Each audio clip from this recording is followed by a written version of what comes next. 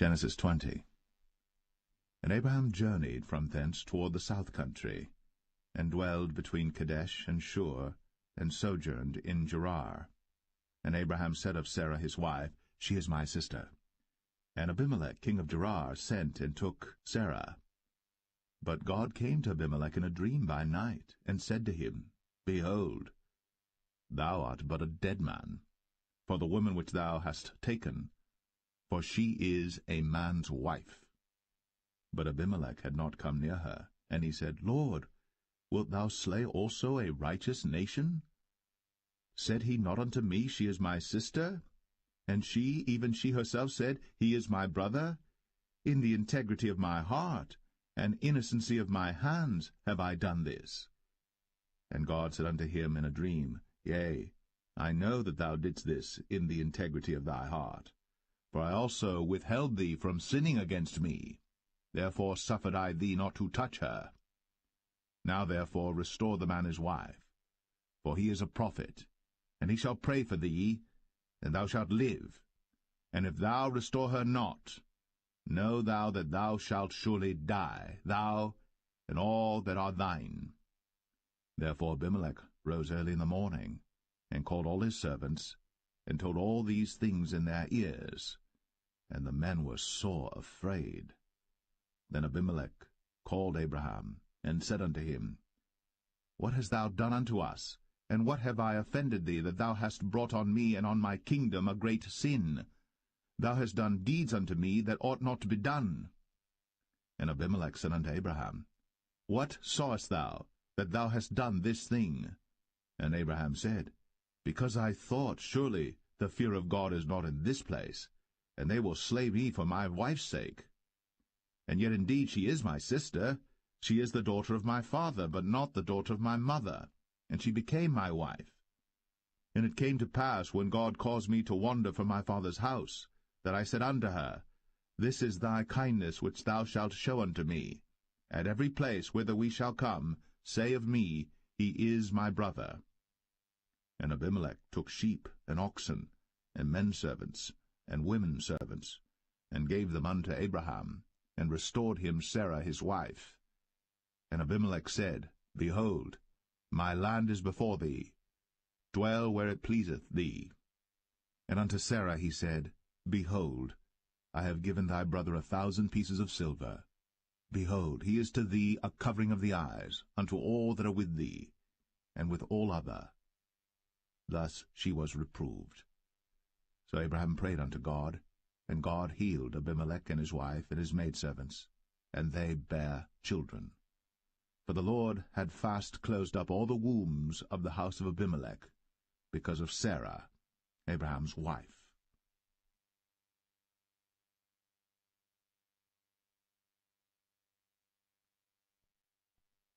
Genesis 21.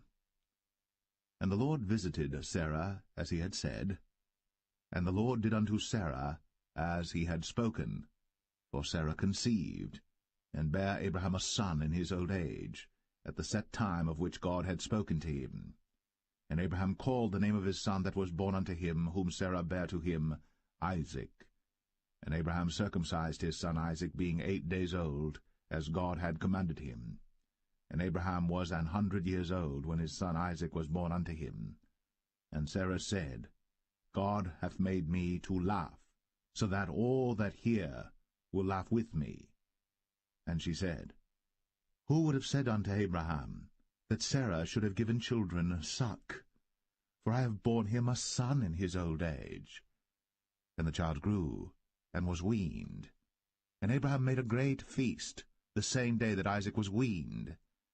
And Sarah saw the son of Hagar the Egyptian, which she had borne unto Abraham, mocking. Wherefore she said unto Abraham, Cast out this bondwoman and her son, for the son of this bondwoman shall not be heir with my son, even with Isaac. And the thing was very grievous in Abraham's sight because of his son. And God said unto Abraham, Let it not be grievous in thy sight because of the lad, and because of thy bondwoman.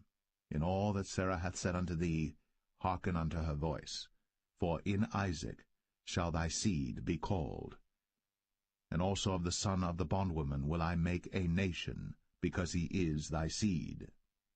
And Abraham rose up early in the morning, and took bread and a bottle of water, and gave it unto Hagar, putting it on her shoulder, and the child, and sent her away, and she departed and wandered in the wilderness of Beersheba. And the water was spent in the bottle, and she cast the child under one of the shrubs, and she went and sat her down over against him a good way off, as it were a bowshot, for she said, Let me not see the death of the child. And she sat over against him, and lifted up her voice, and wept. And God heard the voice of the lad. And the angel of God called to Hagar out of heaven, and said unto her, What aileth thee, Hagar? Fear not, for God hath heard the voice of the lad where he is. Arise, lift up the lad, and hold him in thine hand, for I will make him a great nation. And God opened her eyes, and she saw a well of water, and she went and filled the bottle with water, and gave the lad drink. And God was with the lad, and he grew, and dwelt in the wilderness, and became an archer. And he dwelt in the wilderness of Paran, and his mother took him a wife out of the land of Egypt. And it came to pass at that time that Abimelech and Phicol, the chief captain of his host, spake unto Abraham, saying, God is with thee in all that thou doest. Now therefore swear unto me here by God that thou wilt not deal falsely with me, nor with my son, nor with my son's son, but according to the kindness that I have done unto thee, thou shalt do unto me, and to the land wherein thou hast sojourned. And Abraham said, I will swear. And Abraham reproved Abimelech because of a well of water, which Abimelech's servants had violently taken away. And Abimelech said, I wot not who hath done this thing, neither didst thou tell me, neither yet heard I of it, but today. And Abraham took sheep and oxen, and gave them unto Abimelech, and both of them made a covenant. And Abraham set 7 ewe lambs of the flock by themselves. And Abimelech said unto Abraham, What mean these 7 ewe lambs which thou hast set by themselves? And he said, For these 7 ewe lambs shalt thou take of my hand, that they may be a witness unto me that I have digged this well. Wherefore he called that place Beersheba, because there they sware both of them. Thus they made a covenant at Beersheba. Then Abimelech rose up, and Phicol the chief captain of his host, and they returned into the land of the Philistines. And Abraham planted a grove in Beersheba, and called there on the name of the Lord, the everlasting God. And Abraham sojourned in the Philistines' land many days.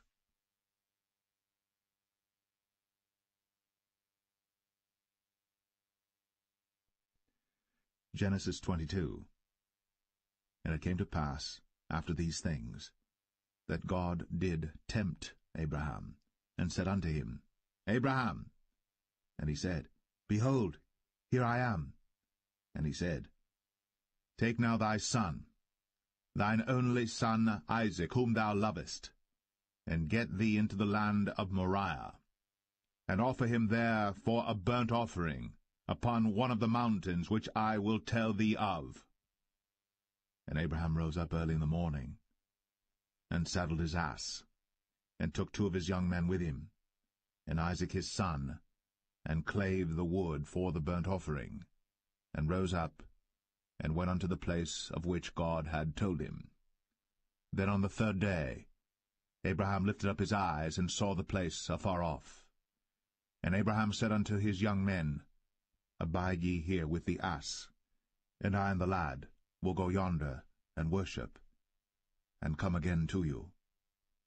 And Abraham took the wood of the burnt offering, and laid it upon Isaac his son. And he took the fire in his hand, and a knife, and they went both of them together. And Isaac spake unto Abraham his father, and said, My father? And he said, Here am I, my son. And he said, Behold, the fire and the wood. But where is the lamb for a burnt offering? And Abraham said, My son, God will provide himself a lamb for a burnt offering. So they went both of them together. And they came to the place which God had told him of. And Abraham built an altar there, and laid the wood in order, and bound Isaac his son, and laid him on the altar upon the wood. And Abraham stretched forth his hand, and took the knife to slay his son. And the angel of the Lord called unto him out of heaven, and said, Abraham, Abraham! And he said, Here am I. And he said, Lay not thine hand upon the lad, neither do thou anything unto him. For now I know that thou fearest God, seeing thou hast not withheld thy son, thine only son, from me. And Abraham lifted up his eyes, and looked, and behold, behind him a ram, caught in a thicket by his horns. And Abraham went, and took the ram, and offered him up for a burnt offering in the stead of his son. And Abraham called the name of that place Jehovah-Jireh, as it is said to this day, In the mount of the Lord it shall be seen. And the angel of the Lord called unto Abraham out of heaven the second time, and said, By myself have I sworn, saith the Lord, for because thou hast done this thing, and hast not withheld thy son, thine only son, that in blessing I will bless thee, and in multiplying I will multiply thy seed as the stars of the heaven, and as the sand which is upon the seashore, and thy seed shall possess the gate of his enemies. And in thy seed shall all the nations of the earth be blessed, because thou hast obeyed my voice. So Abraham returned unto his young men, and they rose up, and went together to Beersheba. And Abraham dwelt at Beersheba. And it came to pass after these things, that it was told Abraham, saying, Behold, Milcah, she hath also borne children unto thy brother Nahor, Huz his firstborn, and Buz his brother, and Kemuel the father of Aram, and Chesed, and Hazo, and Pildash, and Jidlaph, and Bethuel. And Bethuel begat Rebekah. These 8 Milcah did bear to Nahor, Abraham's brother. And his concubine, whose name was Rumah, she bare also Tebah, and Gaham, and Thahash, and Maacah.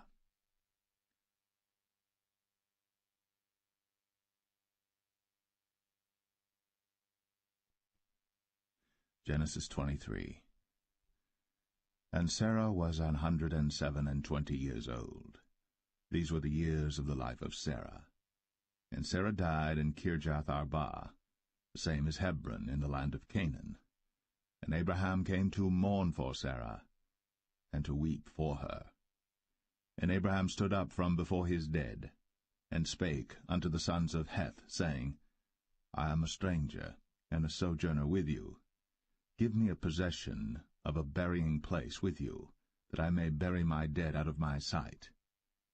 And the children of Heth answered Abraham, saying unto him, Hear us, my lord. Thou art a mighty prince among us. In the choice of our sepulchres bury thy dead.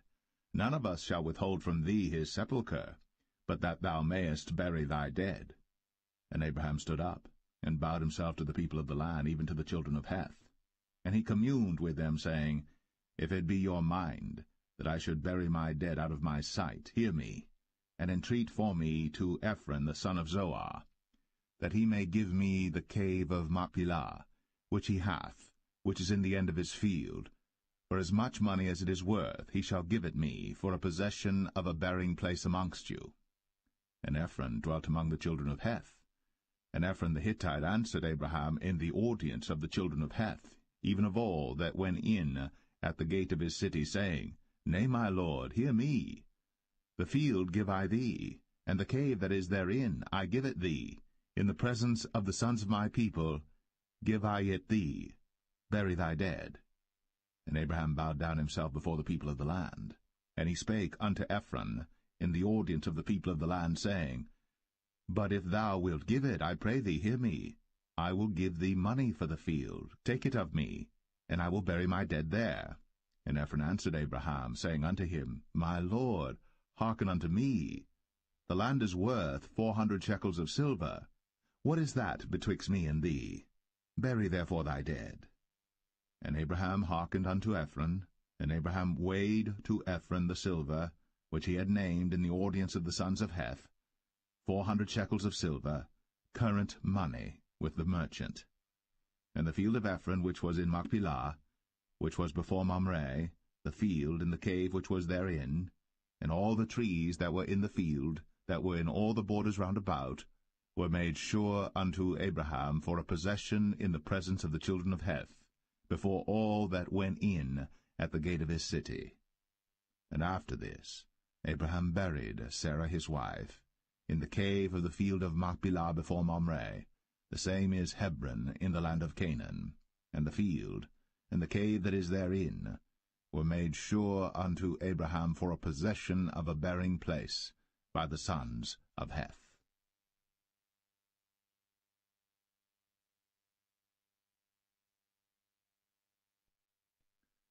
Genesis 24. And Abraham was old, and well stricken in age. And the Lord had blessed Abraham in all things. And Abraham said unto his eldest servant of his house, that ruled over all that he had, Put, I pray thee, thy hand unto my thigh. And I will make thee swear by the Lord, the God of heaven, and the God of the earth, that thou shalt not take a wife unto my son of the daughters of the Canaanites, among whom I dwell. But thou shalt go unto my country, and to my kindred, and take a wife unto my son Isaac. And the servant said unto him, Peradventure the woman will not be willing to follow me unto this land.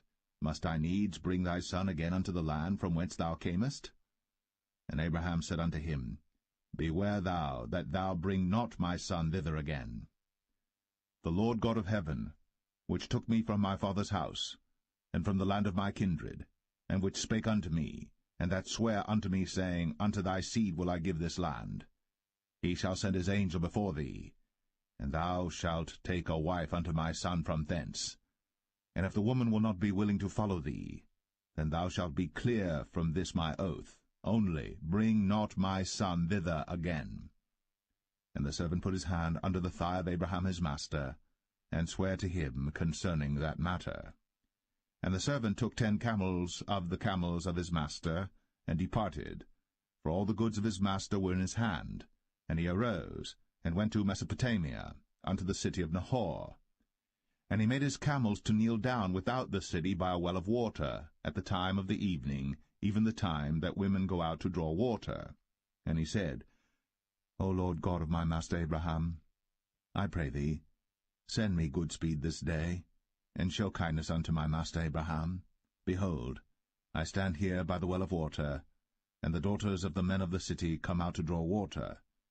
And let it come to pass, that the damsel to whom I shall say, Let down thy pitcher, I pray thee, that I may drink. And she shall say, Drink. And I will give thy camels drink also. Let the same be she that thou hast appointed for thy servant Isaac. And thereby shall I know that thou hast shown kindness unto my master. And it came to pass, before he had done speaking, that, behold, Rebekah came out, who was born to Bethuel, son of Milcah, the wife of Nahor, Abraham's brother, with her pitcher upon her shoulder. And the damsel was very fair to look upon, a virgin, neither had any man known her. And she went down to the well, and filled her pitcher, and came up. And the servant ran to meet her, and said, Let me, I pray thee, drink a little water of thy pitcher. And she said, Drink, my lord. And she hasted, and let down her pitcher upon her hand, and gave him drink. And when she had done giving him drink, she said, I will draw water for thy camels also, until they have done drinking. And she hasted, and emptied her pitcher into the trough, and ran again unto the well to draw water, and drew for all his camels. And the man, wondering at her, held his peace, to wit whether the Lord had made his journey prosperous or not. And it came to pass, as the camels had done drinking, that the man took a golden earring of 1/2 shekel weight, and 2 bracelets for her hands of 10 shekels weight of gold, and said, Whose daughter art thou? Tell me, I pray thee. Is there room in thy father's house for us to lodge in? And she said unto him, I am the daughter of Bethuel the son of Milcah, which she bare unto Nahor. She said moreover unto him, We have both straw and provender enough, and room to lodge in. And the man bowed down his head, and worshipped the Lord. And he said, Blessed be the Lord God of my master Abraham, who hath not left destitute my master of his mercy and his truth. I being in the way, the Lord led me to the house of my master's brethren. And the damsel ran, and told them of her mother's house these things. And Rebekah had a brother, and his name was Laban. And Laban ran out unto the man, unto the well. And it came to pass, when he saw the earring and bracelets upon his sister's hands, and when he heard the words of Rebekah his sister, saying, Thus spake the man unto me, that he came unto the man, and behold, he stood by the camels at the well. And he said, Come in, thou blessed of the Lord. Wherefore standest thou without? For I have prepared the house and room for the camels. And the man came into the house, and he ungirded his camels, and gave straw and provender for the camels, and water to wash his feet, and the men's feet that were with him. And there was set meat before him to eat. But he said, I will not eat, until I have told mine errand. And he said, Speak on. And he said, I am Abraham's servant. And the Lord hath blessed my master greatly, and he is become great. And he hath given him flocks, and herds, and silver, and gold, and menservants, and maidservants, and camels, and asses. And Sarah my master's wife bare a son to my master when she was old, and unto him hath he given all that he hath. And my master made me swear, saying, Thou shalt not take a wife to my son of the daughters of the Canaanites in whose land I dwell, but thou shalt go unto my father's house, and to my kindred, and take a wife unto my son. And I said unto my master, Peradventure the woman will not follow me. And he said unto me, The Lord before whom I walk will send his angel with thee, and prosper thy way. And thou shalt take a wife for my son of my kindred, and of my father's house. Then shalt thou be clear from this my oath, when thou comest to my kindred. And if they give not thee one, thou shalt be clear from my oath. And I came this day unto the well, and said, O Lord God of my master Abraham, if now thou do prosper my way which I go, behold, I stand by the well of water. And it shall come to pass that when the virgin cometh forth to draw water, and I say to her, Give me, I pray thee, a little water of thy pitcher to drink, and she say to me, Both drink thou, and I will also draw for thy camels, let the same be the woman whom the Lord hath appointed out for my master's son. And before I had done speaking in mine heart, behold, Rebekah came forth with her pitcher on her shoulder, and she went down unto the well, and drew water. And I said unto her, Let me drink, I pray thee. And she made haste, and let down her pitcher from her shoulder, and said, Drink, and I will give thy camels drink also. So I drank, and she made the camels drink also. And I asked her, and said, Whose daughter art thou? And she said, The daughter of Bethuel, Nahor's son, whom Milcah bare unto him. And I put the earring upon her face, and the bracelets upon her hands. And I bowed down my head, and worshipped the Lord, and blessed the Lord God of my master Abraham, which had led me in the right way to take my master's brother's daughter unto his son. And now, if ye will deal kindly and truly with my master, tell me, and if not, tell me, that I may turn to the right hand or to the left. Then Laban and Bethuel answered and said, The thing proceedeth from the Lord. We cannot speak unto thee bad or good. Behold, Rebekah is before thee. Take her, and go, and let her be thy master's son's wife, as the Lord hath spoken. And it came to pass that when Abraham's servant heard their words, he worshipped the Lord, bowing himself to the earth. And the servant brought forth jewels of silver, and jewels of gold, and raiment, and gave them to Rebekah. He gave also to her brother and to her mother precious things. And they did eat and drink, he and the men that were with him, and tarried all night. And they rose up in the morning, and he said, Send me away unto my master. And her brother and her mother said, Let the damsel abide with us a few days, at the least 10. After that she shall go. And he said unto them, Hinder me not, seeing the Lord hath prospered my way. Send me away, that I may go to my master. And they said, We will call the damsel, and inquire at her mouth. And they called Rebekah, and said unto her, Wilt thou go with this man? And she said, I will go. And they sent away Rebekah their sister, and her nurse, and Abraham's servant, and his men.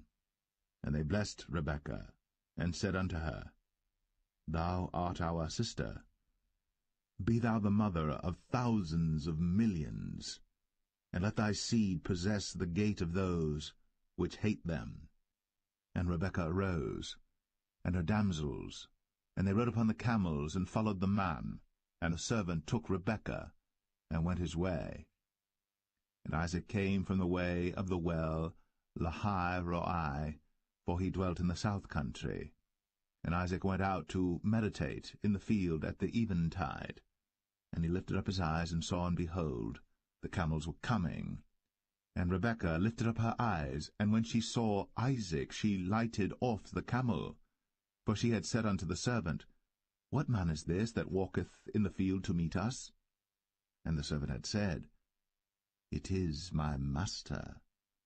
Therefore she took a veil, and covered herself.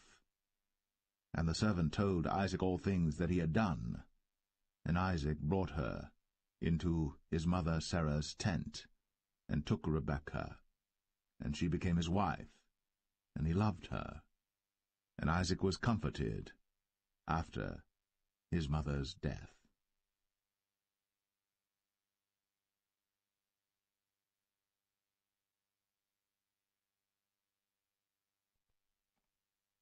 Genesis 25. Then again Abraham took a wife, and her name was Keturah. And she bare him Zimran, and Jokshan, and Medan, and Midian, and Ishbak, and Shua. And Jokshan begat Sheba and Dedan. And the sons of Dedan were Ashrim, and Letashim, and Leumim. And the sons of Midian, Ephah, and Epher, and Hanok, and Abidah, and Eldaah. All these were the children of Keturah. And Abraham gave all that he had unto Isaac. But unto the sons of the concubines which Abraham had, Abraham gave gifts, and sent them away from Isaac his son while he yet lived, eastward unto the east country. And these are the days of the years of Abraham's life which he lived, 160 years. Then Abraham gave up the ghost, and died in a good old age, an old man, and full of years, and was gathered to his people. And his sons Isaac and Ishmael buried him in the cave of Machpelah in the field of Ephron the son of Zohar the Hittite, which is before Mamre, the field which Abraham purchased of the sons of Heth. There was Abraham buried, and Sarah his wife. And it came to pass after the death of Abraham that God blessed his son Isaac, and Isaac dwelt by the well Lahai-Roi. Now these are the generations of Ishmael, Abraham's son, whom Hagar the Egyptian, Sarah's handmaid, bare unto Abraham. And these are the names of the sons of Ishmael, by their names according to their generations: the firstborn of Ishmael, Nebajoth, and Kedar, and Abiel, and Mibsam, and Mishma, and Dumah, and Massa, Hadar, and Tema, Jetur, Naphish, and Kedemah. These are the sons of Ishmael. And these are their names by their towns and by their castles, 12 princes according to their nations. And these are the years of the life of Ishmael, 137 years. And he gave up the ghost, and died, and was gathered unto his people. And they dwelt from Havilah unto Shur, that is before Egypt, as thou goest toward Assyria. And he died in the presence of all his brethren. And these are the generations of Isaac, Abraham's son. Abraham begat Isaac. And Isaac was 40 years old when he took Rebekah to wife, the daughter of Bethuel the Syrian of Padan Aram, the sister to Laban the Syrian. And Isaac entreated the Lord for his wife, because she was barren. And the Lord was entreated of him, and Rebekah his wife conceived. And the children struggled together within her. And she said, If it be so, why am I thus? And she went to inquire of the Lord. And the Lord said unto her, 2 nations are in thy womb, and 2 manner of people shall be separated from thy bowels. And the one people shall be stronger than the other people, and the elder shall serve the younger. And when her days to be delivered were fulfilled, behold, there were twins in her womb. And the first came out red, all over, like an hairy garment. And they called his name Esau. And after that came his brother out, and his hand took hold on Esau's heel, and his name was called Jacob. And Isaac was 80 years old when she bare them. And the boys grew, and Esau was a cunning hunter, a man of the field, and Jacob was a plain man, dwelling in tents. And Isaac loved Esau because he did eat of his venison, but Rebekah loved Jacob. And Jacob sawed pottage, and Esau came from the field, and he was faint. And Esau said to Jacob, Feed me, I pray thee, with that same red pottage, for I am faint. Therefore was his name called Edom. And Jacob said, Sell me this day thy birthright. And Esau said, Behold, I am at the point to die, and what profit shall this birthright do to me? And Jacob said, Swear to me this day. And he sware unto him, and he sold his birthright unto Jacob. Then Jacob gave Esau bread and pottage of lentils, and he did eat and drink, and rose up, and went his way. Thus Esau despised his birthright.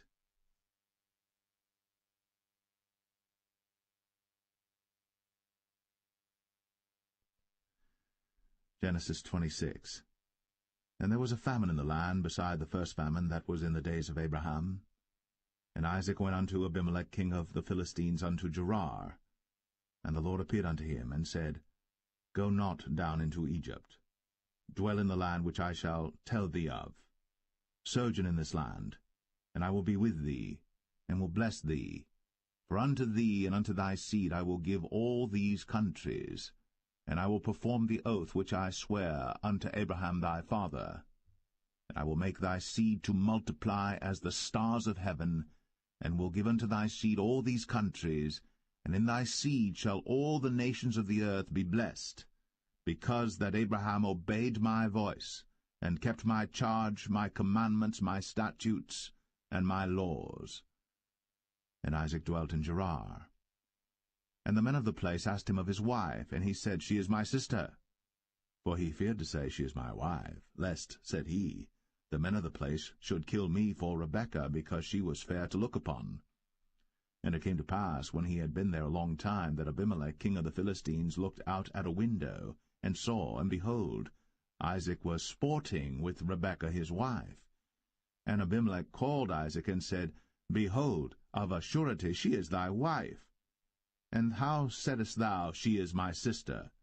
And Isaac said unto him, Because I said, Lest I die for her. And Abimelech said, What is this thou hast done unto us? One of the people might lightly have lain with thy wife, and thou shouldest have brought guiltiness upon us. And Abimelech charged all his people, saying, He that toucheth this man or his wife shall surely be put to death. Then Isaac sowed in that land, and received in the same year 100-fold, and the Lord blessed him. And the man waxed great, and went forward, and grew until he became very great. For he had possession of flocks, and possession of herds, and great store of servants. And the Philistines envied him. For all the wells which his father's servants had digged in the days of Abraham his father, the Philistines had stopped them, and filled them with earth. And Abimelech said unto Isaac, Go from us, for thou art much mightier than we. And Isaac departed thence, and pitched his tent in the valley of Gerar, and dwelt there. And Isaac digged again the wells of water, which they had digged in the days of Abraham his father, for the Philistines had stopped them after the death of Abraham, and he called their names after the names by which his father had called them.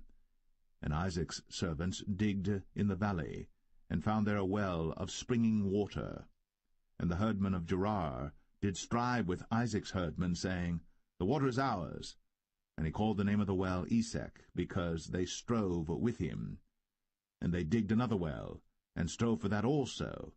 And he called the name of it Sitnah. And he removed from thence, and digged another well, and for that they strove not. And he called the name of it Rehoboth. And he said, For now the Lord hath made room for us, and we shall be fruitful in the land. And he went up from thence to Beersheba. And the Lord appeared unto him the same night, and said, I am the God of Abraham thy father.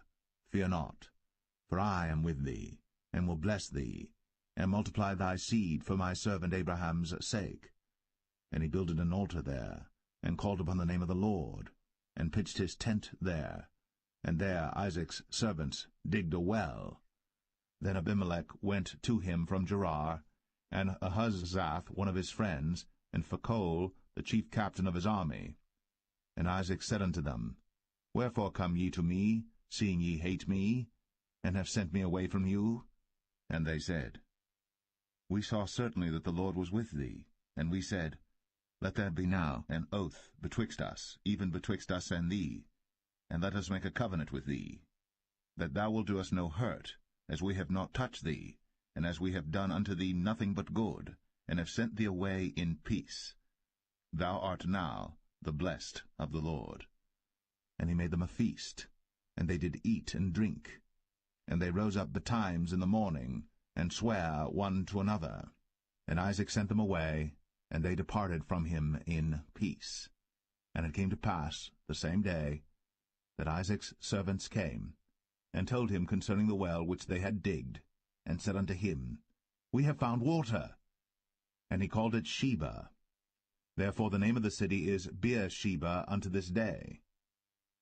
And Esau was 40 years old when he took to wife Judith the daughter of Beri the Hittite, and Bashemath the daughter of Elon the Hittite, which were a grief of mind unto Isaac and to Rebekah.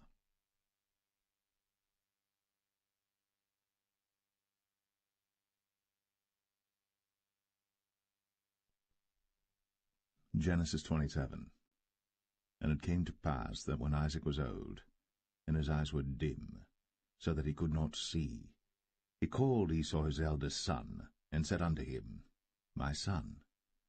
And he said unto him, Behold, here am I. And he said, Behold now, I am old, I know not the day of my death. Now therefore take, I pray thee, thy weapons, thy quiver, and thy bow, and go out to the field, and take me some venison, and make me savory meat, such as I love, and bring it to me, that I may eat, that my soul may bless thee before I die.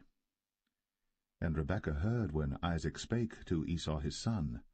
And Esau went to the field to hunt for venison, and to bring it. And Rebekah spake unto Jacob her son, saying, Behold, I heard thy father speak unto Esau thy brother, saying, Bring me venison, and make me savory meat, that I may eat, and bless thee before the Lord, before my death.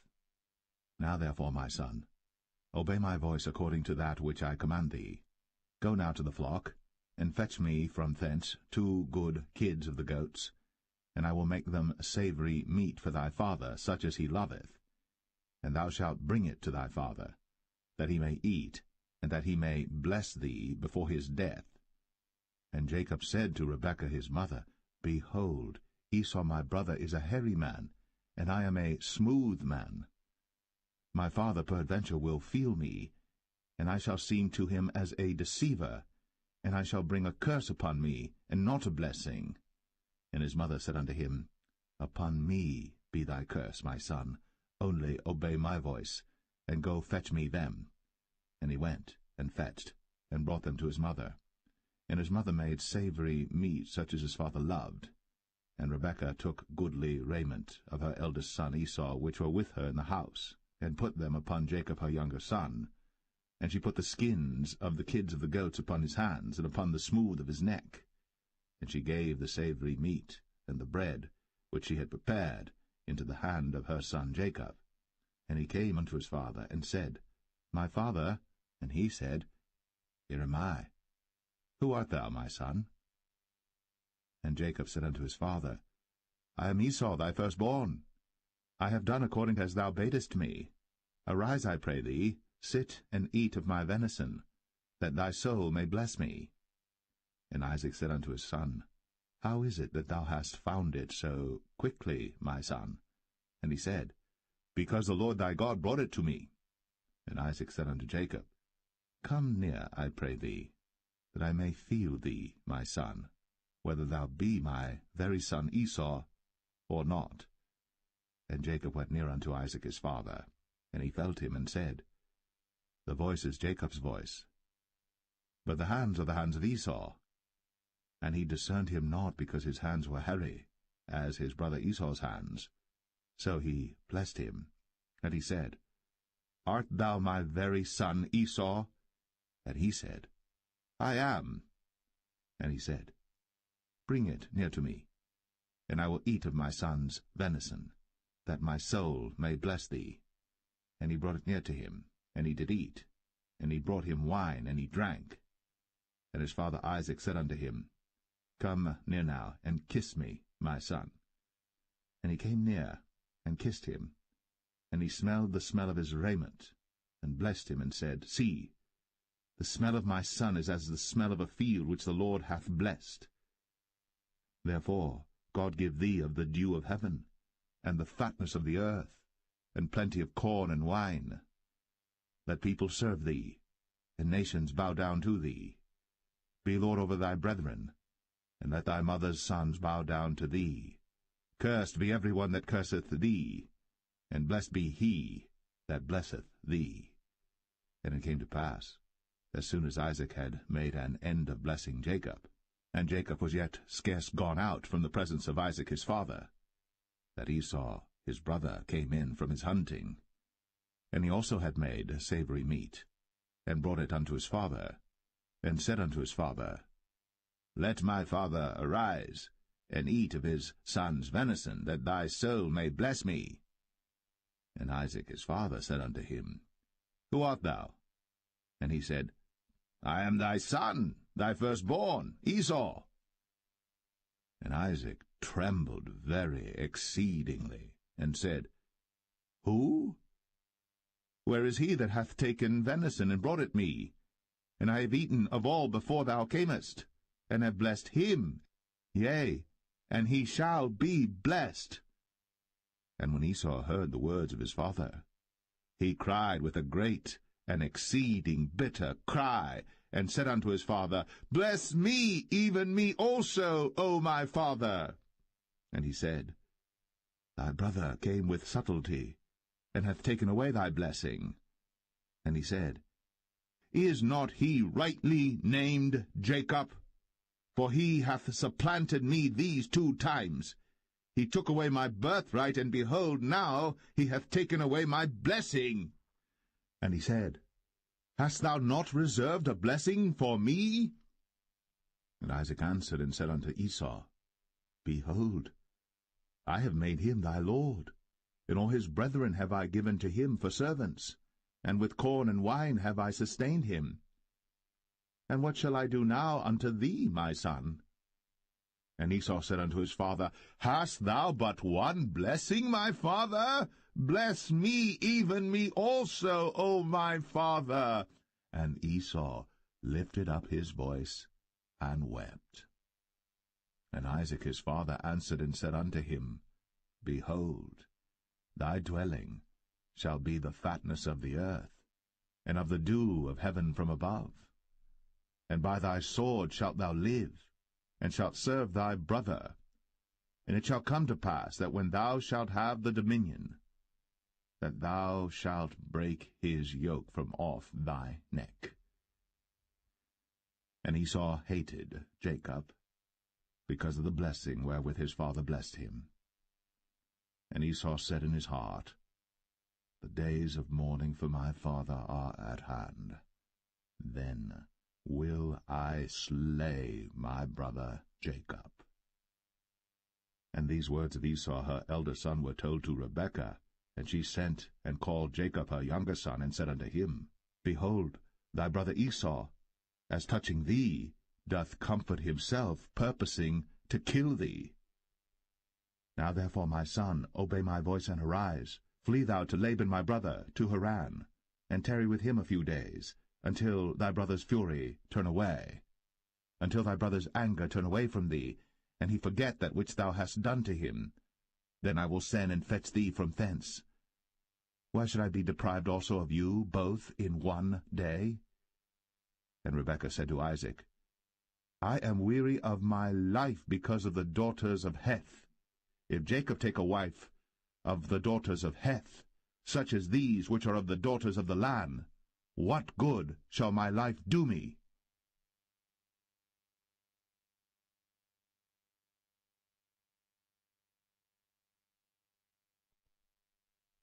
Genesis 28.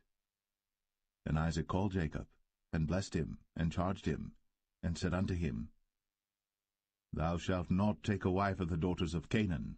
Arise, go to Padan Aram, to the house of Bethuel thy mother's father, and take thee a wife from thence of the daughters of Laban thy mother's brother. And God Almighty bless thee, and make thee fruitful, and multiply thee, that thou mayest be a multitude of people, and give thee the blessing of Abraham to thee, and to thy seed with thee, that thou mayest inherit the land wherein thou art a stranger, which God gave unto Abraham. And Isaac sent away Jacob, and he went to Padan Aram unto Laban, son of Bethuel the Syrian, the brother of Rebekah, Jacob's and Esau's mother. When Esau saw that Isaac had blessed Jacob, and sent him away to Padan Aram, to take him a wife from thence, and that as he blessed him he gave him a charge, saying, Thou shalt not take a wife of the daughters of Canaan, and that Jacob obeyed his father and his mother, and was gone to Padan Aram. And Esau, seeing that the daughters of Canaan pleased not Isaac his father, then went Esau unto Ishmael, and took unto the wives which he had Mahalath, the daughter of Ishmael, Abraham's son, the sister of Nebajoth, to be his wife. And Jacob went out from Beersheba, and went toward Haran. And he lighted upon a certain place, and tarried there all night, because the sun was set. And he took of the stones of that place, and put them for his pillows, and lay down in that place to sleep.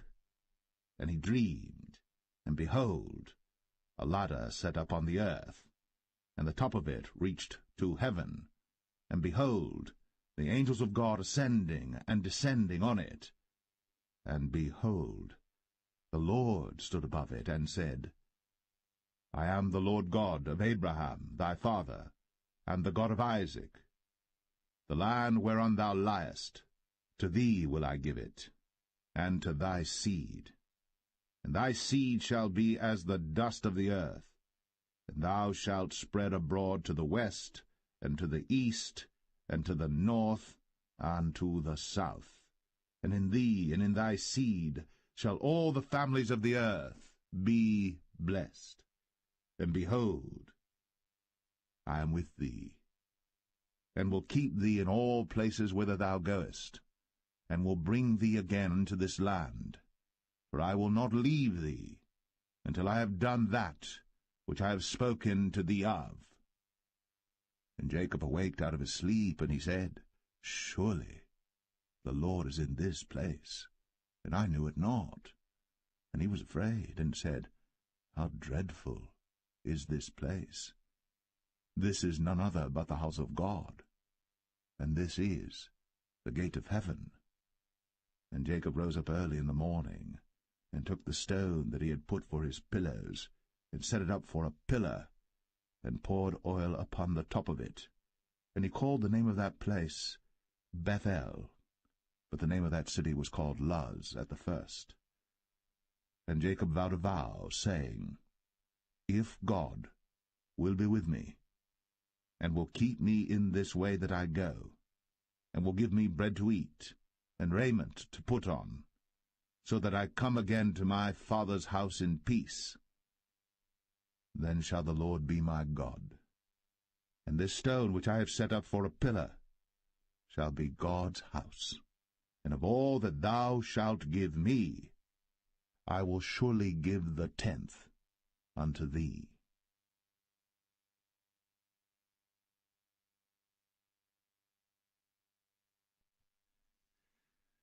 Genesis 29. Then Jacob went on his journey, and came into the land of the people of the east, And he looked, and behold, a well in the field, and lo, there were 3 flocks of sheep lying by it. For out of that well they watered the flocks. And a great stone was upon the well's mouth, and thither were all the flocks gathered. And they rolled the stone from the well's mouth, and watered the sheep, and put the stone again upon the well's mouth in his place. And Jacob said unto them, My brethren, whence be ye? And they said, Of Haran are we. And he said unto them, Know ye Laban the son of Nahor? And they said, We know him. And he said unto them, Is he well? And they said, He is well. And behold, Rachel his daughter cometh with the sheep. And he said, Lo, it is yet high day, neither is it time that the cattle should be gathered together. Water ye the sheep, and go and feed them. And they said, We cannot until all the flocks be gathered together, until they roll the stone from the well's mouth. Then we water the sheep. And while he yet spake with them, Rachel came with her father's sheep, for she kept them. And it came to pass, when Jacob saw Rachel the daughter of Laban his mother's brother, and the sheep of Laban his mother's brother, that Jacob went near, and rolled the stone from the well's mouth, and watered the flock of Laban his mother's brother. And Jacob kissed Rachel, and lifted up his voice and wept. And Jacob told Rachel that he was her father's brother, and that he was Rebekah's son. And she ran and told her father. And it came to pass, when Laban heard the tidings of Jacob his sister's son, that he ran to meet him, and embraced him, and kissed him, and brought him to his house. And he told Laban all these things. And Laban said to him, Surely thou art my bone and my flesh. And he abode with him the space of a month. And Laban said unto Jacob, Because thou art my brother, shouldest thou therefore serve me for naught? Tell me, what shall thy wages be? And Laban had 2 daughters. The name of the elder was Leah, and the name of the younger was Rachel. Leah was tender-eyed, but Rachel was beautiful and well-favored. And Jacob loved Rachel, and said, I will serve thee 7 years for Rachel thy younger daughter. And Laban said, It is better that I give her to thee, than that I should give her to another man. Abide with me. And Jacob served 7 years for Rachel.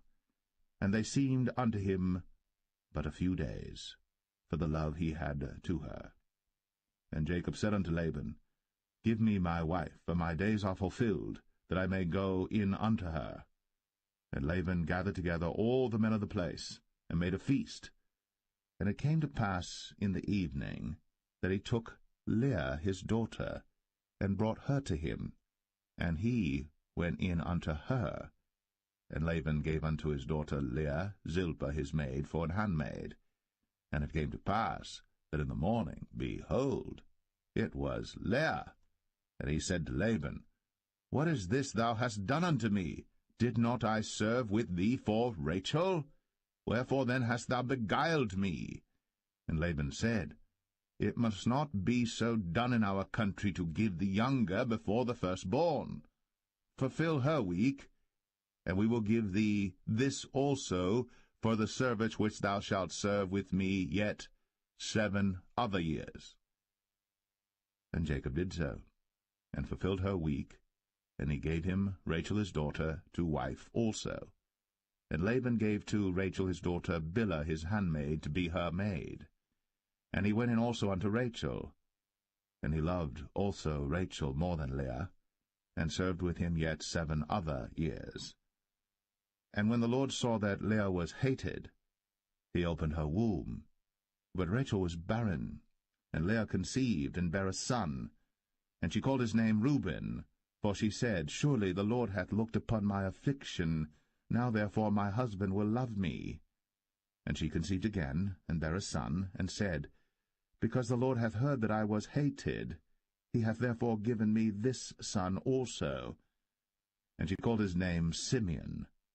And she conceived again, and bare a son, and said, Now this time will my husband be joined unto me, because I have borne him 3 sons. Therefore was his name called Levi. And she conceived again, and bare a son, and she said, Now will I praise the Lord. Therefore she called his name Judah, and left bearing.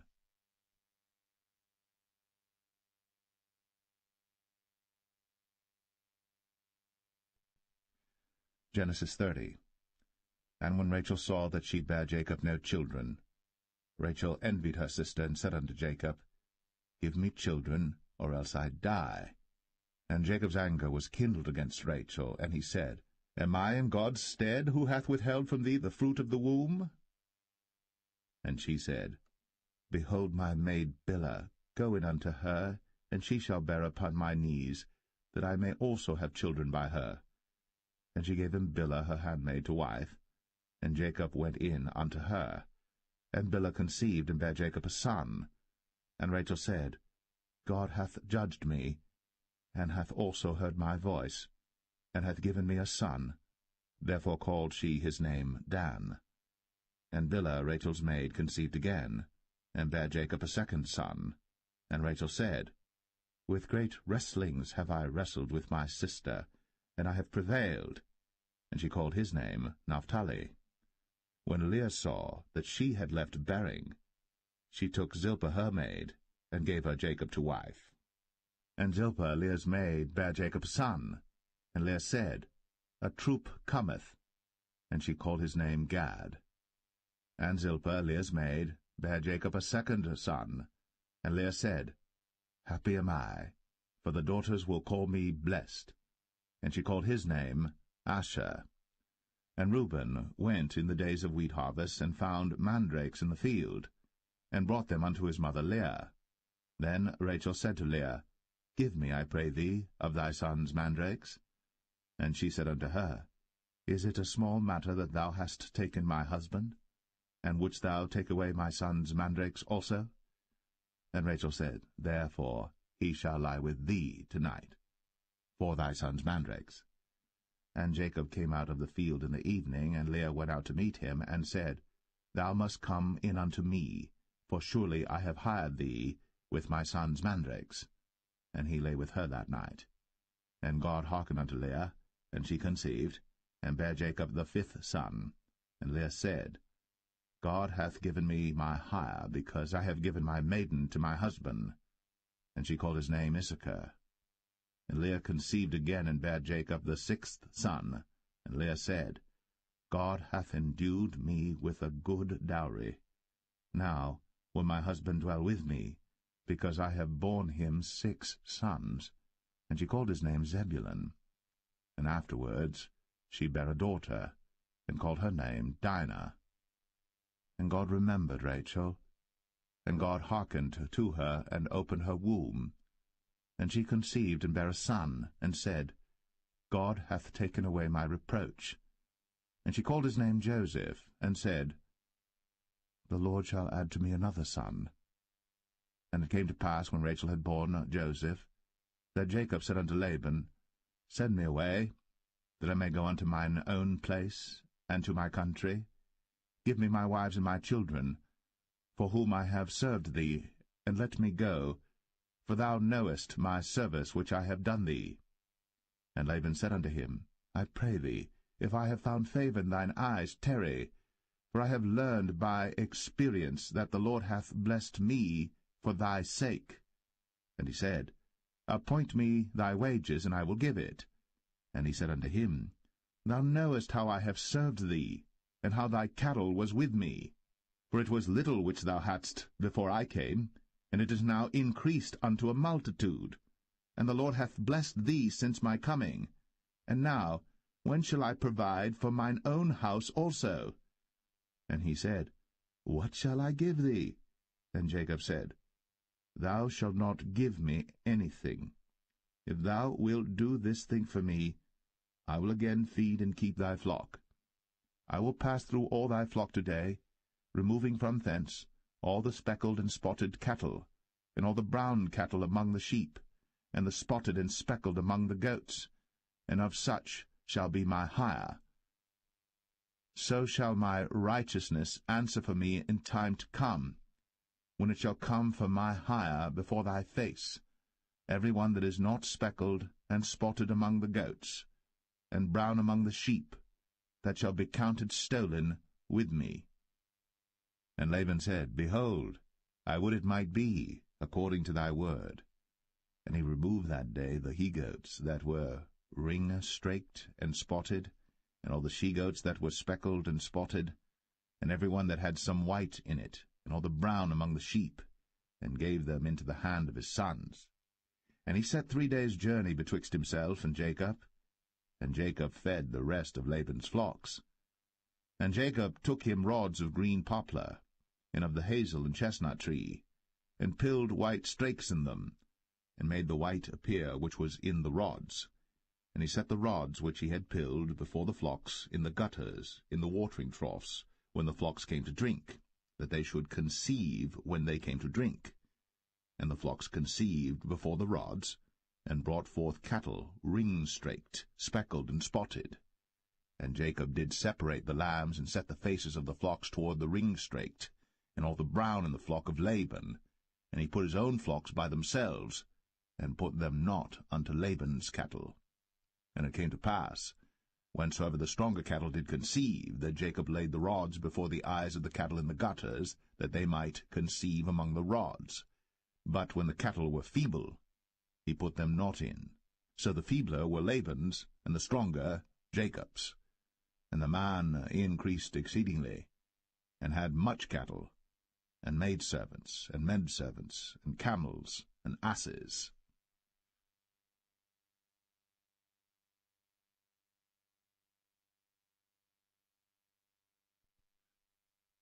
Genesis 31.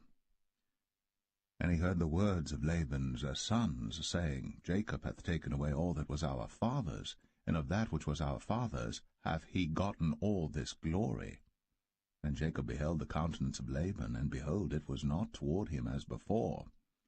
And the Lord said unto Jacob, Return unto the land of thy fathers, and to thy kindred, and I will be with thee.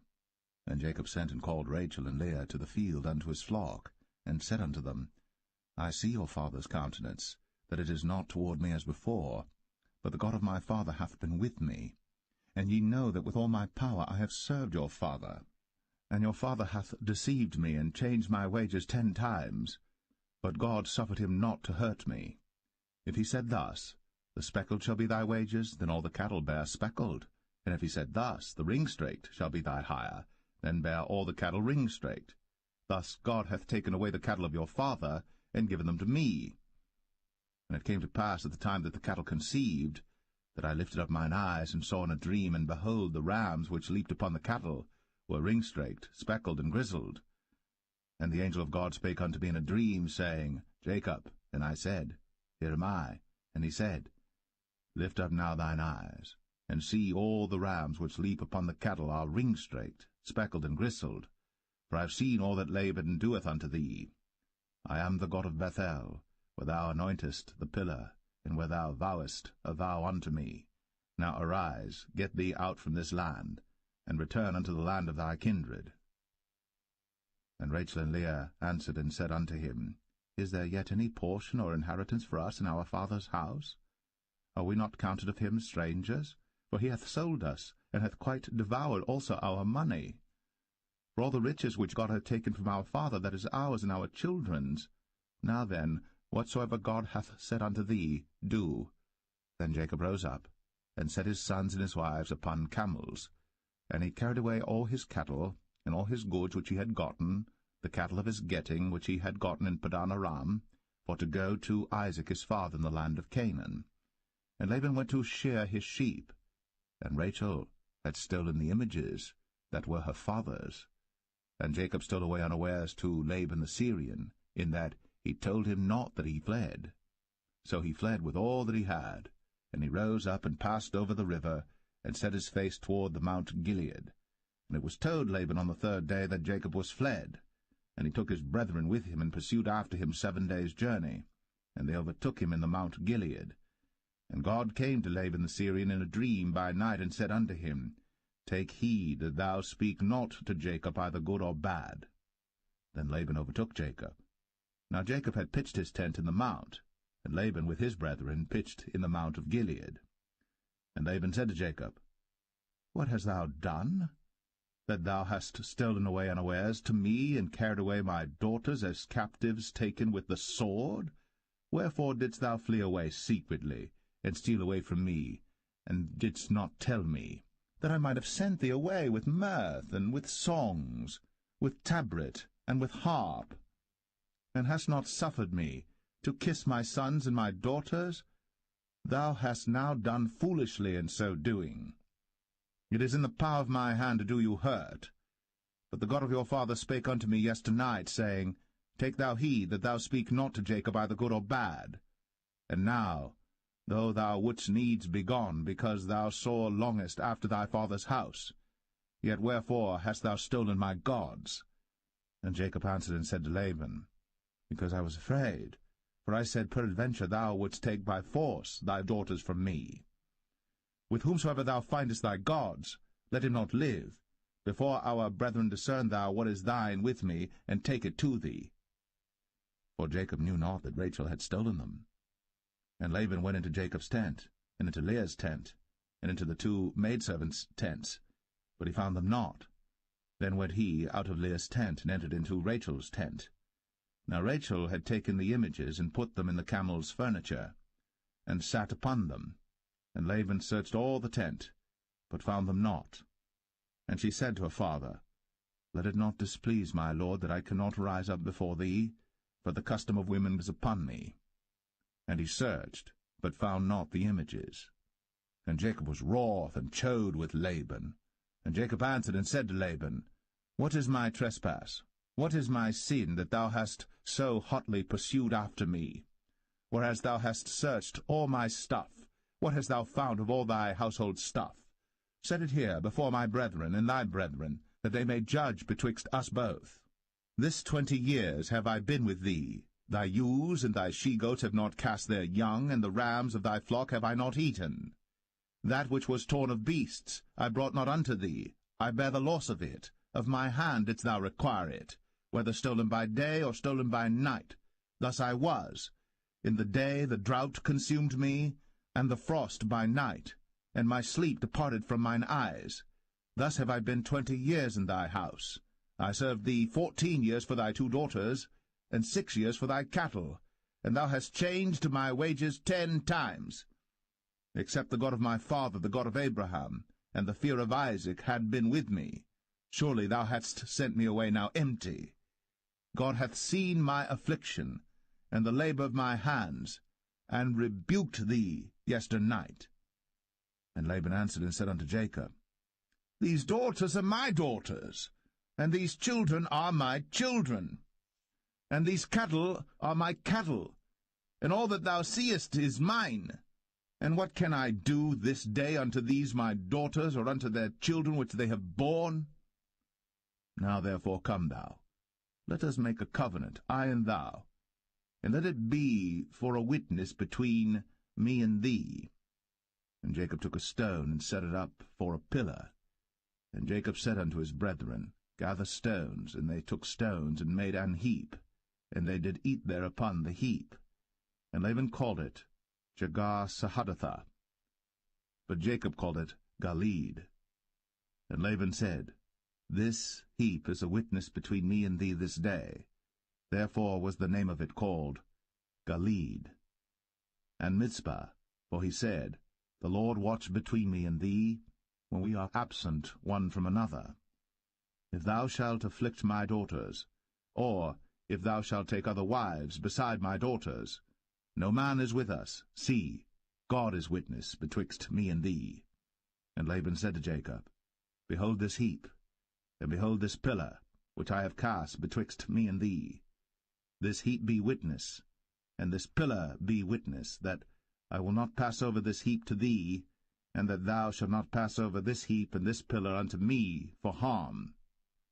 The God of Abraham and the God of Nahor, the God of their father, judge betwixt us. And Jacob sware by the fear of his father Isaac. Then Jacob offered sacrifice upon the mount, and called his brethren to eat bread. And they did eat bread, and tarried all night in the mount. And early in the morning Laban rose up, and kissed his sons and his daughters, and blessed them. And Laban departed, and returned unto his place.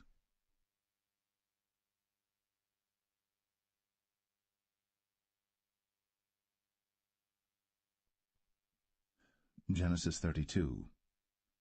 And Jacob went on his way, and the angels of God met him. And when Jacob saw them, he said, This is God's host. And he called the name of that place Mahanaim. And Jacob sent messengers before him to Esau his brother unto the land of Seir, the country of Edom. And he commanded them, saying, Thus shall ye speak unto my lord Esau. Thy servant Jacob saith thus, I have sojourned with Laban, and stayed there until now.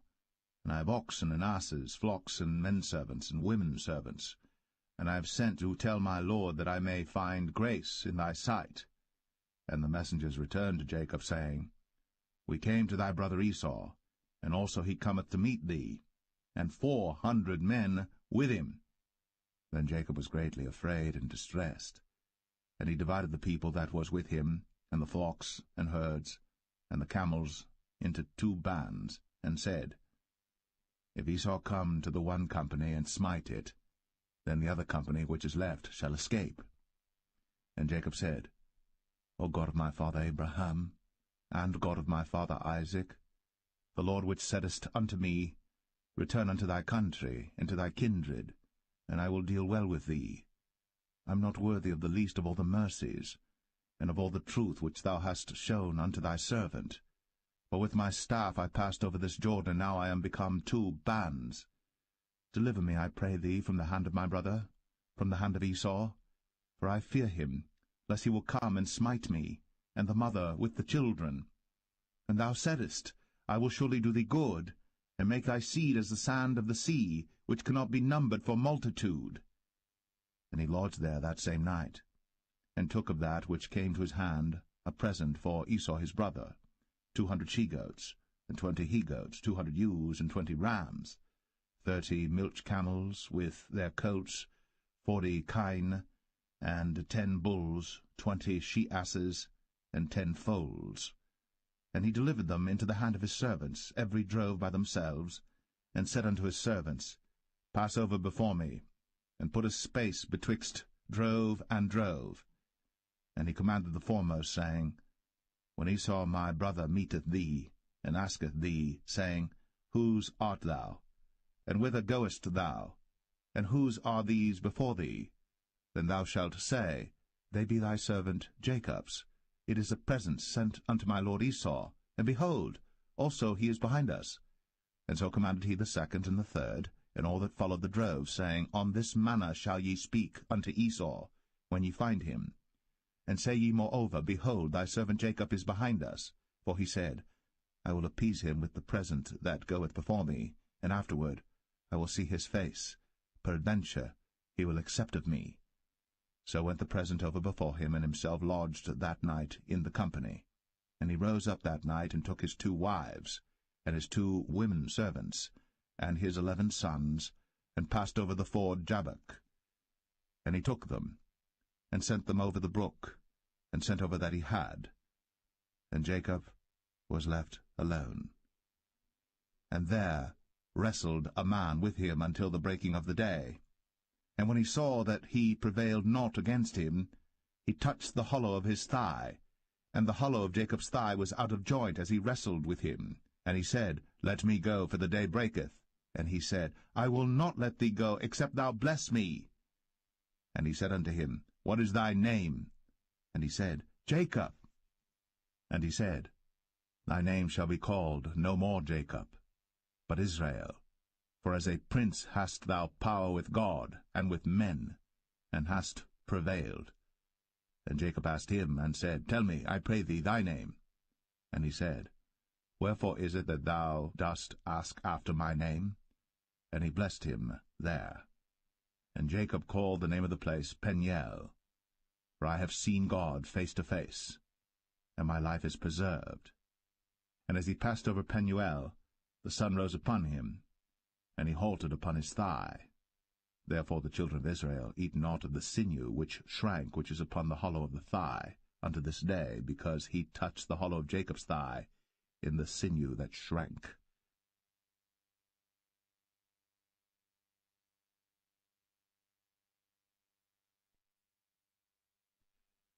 Genesis 33. And Jacob lifted up his eyes, and looked, and behold, Esau came, and with him 400 men. And he divided the children unto Leah, and unto Rachel, and unto the 2 handmaids.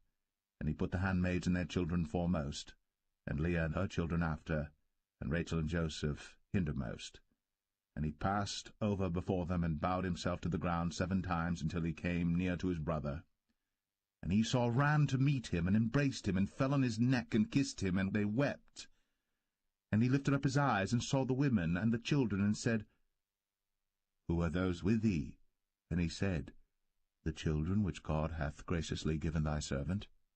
Then the handmaidens came near, they and their children, and they bowed themselves. And Leah also with her children came near, and bowed themselves. And after came Joseph near, and Rachel, and they bowed themselves. And he said, What meanest thou by all this drove which I met? And he said, These are to find grace in the sight of my Lord. And Esau said, I have enough, my brother, keep that thou hast unto thyself. And Jacob said, Nay, I pray thee, if now I have found grace in thy sight, then receive my present at my hand, for therefore I have seen thy face as though I had seen the face of God, and thou wast pleased with me. Take, I pray thee, my blessing that is brought to thee, because God hath dealt graciously with me, and because I have enough. And he urged him, and he took it. And he said, Let us take our journey, and let us go, and I will go before thee. And he said unto him, My Lord knoweth that the children are tender, and the flocks and herds with young are with me. And if men should overdrive them one day, all the flock will die. Let my Lord, I pray thee, pass over before his servant, and I will lead on softly, according as the cattle that goeth before me, and the children be able to endure, until I come unto my Lord unto Seir. And Esau said, Let me now leave with thee some of the folk that are with me. And he said, What needeth it? Let me find grace in the sight of my Lord. So Esau returned that day on his way unto Seir. And Jacob journeyed to Succoth, and built him an house, and made booths for his cattle. Therefore the name of the place is called Succoth. And Jacob came to Shalem, a city of Shechem, which is in the land of Canaan, when he came from Padan Aram, and pitched his tent before the city. And he bought a parcel of a field, where he had spread his tent, at the hand of the children of Hamor, Shechem's father, for 100 pieces of money. And he erected there an altar, and called it El Elohe Israel.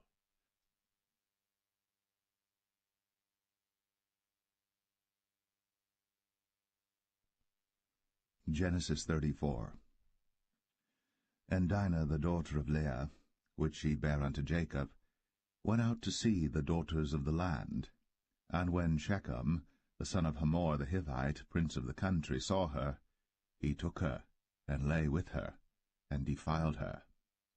And his soul clave unto Dinah the daughter of Jacob, and he loved the damsel, and spake kindly unto the damsel. And Shechem spake unto his father Hamor, saying, Get me this damsel to wife. And Jacob heard that he had defiled Dinah his daughter. Now his sons were with his cattle in the field, and Jacob held his peace until they were come. And Hamor the father of Shechem went out unto Jacob to commune with him. And the sons of Jacob came out of the field when they heard it, and the men were grieved, and they were very wroth, because he had wrought folly in Israel, in lying with Jacob's daughter, which thing ought not to be done. And Hamor communed with them, saying, The soul of my son Shechem longeth for your daughter. I pray you, give her him to wife. And make ye marriages with us, and give your daughters unto us, and take our daughters unto you. And ye shall dwell with us, and the land shall be before you. Dwell and trade ye therein, and get you possessions therein. And Shechem said unto her father and unto her brethren, Let me find grace in your eyes, and what ye shall say unto me I will give. Ask me never so much dowry and gift, and I will give according as ye shall say unto me. But give me the damsel to wife. And the sons of Jacob answered Shechem and Hamor his father deceitfully, and said, because he had defiled Dinah their sister, and they said unto them, We cannot do this thing to give our sister to one that is uncircumcised, for that were a reproach unto us. but in this will we consent unto you. If ye will be as we be, that every male of you be circumcised, then will we give our daughters unto you, and we will take your daughters to us, and we will dwell with you, and we will become one people. But if ye will not hearken unto us to be circumcised, then we will take our daughter, and we will be gone. And their words pleased Hamor and Shechem, Hamor's son. And the young man deferred not to do the thing, because he had delight in Jacob's daughter, and he was more honorable than all the house of his father. And Hamor and Shechem his son came unto the gate of their city, and communed with the men of their city, saying, These men are peaceable with us. Therefore let them dwell in the land, and trade therein. For the land, behold, it is large enough for them. Let us take their daughters to us for wives, and let us give them our daughters. Only herein will the men consent unto us, for to dwell with us, to be one people, if every male among us be circumcised, as they are circumcised. Shall not their cattle and their substance and every beast of theirs be ours? Only let us consent unto them, and they will dwell with us. And unto Hamor and unto Shechem his son hearkened all that went out of the gate of his city, and every male was circumcised, all that went out of the gate of his city. And it came to pass on the third day, when they were sore, that two of the sons of Jacob, Simeon and Levi, Dinah's brethren, took each man his sword, and came upon the city boldly, and slew all the males. And they slew Hamor and Shechem his son with the edge of the sword, and took Dinah out of Shechem's house, and went out. The sons of Jacob came upon the slain, and spoiled the city, because they had defiled their sister.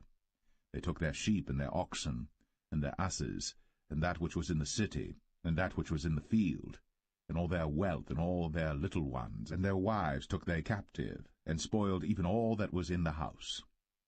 And Jacob said to Simeon and Levi, Ye have troubled me to make me to stink among the inhabitants of the land, among the Canaanites and the Perizzites.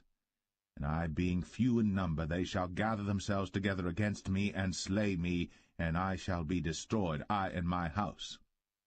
And they said, Should he deal with our sister as with an harlot?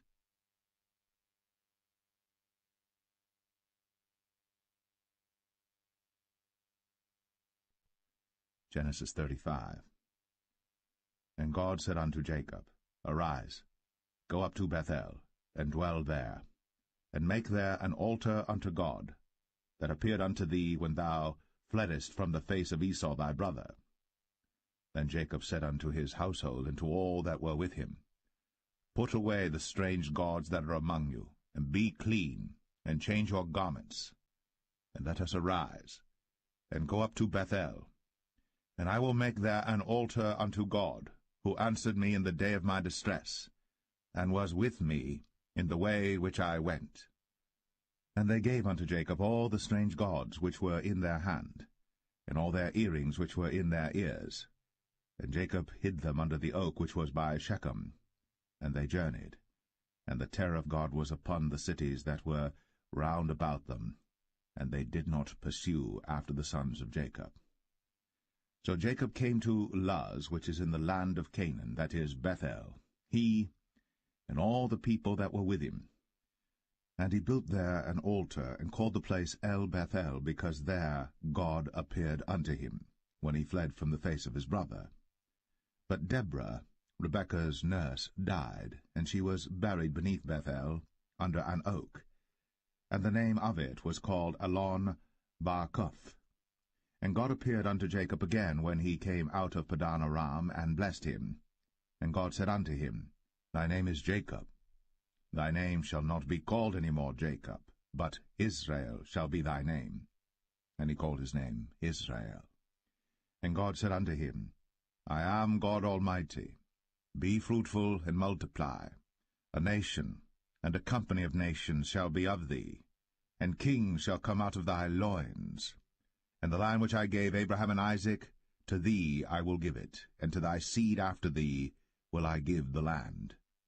And God went up from him in the place where he talked with him.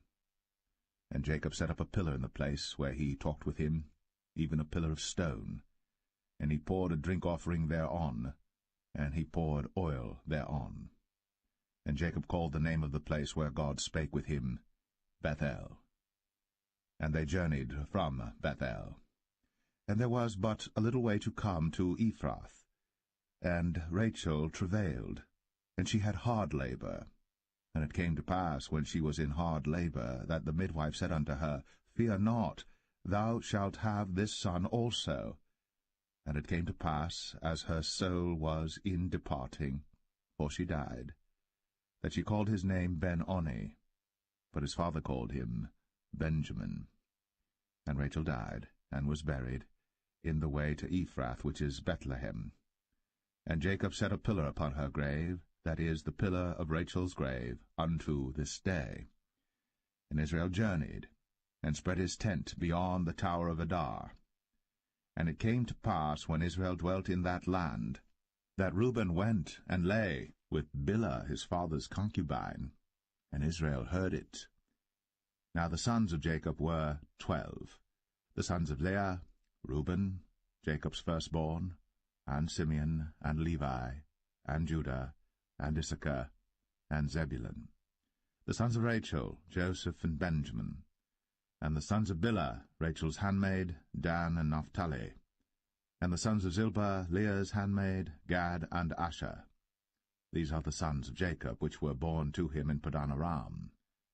And Jacob came unto Isaac his father unto Mamre, unto the city of Arba, which is Hebron, where Abraham and Isaac sojourned. And the days of Isaac were 180 years. And Isaac gave up the ghost, and died, and was gathered unto his people, being old and full of days. And his sons Esau and Jacob buried him.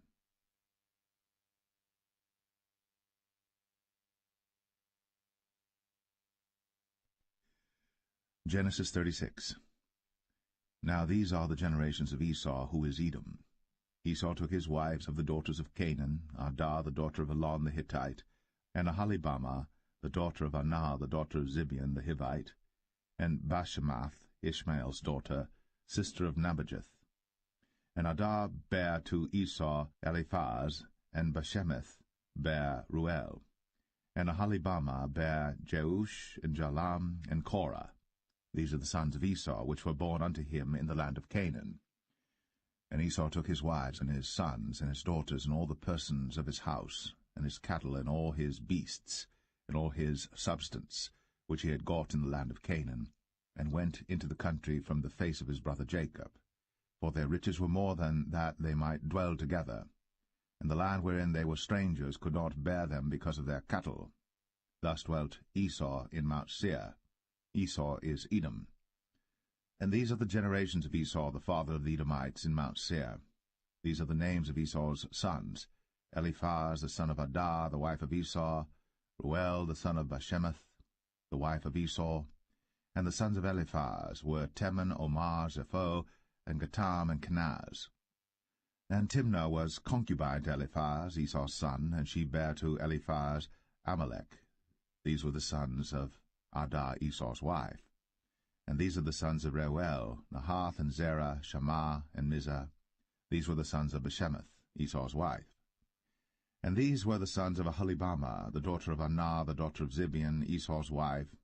And she bare to Esau Jeush, and Jalam, and Korah. These were dukes of the sons of Esau.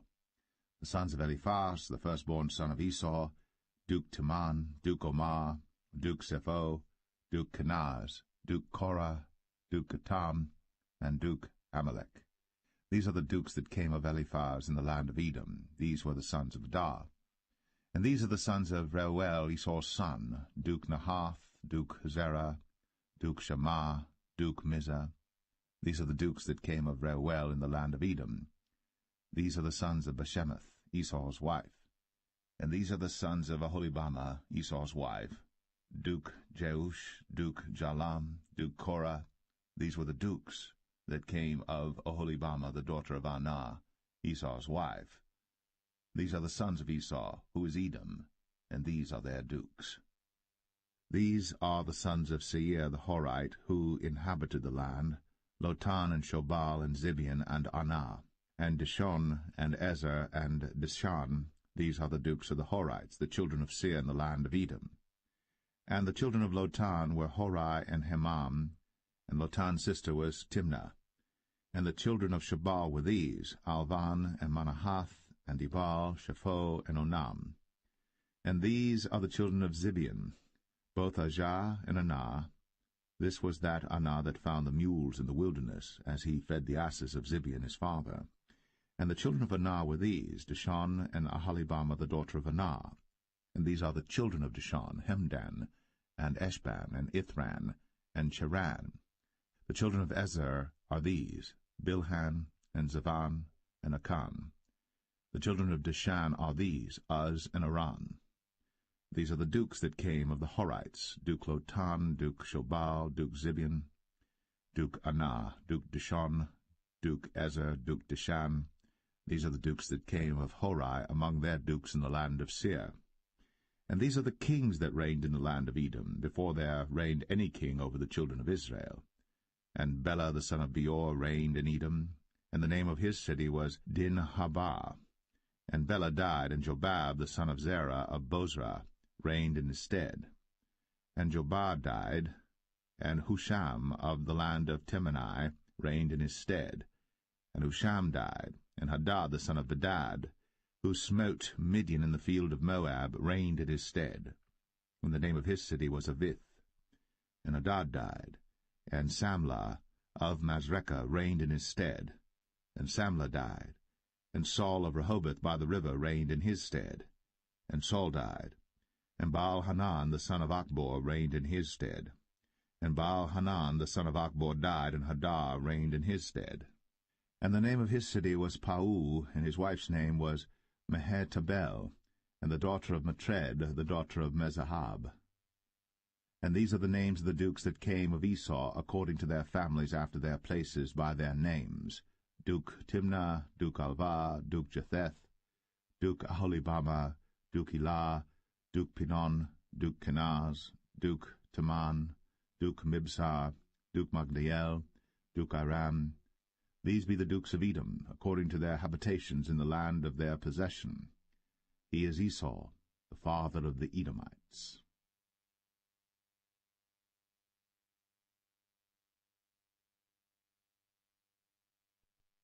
Genesis 37. And Jacob dwelt in the land wherein his father was a stranger, in the land of Canaan. These are the generations of Jacob. Joseph, being 17 years old, was feeding the flock with his brethren, and the lad was with the sons of Bilhah, and with the sons of Zilpah, his father's wives. And Joseph brought unto his father their evil report. Now Israel loved Joseph more than all his children, because he was the son of his old age. And he made him a coat of many colors.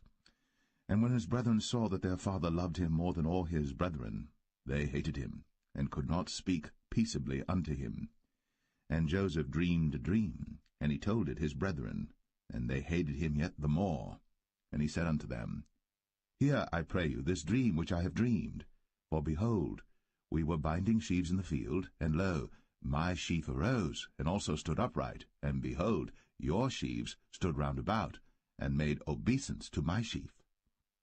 And his brethren said to him, Shalt thou indeed reign over us? Or shalt thou indeed have dominion over us? And they hated him yet the more for his dreams, and for his words. And he dreamed yet another dream, and told it his brethren, and said, Behold, I have dreamed a dream more, and behold, the sun, and the moon, and the 11 stars made obeisance to me. And he told it to his father, and to his brethren, and his father rebuked him, and said unto him, What is this dream that thou hast dreamed? Shall I and thy mother, and thy brethren indeed come to bow down ourselves to thee to the earth? And his brethren envied him. But his father observed the saying. And his brethren went to feed their father's flock in Shechem. And Israel said unto Joseph, Do not thy brethren feed the flock in Shechem? Come, and I will send thee unto them. And he said to him, Here am I. And he said to him, Go, I pray thee, see whether it be well with thy brethren, and well with the flocks, and bring me word again. So he sent him out of the vale of Hebron. And he came to Shechem. And a certain man found him, and behold, he was wandering in the field. And the man asked him, saying, What seekest thou? And he said, I seek my brethren. Tell me, I pray thee, where they feed their flocks.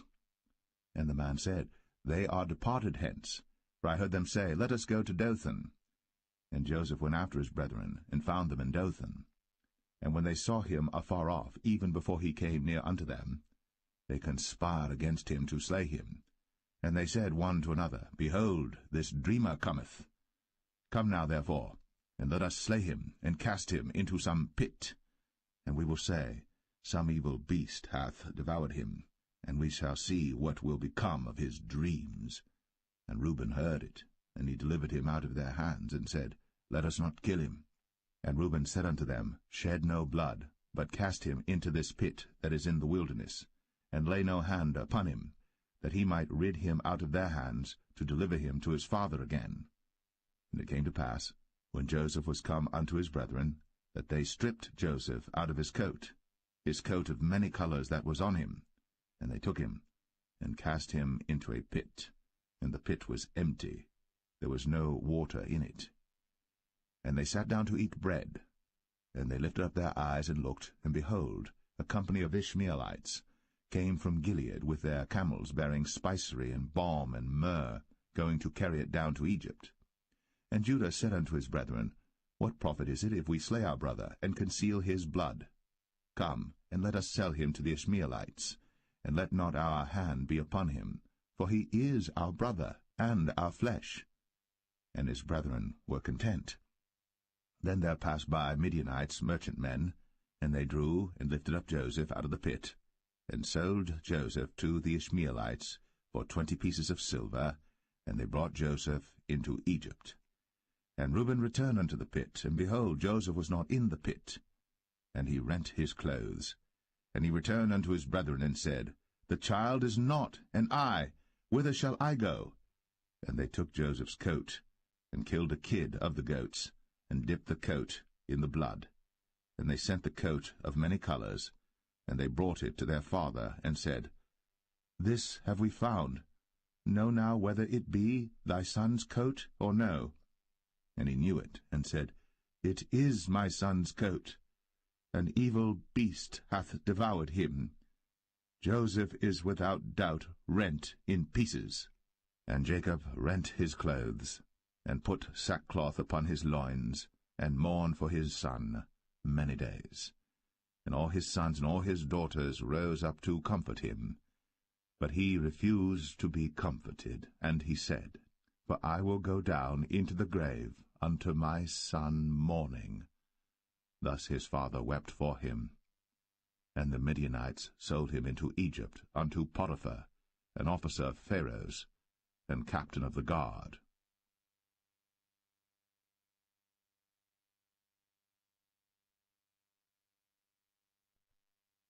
Genesis 38. And it came to pass at that time that Judah went down from his brethren, and turned in to a certain Adullamite, whose name was Hira. And Judah saw there a daughter of a certain Canaanite, whose name was Shua. And he took her, and went in unto her. And she conceived, and bare a son. And he called his name Er. And she conceived again, and bare a son. And she called his name Onan. And she yet again conceived, and bare a son, and called his name Shelah. And he was at Chezib, when she bare him. And Judah took a wife for Er his firstborn, whose name was Tamar. And Er, Judah's firstborn, was wicked in the sight of the Lord, and the Lord slew him. And Judah said unto Onan, Go in unto thy brother's wife, and marry her, and raise up seed to thy brother. And Onan knew that the seed should not be his. And it came to pass, when he went in unto his brother's wife, that he spilled it on the ground, lest that he should give seed to his brother. And the thing which he did displeased the Lord, wherefore he slew him also. Then said Judah to Tamar his daughter-in-law, Remain a widow at thy father's house, till Shelah my son be grown. For he said, Lest peradventure he die also, as his brethren did. And Tamar went and dwelt in her father's house. And in process of time the daughter of Shua, Judah's wife, died. And Judah was comforted, and went up unto his sheep-shearers to Timnath, he and his friend Hira the Adullamite. And it was told Tamar, saying, Behold, thy father-in-law goeth up to Timnath to shear his sheep. And she put her widow's garments off from her, and covered her with a veil, and wrapped herself, and sat in an open place, which is by the way to Timnath. For she saw that Shelah was grown, and she was not given unto him to wife.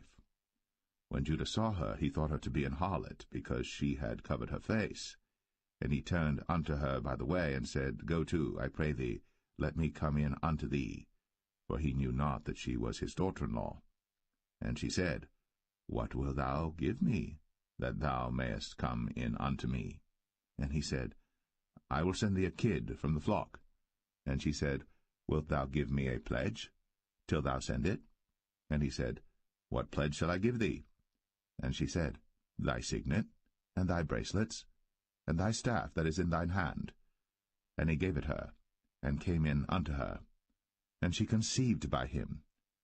And she arose and went away, and laid by her veil from her, and put on the garments of her widowhood. And Judah sent the kid by the hand of his friend the Adullamite, to receive his pledge from the woman's hand, but he found her not. Then he asked the men of that place, saying, Where is the harlot that was openly by the wayside? And they said, There was no harlot in this place. And he returned to Judah, and said, I cannot find her. And also the men of the place said that there was no harlot in this place. And Judah said, Let her take it to her, lest we be shamed. Behold, I sent this kid, and thou hast not found her. And it came to pass about 3 months after that it was told Judah, saying, Tamar, thy daughter-in-law, hath played the harlot, and also, behold, she is with child by whoredom. And Judah said, Bring her forth, and let her be burnt. When she was brought forth, she sent to her father-in-law, saying, By the man whose these are am I with child. And she said, Discern, I pray thee, whose are these? The signet, and bracelets, and staff. And Judah acknowledged them, and said, She hath been more righteous than I, because that I gave her not to Shelah my son. And he knew her again no more. And it came to pass in the time of her travail, that, behold, twins were in her womb. And it came to pass, when she travailed, that the one put out his hand, and the midwife took and bound upon his hand a scarlet thread, saying, This came out first. And it came to pass, as he drew back his hand, that, behold, his brother came out. And she said, How hast thou broken forth? This breach be upon thee. Therefore his name was called Pharez. And afterward came out his brother, that had the scarlet thread upon his hand, and his name was called Zerah.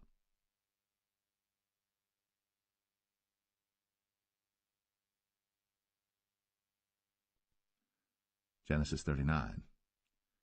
And Joseph was brought down to Egypt, and Potiphar, an officer of Pharaoh, captain of the guard, an Egyptian, bought him of the hands of the Ishmaelites, which had brought him down thither. And the Lord was with Joseph, and he was a prosperous man, and he was in the house of his master the Egyptian. And his master saw that the Lord was with him, and that the Lord made all that he did to prosper in his hand. And Joseph found grace in his sight, and he served him, and he made him overseer over his house. And all that he had he put into his hand. And it came to pass from the time that he had made him overseer in his house, and over all that he had, that the Lord blessed the Egyptian's house for Joseph's sake. And the blessing of the Lord was upon all that he had in the house and in the field. And he left all that he had in Joseph's hand. And he knew not aught he had, save the bread which he did eat. And Joseph was a goodly person, and well favored. And it came to pass after these things, that his master's wife cast her eyes upon Joseph, and she said, Lie with me. But he refused, and said unto his master's wife, Behold, my master wotteth not what is with me in the house, and he hath committed all that he hath to my hand. There is none greater in this house than I, neither hath he kept back anything from me but thee, because thou art his wife. How then can I do this great wickedness and sin against God? And it came to pass, as she spake to Joseph day by day, that he hearkened not unto her, to lie by her, or to be with her. And it came to pass about this time that Joseph went into the house to do his business, and there was none of the men of the house there within. And she caught him by his garment, saying, Lie with me. And he left his garment in her hand, and fled, and got him out. And it came to pass, when she saw that he had left his garment in her hand, and was fled forth, that she called unto the men of her house, and spake unto them, saying, See, he hath brought in an Hebrew unto us to mock us. He came in unto me to lie with me, and I cried with a loud voice. And it came to pass, when he heard that I lifted up my voice and cried, that he left his garment with me, and fled, and got him out. And she laid up his garment by her, until his lord came home. And she spake unto him according to these words, saying, The Hebrew servant which thou hast brought unto us came in unto me to mock me. And it came to pass, as I lifted up my voice and cried, that he left his garment with me, and fled out. And it came to pass, when his master heard the words of his wife, which she spake unto him, saying, After this manner did thy servant to me, that his wrath was kindled. And Joseph's master took him, and put him into the prison, a place where the king's prisoners were bound. And he was there in the prison. But the Lord was with Joseph, and showed him mercy, and gave him favor in the sight of the keeper of the prison. And the keeper of the prison committed to Joseph's hand all the prisoners that were in the prison. And whatsoever they did there, he was the doer of it. The keeper of the prison looked not to anything that was under his hand, because the Lord was with him. And that which he did, the Lord made it to prosper.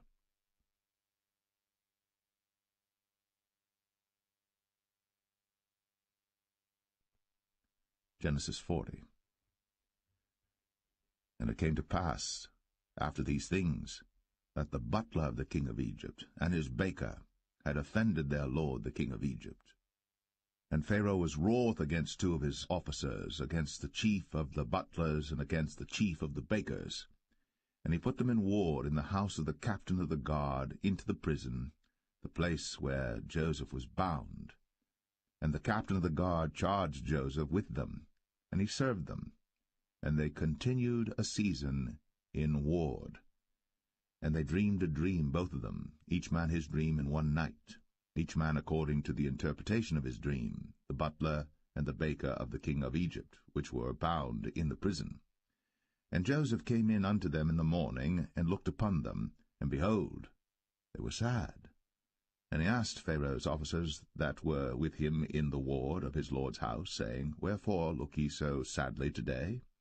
And they said unto him, We have dreamed a dream, and there is no interpreter of it. And Joseph said unto them, Do not interpretations belong to God? Tell me them, I pray you.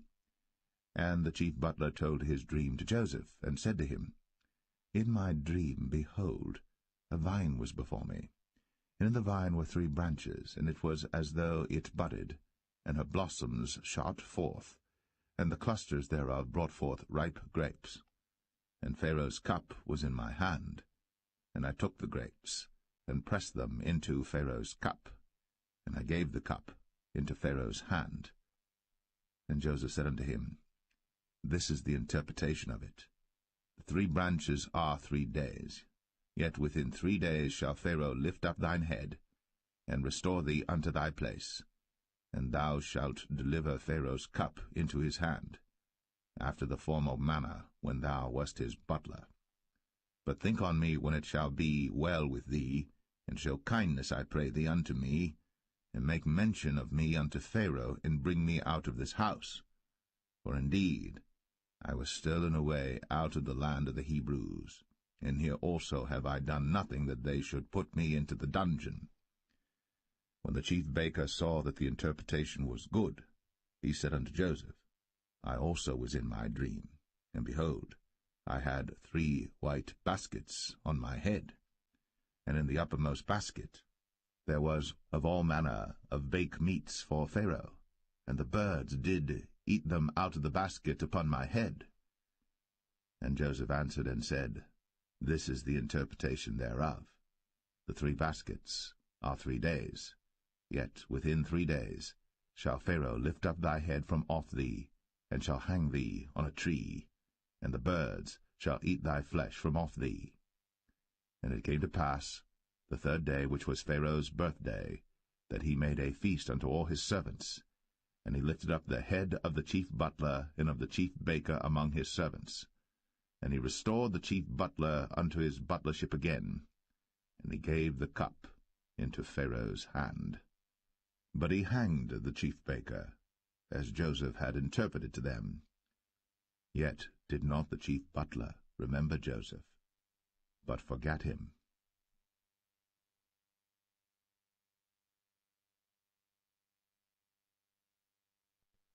Genesis 41. And it came to pass at the end of 2 full years, that Pharaoh dreamed, and behold, he stood by the river. And behold, there came up out of the river 7 well-favoured kine, and fat-fleshed, and they fed in a meadow. And behold, 7 other kine came up after them out of the river, ill-favoured, and lean-fleshed, and stood by the other kine upon the brink of the river. And the ill-favoured and lean-fleshed kine did eat up the 7 well-favoured and fat kine. So Pharaoh awoke. And he slept and dreamed the 2nd time, and behold, 7 ears of corn came up upon one stalk, rank and good. And behold, 7 thin ears, and blasted with the east wind, sprung up after them. And the 7 thin ears devoured the 7 rank and full ears. And Pharaoh awoke, and behold, it was a dream.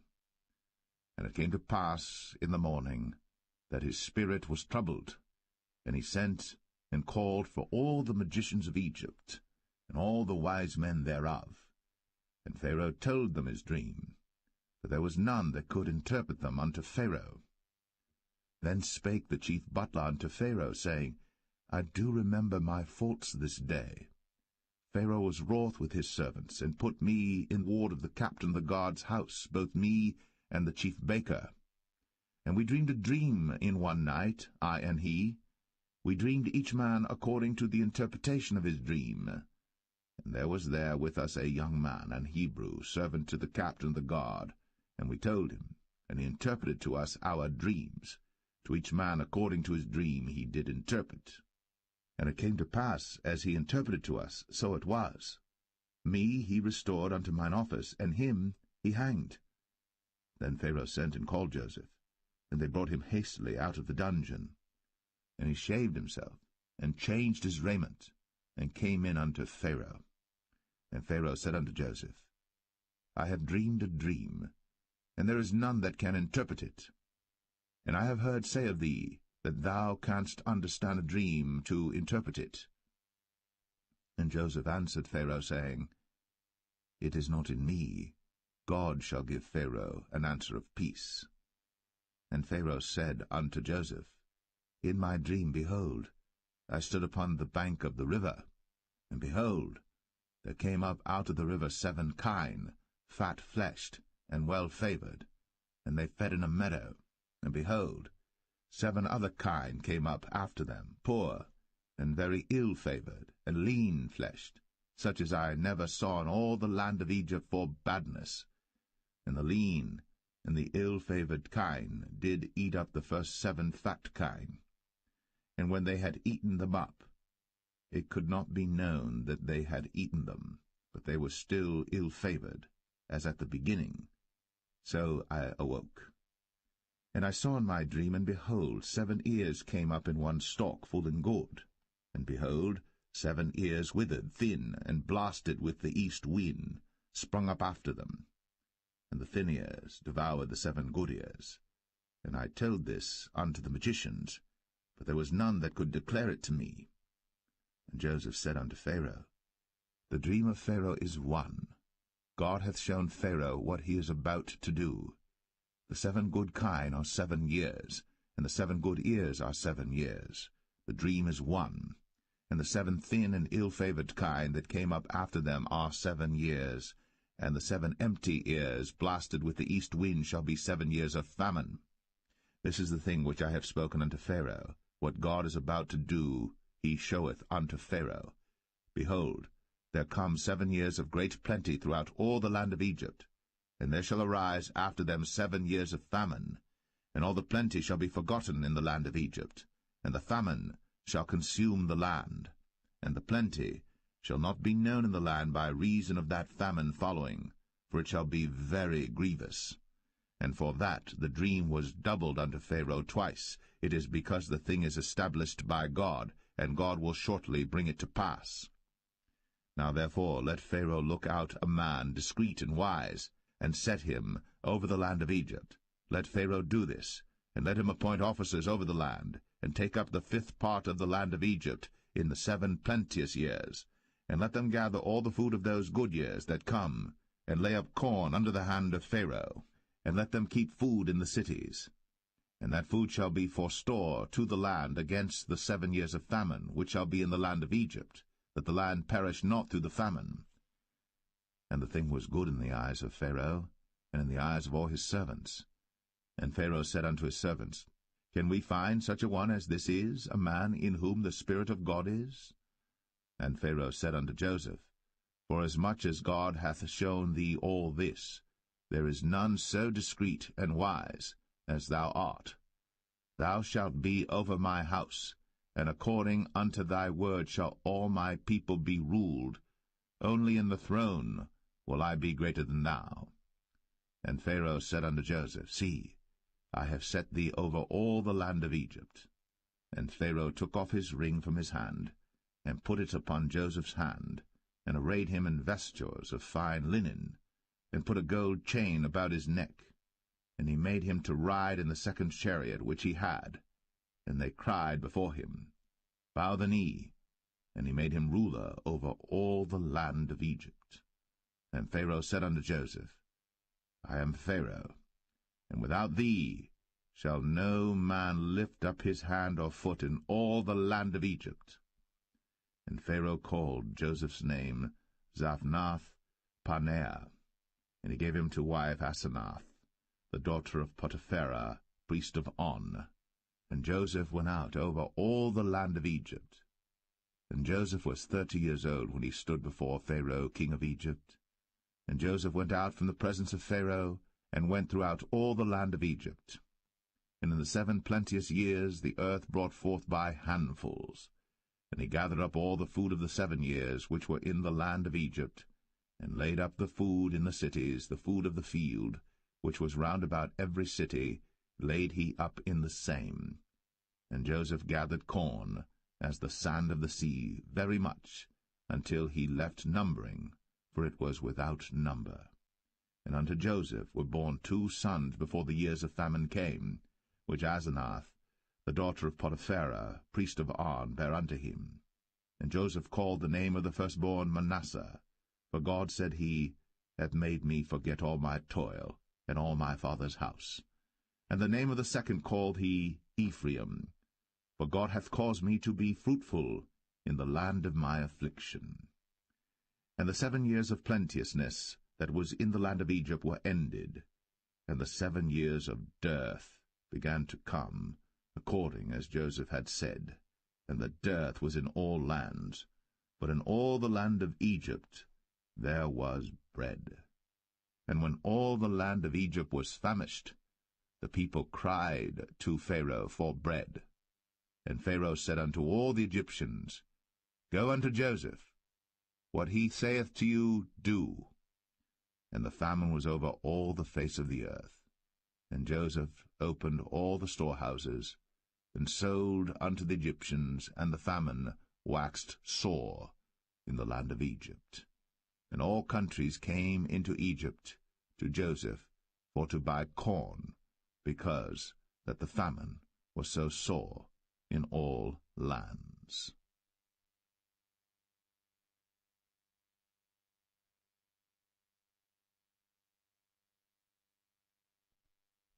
Genesis 42. Now when Jacob saw that there was corn in Egypt, Jacob said unto his sons, Why do you look one upon another? And he said, Behold, I have heard that there is corn in Egypt. Get you down thither, and buy for us from thence, that we may live and not die. And Joseph's 10 brethren went down to buy corn in Egypt. But Benjamin, Joseph's brother, Jacob sent not with his brethren, for he said, Lest peradventure mischief befall him. And the sons of Israel came to buy corn among those that came, for the famine was in the land of Canaan. And Joseph was the governor over the land, and he it was that sold to all the people of the land. And Joseph's brethren came, and bowed down themselves before him with their faces to the earth.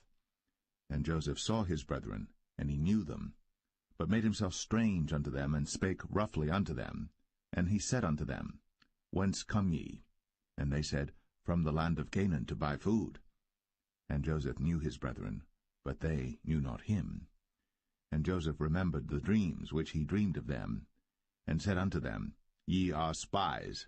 To see the nakedness of the land ye are come. And they said unto him, Nay, my lord, but to buy food are thy servants come. We are all one man's sons, we are true men, thy servants are no spies. And he said unto them, Nay, but to see the nakedness of the land ye are come. And they said, Thy servants are 12 brethren, the sons of one man in the land of Canaan. And behold, the youngest is this day with our father, and one is not. And Joseph said unto them, That is it that I spake unto you, saying, Ye are spies. Hereby ye shall be proved. By the life of Pharaoh ye shall not go forth hence, except your youngest brother come hither. Send one of you, and let him fetch your brother, and ye shall be kept in prison, that your words may be proved, whether there be any truth in you, or else by the life of Pharaoh surely ye are spies. And he put them all together into ward 3 days. And Joseph said unto them the 3rd day, This do and live, for I fear God. If ye be true men, let one of your brethren be bound in the house of your prison. Go ye, carry corn for the famine of your houses. But bring your youngest brother unto me. So shall your words be verified, and ye shall not die. And they did so. And they said one to another, We are verily guilty concerning our brother, in that we saw the anguish of his soul when he besought us, and we would not hear. Therefore is this distress come upon us. And Reuben answered them, saying, Spake I not unto you, saying, Do not sin against the child? And ye would not hear. Therefore, behold, also his blood is required. And they knew not that Joseph understood them, for he spake unto them by an interpreter. And he turned himself about from them, and wept, and returned to them again, and communed with them, and took from them Simeon, and bound him before their eyes. Then Joseph commanded to fill their sacks with corn, and to restore every man's money into his sack, and to give them provision for the way. And thus did he unto them. And they laded their asses with the corn, and departed thence. And as one of them opened his sack, to give his ass provender in the inn, he espied his money, for behold, it was in his sack's mouth. And he said unto his brethren, My money is restored, and lo, it is even in my sack.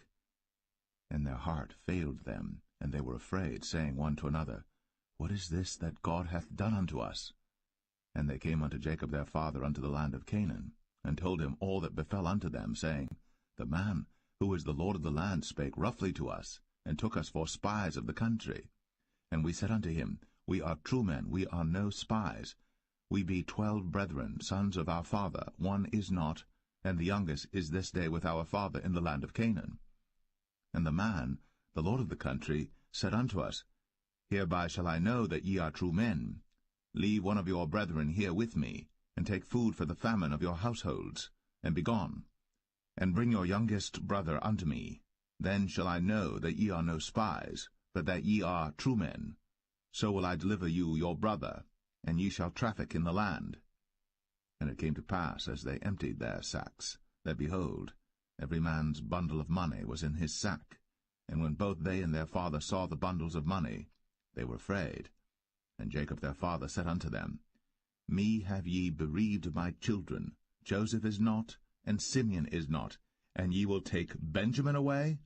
All these things are against me. And Reuben spake unto his father, saying, Slay my 2 sons, if I bring him not to thee. Deliver him into my hand, and I will bring him to thee again. And he said, My son shall not go down with you, For his brother is dead, and he is left alone. If mischief befall him by the way, in the which ye go, then shall ye bring down my grey hairs with sorrow to the grave.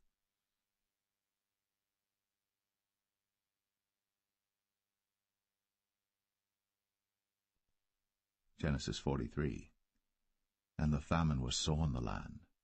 And it came to pass, when they had eaten up the corn which they had brought out of Egypt, their father said unto them, Go again, buy us a little food. And Judah spake unto him, saying, The man did solemnly protest unto us, saying, Ye shall not see my face, except your brother be with you. If thou wilt send our brother with us, we will go down and buy thee food. But if thou wilt not send him, we will not go down. For the man said unto us, Ye shall not see my face, except your brother be with you. And Israel said, Wherefore dealt ye so ill with me, as to tell the man whether ye had yet a brother? And they said, The man asked us straitly of our state, and of our kindred, saying, Is your father yet alive? Have ye another brother? And we told him according to the tenor of these words.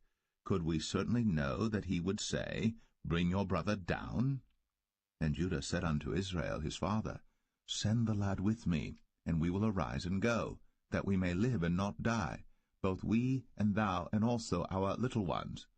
I will be surety for him. Of my hand shalt thou require him.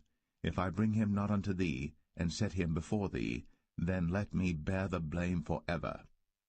For except we had lingered, surely now we had returned this second time. And their father Israel said unto them, If it must be so now, do this. Take of the best fruits in the land in your vessels, and carry down the man a present, a little balm, and a little honey, spices, and myrrh, nuts, and almonds. And take double money in your hand, and the money that was brought again in the mouth of your sacks, carry it again in your hand. Peradventure it was an oversight. Take also your brother, and arise, go again unto the man. And God Almighty give you mercy before the man, that he may send away your other brother and Benjamin.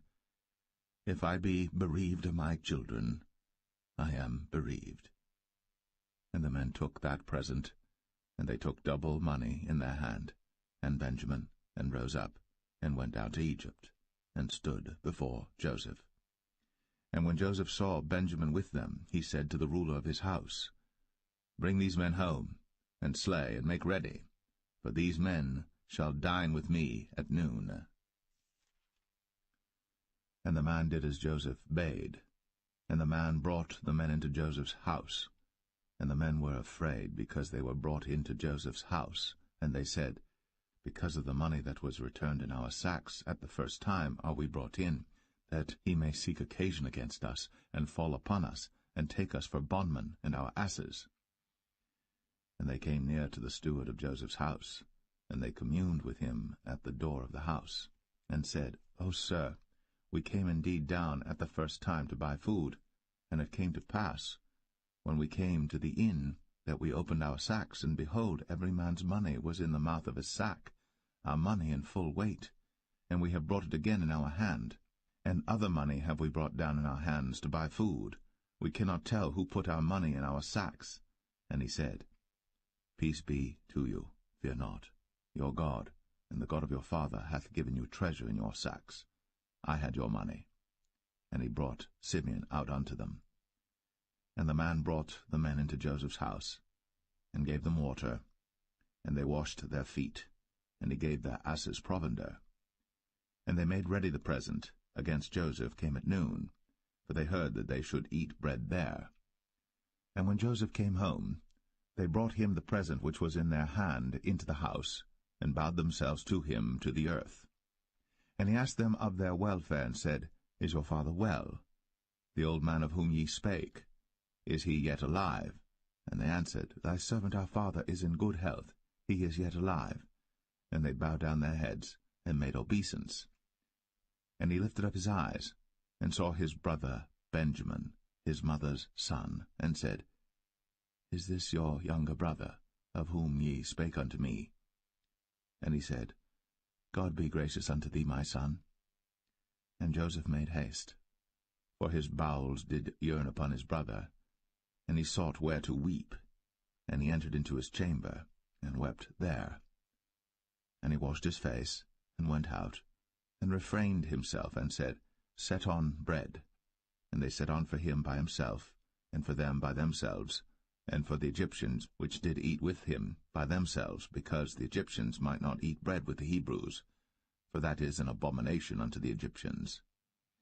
And they sat before him, the firstborn according to his birthright, and the youngest according to his youth. And the men marveled one at another.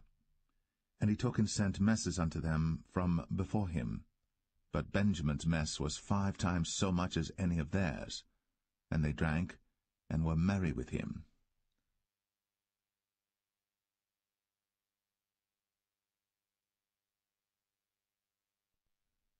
Genesis 44.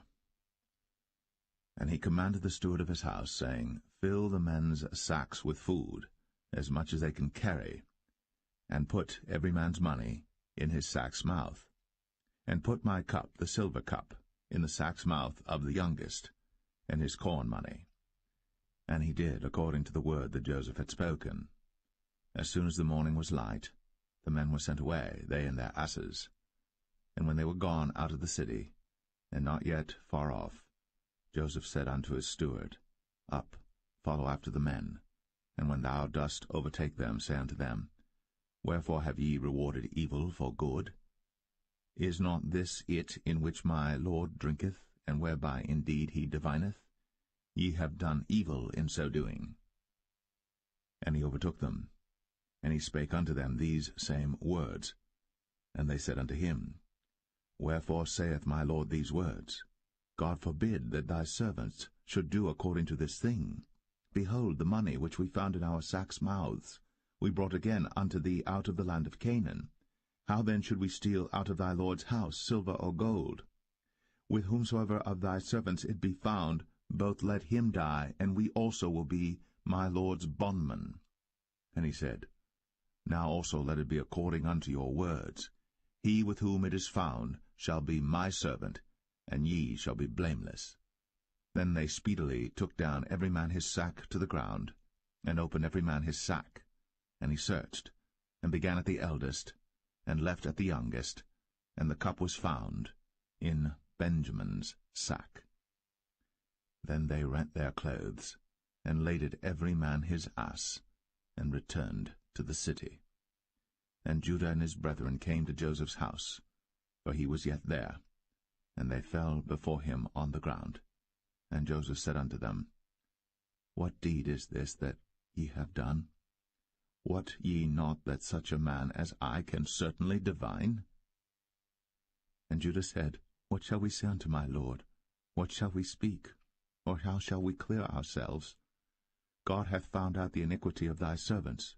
Behold, we are my Lord's servants, both we, and he also with whom the cup is found.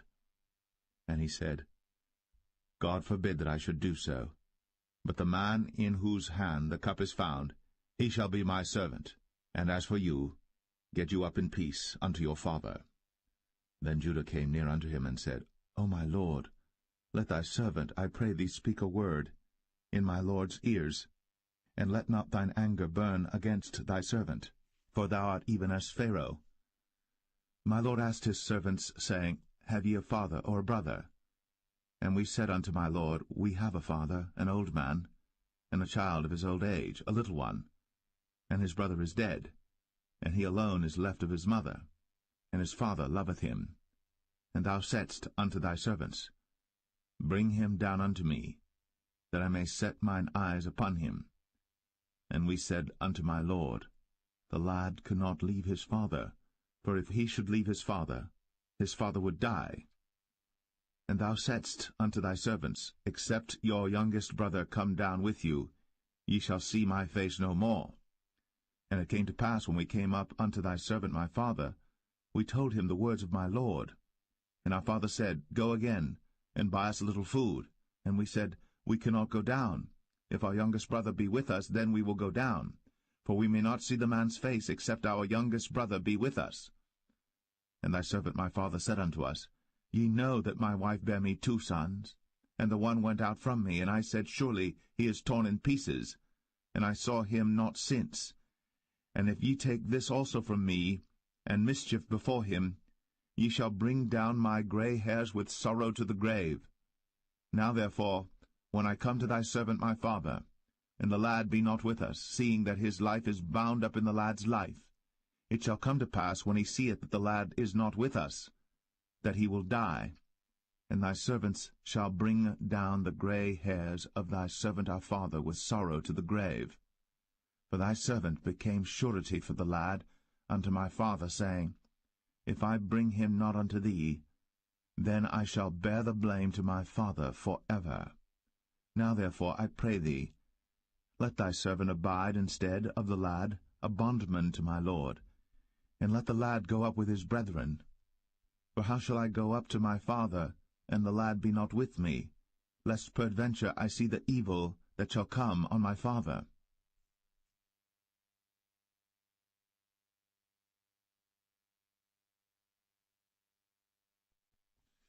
Genesis 45.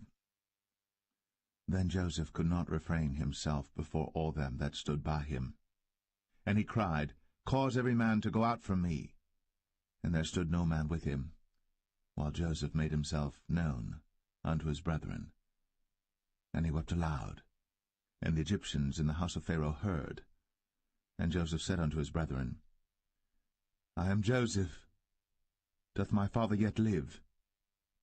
And his brethren could not answer him, for they were troubled at his presence. And Joseph said unto his brethren, Come near to me, I pray you.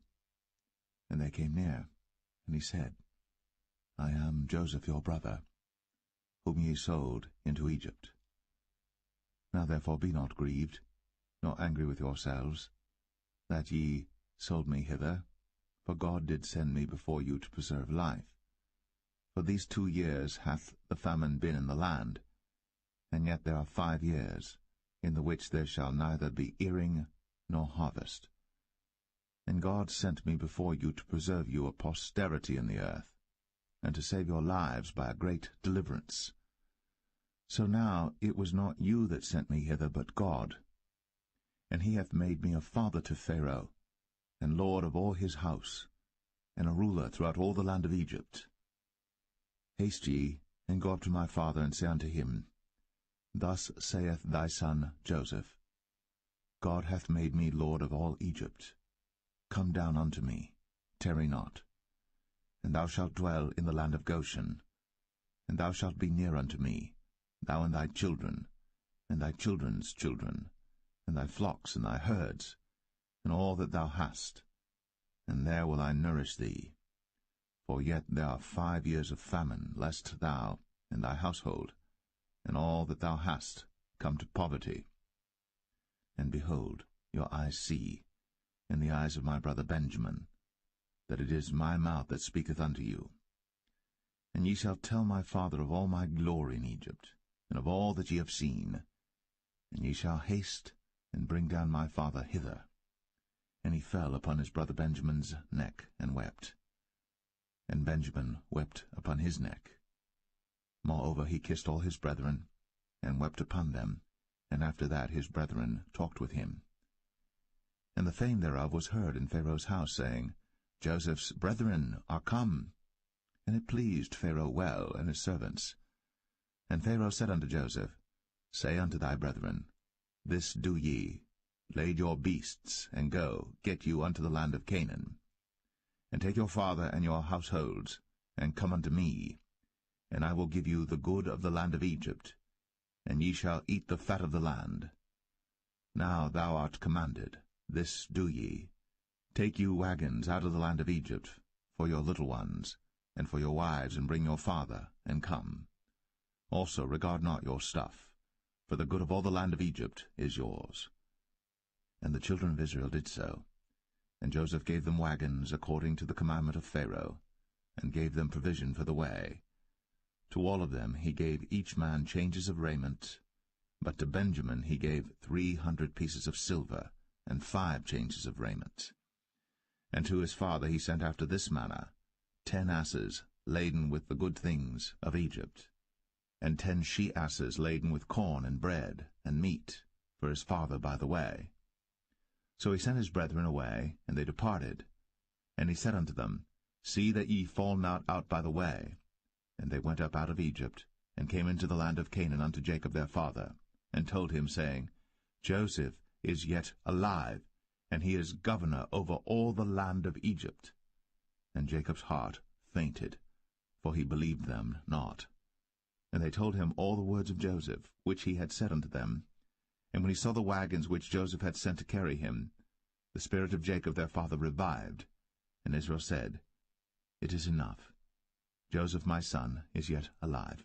I will go and see him before I die.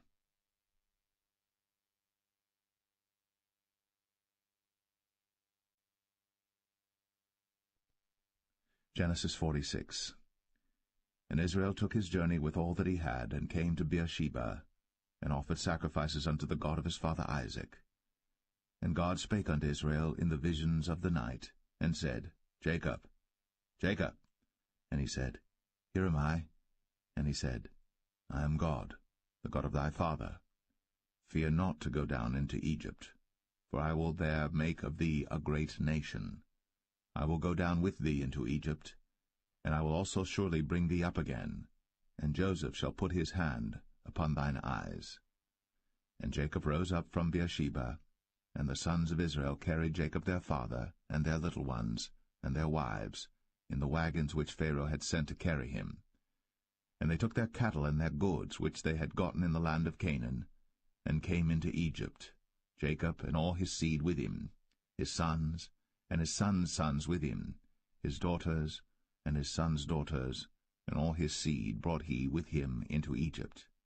And these are the names of the children of Israel, which came into Egypt, Jacob and his sons, Reuben, Jacob's firstborn, and the sons of Reuben, Hanok and Phalu, and Hezron and Carmi, and the sons of Simeon, Jemuel, and Jamin, and Ohad, and Jachin, and Zohar, and Shaul the son of a Canaanitish woman, and the sons of Levi, Gershon, Kohath, and Merari, and the sons of Judah, Er, and Onan, and Shelah, and Pharez, and Zerah. But Er and Onan died in the land of Canaan. And the sons of Pharez were Hezron and Hamul. And the sons of Issachar, Tola, and Phuvah, and Job, and Shimron. And the sons of Zebulun, Sered, and Elon, and Jaleel. These be the sons of Leah, which he bare unto Jacob in Padan Aram, with his daughter Dinah. All the souls of his sons and his daughters were 33. And the sons of Gad, Ziphion, and Haggai, Shunai, and Esbon, Eri, and Aradai, and Arali. And the sons of Asher, Jimnah, and Ishua, and Isui, and Beriah, and Sarah their sister. And the sons of Beriah, Heber, and Malchiel. These are the sons of Zilpah, whom Laban gave to Leah his daughter, and these she bare unto Jacob, even 16 souls. The sons of Rachel, Jacob's wife, Joseph and Benjamin. And unto Joseph in the land of Egypt were born Manasseh and Ephraim, which Asenath, the daughter of Potipharah, priest of On, bare unto him. And the sons of Benjamin were Bela, and Becher, and Ashbel, Gera, and Naaman, Ehi, and Rosh, Mupim, and Hupim, and Ard. These are the sons of Rachel, which were born to Jacob. All the souls were 14. And the sons of Dan, Hushim. And the sons of Naphtali, Jaziel, and Gunai, and Jezer, and Shillem. These are the sons of Bilhah, which Laban gave unto Rachel his daughter, and she bare these unto Jacob. All the souls were 7. All the souls that came with Jacob into Egypt, which came out of his loins, besides Jacob's sons' wives, all the souls were 66. And the sons of Joseph, which were born him in Egypt, were 2 souls. All the souls of the house of Jacob, which came into Egypt, were 70. And he sent Judah before him unto Joseph, to direct his face unto Goshen. And they came into the land of Goshen. And Joseph made ready his chariot, and went up to meet Israel his father to Goshen, and presented himself unto him. And he fell on his neck, and wept on his neck a good while. And Israel said unto Joseph, Now let me die, since I have seen thy face, because thou art yet alive. And Joseph said unto his brethren, and unto his father's house, I will go up and show Pharaoh, and say unto him, My brethren, and my father's house, which were in the land of Canaan, are come unto me. And the men are shepherds, for their trade hath been to feed cattle, and they have brought their flocks, and their herds, and all that they have. And it shall come to pass, when Pharaoh shall call you, and shall say, What is your occupation? That ye shall say, Thy servant's trade hath been about cattle from our youth, even until now, both we and also our fathers, that ye may dwell in the land of Goshen. For every shepherd is an abomination unto the Egyptians.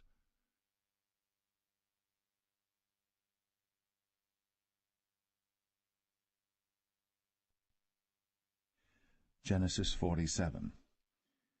Then Joseph came and told Pharaoh, and said, My father and my brethren, and their flocks, and their herds, and all that they have, are come out of the land of Canaan, and behold, they are in the land of Goshen. And he took some of his brethren, even 5 men, and presented them unto Pharaoh. And Pharaoh said unto his brethren, What is your occupation? And they said unto Pharaoh, Thy servants are shepherds, both we and also our fathers. They said moreover unto Pharaoh, For to sojourn in the land are we come, for thy servants have no pasture for their flocks, for the famine is sore in the land of Canaan. Now therefore, we pray thee, let thy servants dwell in the land of Goshen. And Pharaoh spake unto Joseph, saying, Thy father and thy brethren are come unto thee. The land of Egypt is before thee. In the best of the land make thy father and brethren to dwell. In the land of Goshen let them dwell. And if thou knowest any men of activity among them, then make them rulers over my cattle. And Joseph brought in Jacob his father, and set him before Pharaoh. And Jacob blessed Pharaoh. And Pharaoh said unto Jacob, How old art thou? And Jacob said unto Pharaoh, The days of the years of my pilgrimage are 130 years. Few and evil have the days of the years of my life been, and have not attained unto the days of the years of the life of my fathers in the days of their pilgrimage. And Jacob blessed Pharaoh, and went out from before Pharaoh. And Joseph placed his father and his brethren, and gave them a possession in the land of Egypt, in the best of the land, in the land of Ramses, as Pharaoh had commanded. And Joseph nourished his father and his brethren, and all his father's household, with bread according to their families.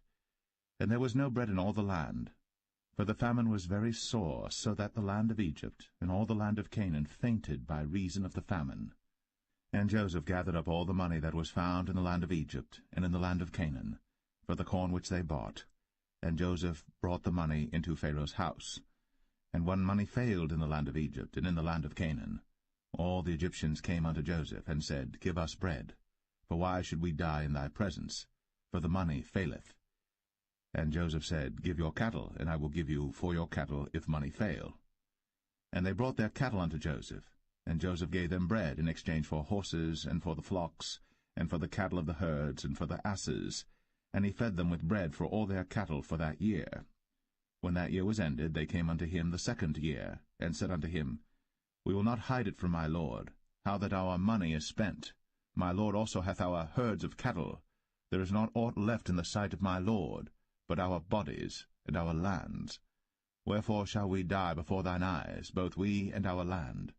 Buy us now land for bread, and we and our land will be servants unto Pharaoh, and give us seed, that we may live and not die, that the land be not desolate. And Joseph bought all the land of Egypt for Pharaoh. For the Egyptians sold every man his field, because the famine prevailed over them. So the land became Pharaoh's.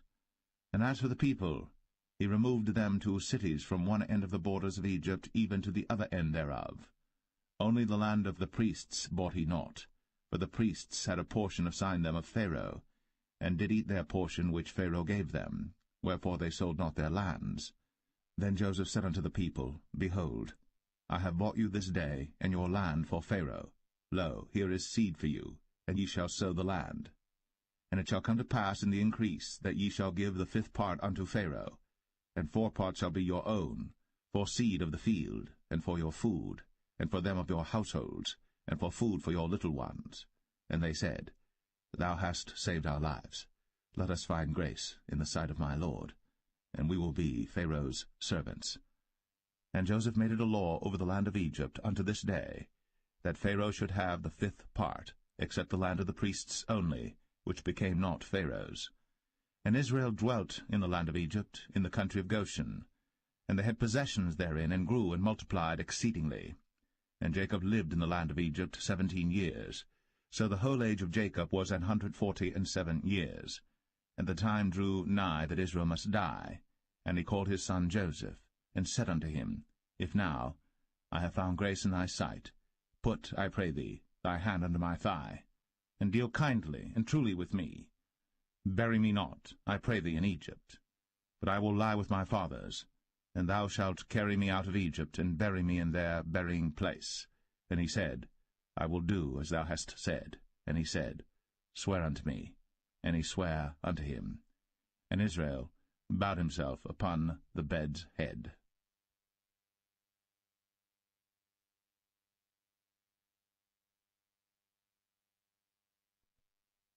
Genesis 48. And it came to pass after these things, that one told Joseph, Behold, thy father is sick. And he took with him his 2 sons, Manasseh and Ephraim. And one told Jacob, and said, Behold, thy son Joseph cometh unto thee. And Israel strengthened himself, and sat upon the bed. And Jacob said unto Joseph, God Almighty appeared unto me at Luz in the land of Canaan, and blessed me, and said unto me, Behold, I will make thee fruitful, and multiply thee, and I will make of thee a multitude of people, and will give this land to thy seed after thee for an everlasting possession. And now thy 2 sons, Ephraim and Manasseh, which were born unto thee in the land of Egypt, before I came unto thee into Egypt, are mine. As Reuben and Simeon they shall be mine. And thy issue which thou begettest after them shall be thine, and shall be called after the name of their brethren in their inheritance. And as for me, when I came from Padan, Rachel died by me in the land of Canaan in the way, when yet there was but a little way to come unto Ephrath. And I buried her there in the way of Ephrath, the same as Bethlehem. And Israel beheld Joseph's sons, and said, Who are these? And Joseph said unto his father, They are my sons, whom God hath given me in this place. And he said, Bring them, I pray thee, unto me, and I will bless them. Now the eyes of Israel were dim for age, so that he could not see. And he brought them near unto him, and he kissed them, and embraced them. And Israel said unto Joseph, I had not thought to see thy face, and lo, God hath shown me also thy seed. And Joseph brought them out from between his knees, and he bowed himself with his face to the earth.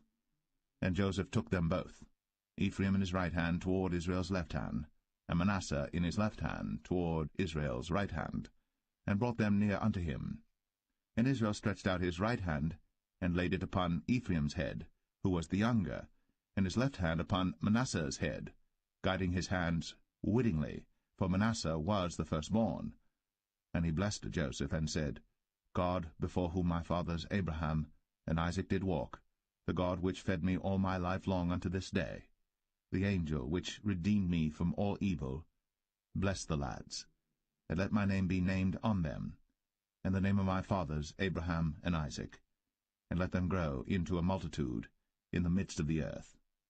And when Joseph saw that his father laid his right hand upon the head of Ephraim, it displeased him, and he held up his father's hand to remove it from Ephraim's head unto Manasseh's head. And Joseph said unto his father, Not so, my father, for this is the firstborn. Put thy right hand upon his head. And his father refused, and said, I know it, my son, I know it. He also shall become a people, and he also shall be great. But truly his younger brother shall be greater than he, and his seed shall become a multitude of nations. And he blessed them that day, saying, In thee shall Israel bless, saying, God make thee as Ephraim and as Manasseh. And he set Ephraim before Manasseh. And Israel said unto Joseph, Behold, I die, but God shall be with you, and bring you again unto the land of your fathers. Moreover, I have given to thee one portion above thy brethren, which I took out of the hand of the Amorite with my sword and with my bow.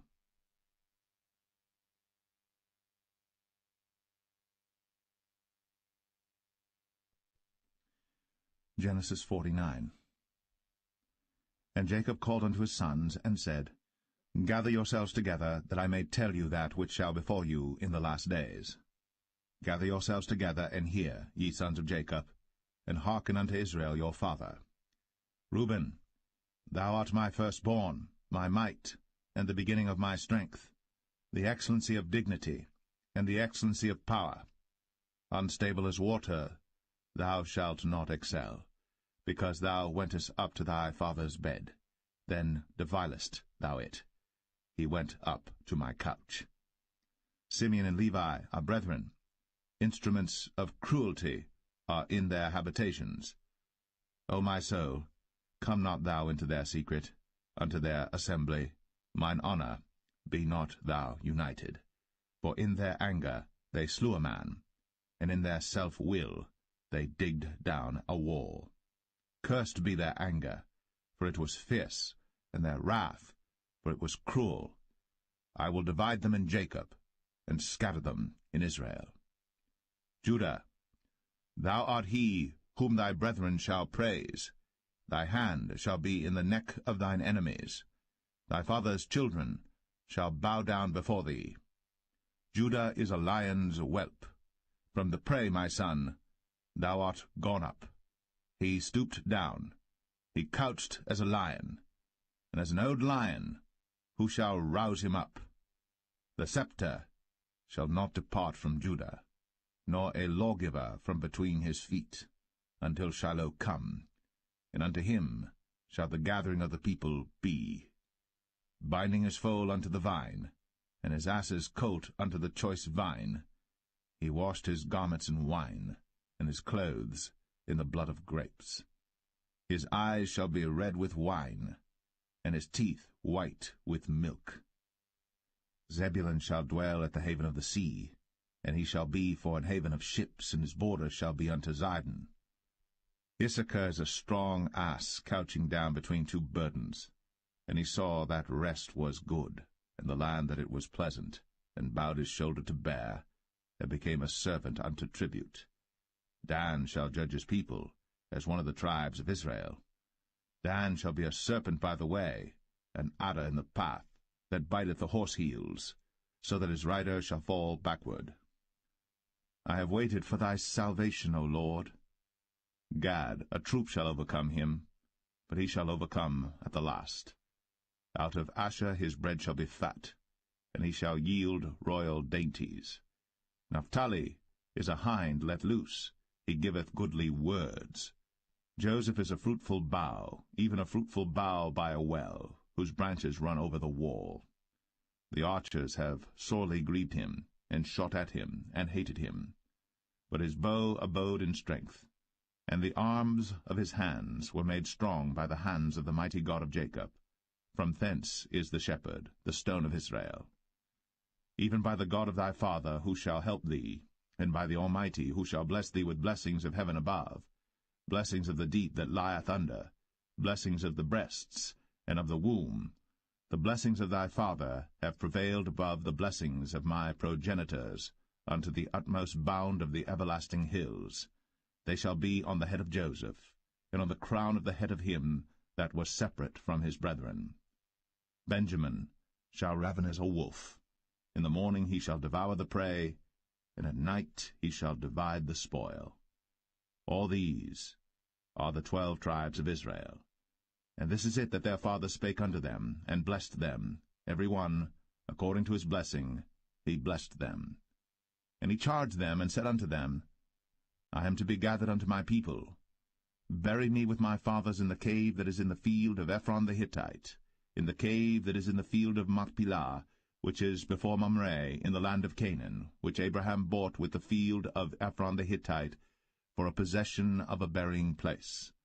There they buried Abraham and Sarah his wife. There they buried Isaac and Rebekah his wife, and there I buried Leah. The purchase of the field and of the cave that is therein was from the children of Heth.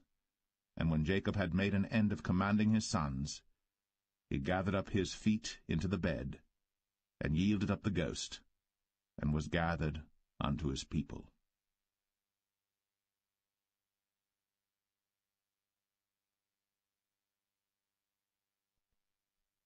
Genesis 50. And Joseph fell upon his father's face, and wept upon him, and kissed him. And Joseph commanded his servants, the physicians, to embalm his father, and the physicians embalmed Israel. And 40 days were fulfilled for him, for so are fulfilled the days of those which are embalmed. And the Egyptians mourned for him 60 days.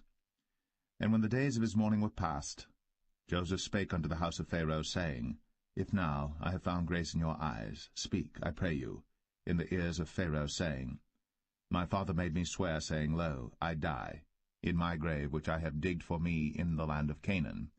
There shalt thou bury me. Now therefore let me go up, I pray thee, and bury my father, and I will come again. And Pharaoh said, Go up, and bury thy father, according as he made thee swear. And Joseph went up to bury his father, and with him went up all the servants of Pharaoh, the elders of his house, and all the elders of the land of Egypt, and all the house of Joseph, and his brethren, and his father's house. Only their little ones, and their flocks, and their herds, they left in the land of Goshen. And there went up with him both chariots and horsemen, and it was a very great company. And they came to the threshing floor of Atad, which is beyond Jordan, and there they mourned with a great and very sore lamentation. And he made a mourning for his father 7 days. And when the inhabitants of the land, the Canaanites, saw the mourning in the floor of Atad, they said, This is a grievous mourning to the Egyptians. Wherefore the name of it was called Abel Mizraim, which is beyond Jordan. And his sons did unto him according as he commanded them. For his sons carried him into the land of Canaan, and buried him in the cave of the field of Machpelah, which Abraham bought with the field for possession of a burying place of Ephron the Hittite before Mamre.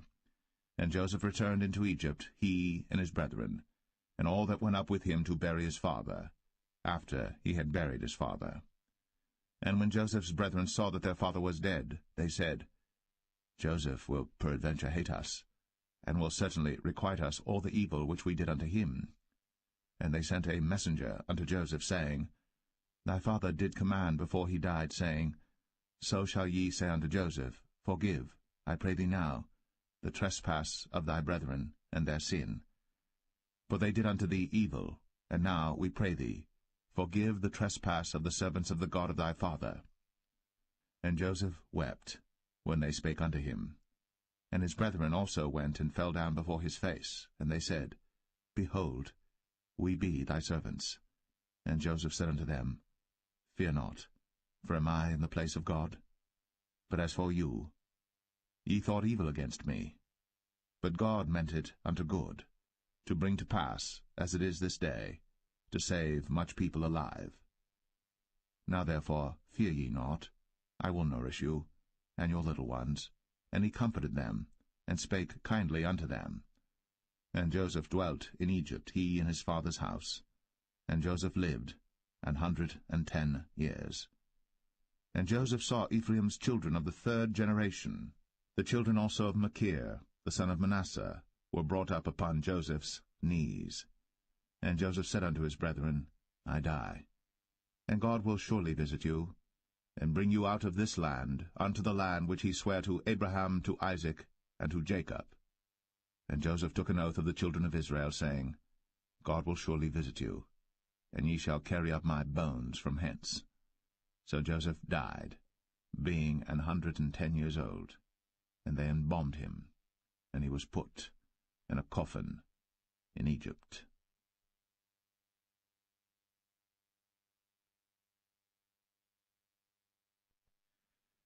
The Book of Exodus, Chapter 1. Now these are the names of the children of Israel, which came into Egypt. Every man in his household came with Jacob: Reuben, Simeon, Levi, and Judah, Issachar, Zebulun, and Benjamin, Dan and Naphtali, Gad and Asher.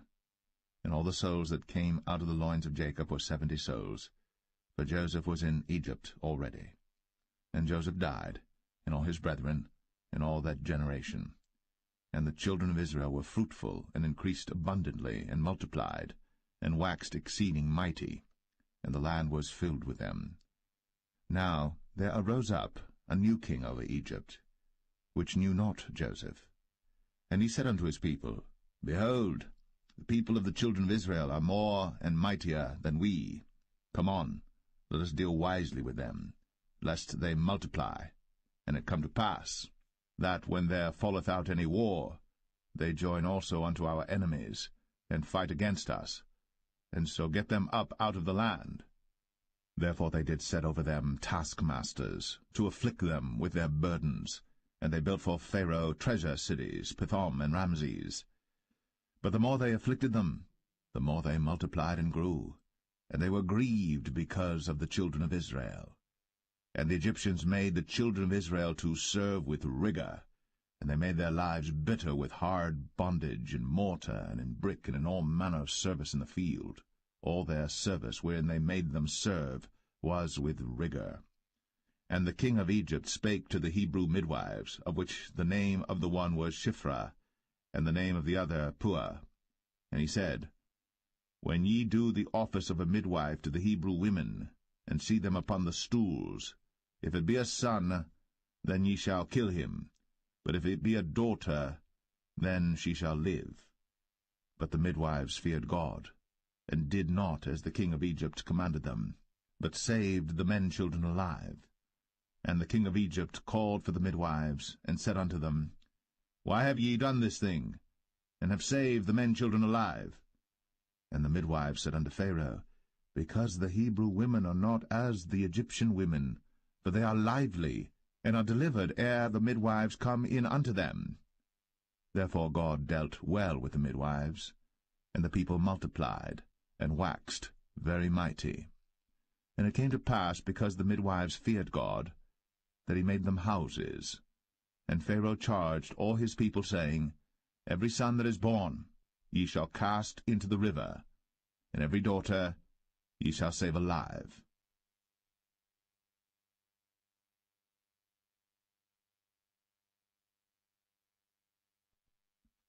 Exodus 2. And there went a man of the house of Levi, and took to wife a daughter of Levi. And the woman conceived, and bare a son. And when she saw him that he was a goodly child, she hid him 3 months.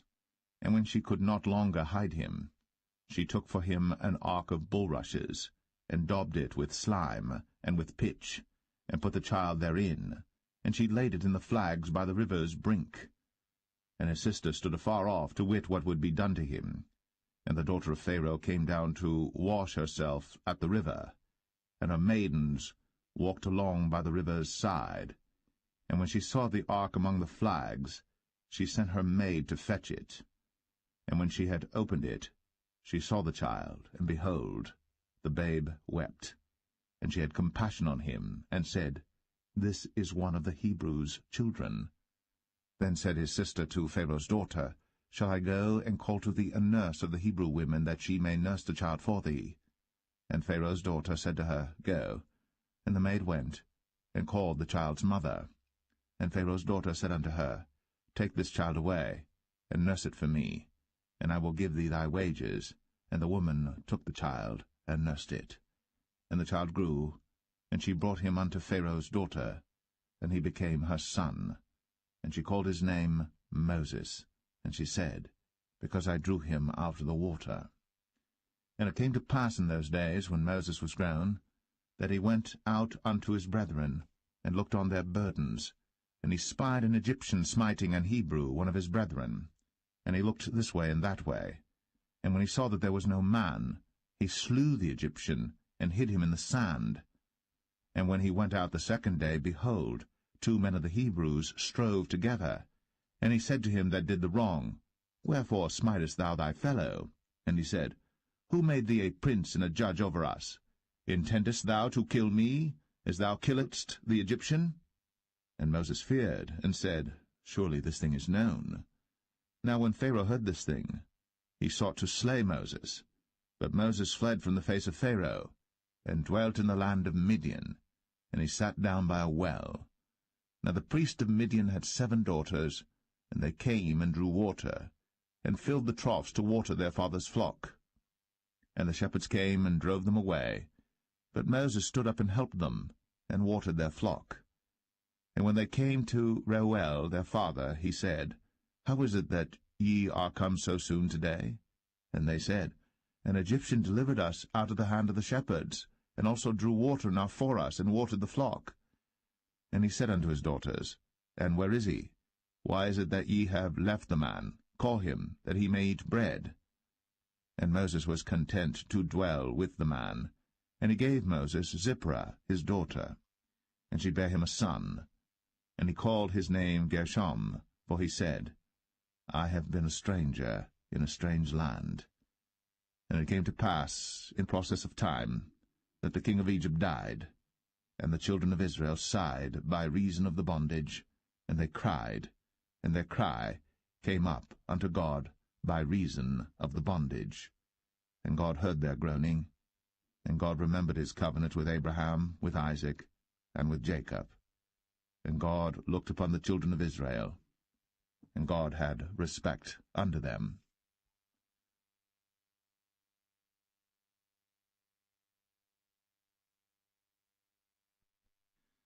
Exodus 3. Now Moses kept the flock of Jethro, his father-in-law, the priest of Midian. And he led the flock to the backside of the desert, and came to the mountain of God, even to Horeb. And the angel of the Lord appeared unto him in a flame of fire out of the midst of a bush. And he looked, and behold, the bush burned with fire, and the bush was not consumed. And Moses said, I will now turn aside and see this great sight, why the bush is not burnt. And when the Lord saw that he turned aside to see, God called unto him out of the midst of the bush, and said, Moses, Moses. And he said, Here am I. And he said, Draw not nigh hither. Put off thy shoes from off thy feet, for the place whereon thou standest is holy ground. Moreover, he said, I am the God of thy father, the God of Abraham, the God of Isaac, and the God of Jacob. And Moses hid his face, for he was afraid to look upon God. And the Lord said, I have surely seen the affliction of my people which are in Egypt, and have heard their cry by reason of their taskmasters. For I know their sorrows, and I am come down to deliver them out of the hand of the Egyptians, and to bring them up out of that land unto a good land, and a large, unto a land flowing with milk and honey, unto the place of the Canaanites, and the Hittites, and the Amorites, and the Perizzites, and the Hivites, and the Jebusites. Now therefore, behold, the cry of the children of Israel is come unto me, and I have also seen the oppression wherewith the Egyptians oppress them. Come now therefore, and I will send thee unto Pharaoh, that thou mayest bring forth my people, the children of Israel, out of Egypt. And Moses said unto God, Who am I, that I should go unto Pharaoh, and that I should bring forth the children of Israel out of Egypt? And he said, Certainly I will be with thee, and this shall be a token unto thee, that I have sent thee. When thou hast brought forth the people out of Egypt, ye shall serve God upon this mountain. And Moses said unto God, Behold, when I come unto the children of Israel, and shall say unto them, The God of your fathers has sent me unto you, and they shall say to me, What is his name? What shall I say unto them? And God said unto Moses, I am that I am. And he said, Thus shalt thou say unto the children of Israel, I am hath sent me unto you. And God said moreover unto Moses, Thus shalt thou say unto the children of Israel, The Lord God of your fathers, the God of Abraham, the God of Isaac, and the God of Jacob, hath sent me unto you. This is my name for ever, and this is my memorial unto all generations. Go and gather the elders of Israel together, and say unto them, The Lord God of your fathers, the God of Abraham, of Isaac, and of Jacob, appeared unto me, saying, I have surely visited you, and seen that which is done to you in Egypt. And I have said, I will bring you up out of the affliction of Egypt, unto the land of the Canaanites, and the Hittites, and the Amorites, and the Perizzites, and the Hivites, and the Jebusites, unto a land flowing with milk and honey. And they shall hearken to thy voice, and thou shalt come, thou and the elders of Israel, unto the king of Egypt, and ye shall say unto him, The Lord God of the Hebrews hath met with us. And now let us go, we beseech thee, 3 days' journey into the wilderness, that we may sacrifice to the Lord our God. And I am sure that the king of Egypt will not let you go, no, not by a mighty hand. And I will stretch out my hand, and smite Egypt with all my wonders which I will do in the midst thereof, and after that he will let you go. And I will give this people favor in the sight of the Egyptians, and it shall come to pass that, when ye go, ye shall not go empty.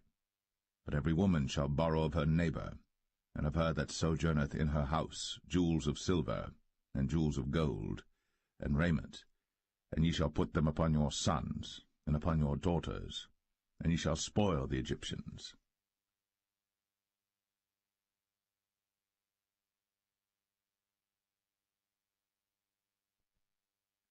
Exodus 4. And Moses answered and said, But behold, they will not believe me, nor hearken unto my voice, for they will say, The Lord hath not appeared unto thee. And the Lord said unto him, What is that in thine hand? And he said, A rod. And he said, Cast it on the ground. And he cast it on the ground, and it became a serpent. And Moses fled from before it.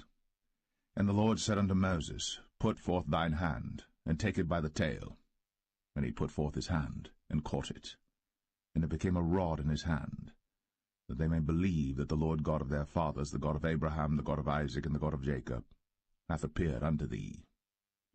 And the Lord said furthermore unto him, Put now thine hand into thy bosom. And he put his hand into his bosom, and when he took it out, behold, his hand was leprous as snow. And he said, Put thine hand into thy bosom again. And he put his hand into his bosom again, and plucked it out of his bosom, and behold, it was turned again as his other flesh. And it shall come to pass, if they will not believe thee, neither hearken to the voice of the first sign, that they will believe the voice of the latter sign.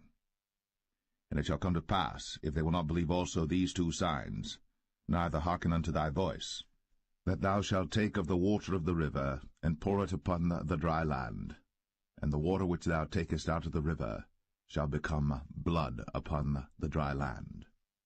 And Moses said unto the Lord, O my Lord, I am not eloquent, neither heretofore nor since thou hast spoken unto thy servant, but I am slow of speech and of a slow tongue.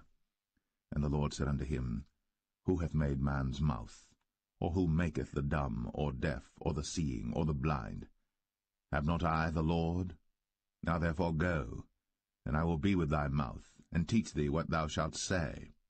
And he said, O my Lord, send, I pray thee, by the hand of him whom thou wilt send. And the anger of the Lord was kindled against Moses, and he said, Is not Aaron the Levite thy brother? I know that he can speak well, and also, behold, he cometh forth to meet thee. And when he seeth thee, he will be glad in his heart. And thou shalt speak unto him, and put words in his mouth. And I will be with thy mouth, and with his mouth, and will teach you what ye shall do. And he shall be thy spokesman unto the people, and he shall be, even he, shall be to thee instead of a mouth, and thou shalt be to him instead of God. And thou shalt take this rod in thine hand, wherewith thou shalt do signs. And Moses went, and returned to Jethro his father-in-law, and said unto him, Let me go, I pray thee, and return unto my brethren which are in Egypt, and see whether they be yet alive. And Jethro said to Moses, Go in peace. And the Lord said unto Moses in Midian, Go, return into Egypt, for all the men are dead which sought thy life. And Moses took his wife and his sons, and set them upon an ass, and he returned to the land of Egypt. And Moses took the rod of God in his hand. And the Lord said unto Moses, When thou goest to return into Egypt, see that thou do all those wonders before Pharaoh, which I have put in thine hand. But I will harden his heart, that he shall not let the people go.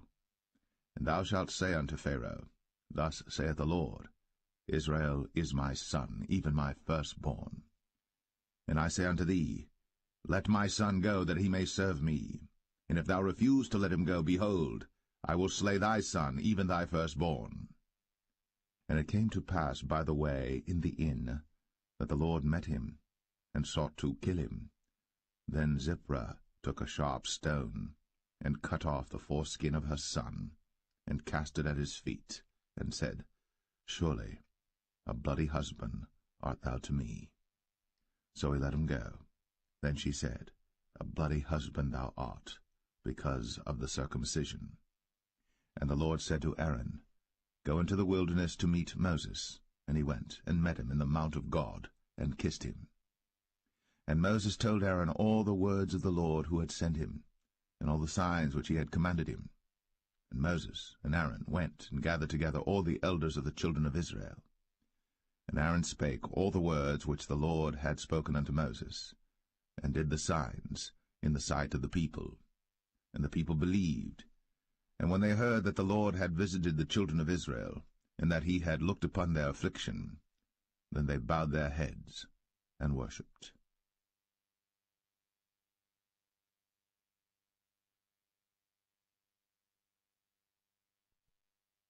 Exodus 5. And afterward Moses and Aaron went in, and told Pharaoh, Thus saith the Lord God of Israel, Let my people go, that they may hold a feast unto me in the wilderness. And Pharaoh said, Who is the Lord that I should obey his voice to let Israel go? I know not the Lord, neither will I let Israel go. And they said, The God of the Hebrews hath met with us.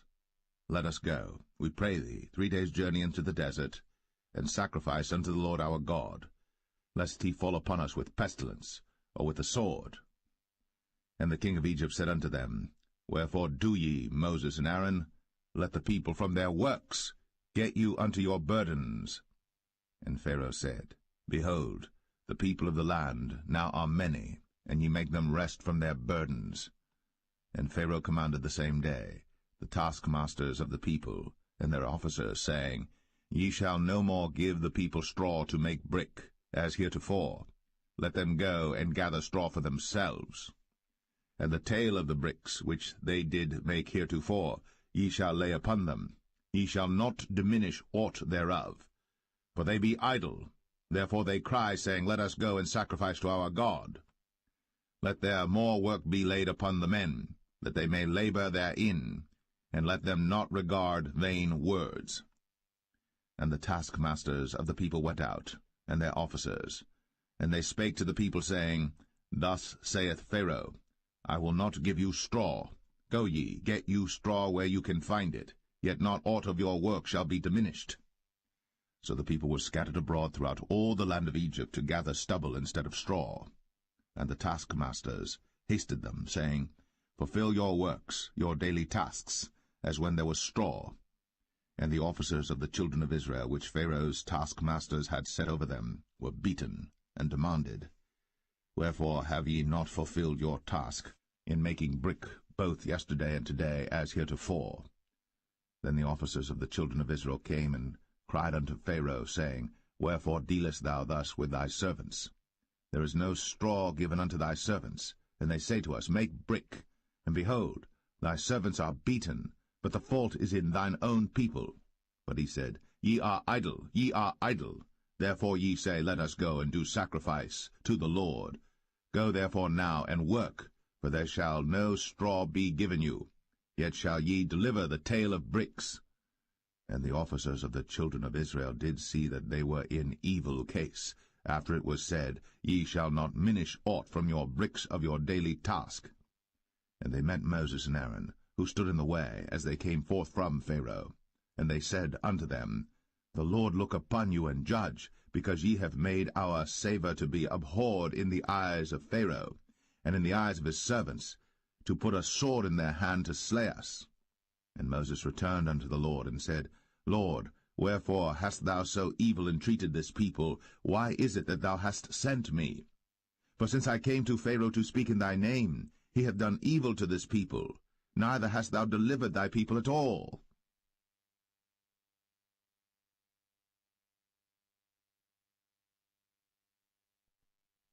Exodus 6.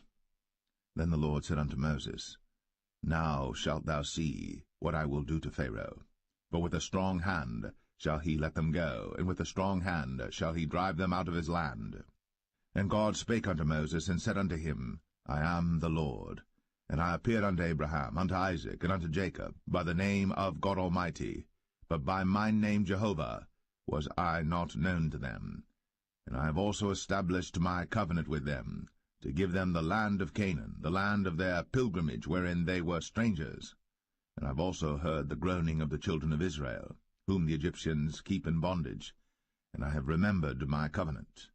Wherefore say unto the children of Israel, I am the Lord, and I will bring you out from under the burdens of the Egyptians, and I will rid you out of their bondage, and I will redeem you with a stretched out arm and with great judgments.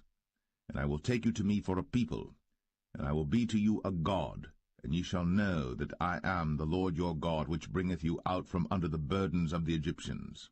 And I will bring you in unto the land concerning the which I did swear to give it to Abraham, to Isaac, and to Jacob, and I will give it you for an heritage. I am the Lord.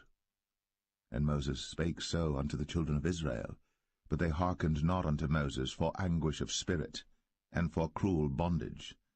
And the Lord spake unto Moses, saying, Go in, speak unto Pharaoh king of Egypt, that he let the children of Israel go out of his land.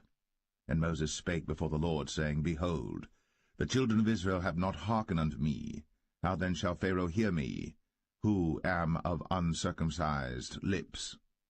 And the Lord spake unto Moses and unto Aaron, and gave them a charge unto the children of Israel, and unto Pharaoh king of Egypt, to bring the children of Israel out of the land of Egypt.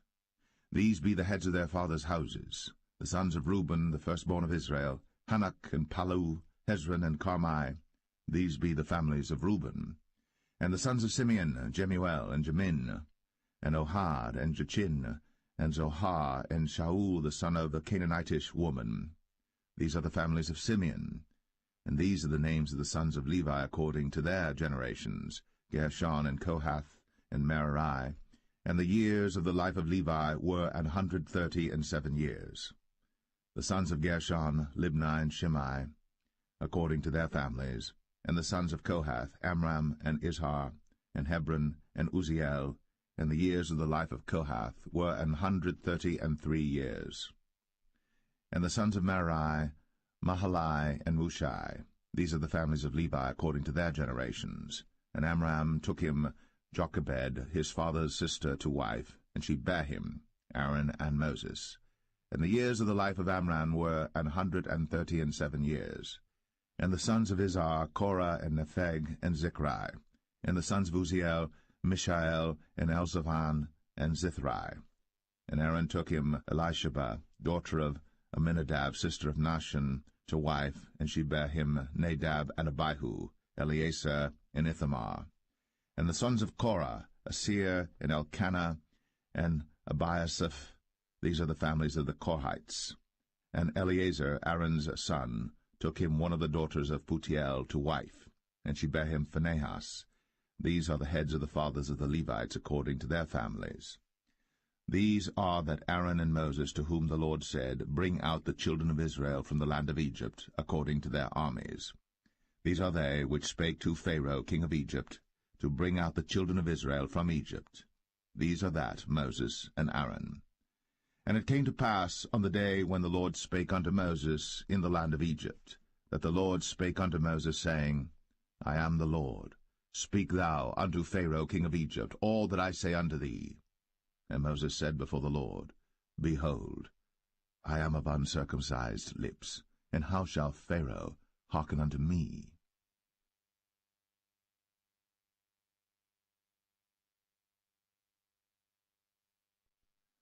Exodus 7. And the Lord said unto Moses, See, I have made thee a god to Pharaoh, and Aaron thy brother shall be thy prophet. Thou shalt speak all that I command thee, and Aaron thy brother shall speak unto Pharaoh, that he send the children of Israel out of his land. And I will harden Pharaoh's heart, and multiply my signs and my wonders in the land of Egypt. But Pharaoh shall not hearken unto you, that I may lay my hand upon Egypt, and bring forth mine armies and my people, the children of Israel, out of the land of Egypt by great judgments. And the Egyptians shall know that I am the Lord, when I stretch forth mine hand upon Egypt, and bring out the children of Israel from among them. And Moses and Aaron did as the Lord commanded them, so did they. And Moses was 80 years old, and Aaron 83 years old, when they spake unto Pharaoh. And the Lord spake unto Moses and unto Aaron, saying, When Pharaoh shall speak unto you, saying, Show a miracle for you, then thou shalt say unto Aaron, Take thy rod, and cast it before Pharaoh, and it shall become a serpent. And Moses and Aaron went in unto Pharaoh, and they did so as the Lord had commanded. And Aaron cast down his rod before Pharaoh, and before his servants, and it became a serpent. Then Pharaoh also called the wise men and the sorcerers. Now the magicians of Egypt they also did in like manner with their enchantments. For they cast down every man his rod, and they became serpents. But Aaron's rod swallowed up their rods.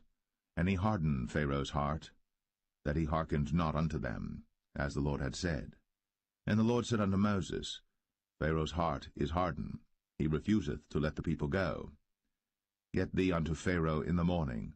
Lo, he goeth out unto the water, and thou shalt stand by the river's brink against he come. And the rod which was turned to a serpent shalt thou take in thine hand.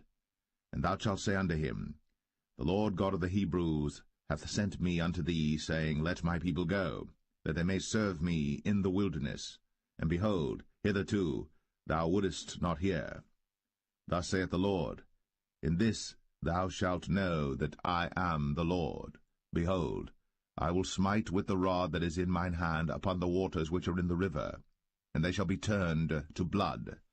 And the fish that is in the river shall die, and the river shall stink, and the Egyptians shall loathe to drink of the water of the river.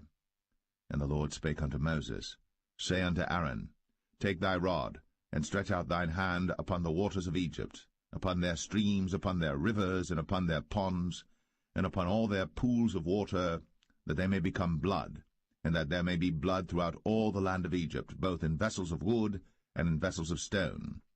And Moses and Aaron did so, as the Lord commanded. And he lifted up the rod, and smote the waters that were in the river, in the sight of Pharaoh, and in the sight of his servants, and all the waters that were in the river were turned to blood. And the fish that was in the river died, and the river stank, and the Egyptians could not drink of the water of the river, and there was blood throughout all the land of Egypt. And the magicians of Egypt did so with their enchantments, and Pharaoh's heart was hardened, neither did he hearken unto them, as the Lord had said. And Pharaoh turned and went into his house, neither did he set his heart to this also. And all the Egyptians digged around about the river for water to drink, but they could not drink of the water of the river. And 7 days were fulfilled. After that the Lord had smitten the river.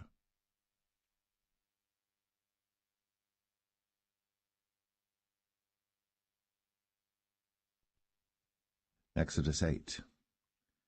And the Lord spake unto Moses, Go unto Pharaoh, and say unto him, Thus saith the Lord, Let my people go, that they may serve me.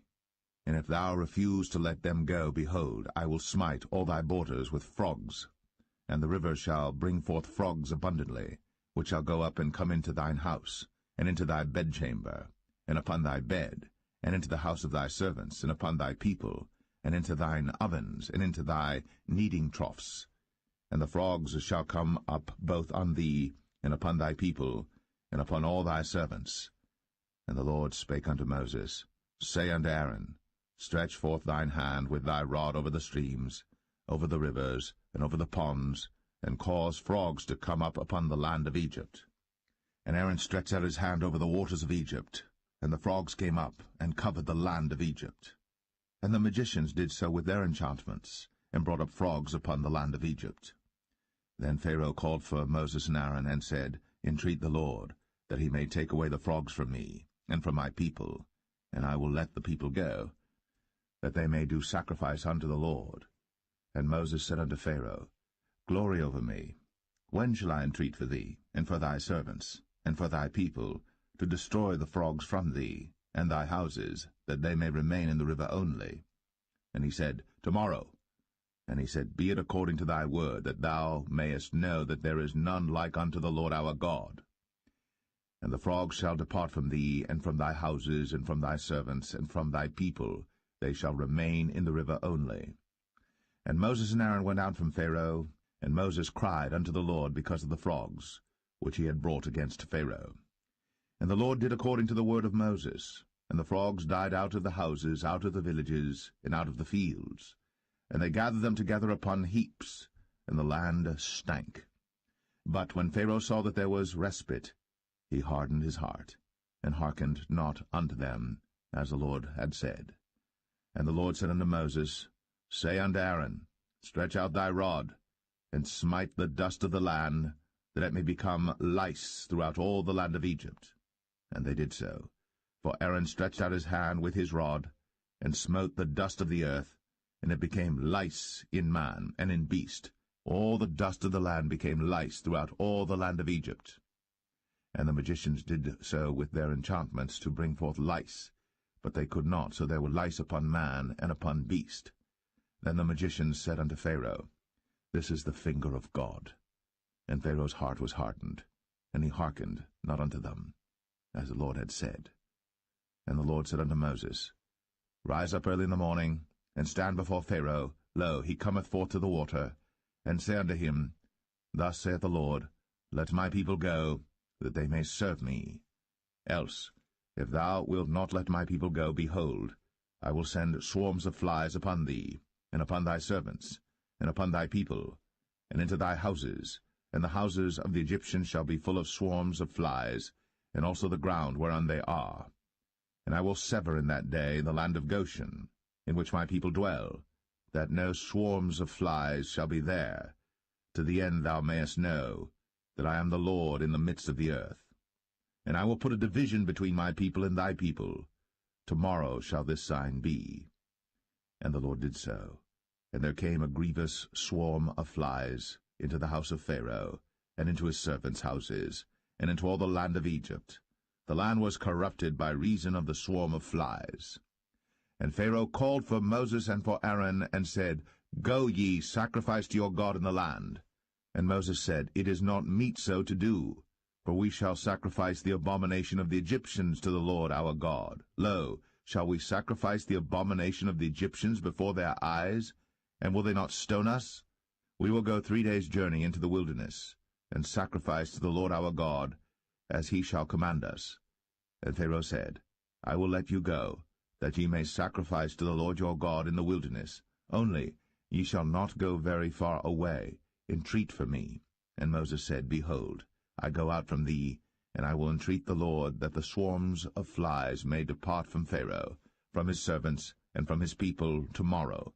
But let not Pharaoh deal deceitfully any more, not letting the people go to sacrifice to the Lord. And Moses went out from Pharaoh, and entreated the Lord. And the Lord did according to the word of Moses, and he removed the swarms of flies from Pharaoh, from his servants, and from his people. There remained not one. And Pharaoh hardened his heart at this time also, neither would he let the people go.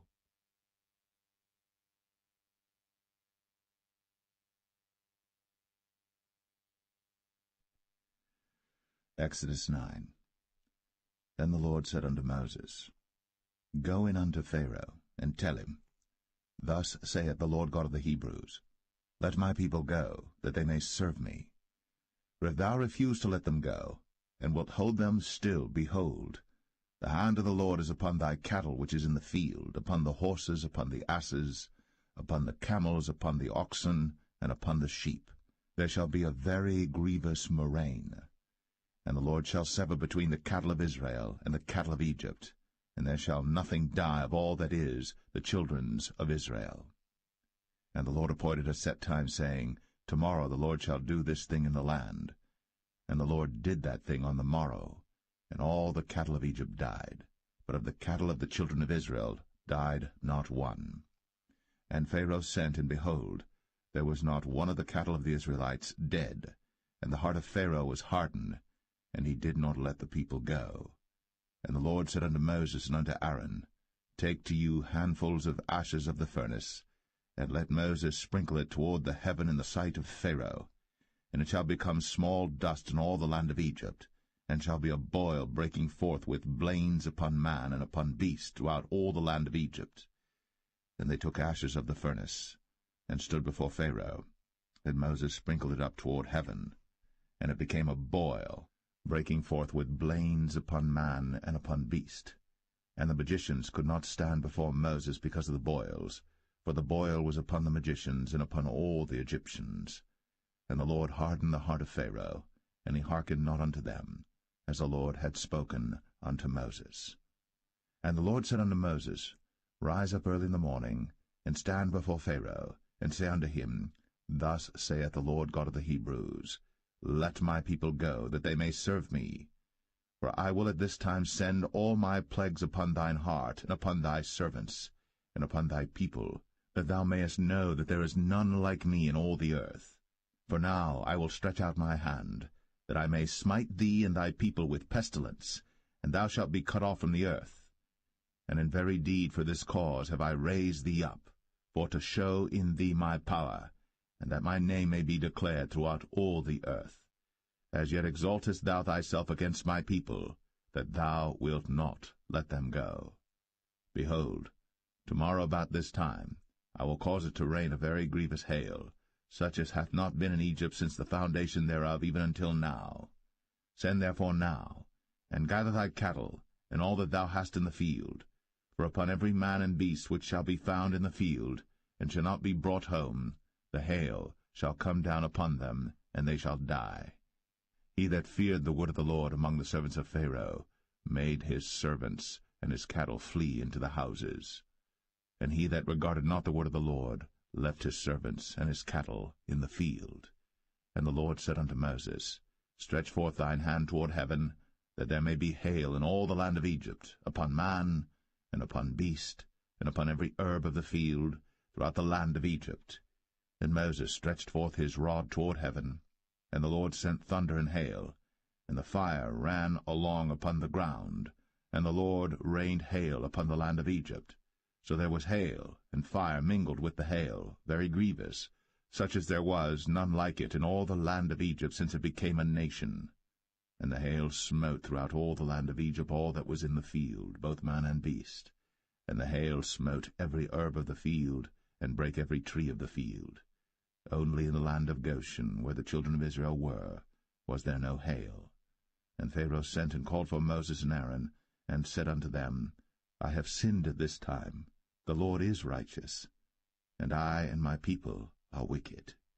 Entreat the Lord, for it is enough that there be no more mighty thunderings and hail, and I will let you go, and ye shall stay no longer. And Moses said unto him, As soon as I am gone out of the city, I will spread abroad my hands unto the Lord, and the thunder shall cease, neither shall there be any more hail, that thou mayest know how that the earth is the Lord's. But as for thee and thy servants, I know that ye will not yet fear the Lord God. And the flax and the barley was smitten, for the barley was in the ear, and the flax was bold. But the wheat and the rye were not smitten, for they were not grown up. And Moses went out of the city from Pharaoh, and spread abroad his hands unto the Lord, and the thunders and hail ceased, and the rain was not poured upon the earth. And when Pharaoh saw that the rain and the hail and the thunders were ceased, he sinned yet more, and hardened his heart, he and his servants. And the heart of Pharaoh was hardened, neither would he let the children of Israel go, as the Lord had spoken by Moses.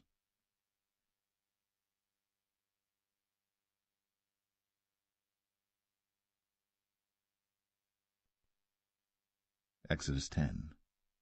And the Lord said unto Moses, Go in unto Pharaoh, for I have hardened his heart, and the heart of his servants, that I might show these my signs before him, and that thou mayest tell in the ears of thy son, and of thy son's son, what things I have wrought in Egypt, and my signs which I have done among them, that ye may know how that I am the Lord.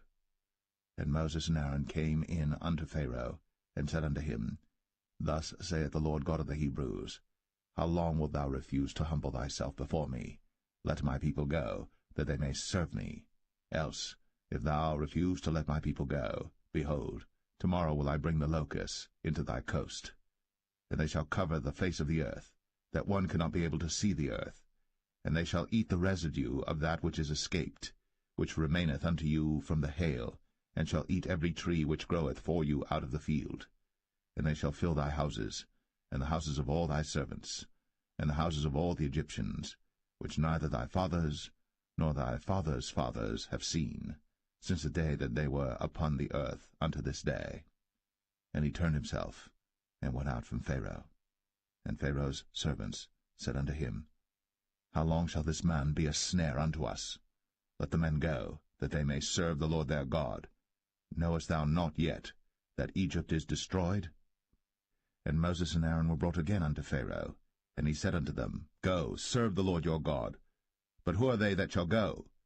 And Moses said, We will go with our young and with our old, with our sons and with our daughters, with our flocks and with our herds will we go, for we must hold a feast unto the Lord.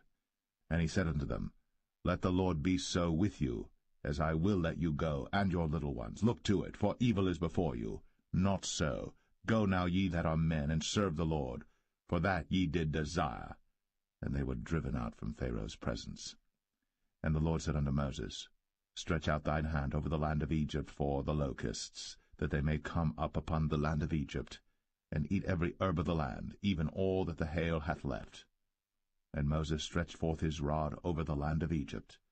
And the Lord brought an east wind upon the land all that day, and all that night. And when it was morning, the east wind brought the locusts. And the locusts went up over all the land of Egypt, and rested in all the coasts of Egypt. Very grievous were they. Before them there were no such locusts as they, neither after them shall be such. For they covered the face of the whole earth, so that the land was darkened. And they did eat every herb of the land, and all the fruit of the trees which the hail had left. And there remained not any green thing in the trees, or in the herbs of the field, through all the land of Egypt. Then Pharaoh called for Moses and Aaron in haste, and he said, I have sinned against the Lord your God and against you. Now therefore forgive, I pray thee, my sin only this once, and entreat the Lord your God, that he may take away from me this death only. And he went out from Pharaoh, and entreated the Lord. And the Lord turned a mighty strong west wind, which took away the locusts, and cast them into the Red Sea. There remained not one locust in all the coasts of Egypt. But the Lord hardened Pharaoh's heart, so that he would not let the children of Israel go. And the Lord said unto Moses, Stretch out thine hand toward heaven, that there may be darkness over the land of Egypt, even darkness which may be felt. And Moses stretched forth his hand toward heaven, and there was a thick darkness in all the land of Egypt 3 days. They saw not one another, neither rose any from his place for 3 days. But all the children of Israel had light in their dwellings. And Pharaoh called unto Moses, and said, Go ye, serve the Lord. Only let your flocks and your herds be stayed. Let your little ones also go with you. And Moses said, Thou must give us also sacrifices and burnt offerings, that we may sacrifice unto the Lord our God. Our cattle also shall go with us. There shall not an hoof be left behind, for thereof must we take to serve the Lord our God, and we know not with what we must serve the Lord until we come thither. But the Lord hardened Pharaoh's heart, and he would not let them go. And Pharaoh said unto him, Get thee from me, take heed to thyself, see my face no more, for in that day thou seest my face, thou shalt die. And Moses said, Thou hast spoken well. I will see thy face again no more.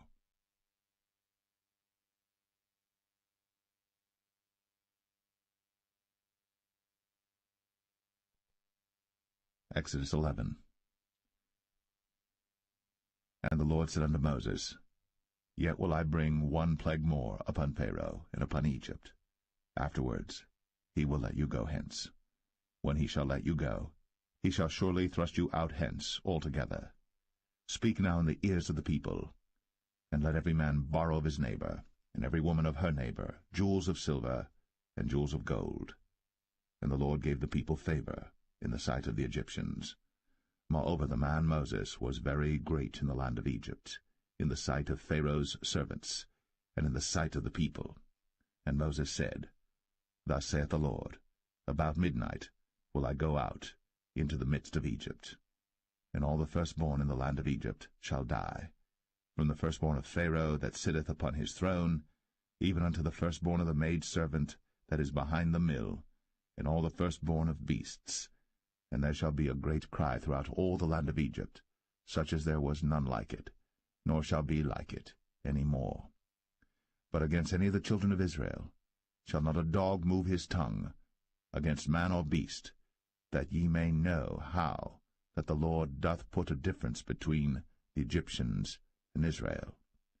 And all these thy servants shall come down unto me, and bow down themselves unto me, saying, Get thee out, and all the people that follow thee, and after that I will go out. And he went out from Pharaoh in a great anger.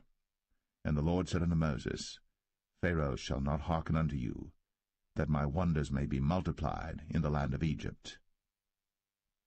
And Moses and Aaron did all these wonders before Pharaoh. And the Lord hardened Pharaoh's heart, so that he would not let the children of Israel go out of his land.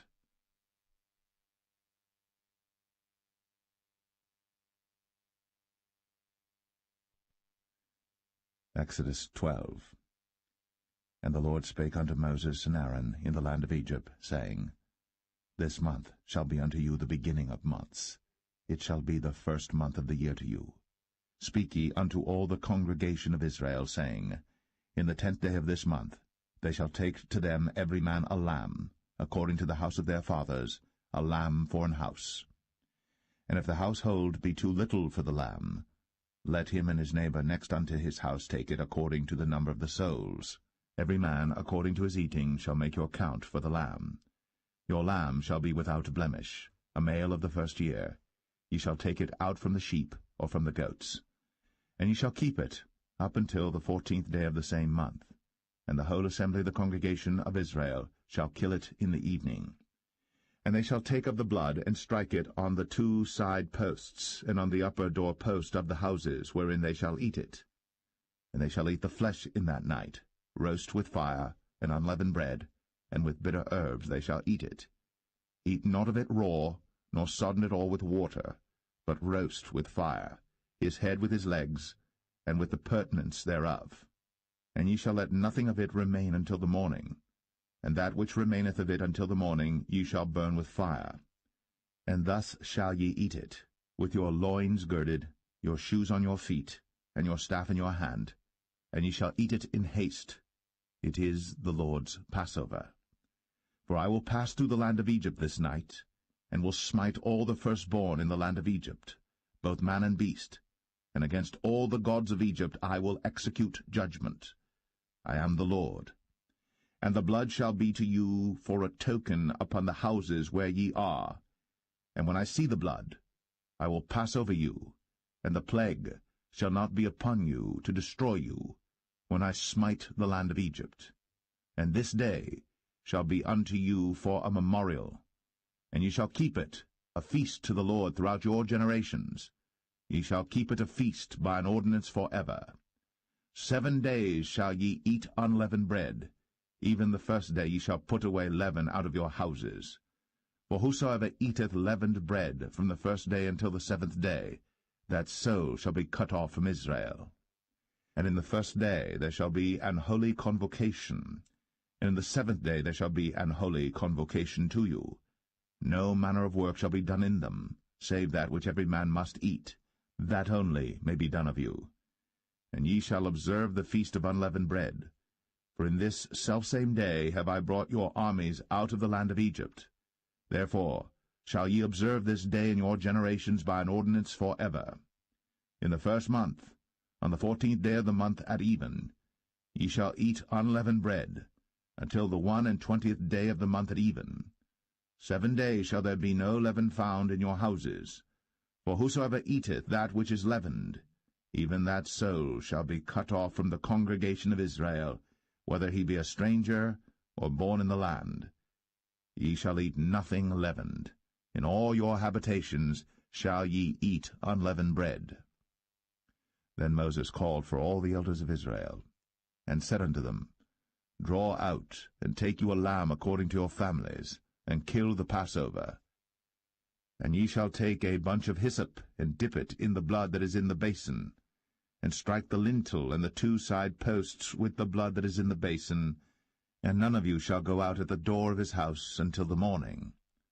For the Lord will pass through to smite the Egyptians. And when he seeth the blood upon the lintel, and on the 2 side posts, the Lord will pass over the door, and will not suffer the destroyer to come in unto your houses to smite you. And ye shall observe this thing for an ordinance to thee, and to thy sons, for ever. And it shall come to pass, when ye be come to the land which the Lord will give you, according as he hath promised, that ye shall keep this service.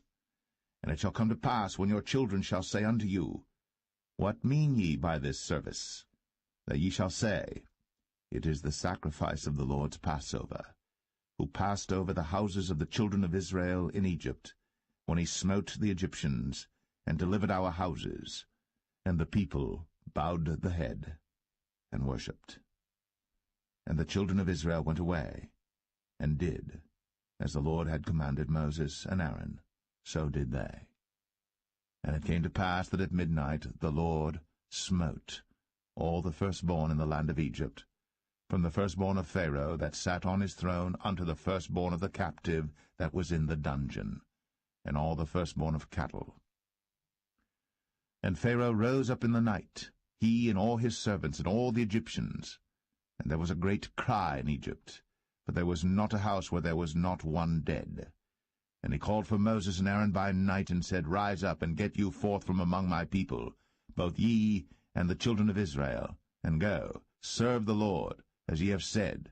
Also take your flocks and your herds, as ye have said, and be gone, and bless me also. And the Egyptians were urgent upon the people, that they might send them out of the land in haste. For they said, We be all dead men. And the people took their dough before it was leavened, their kneading troughs being bound up in their clothes upon their shoulders. And the children of Israel did according to the word of Moses. And they borrowed of the Egyptians jewels of silver, and jewels of gold, and raiment. And the Lord gave the people favor in the sight of the Egyptians, so that they lent unto them such things as they required, and they spoiled the Egyptians. And the children of Israel journeyed from Ramses to Succoth, about 600,000 on foot, that were men, beside children. And a mixed multitude went up also with them, and flocks and herds, even very much cattle. And they baked unleavened cakes of the dough which they brought forth out of Egypt, for it was not leavened, because they were thrust out of Egypt, and could not tarry, neither had they prepared for themselves any victual. Now the sojourning of the children of Israel, who dwelt in Egypt, was 430 years. And it came to pass, at the end of the 430 years, even the selfsame day it came to pass, that all the hosts of the Lord went out from the land of Egypt. It is a night to be much observed unto the Lord for bringing them out from the land of Egypt. This is that night of the Lord to be observed of all the children of Israel in their generations. And the Lord said unto Moses and Aaron, This is the ordinance of the Passover. There shall no stranger eat thereof. But every man's servant that is bought for money, when thou hast circumcised him, then shall he eat thereof. A foreigner and an hired servant shall not eat thereof. In one house shall it be eaten. Thou shalt not carry forth aught of the flesh abroad out of the house, neither shall ye break a bone thereof. All the congregation of Israel shall keep it. And when a stranger shall sojourn with thee, and will keep the Passover to the Lord, let all his males be circumcised, and then let him come near and keep it. And he shall be as one that is born in the land. For no uncircumcised person shall eat thereof. One law shall be to him that is homeborn, and unto the stranger that sojourneth among you. Thus did all the children of Israel. As the Lord commanded Moses and Aaron, so did they. And it came to pass the selfsame day, that the Lord did bring the children of Israel out of the land of Egypt by their armies.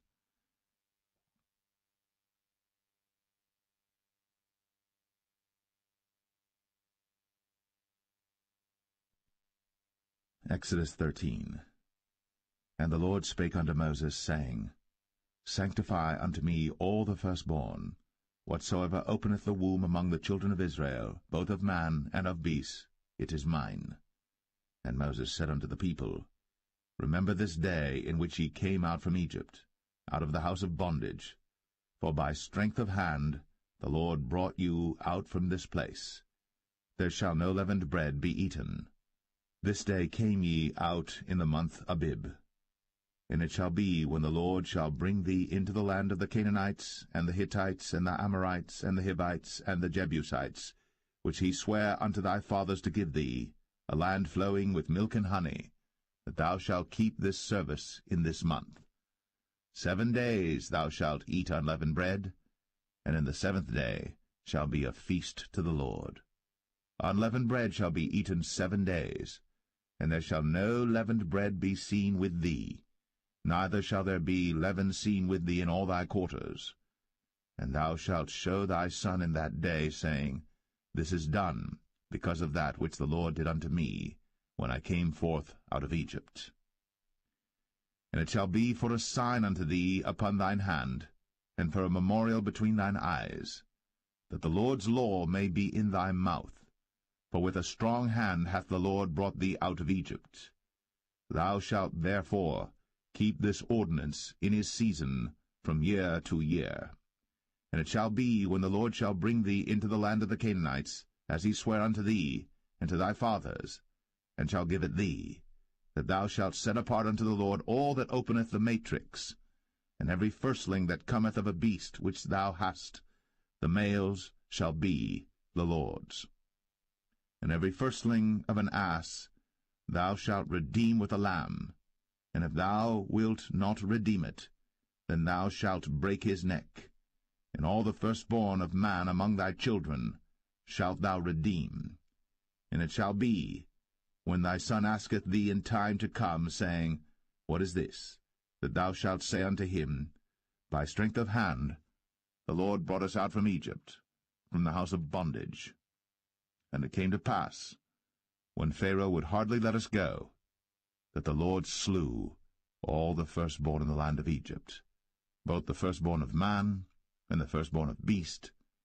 Therefore I sacrifice to the Lord all that openeth the matrix, being males, but all the firstborn of my children I redeem. And it shall be for a token upon thine hand, and for frontlets between thine eyes, for by strength of hand the Lord brought us forth out of Egypt. And it came to pass, when Pharaoh had let the people go, that God led them not through the way of the land of the Philistines, although that was near, for God said, Lest peradventure the people repent when they see war, and they return to Egypt. But God led the people about through the way of the wilderness of the Red Sea, and the children of Israel went up harnessed out of the land of Egypt. And Moses took the bones of Joseph with him, for he had straitly sworn the children of Israel, saying, God will surely visit you, and ye shall carry up my bones away hence with you. And they took their journey from Succoth, and encamped in Etham, in the edge of the wilderness. And the Lord went before them by day in a pillar of a cloud, to lead them the way, and by night in a pillar of fire, to give them light, to go by day and night. He took not away the pillar of the cloud by day, nor the pillar of fire by night, from before the people.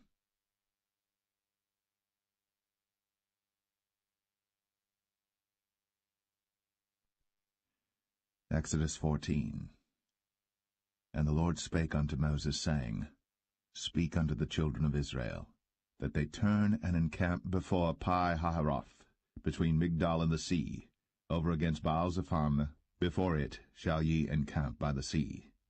For Pharaoh will say of the children of Israel, They are entangled in the land, the wilderness hath shut them in, and I will harden Pharaoh's heart, that he shall follow after them, and I will be honored upon Pharaoh, and upon all his host, that the Egyptians may know that I am the Lord. And they did so. And it was told the king of Egypt that the people fled, and the heart of Pharaoh and of his servants was turned against the people, and they said, Why have we done this, that we have let Israel go from serving us? And he made ready his chariot, and took his people with him. And he took 600 chosen chariots, and all the chariots of Egypt, and captains over every one of them. And the Lord hardened the heart of Pharaoh king of Egypt, and he pursued after the children of Israel. And the children of Israel went out with an high hand.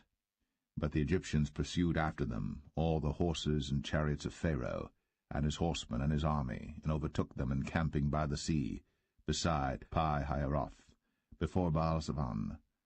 And when Pharaoh drew nigh, the children of Israel lifted up their eyes, and behold, the Egyptians marched after them, and they were sore afraid. And the children of Israel cried out unto the Lord, and they said unto Moses, Because there were no graves in Egypt, hast thou taken us away to die in the wilderness? Wherefore hast thou dealt thus with us, to carry us forth out of Egypt? Is not this the word that we did tell thee in Egypt, saying, Let us alone, that we may serve the Egyptians? For it had been better for us to serve the Egyptians, than that we should die in the wilderness. And Moses said unto the people, Fear ye not, stand still, and see the salvation of the Lord, which he will show to you today. For the Egyptians whom ye have seen today, ye shall see them again no more for ever.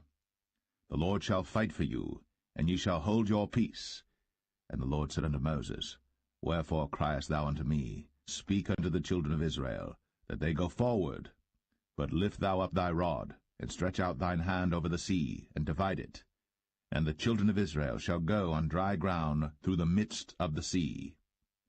And I, behold, I will harden the hearts of the Egyptians, and they shall follow them. And I will get me honor upon Pharaoh, and upon all his host, upon his chariots, and upon his horsemen. And the Egyptians shall know that I am the Lord, when I have gotten me honor upon Pharaoh, upon his chariots, and upon his horsemen. And the angel of God, which went before the camp of Israel, removed, and went behind them. And the pillar of the cloud went from before their face, and stood behind them. And it came between the camp of the Egyptians and the camp of Israel. And it was a cloud and darkness to them, but it gave light by night to these, so that the one came not near the other all the night. And Moses stretched out his hand over the sea, and the Lord caused the sea to go back by a strong east wind all that night, and made the sea dry land, and the waters were divided. And the children of Israel went into the midst of the sea upon the dry ground, and the waters were a wall unto them on their right hand and on their left. And the Egyptians pursued, and went in after them to the midst of the sea, even all Pharaoh's horses, his chariots, and his horsemen. And it came to pass that in the morning watch the Lord looked unto the host of the Egyptians through the pillar of fire and of the cloud, and troubled the host of the Egyptians, and took off their chariot wheels, that they drave them heavily, so that the Egyptians said, Let us flee from the face of Israel, for the Lord fighteth for them against the Egyptians. And the Lord said unto Moses, Stretch out thine hand over the sea, that the waters may come again upon the Egyptians, upon their chariots, and upon their horsemen. And Moses stretched forth his hand over the sea, and the sea returned to his strength when the morning appeared, and the Egyptians fled against it. And the Lord overthrew the Egyptians in the midst of the sea. And the waters returned and covered the chariots, and the horsemen, and all the host of Pharaoh that came into the sea after them. There remained not so much as one of them. But the children of Israel walked upon dry land in the midst of the sea, and the waters were a wall unto them on their right hand and on their left. Thus the Lord saved Israel that day out of the hand of the Egyptians, and Israel saw the Egyptians dead upon the seashore. And Israel saw that great work which the Lord did upon the Egyptians, and the people feared the Lord, and believed the Lord and his servant Moses.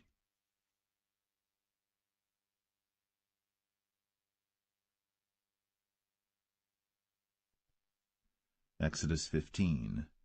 Then sang Moses and the children of Israel this song unto the Lord, and spake, saying, I will sing unto the Lord, for he hath triumphed gloriously.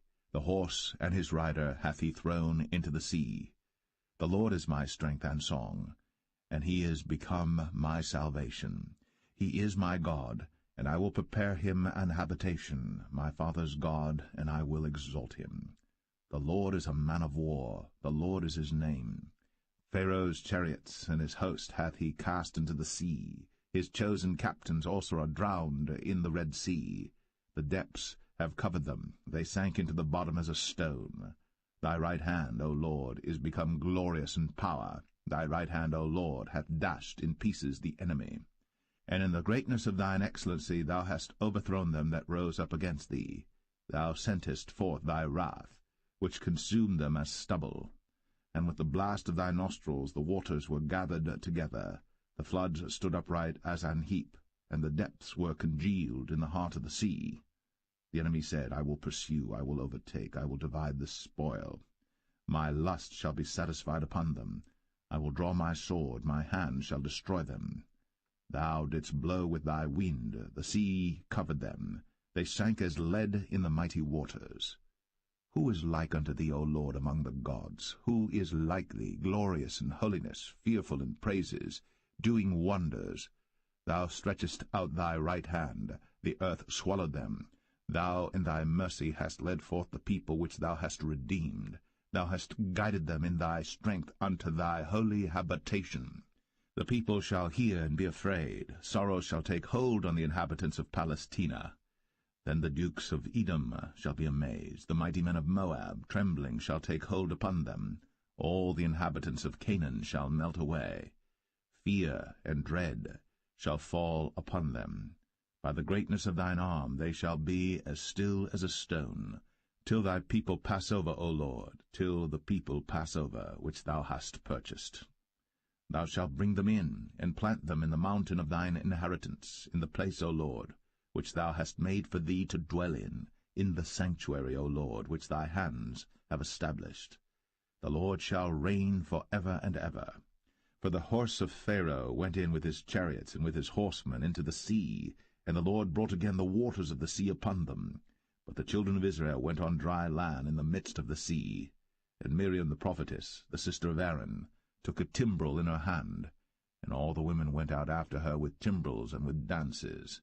And Miriam answered them, Sing ye to the Lord, for he hath triumphed gloriously. The horse and his rider hath he thrown into the sea. So Moses brought Israel from the Red Sea, and they went out into the wilderness of Shur. And they went 3 days in the wilderness, and found no water. And when they came to Marah, they could not drink of the waters of Marah, for they were bitter. Therefore the name of it was called Marah. And the people murmured against Moses, saying, What shall we drink?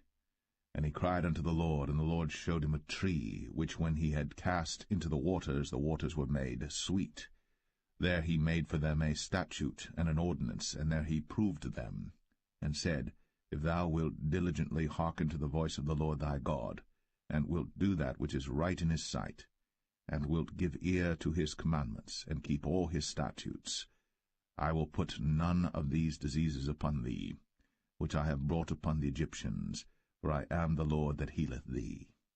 And they came to Elim, where were 12 wells of water, and 60 palm trees, and they encamped there by the waters.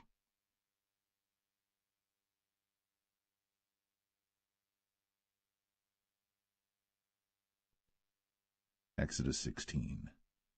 And they took their journey from Elim, and all the congregation of the children of Israel came unto the wilderness of Sin, which is between Elim and Sinai, on the 15th day of the 2nd month, after their departing out of the land of Egypt. And the whole congregation of the children of Israel murmured against Moses and Aaron in the wilderness. And the children of Israel said unto them, Would to God we had died by the hand of the Lord in the land of Egypt, when we sat by the flesh pots, and when we did eat bread to the full. For ye have brought us forth into this wilderness to kill this whole assembly with hunger. Then said the Lord unto Moses, Behold, I will rain bread from heaven for you, and the people shall go out and gather a certain rate every day, that I may prove them, whether they will walk in my law or no. And it shall come to pass that on the 6th day they shall prepare that which they bring in, and it shall be twice as much as they gather daily. And Moses and Aaron said unto all the children of Israel, At even then ye shall know that the Lord hath brought you out from the land of Egypt. And in the morning then ye shall see the glory of the Lord, for that he heareth your murmurings against the Lord. And what are we, that ye murmur against us? And Moses said, This shall be when the Lord shall give you in the evening flesh to eat, and in the morning bread to the full, for that the Lord heareth your murmurings, which ye murmur against him. And what are we? Your murmurings are not against us, but against the Lord. And Moses spake unto Aaron, Say unto all the congregation of the children of Israel, Come near before the Lord, for he hath heard your murmurings. And it came to pass, as Aaron spake unto the whole congregation of the children of Israel, that they looked toward the wilderness, and behold, the glory of the Lord appeared in the cloud. And the Lord spake unto Moses, saying, I have heard the murmurings of the children of Israel. Speak unto them, saying, At even ye shall eat flesh, and in the morning ye shall be filled with bread, and ye shall know that I am the Lord your God. And it came to pass, that at even the quails came up, and covered the camp, and in the morning the dew lay round about the host. And when the dew that lay was gone up, behold, upon the face of the wilderness there lay a small round thing, as small as the hoarfrost on the ground. And when the children of Israel saw it, they said one to another, It is manna, for they wist not what it was. And Moses said unto them, This is the bread which the Lord hath given you to eat. This is the thing which the Lord hath commanded. Gather of it every man according to his eating, an omer for every man according to the number of your persons. Take ye every man for them which are in his tents. And the children of Israel did so, and gathered some more, some less. And when they did meet it with an omer, he that gathered much had nothing over, and he that gathered little had no lack. They gathered every man according to his eating. And Moses said, Let no man leave of it till the morning.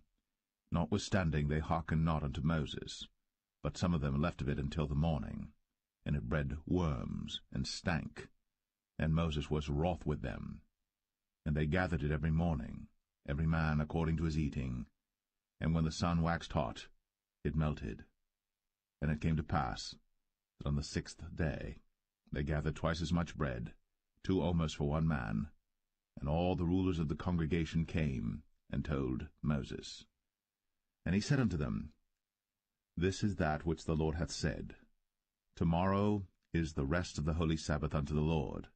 Bake that which ye shall bake today, and seethe that ye will seethe, and that which remaineth over lay up for you to be kept until the morning.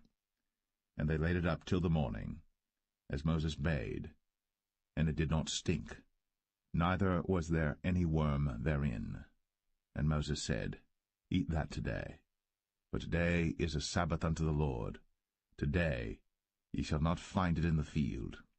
6 days ye shall gather it, but on the 7th day, which is the Sabbath, in it there shall be none. And it came to pass that there went out some of the people on the 7th day for to gather, and they found none. And the Lord said unto Moses, How long refuse ye to keep my commandments and my laws? See, for that the Lord hath given you the Sabbath. Therefore he giveth you on the 6th day the bread of 2 days. Abide ye every man in his place. Let no man go out of his place on the 7th day. So the people rested on the 7th day. And the house of Israel called the name thereof manna. And it was like coriander seed, white, and the taste of it was like wafers made with honey. And Moses said, This is the thing which the Lord commandeth. Fill an omer of it to be kept for your generations, that they may see the bread wherewith I have fed you in the wilderness, when I brought you forth from the land of Egypt. And Moses said unto Aaron, Take a pot, and put an omer full of manna therein, and lay it up before the Lord, to be kept for your generations. As the Lord commanded Moses, so Aaron laid it up before the testimony to be kept. And the children of Israel did eat manna 40 years, until they came to a land inhabited. They did eat manna until they came unto the borders of the land of Canaan. Now an omer is the 10th part of an ephah.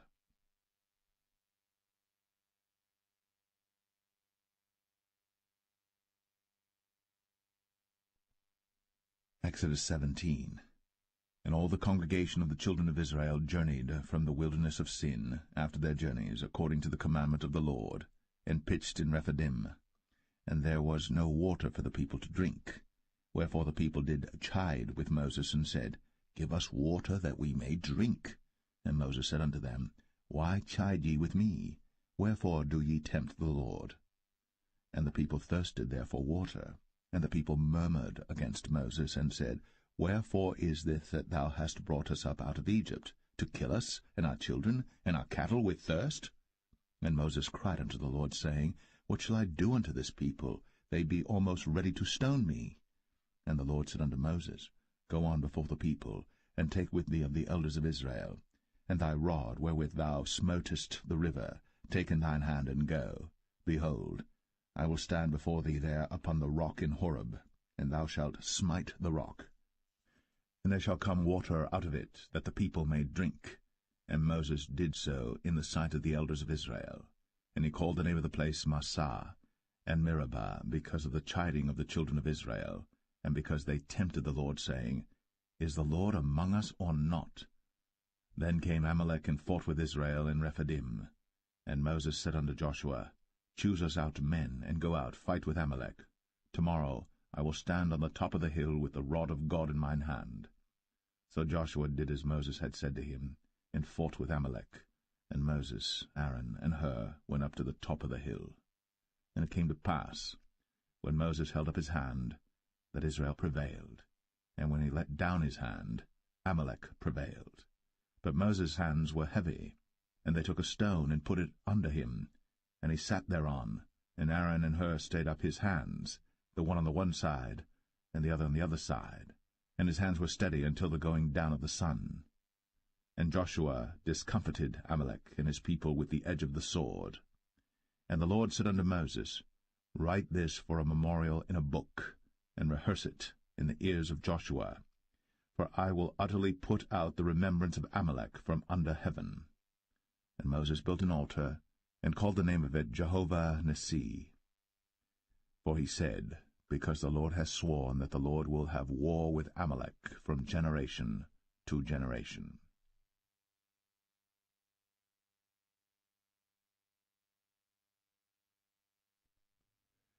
Exodus 18. When Jethro, the priest of Midian, Moses' father-in-law, heard of all that God had done for Moses, and for Israel his people, and that the Lord had brought Israel out of Egypt, then Jethro, Moses' father-in-law, took Zipporah, Moses' wife, after he had sent her back, and her 2 sons, of which the name of the one was Gershom, for he said, I have been an alien in a strange land. And the name of the other was Eleazar, for the God of my father, said he, was mine help, and delivered me from the sword of Pharaoh. And Jethro, Moses' father-in-law, came with his sons and his wife unto Moses into the wilderness, where he encamped at the mount of God. And he said unto Moses, I thy father-in-law Jethro am come unto thee, and thy wife and her 2 sons with her. And Moses went out to meet his father-in-law, and did obeisance, and kissed him. And they asked each other of their welfare, and they came into the tent. And Moses told his father-in-law all that the Lord had done unto Pharaoh and to the Egyptians for Israel's sake, and all the travail that had come upon them by the way, and how the Lord delivered them. And Jethro rejoiced for all the goodness which the Lord had done to Israel, whom he had delivered out of the hand of the Egyptians. And Jethro said, Blessed be the Lord, who hath delivered you out of the hand of the Egyptians, and out of the hand of Pharaoh, who hath delivered the people from under the hand of the Egyptians. Now I know that the Lord is greater than all gods, for in the thing wherein they dealt proudly he was above them. And Jethro, Moses' father-in-law, took a burnt offering and sacrifices for God. And Aaron came, and all the elders of Israel, to eat bread with Moses' father-in-law before God. And it came to pass on the morrow that Moses sat to judge the people, and the people stood by Moses from the morning unto the evening. And when Moses' father-in-law saw all that he did to the people, he said, What is this thing that thou doest to the people? Why sittest thou thyself alone, and all the people stand by thee from morning unto even? And Moses said unto his father-in-law, Because the people come unto me to inquire of God. When they have a matter they come unto me, and I judge between one and another, and I do make them know the statutes of God and his laws. And Moses' father-in-law said unto him, The thing that thou doest is not good. Thou wilt surely wear away, both thou and this people that is with thee. For this thing is too heavy for thee. Thou art not able to perform it thyself alone. Hearken now unto my voice. I will give thee counsel, and God shall be with thee. Be thou for the people to Godward, that thou mayest bring the causes unto God. And thou shalt teach them ordinances and laws, and shalt show them the way wherein they must walk, and the work that they must do. Moreover, Thou shalt provide out of all the people able men, such as fear God, men of truth, hating covetousness, and place such over them to be rulers of thousands, and rulers of hundreds, rulers of 50s, and rulers of 10s. And let them judge the people at all seasons. And it shall be, that every great matter they shall bring unto thee, but every small matter they shall judge. So shall it be easier for thyself, and they shall bear the burden with thee. If thou shalt do this thing, and God command thee so, then thou shalt be able to endure, and all this people shall also go to their place in peace. So Moses hearkened to the voice of his father-in-law, and did all that he had said. And Moses chose able men out of all Israel, and made them heads over the people, rulers of thousands, rulers of hundreds, rulers of 50s, and rulers of 10s. And they judged the people at all seasons. The hard causes they brought unto Moses, but every small matter they judged themselves. And Moses let his father-in-law depart, and he went his way into his own land.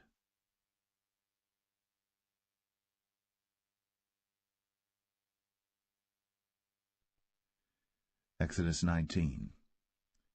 In the 3rd month, when the children of Israel were gone forth out of the land of Egypt, the same day came they into the wilderness of Sinai.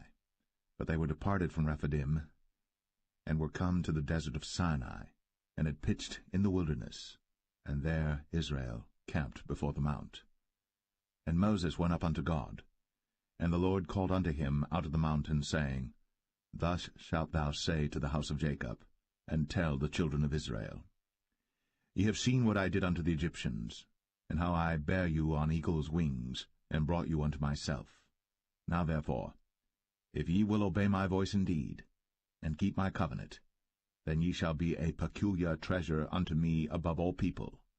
For all the earth is mine, and ye shall be unto me a kingdom of priests, and an holy nation. These are the words which thou shalt speak unto the children of Israel. And Moses came and called for the elders of the people, and laid before their faces all these words which the Lord commanded him. And all the people answered together, and said, All that the Lord hath spoken we will do. And Moses returned the words of the people unto the Lord.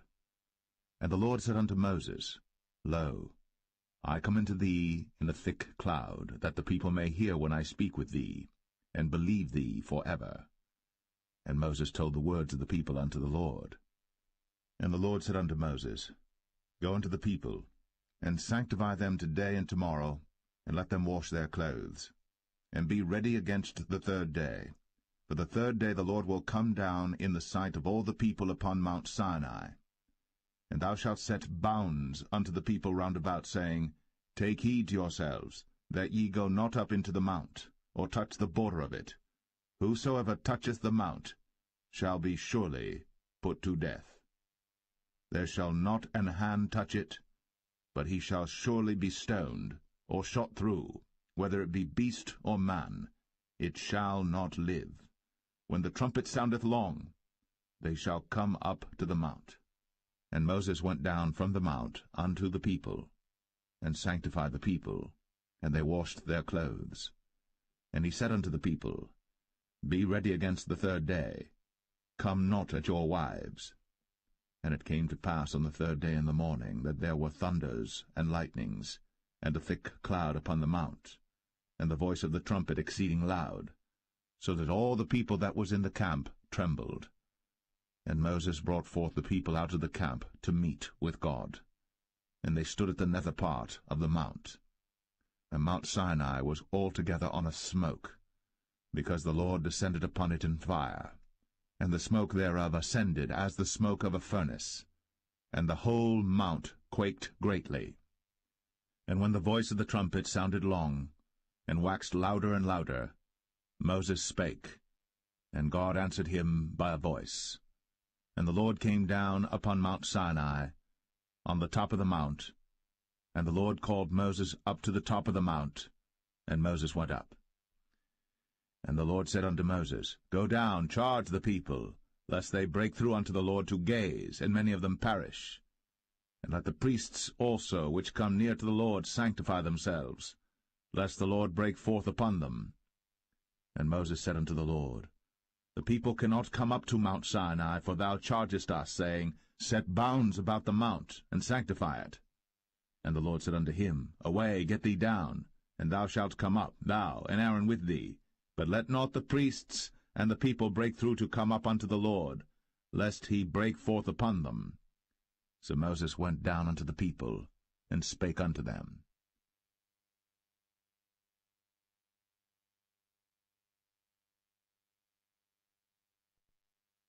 Exodus 20. And God spake all these words, saying, I am the Lord thy God, which have brought thee out of the land of Egypt, out of the house of bondage. Thou shalt have no other gods before me. Thou shalt not make unto thee any graven image, or any likeness of any thing that is in heaven above, or that is in the earth beneath, or that is in the water under the earth. Thou shalt not bow down thyself to them, nor serve them. For I, the Lord thy God, am a jealous God, visiting the iniquity of the fathers upon the children unto the third and fourth generation of them that hate me, and showing mercy unto thousands of them that love me, and keep my commandments. Thou shalt not take the name of the Lord thy God in vain, for the Lord will not hold him guiltless that taketh his name in vain. Remember the Sabbath day, to keep it holy.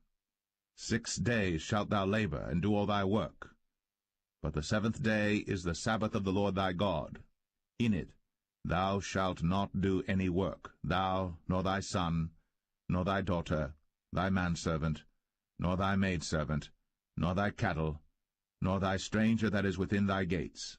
For in 6 days the Lord made heaven and earth, the sea, and all that in them is, and rested the 7th day. Wherefore the Lord blessed the Sabbath day, and hallowed it. Honor thy father and thy mother, that thy days may be long upon the land which the Lord thy God giveth thee. Thou shalt not kill.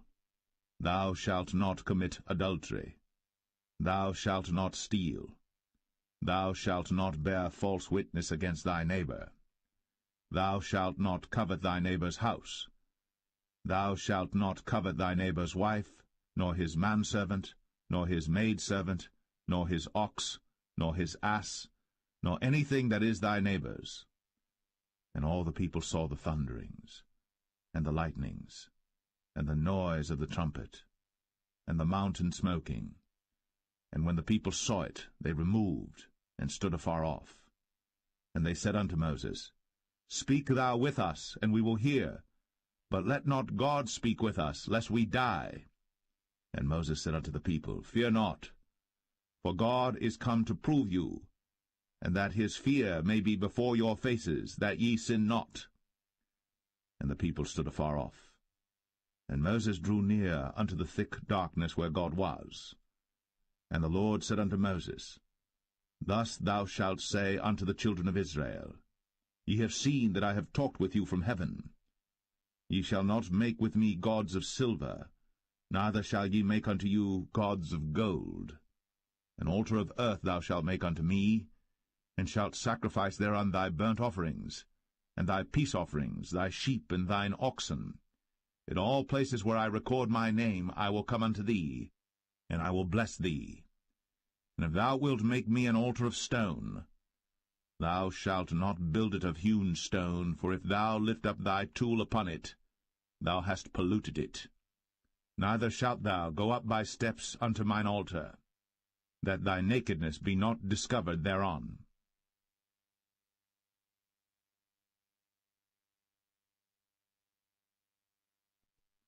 Exodus 21. Now these are the judgments which thou shalt set before them. If thou buy an Hebrew servant, 6 years he shall serve, and in the 7th he shall go out free for nothing. If he came in by himself, he shall go out by himself. If he were married, then his wife shall go out with him. If his master have given him a wife, and she have borne him sons or daughters, the wife and her children shall be her master's, and he shall go out by himself. And if the servant shall plainly say, I love my master, my wife, and my children, I will not go out free, Then his master shall bring him unto the judges. He shall also bring him to the door, or unto the doorpost. And his master shall bore his ear through with an awl, and he shall serve him forever. And if a man sell his daughter to be a maidservant, she shall not go out as the men servants do. If she please not her master, who hath betrothed her to himself, then shall he let her be redeemed. To sell her unto a strange nation, he shall have no power, seeing he hath dealt deceitfully with her. And if he have betrothed her unto his son, he shall deal with her after the manner of daughters. If he take him another wife, her food, her raiment, and her duty of marriage, shall he not diminish? And if he do not these three unto her, then shall she go out free without money. He that smiteth a man so that he die shall be surely put to death. And if a man lie not in wait, but God deliver him into his hand, then I will appoint thee a place whither he shall flee. But if a man come presumptuously upon his neighbor, to slay him with guile, thou shalt take him from mine altar, that he may die. And he that smiteth his father or his mother shall be surely put to death. And he that stealeth a man, and selleth him, or if he be found in his hand, he shall surely be put to death. And he that curseth his father or his mother shall surely be put to death. And if men strive together, and one smite another with a stone, or with his fist, and he die not, but keepeth his bed, if he rise again and walk abroad upon his staff, then shall he that smote him be quit, only he shall pay for the loss of his time, and shall cause him to be thoroughly healed. And if a man smite his servant or his maid with a rod, and he die under his hand, he shall be surely punished. Notwithstanding, if he continue a day or two, he shall not be punished, for he is his money.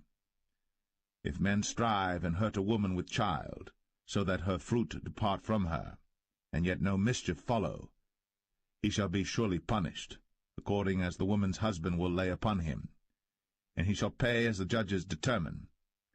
And if any mischief follow, then thou shalt give life for life, eye for eye, tooth for tooth, hand for hand, foot for foot, burning for burning, wound for wound, stripe for stripe. And if a man smite the eye of his servant, or the eye of his maid, that it perish, he shall let him go free for his eye's sake. And if he smite out his manservant's tooth, or his maidservant's tooth, he shall let him go free for his tooth's sake. If an ox gore a man or a woman, that they die, then the ox shall be surely stoned, and his flesh shall not be eaten, but the owner of the ox shall be quit. But if the ox were wont to push with his horn in time past, and hath been testified to his owner, and he hath not kept him in, but that he hath killed a man or a woman, the ox shall be stoned, and his owner also shall be put to death. If there be laid on him a sum of money, then he shall give for the ransom of his life whatsoever is laid upon him. Whether he have gored a son, or have gored a daughter, according to this judgment shall it be done unto him. If the ox shall push a manservant or a maidservant, he shall give unto their master 30 shekels of silver, and the ox shall be stoned.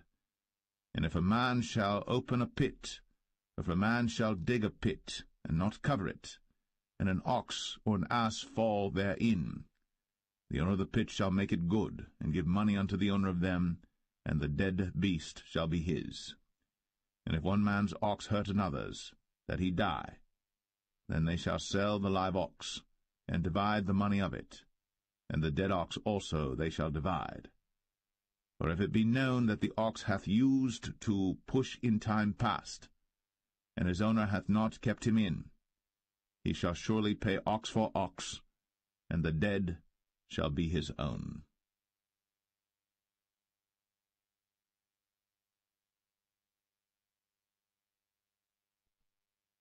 Exodus 22.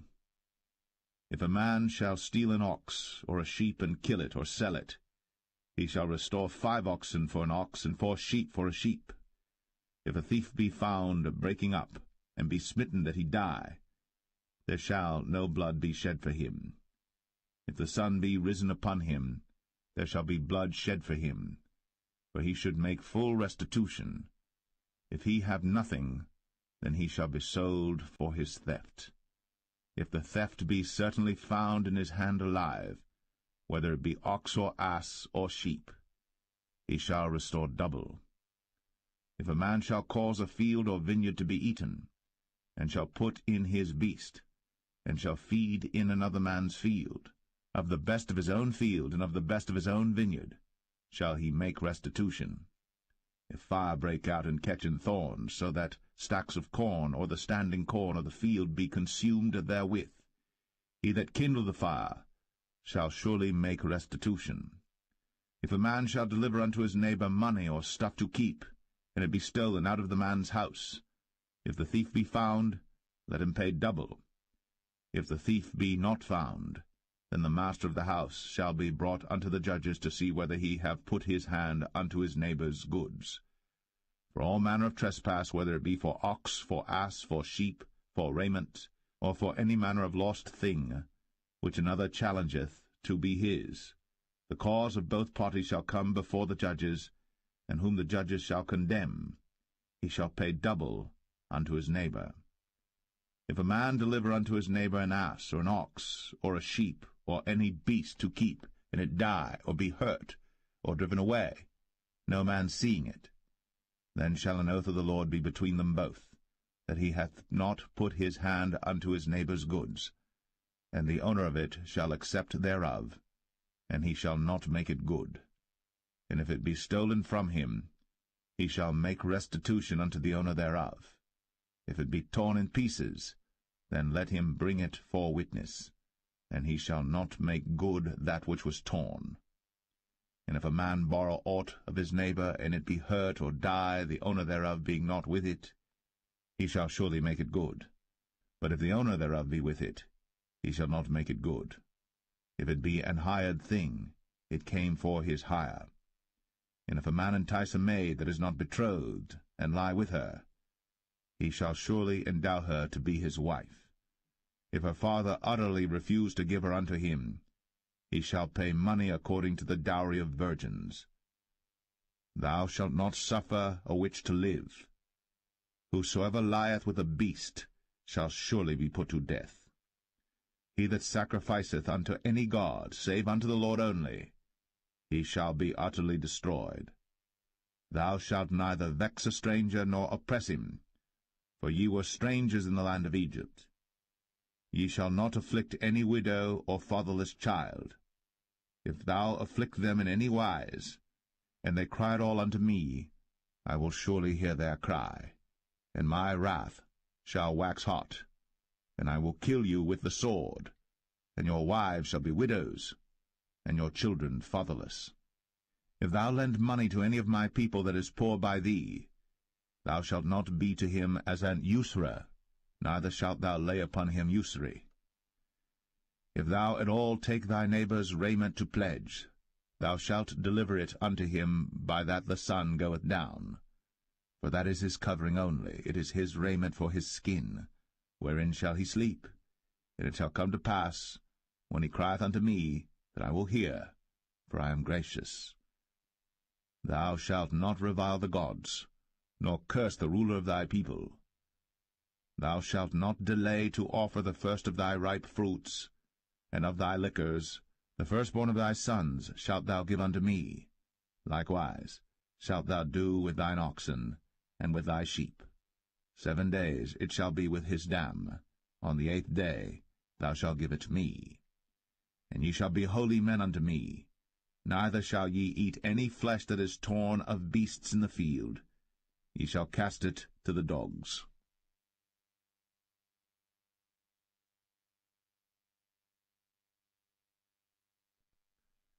Exodus 23. Thou shalt not raise a false report. Put not thine hand with the wicked to be an unrighteous witness. Thou shalt not follow a multitude to do evil. Neither shalt thou speak in a cause to decline after many to wrest judgment. Neither shalt thou countenance a poor man in his cause. If thou meet thine enemy's ox or his ass going astray, thou shalt surely bring it back to him again. If thou see the ass of him that hateth thee lying under his burden, and wouldest forbear to help him, thou shalt surely help with him. Thou shalt not wrest the judgment of thy poor in his cause. Keep thee far from a false matter, and the innocent and righteous slay thou not, for I will not justify the wicked. And thou shalt take no gift, for the gift blindeth the wise, and perverteth the words of the righteous. Also, thou shalt not oppress a stranger. For ye know the heart of a stranger, seeing ye were strangers in the land of Egypt. And 6 years thou shalt sow thy land, and shalt gather in the fruits thereof. But the 7th year thou shalt let it rest and lie still, that the poor of thy people may eat, and what they leave the beasts of the field shall eat. In like manner thou shalt deal with thy vineyard, and with thy oliveyard. 6 days thou shalt do thy work, and on the 7th day thou shalt rest, that thine ox and thine ass may rest, and the son of thy handmaid, and the stranger may be refreshed. And in all things that I have said unto you be circumspect, and make no mention of the name of other gods, neither let it be heard out of thy mouth. 3 times thou shalt keep a feast unto me in the year. Thou shalt keep the feast of unleavened bread. Thou shalt eat unleavened bread 7 days, as I commanded thee, in the time appointed of the month Abib. For in it thou camest out from Egypt, and none shall appear before me empty. And the feast of harvest, the firstfruits of thy labours, which thou hast sown in the field, and the feast of ingathering, which is in the end of the year, when thou hast gathered in thy labours out of the field. 3 times in the year all thy males shall appear before the Lord God. Thou shalt not offer the blood of my sacrifice with leavened bread, neither shall the fat of my sacrifice remain until the morning. The first of the firstfruits of thy land thou shalt bring into the house of the Lord thy God. Thou shalt not see the kid in his mother's milk. Behold, I send an angel before thee, to keep thee in the way, and to bring thee into the place which I have prepared. Beware of him, and obey his voice. Provoke him not, for he will not pardon your transgressions, for my name is in him. But if thou shalt indeed obey his voice, and do all that I speak, then I will be an enemy unto thine enemies, and an adversary unto thine adversaries. For mine angel shall go before thee, and bring thee in unto the Amorites, and the Hittites, and the Perizzites, and the Canaanites, the Hivites, and the Jebusites, and I will cut them off. Thou shalt not bow down to their gods, nor serve them, nor do after their works, but thou shalt utterly overthrow them, and quite break down their images. And ye shall serve the Lord your God, and he shall bless thy bread and thy water, and I will take sickness away from the midst of thee. There shall nothing cast their young, nor be barren in thy land. The number of thy days I will fulfill. I will send my fear before thee, and will destroy all the people to whom thou shalt come, and I will make all thine enemies turn their backs unto thee. And I will send hornets before thee, which shall drive out the Hivite, the Canaanite, and the Hittite from before thee.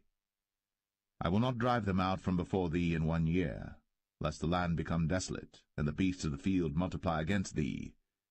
By little and little I will drive them out from before thee, until thou be increased and inherit the land. And I will set thy bounds from the Red Sea even unto the sea of the Philistines, and from the desert unto the river. For I will deliver the inhabitants of the land into your hand, and thou shalt drive them out before thee. Thou shalt make no covenant with them, nor with their gods. They shall not dwell in thy land, lest they make thee sin against me. For if thou serve their gods, it will surely be a snare unto thee.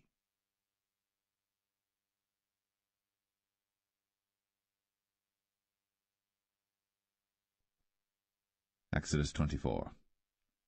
And he said unto Moses, Come up unto the Lord, thou and Aaron, Nadab and Abihu, and 70 of the elders of Israel, and worship ye afar off. And Moses alone shall come near the Lord, but they shall not come nigh, neither shall the people go up with him. And Moses came, and told the people all the words of the Lord, and all the judgments, and all the people answered with one voice, and said, All the words which the Lord hath said will we do. And Moses wrote all the words of the Lord, and rose up early in the morning, and builded an altar under the hill, and 12 pillars according to the 12 tribes of Israel. And he sent young men of the children of Israel, which offered burnt offerings, and sacrificed peace offerings of oxen unto the Lord. And Moses took half of the blood, and put it in basins, and half of the blood he sprinkled on the altar. And he took the book of the covenant, and read in the audience of the people, and they said, All that the Lord hath said will we do, and be obedient. And Moses took the blood, and sprinkled it on the people, and said, Behold, the blood of the covenant which the Lord hath made with you concerning all these words. Then went up Moses, and Aaron, Nadab and Abihu, and 70 of the elders of Israel. And they saw the God of Israel. And there was under his feet, as it were, a paved work of a sapphire stone, and as it were the body of heaven in his clearness. And upon the nobles of the children of Israel he laid not his hand. Also they saw God, and did eat and drink. And the Lord said unto Moses, Come up to me into the mount, and be there. And I will give thee tables of stone, and a law and commandments which I have written, that thou mayest teach them. And Moses rose up, and his minister Joshua. And Moses went up into the mount of God. And he said unto the elders, Tarry ye here for us, until we come again unto you. And behold, Aaron and Hur are with you. If any man have any matters to do, let him come unto them. And Moses went up into the mount, and a cloud covered the mount. And the glory of the Lord abode upon Mount Sinai, and the cloud covered it 6 days. And the 7th day he called unto Moses out of the midst of the cloud. And the sight of the glory of the Lord was like devouring fire on the top of the mount in the eyes of the children of Israel. And Moses went into the midst of the cloud, and gat him up into the mount. And Moses was in the mount 40 days and 40 nights.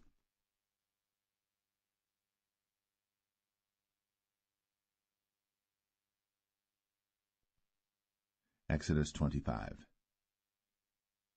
And the Lord spake unto Moses, saying, Speak unto the children of Israel, that they bring me an offering of every man that giveth it willingly with his heart. Ye shall take my offering. And this is the offering which ye shall take of them, gold, and silver, and brass, and blue, and purple, and scarlet, and fine linen, and goat's hair, and rams' skins dyed red, and badgers' skins, and shittim wood, oil for the light, spices for anointing oil, and for sweet incense, onyx stones, and stones to be set in the ephod, and in the breastplate. And let them make me a sanctuary, that I may dwell among them, according to all that I show thee, after the pattern of the tabernacle, and the pattern of all the instruments thereof, even so shall ye make it. And they shall make an ark of shittim wood. 2 cubits and a half shall be the length thereof, and a cubit and a half the breadth thereof, and a cubit and a half the height thereof.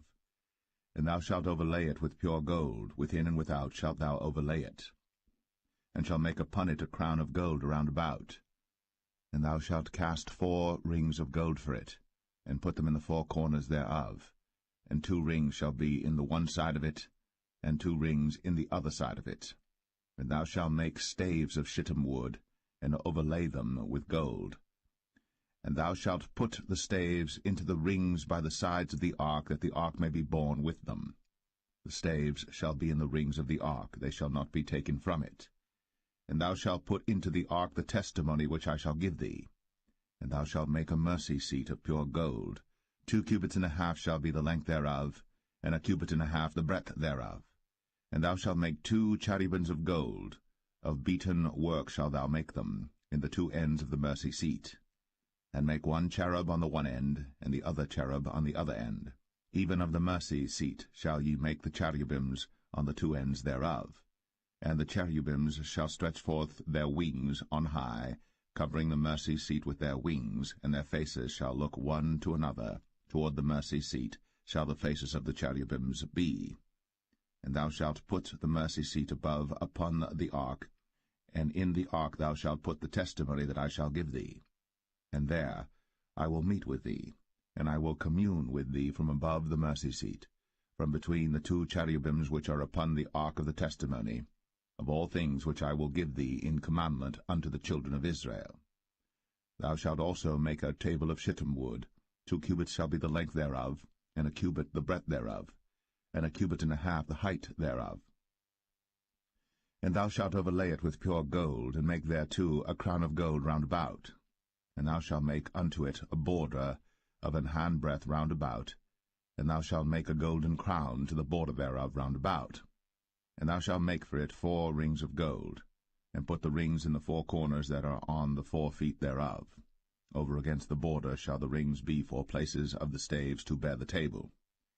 And thou shalt make the staves of shittim wood, and overlay them with gold, that the table may be borne with them. And thou shalt make the dishes thereof, and spoons thereof, and covers thereof, and bowls thereof, to cover withal. Of pure gold shalt thou make them. And thou shalt set upon the table showbread before me always. And thou shalt make a candlestick of pure gold. Of beaten work shall the candlestick be made. His shaft, and his branches, his bowls, his knobs and his flowers shall be of the same. And 6 branches shall come out of the sides of it, 3 branches of the candlestick out of the one side, and 3 branches of the candlestick out of the other side. 3 bowls made like unto almonds, with a knob and a flower in one branch, and 3 bowls made like almonds in the other branch, with a knob and a flower. So in the 6 branches that come out of the candlestick. And in the candlestick shall be 4 bowls made like unto almonds, with their knobs and their flowers. And there shall be a knob under 2 branches of the same, and a knob under 2 branches of the same, and a knob under 2 branches of the same, according to the 6 branches that proceed out of the candlestick. Their knobs and their branches shall be of the same. All it shall be one beaten work of pure gold. And thou shalt make the 7 lamps thereof, and they shall light the lamps thereof, that they may give light over against it. And the tongs thereof, and the snuff dishes thereof, shall be of pure gold. Of a talent of pure gold shall he make it with all these vessels. And look that thou make them after their pattern, which was shown thee in the mount.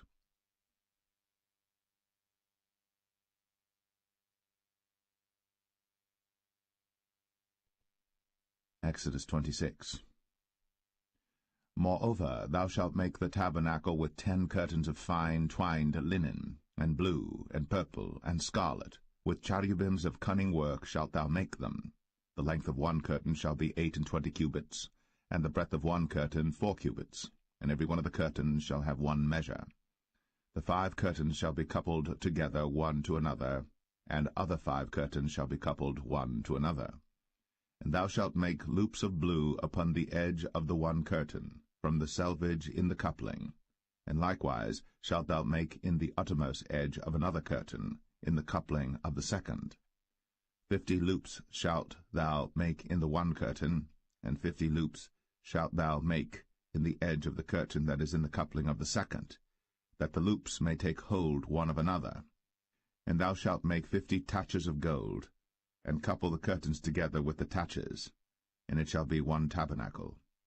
And thou shalt make curtains of goat's hair to be a covering upon the tabernacle. 11 curtains shalt thou make.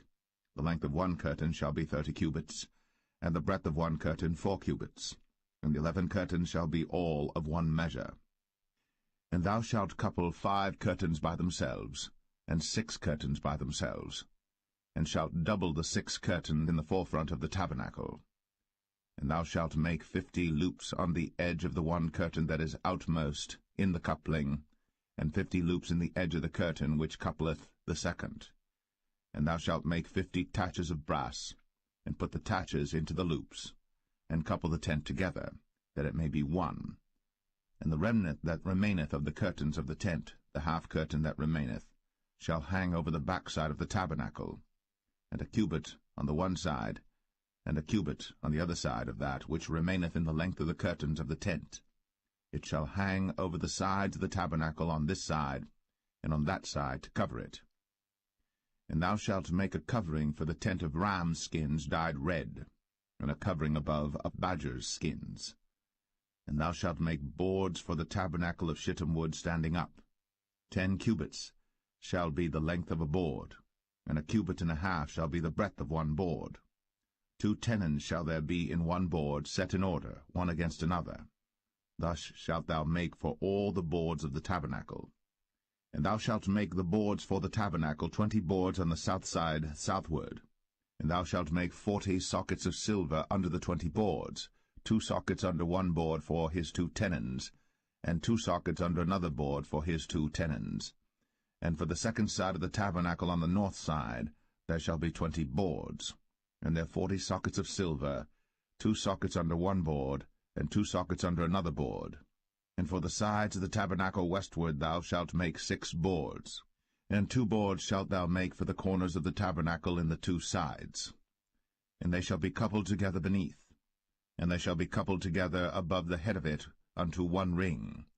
Thus shall it be for them both. They shall be for the 2 corners. And they shall be 8 boards, and their sockets of silver 16 sockets, 2 sockets under one board, and 2 sockets under another board.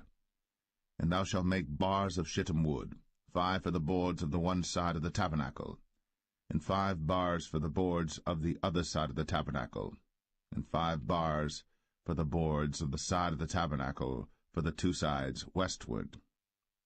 And the middle bar in the midst of the boards shall reach from end to end. And thou shalt overlay the boards with gold, and make their rings of gold, for places for the bars, and thou shalt overlay the bars with gold. And thou shalt rear up the tabernacle according to the fashion thereof which was shown thee in the mount. And thou shalt make a veil of blue, and purple, and scarlet, and fine twined linen of cunning work. With cherubims shall it be made. And thou shalt hang it upon 4 pillars of shittim wood overlaid with gold. Their hooks shall be of gold, upon the 4 sockets of silver. And thou shalt hang up the veil under the taches, that thou mayest bring in thither within the veil the ark of the testimony. And the veil shall divide unto you between the holy place and the most holy. And thou shalt put the mercy seat upon the ark of the testimony in the most holy place. And thou shalt set the table without the veil, and the candlestick over against the table on the side of the tabernacle toward the south. And thou shalt put the table on the north side. And thou shalt make an hanging for the door of the tent, of blue and purple and scarlet, and fine twined linen, wrought with needlework. And thou shalt make for the hanging 5 pillars of shittim wood, and overlay them with gold, and their hooks shall be of gold, and thou shalt cast 5 sockets of brass for them.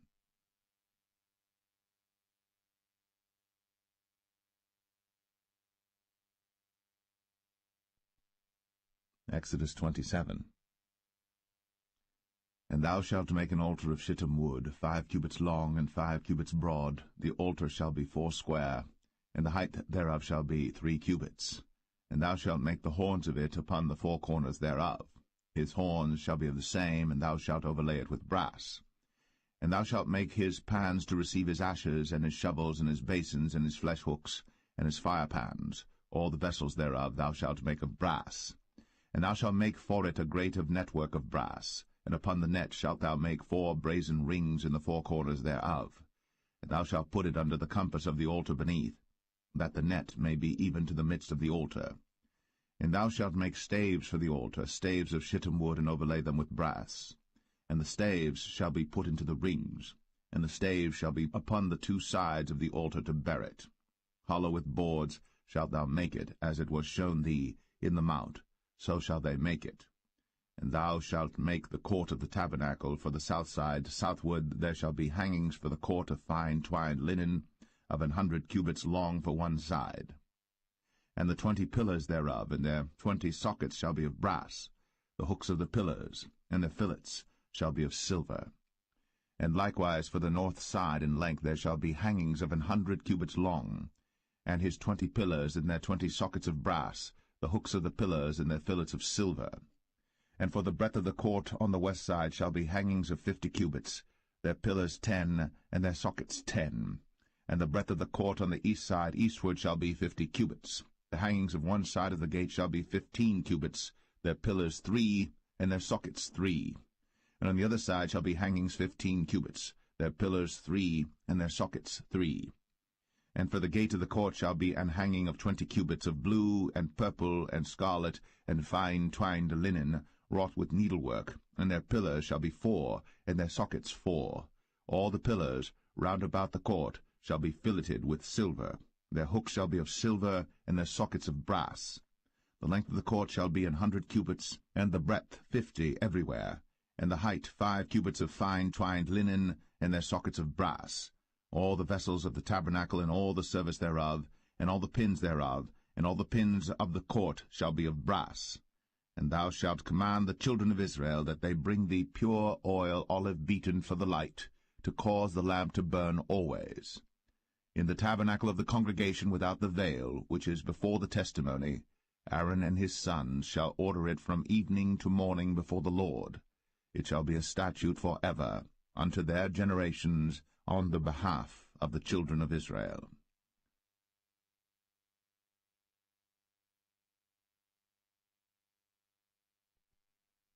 Exodus 28. And take thou unto thee Aaron thy brother, and his sons with him, from among the children of Israel, that he may minister unto me in the priest's office, even Aaron, Nadab, and Abihu, Eleazar, and Ithamar, Aaron's sons. And thou shalt make holy garments for Aaron thy brother, for glory and for beauty. And thou shalt speak unto all that are wise-hearted, whom I have filled with the spirit of wisdom, that they may make Aaron's garments to consecrate him, that he may minister unto me in the priest's office. And these are the garments which they shall make: a breastplate, and an ephod, and a robe, and a broidered coat, a mitre, and a girdle. And they shall make holy garments for Aaron thy brother, and his sons, that he may minister unto me in the priest's office. And they shall take gold, and blue, and purple, and scarlet, and fine linen. And they shall make the ephod of gold, of blue, and of purple, of scarlet, and fine twined linen with cunning work. It shall have the 2 shoulder pieces thereof joined at the 2 edges thereof, and so it shall be joined together. And the curious girdle of the ephod which is upon it shall be of the same, according to the work thereof, even of gold, of blue, and purple, and scarlet, and fine twined linen. And thou shalt take 2 onyx stones, and grave on them the names of the children of Israel, 6 of their names on one stone, and the other 6 names of the rest on the other stone, according to their birth. With the work of an engraver in stone, like the engravings of a signet, shalt thou engrave the 2 stones with the names of the children of Israel. Thou shalt make them to be set in ouches of gold. And thou shalt put the 2 stones upon the shoulders of the ephod for stones of memorial unto the children of Israel. And Aaron shall bear their names before the Lord upon his 2 shoulders for a memorial. And thou shalt make ouches of gold, and 2 chains of pure gold at the ends. Of wreathen work shalt thou make them, and fasten the wreathen chains to the ouches. And thou shalt make the breastplate of judgment with cunning work. After the work of the ephod thou shalt make it, of gold, of blue, and of purple, and of scarlet, and of fine twined linen shalt thou make it. 4 square it shall be, being doubled. A span shall be the length thereof, and a span shall be the breadth thereof. And thou shalt set in it settings of stones, even 4 rows of stones. The first row shall be a sardius, a topaz, and a carbuncle. This shall be the first row. And the second row shall be an emerald, a sapphire, and a diamond. And the third row a ligure, an agate, and an amethyst. And the 4th row a beryl, and an onyx, and a jasper. They shall be set in gold in their enclosings. And the stones shall be with the names of the children of Israel, 12 according to their names, like the engravings of a signet. Every one with his name shall they be according to the 12 tribes. And thou shalt make upon the breastplate chains at the ends of wreathen work of pure gold. And thou shalt make upon the breastplate 2 rings of gold, and shalt put the 2 rings on the 2 ends of the breastplate. And thou shalt put the 2 wreathen chains of gold in the 2 rings which are on the ends of the breastplate. And the other 2 ends of the 2 wreathen chains thou shalt fasten in the 2 ouches, and put them on the shoulder pieces of the ephod before it. And thou shalt make 2 rings of gold, and thou shalt put them upon the 2 ends of the breastplate, in the border thereof, which is in the side of the ephod inward. And 2 other rings of gold thou shalt make, and shalt put them on the 2 sides of the ephod underneath, toward the forepart thereof, over against the other coupling thereof, above the curious girdle of the ephod. And they shall bind the breastplate by the rings thereof unto the rings of the ephod with a lace of blue, that it may be above the curious girdle of the ephod, and that the breastplate be not loosed from the ephod. And Aaron shall bear the names of the children of Israel in the breastplate of judgment upon his heart, when he goeth in unto the holy place for a memorial before the Lord continually. And thou shalt put in the breastplate of judgment the Urim and the Thummim, and they shall be upon Aaron's heart, when he goeth in before the Lord. And Aaron shall bear the judgment of the children of Israel upon his heart before the Lord continually. And thou shalt make the robe of the ephod all of blue.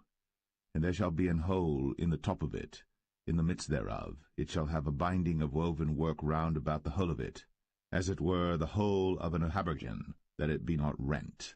And beneath upon the hem of it thou shalt make pomegranates of blue, and of purple, and of scarlet round about the hem thereof, and bells of gold between them round about, a golden bell and a pomegranate, a golden bell and a pomegranate, upon the hem of the robe round about.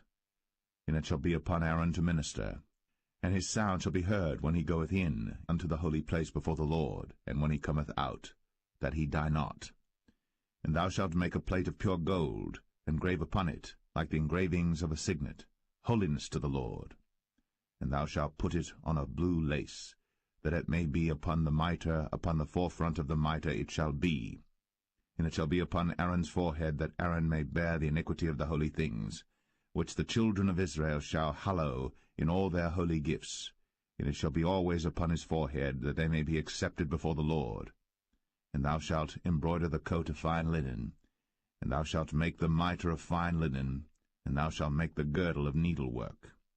And for Aaron's sons thou shalt make coats, and thou shalt make for them girdles, and bonnets shalt thou make for them for glory and for beauty.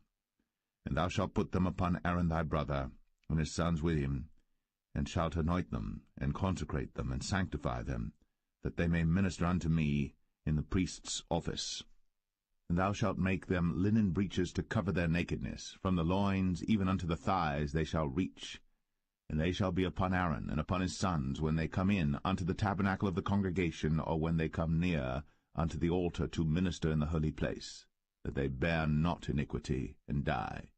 It shall be a statute for ever unto him and his seed after him.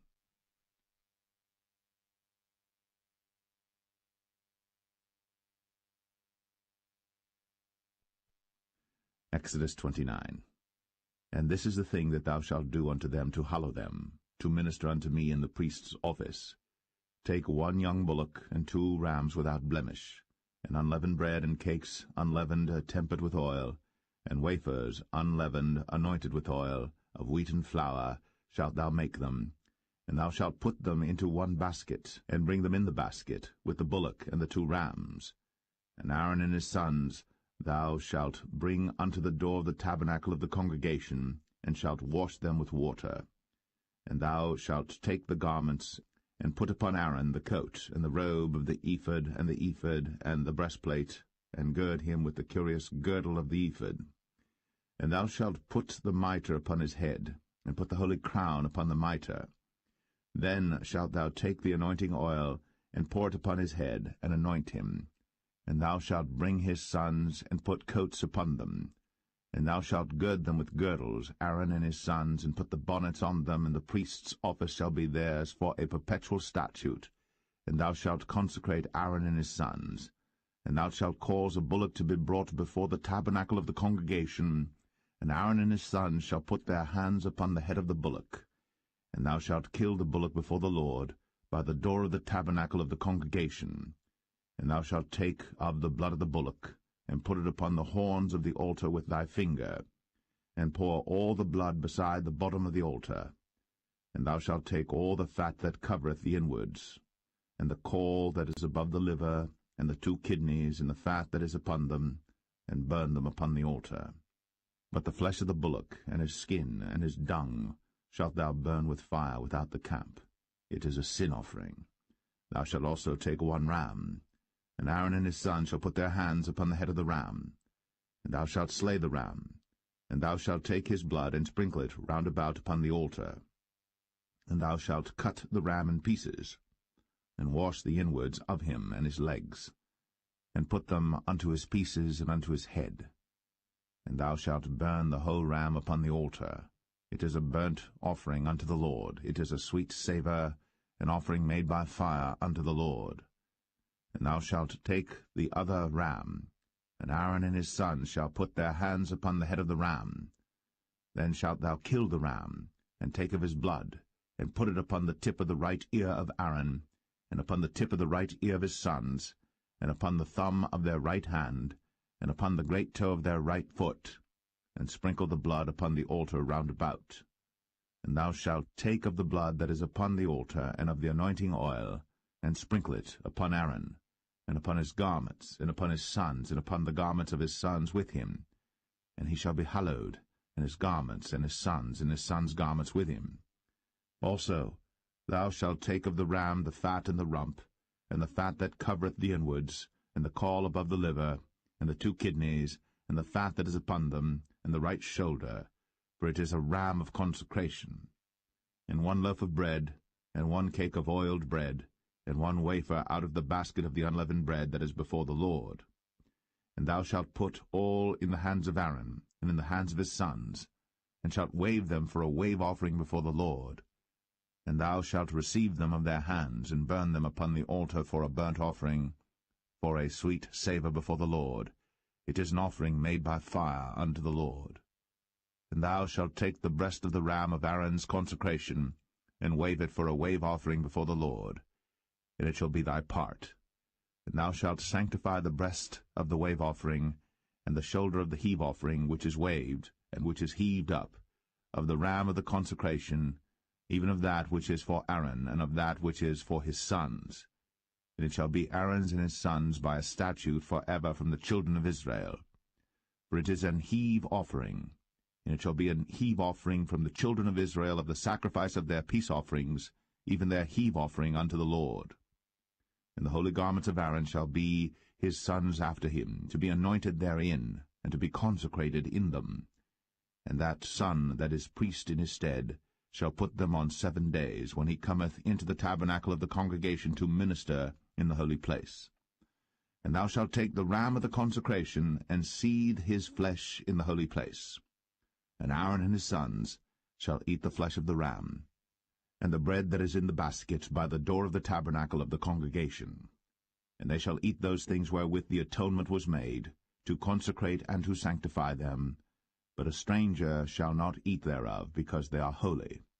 And if aught of the flesh of the consecrations, or of the bread, remain unto the morning, then thou shalt burn the remainder with fire. It shall not be eaten, because it is holy. And thus shalt thou do unto Aaron and to his sons, according to all things which I have commanded thee. 7 days shalt thou consecrate them. And thou shalt offer every day a bullock for a sin offering, for atonement. And thou shalt cleanse the altar, when thou hast made an atonement for it. And thou shalt anoint it, to sanctify it. 7 days thou shalt make an atonement for the altar, and sanctify it. And it shall be an altar most holy. Whatsoever toucheth the altar shall be holy. Now this is that which thou shalt offer upon the altar: 2 lambs of the first year, day by day, continually. The 1 lamb thou shalt offer in the morning, and the other lamb thou shalt offer at even. And with the 1 lamb a 10th deal of flour mingled with the 4th part of an hin of beaten oil, and the 4th part of an hin of wine for a drink offering. And the other lamb thou shalt offer at even, and shalt do thereto according to the meat offering of the morning, and according to the drink offering thereof, for a sweet savour, an offering made by fire unto the Lord. This shall be a continual burnt offering throughout your generations at the door of the tabernacle of the congregation before the Lord, where I will meet you, to speak there unto thee. And there I will meet with the children of Israel, and the tabernacle shall be sanctified by my glory. And I will sanctify the tabernacle of the congregation and the altar. I will sanctify also both Aaron and his sons to minister to me in the priest's office. And I will dwell among the children of Israel, and will be their God. And they shall know that I am the Lord their God, that brought them forth out of the land of Egypt, that I may dwell among them. I am the Lord their God.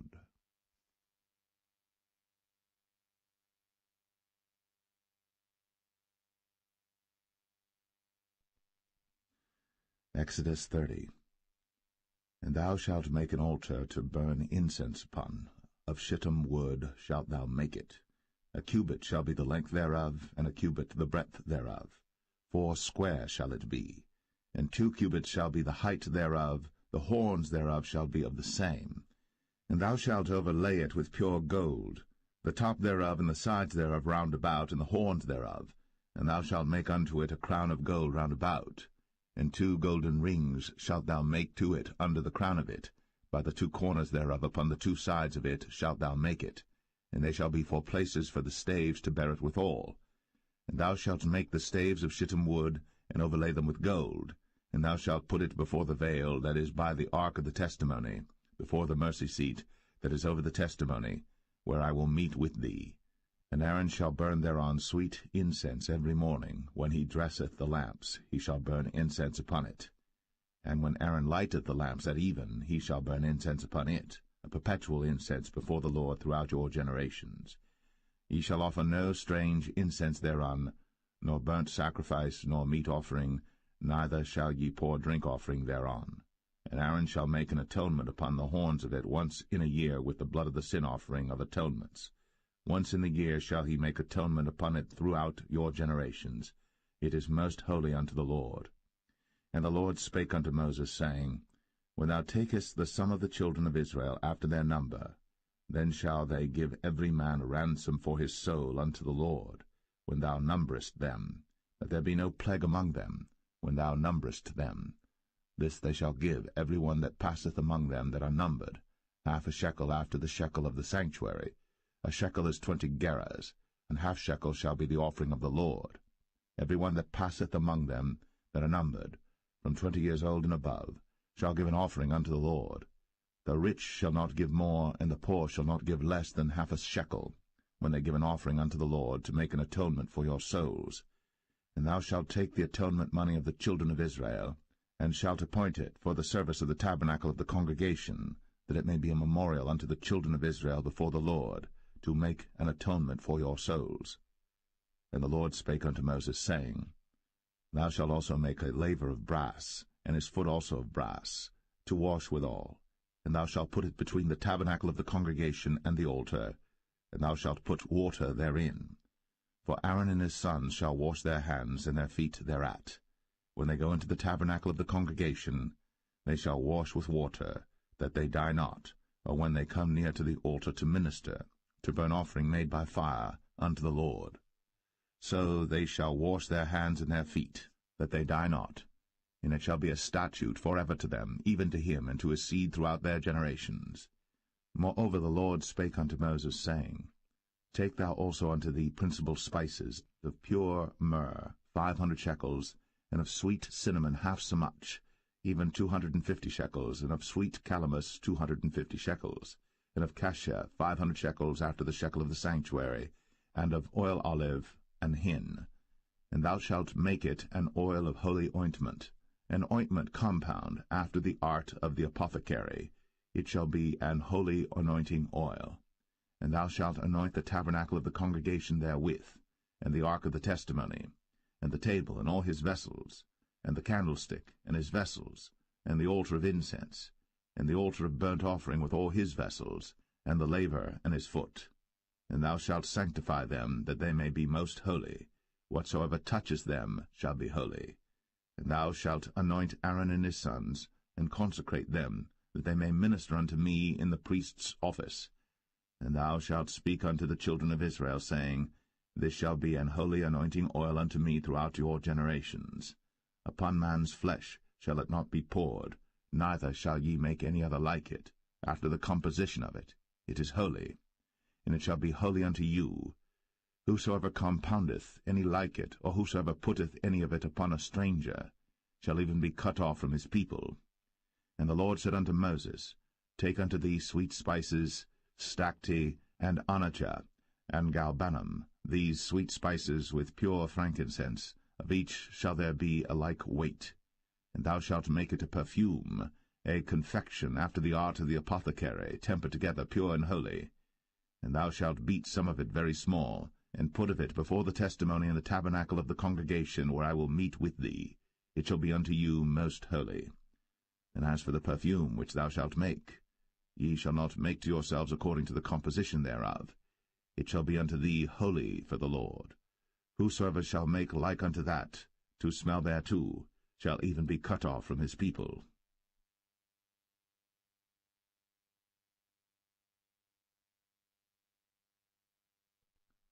Exodus 31. And the Lord spake unto Moses, saying, See, I have called by name Bezalel the son of Uri, the son of Hur, of the tribe of Judah, and I have filled him with the Spirit of God, in wisdom, and in understanding, and in knowledge, and in all manner of workmanship, to devise cunning works, to work in gold, and in silver, and in brass, and in cutting of stones, to set them, and in carving of timber, to work in all manner of workmanship.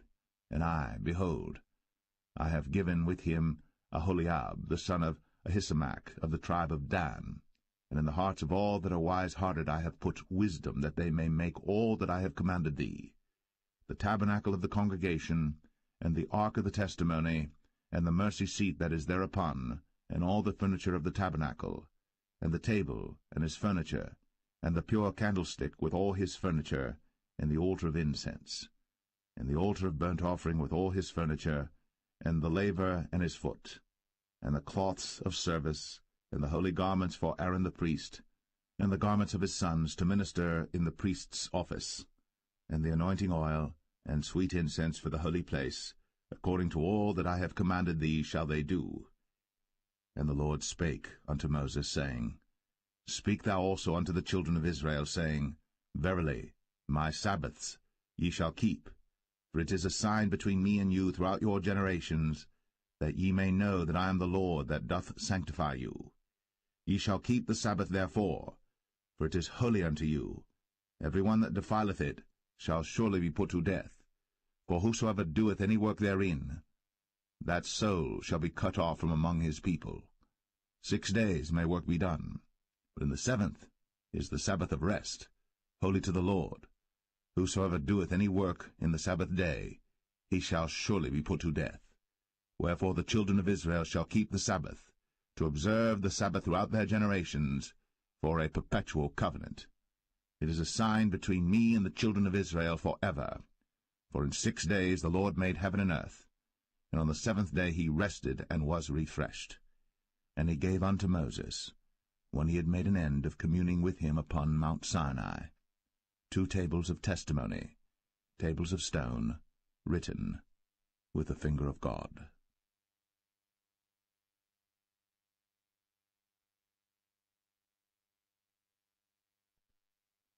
Exodus 32. And when the people saw that Moses delayed to come down out of the mount, the people gathered themselves together unto Aaron, and said unto him, Up, make us gods, which shall go before us. For as for this Moses, the man that brought us up out of the land of Egypt, we wot not what is become of him. And Aaron said unto them, Break off the golden earrings which are in the ears of your wives, of your sons, and of your daughters, and bring them unto me. And all the people brake off the golden earrings which were in their ears, and brought them unto Aaron. And he received them at their hand, and fashioned it with a graving tool, after he had made it a molten calf. And they said, These be thy gods, O Israel, which brought thee up out of the land of Egypt. And when Aaron saw it, he built an altar before it. And Aaron made proclamation and said, Tomorrow is a feast to the Lord. And they rose up early on the morrow, and offered burnt offerings, and brought peace offerings. And the people sat down to eat and to drink, and rose up to play. And the Lord said unto Moses, Go, get thee down, for thy people, which thou broughtest out of the land of Egypt, have corrupted themselves. They have turned aside quickly out of the way which I commanded them, They have made them a molten calf, and have worshipped it, and have sacrificed thereunto, and said, These be thy gods, O Israel, which have brought thee up out of the land of Egypt. And the Lord said unto Moses, I have seen this people, and behold, it is a stiff-necked people. Now therefore let me alone, that my wrath may wax hot against them, and that I may consume them, and I will make of thee a great nation. And Moses besought the Lord his God, and said, Lord, why doth thy wrath wax hot against thy people, which thou hast brought forth out of the land of Egypt with great power, and with a mighty hand?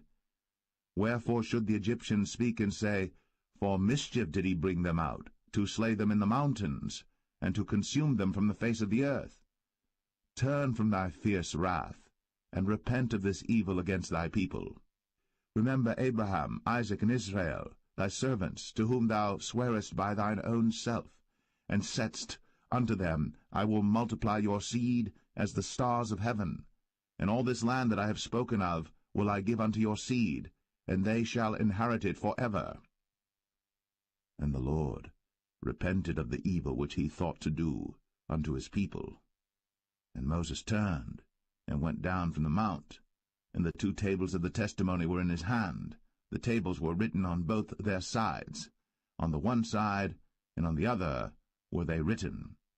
And the tables were the work of God, and the writing was the writing of God, graven upon the tables. And when Joshua heard the noise of the people as they shouted, he said unto Moses, There is a noise of war in the camp. And he said, It is not the voice of them that shout for mastery, neither is it the voice of them that cry for being overcome, but the noise of them that sing do I hear. And it came to pass, as soon as he came nigh unto the camp, that he saw the calf and the dancing. And Moses' anger waxed hot, and he cast the tables out of his hands, and brake them beneath the mount. And he took the calf which they had made, and burnt it in the fire, and ground it to powder, and strawed it upon the water, and made the children of Israel drink of it. And Moses said unto Aaron, What did this people unto thee, that thou hast brought so great a sin upon them? And Aaron said, Let not the anger of my Lord wax hot. Thou knowest the people, that they are set on mischief.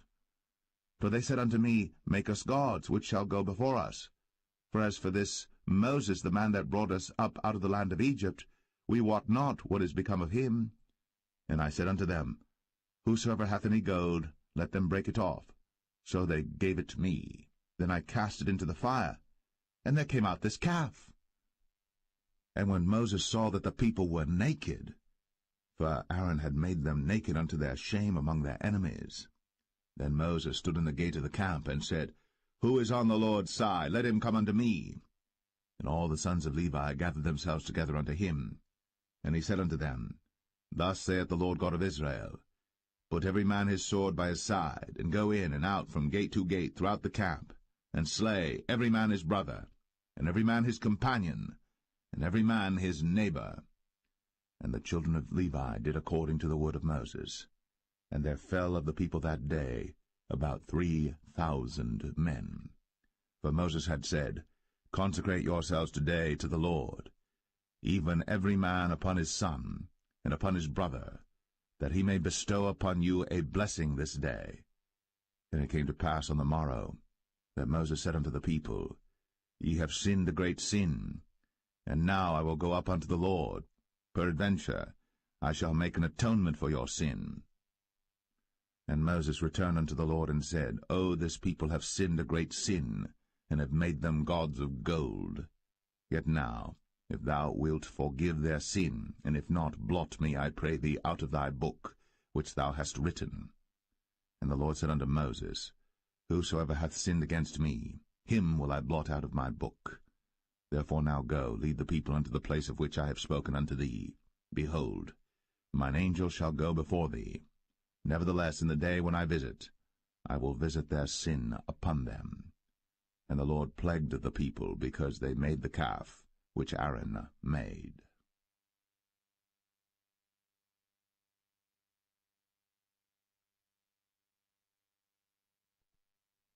Exodus 33. And the Lord said unto Moses, Depart, and go up hence, thou, and the people which thou hast brought up out of the land of Egypt, unto the land which I sware unto Abraham, to Isaac, and to Jacob, saying, Unto thy seed will I give it. And I will send an angel before thee, and I will drive out the Canaanite, the Amorite, and the Hittite, and the Perizzite, the Hivite, and the Jebusite, unto a land flowing with milk and honey. For I will not go up in the midst of thee, for thou art a stiff-necked people, lest I consume thee in the way. And when the people heard these evil tidings, they mourned, and no man did put on him his ornaments. For the Lord had said unto Moses, Say unto the children of Israel, Ye are a stiff-necked people. I will come up into the midst of thee in a moment, and consume thee. Therefore now put off thy ornaments from thee, that I may know what to do unto thee. And the children of Israel stripped themselves of their ornaments by the mount Horeb.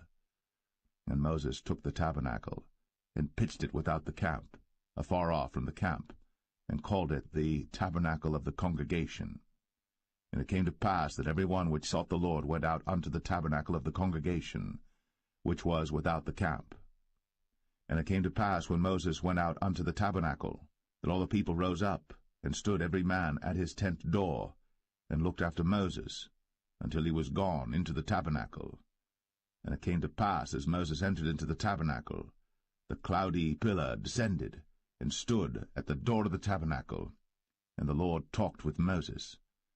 And all the people saw the cloudy pillar stand at the tabernacle door. And all the people rose up and worshipped, every man in his tent door. And the Lord spake unto Moses face to face, as a man speaketh unto his friend. And he turned again into the camp. But his servant Joshua the son of Nun, a young man, departed not out of the tabernacle. And Moses said unto the Lord, See, thou sayest unto me, Bring up this people, and thou hast not let me know whom thou wilt send with me. Yet thou hast said, I know thee by name, and thou hast also found grace in my sight. Now therefore, I pray thee, if I have found grace in thy sight, show me now thy way, that I may know thee, that I may find grace in thy sight, and consider that this nation is thy people. And he said, My presence shall go with thee, and I will give thee rest. And he said unto him, If thy presence go not with me, carry us not up hence. For wherein shall it be known here that I and thy people have found grace in thy sight? Is it not in that thou goest with us? So shall we be separated, I and thy people, from all the people that are upon the face of the earth. And the Lord said unto Moses, I will do this thing also that thou hast spoken, for thou hast found grace in my sight, and I know thee by name. And he said, I beseech thee, show me thy glory. And he said, I will make all my goodness pass before thee, and I will proclaim the name of the Lord before thee, and will be gracious to whom I will be gracious, and will show mercy on whom I will show mercy. And he said, Thou canst not see my face, for there shall no man see me and live. And the Lord said, Behold, there is a place by me, and thou shalt stand upon a rock. And it shall come to pass, while my glory passeth by, that I will put thee in a cleft of the rock, and will cover thee with my hand while I pass by.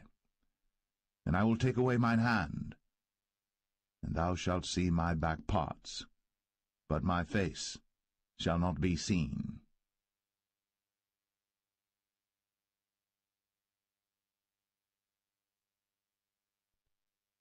Exodus 34. And the Lord said unto Moses, Hew thee 2 tables of stone like unto the first. And I will write upon these tables the words that were in the first tables which thou breakest. And be ready in the morning, and come up in the morning unto Mount Sinai, and present thyself there to me in the top of the mount. And no man shall come up with thee, neither let any man be seen throughout all the mount, neither let the flocks nor herds feed before that mount. and he hewed 2 tables of stone like unto the first. And Moses rose up early in the morning, and went up unto Mount Sinai, as the Lord had commanded him, and took in his hand the 2 tables of stone. And the Lord descended in the cloud, and stood with him there, and proclaimed the name of the Lord.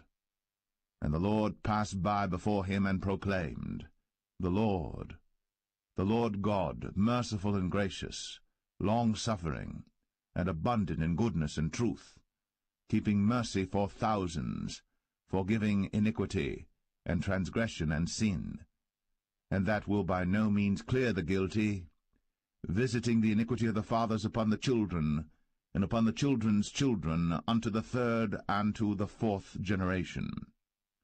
And Moses made haste, and bowed his head toward the earth, and worshipped, and he said, If now I have found grace in thy sight, O Lord, let my Lord, I pray thee, go among us. For it is a stiff-necked people, and pardon our iniquity and our sin, and take us for thine inheritance. And he said, Behold, I make a covenant. Before all thy people I will do marvels, such as have not been done in all the earth, nor in any nation. And all the people among which thou art shall see the work of the Lord, for it is a terrible thing that I will do with thee.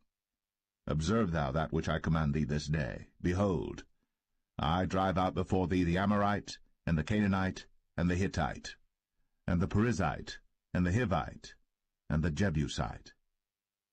Take heed to thyself, lest thou make a covenant with the inhabitants of the land whither thou goest, lest it be for a snare in the midst of thee. But ye shall destroy their altars, break their images, and cut down their groves. For thou shalt worship no other god, for the Lord whose name is jealous is a jealous God.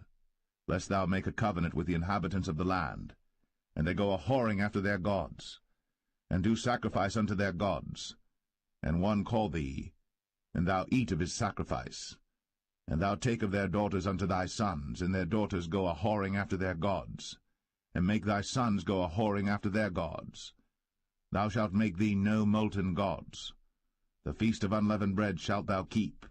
7 days thou shalt eat unleavened bread, as I commanded thee, in the time of the month Abib. For in the month Abib thou camest out from Egypt. All that openeth the matrix is mine, and every firstling among thy cattle, whether ox or sheep that is male. But the firstling of an ass thou shalt redeem with a lamb, and if thou redeem him not, then shalt thou break his neck. All the firstborn of thy sons thou shalt redeem, and none shall appear before me empty. 6 days thou shalt work, but on the 7th day thou shalt rest. In earing time and in harvest thou shalt rest. And thou shalt observe the feast of weeks, of the firstfruits of wheat harvest, and the feast of ingathering at the year's end. Thrice in the year shall all your men-children appear before the Lord God, the God of Israel. For I will cast out the nations before thee, and enlarge thy borders. Neither shall any man desire thy land, when thou shalt go up to appear before the Lord thy God thrice in the year. Thou shalt not offer the blood of my sacrifice with leaven, neither shall the sacrifice of the feast of the Passover be left unto the morning. The first of the firstfruits of thy land thou shalt bring unto the house of the Lord thy God. Thou shalt not see the kid in his mother's milk. And the Lord said unto Moses, Write thou these words, for after the tenor of these words I have made a covenant with thee and with Israel. And he was there with the Lord 40 days and 40 nights. He did neither eat bread nor drink water. And he wrote upon the tables the words of the covenant, the 10 commandments. And it came to pass, when Moses came down from Mount Sinai, with the 2 tables of testimony in Moses' hand, when he came down from the mount, that Moses wist not that the skin of his face shone, while he talked with them. And when Aaron and all the children of Israel saw Moses, behold, the skin of his face shone, and they were afraid to come nigh him. And Moses called unto them, and Aaron and all the rulers of the congregation returned unto him. And Moses talked with them, and afterward all the children of Israel came nigh, and he gave them in commandment all that the Lord had spoken with him in Mount Sinai. Until Moses had done speaking with them, he put a veil on his face. But when Moses went in before the Lord to speak with him, he took the veil off until he came out. And he came out, and spake unto the children of Israel that which he was commanded. And the children of Israel saw the face of Moses, that the skin of Moses' face shone. And Moses put the veil upon his face again, until he went in to speak with him.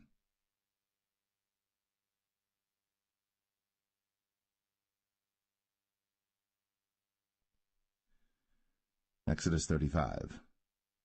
And Moses gathered all the congregation of the children of Israel together, and said unto them, These are the words which the Lord hath commanded, that ye should do them. 6 days shall work be done, but on the 7th day there shall be to you an holy day, a Sabbath of rest to the Lord. Whosoever doeth work therein shall be put to death. Ye shall kindle no fire throughout your habitations upon the Sabbath day. And Moses spake unto all the congregation of the children of Israel, saying, This is the thing which the Lord commanded, saying, Take ye from among you an offering unto the Lord.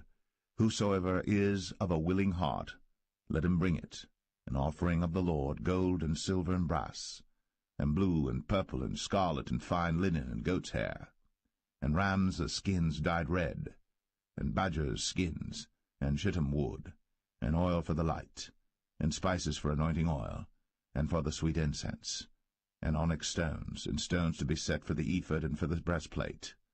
And every wise-hearted among you shall come, and make all that the Lord hath commanded, the tabernacle, his tent, and his covering, his taches, and his boards, his bars, his pillars, and his sockets, the ark and the staves thereof, with the mercy seat and the veil of the covering, the table and his staves, and all his vessels, and the showbread, the candlestick also for the light, and his furniture, and his lamps, with the oil for the light, and the incense altar, and his staves, and the anointing oil, and the sweet incense, and the hanging for the door at the entering in of the tabernacle, the altar of burnt offering, with his brazen grate, his staves, and all his vessels, the laver and his foot, the hangings of the court, his pillars, and their sockets, and the hanging for the door of the court, the pins of the tabernacle, and the pins of the court, and their cords, the cloths of service, to do service in the holy place, the holy garments for Aaron the priest, and the garments of his sons to minister in the priest's office. And all the congregation of the children of Israel departed from the presence of Moses. And they came, every one whose heart stirred him up, and every one whom his spirit made willing. And they brought the Lord's offering to the work of the tabernacle of the congregation, and for all his service, and for the holy garments. And they came, both men and women, as many as were willing-hearted, and brought bracelets and earrings and rings and tablets, all jewels of gold. And every man that offered an offering of gold unto the Lord. And every man with whom was found blue and purple and scarlet and fine linen and goat's hair, and red skins of rams and badgers' skins brought them. Every one that did offer an offering of silver and brass brought the Lord's offering, and every man with whom was found shittim wood for any work of the service brought it. And all the women that were wise-hearted did spin with their hands, and brought that which they had spun, both of blue and of purple and of scarlet and of fine linen. And all the women whose heart stirred them up in wisdom spun goat's hair. And the rulers brought onyx stones, and stones to be set for the ephod and for the breastplate, and spice, and oil for the light, and for the anointing oil, and for the sweet incense. The children of Israel brought a willing offering unto the Lord, every man and woman whose heart made them willing to bring for all manner of work, which the Lord had commanded to be made by the hand of Moses. And Moses said unto the children of Israel, See, the Lord hath called by name Bezalel the son of Uri, the son of Hur, of the tribe of Judah.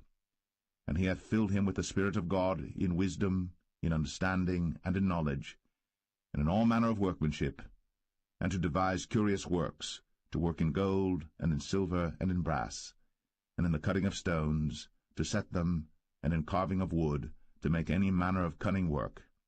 And he hath put in his heart that he may teach, both he and Aholiab, the son of Ahisamach, of the tribe of Dan. Them hath he filled with wisdom of heart, to work all manner of work, of the engraver, and of the cunning workman, and of the embroiderer, in blue, and in purple, and scarlet, and in fine linen, and of the weaver, even of them that do any work, and of those that devise cunning work.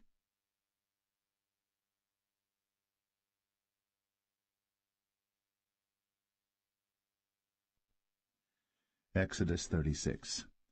Then wrought Bezalel and Aholiab, and every wise-hearted man, in whom the Lord put wisdom and understanding to know how to work all manner of work for the service of the sanctuary, according to all that the Lord had commanded. And Moses called Bezalel and Aholiab, and every wise-hearted man, in whose heart the Lord had put wisdom, even every one whose heart stirred him up to come unto the work to do it. And they received of Moses all the offering, which the children of Israel had brought for the work of the service of the sanctuary, to make it withal. And they brought yet unto him free offerings every morning. And all the wise men that wrought all the work of the sanctuary came every man from his work which they made. And they spake unto Moses, saying, The people bring much more than enough for the service of the work, which the Lord commanded to make.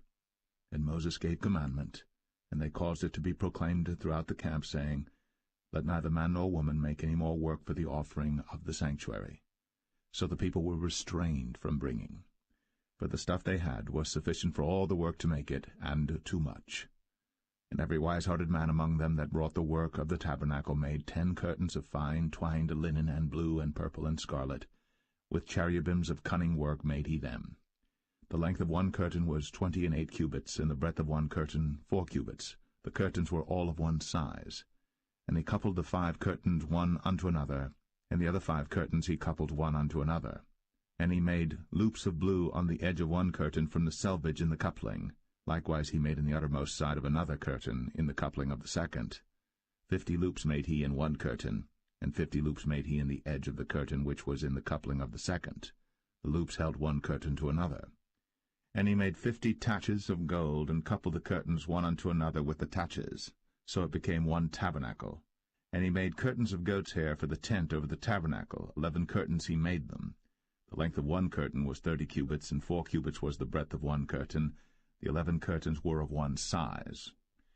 And he coupled 5 curtains by themselves, and 6 curtains by themselves. And he made 50 loops upon the uttermost edge of the curtain in the coupling, and 50 loops made he upon the edge of the curtain which coupleth the second. And he made 50 taches of brass to couple the tent together, that it might be one. And he made a covering for the tent of ram's skins dyed red, and a covering of badger's skins above that. And he made boards for the tabernacle of shittim wood standing up. The length of a board was 10 cubits, and the breadth of a board 1 cubit and a half. One board had 2 tenons, equally distant one from another. Thus did he make for all the boards of the tabernacle. And he made boards for the tabernacle, 20 boards for the south side southward. And 40 sockets of silver he made under the 20 boards, 2 sockets under one board for his 2 tenons, and 2 sockets under another board for his 2 tenons. And for the other side of the tabernacle, which is toward the north corner, he made 20 boards, and their 40 sockets of silver, 2 sockets under one board, and 2 sockets under another board. And for the sides of the tabernacle westward he made 6 boards, and 2 boards made he for the corners of the tabernacle in the 2 sides, and they were coupled beneath and coupled together at the head thereof to one ring. Thus he did to both of them in both the corners. And there were 8 boards, and their sockets were 16 sockets of silver, under every board 2 sockets. And he made bars of shittim wood, 5 for the boards of the one side of the tabernacle, and 5 bars for the boards of the other side of the tabernacle, and 5 bars for the boards of the tabernacle for the sides westward. And he made the middle bar to shoot through the boards from the one end to the other. And he overlaid the boards with gold, and made their rings of gold to be places for the bars, and overlaid the bars with gold. And he made a veil of blue and purple and scarlet, and fine twined linen, with cherubims made he it of cunning work. And he made thereunto 4 pillars of shittim wood, and overlaid them with gold. Their hooks were of gold. And he cast for them 4 sockets of silver. And he made an hanging for the tabernacle door of blue and purple and scarlet and fine twined linen of needlework. And the 5 pillars of it with their hooks, and he overlaid their chapiters and their fillets with gold. But their 5 sockets were of brass.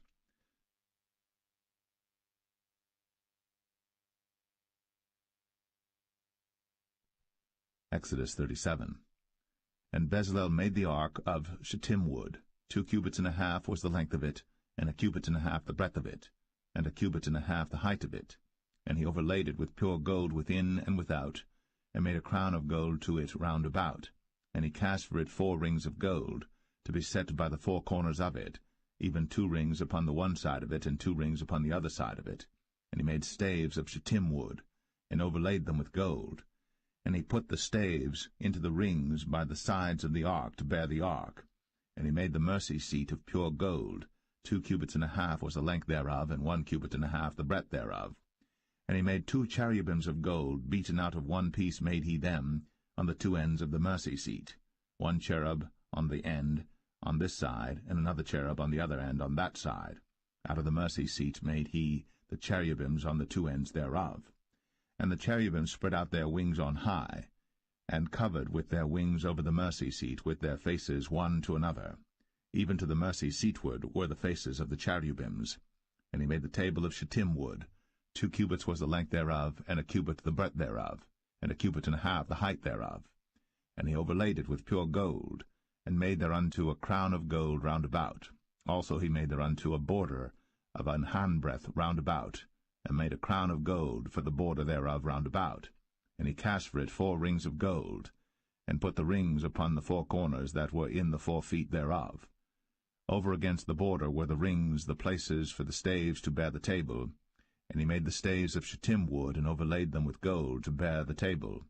And he made the vessels which were upon the table, his dishes, and his spoons, and his bowls, and his covers, to cover withal of pure gold.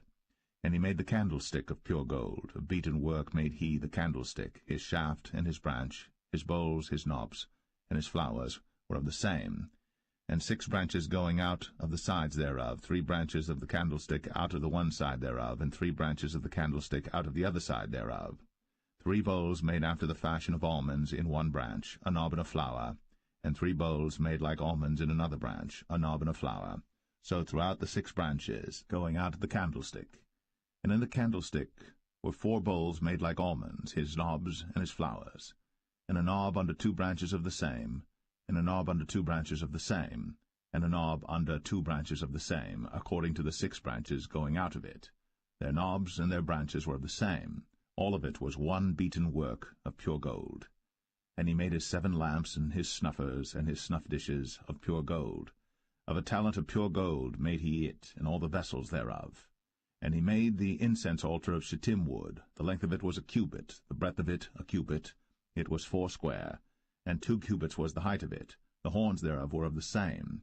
And he overlaid it with pure gold, both the top of it and the sides thereof round about, and the horns of it. Also he made unto it a crown of gold round about. And he made 2 rings of gold for it under the crown thereof, by the 2 corners of it upon the 2 sides thereof, to be places for the staves to bear it withal. And he made the staves of shittim wood, and overlaid them with gold.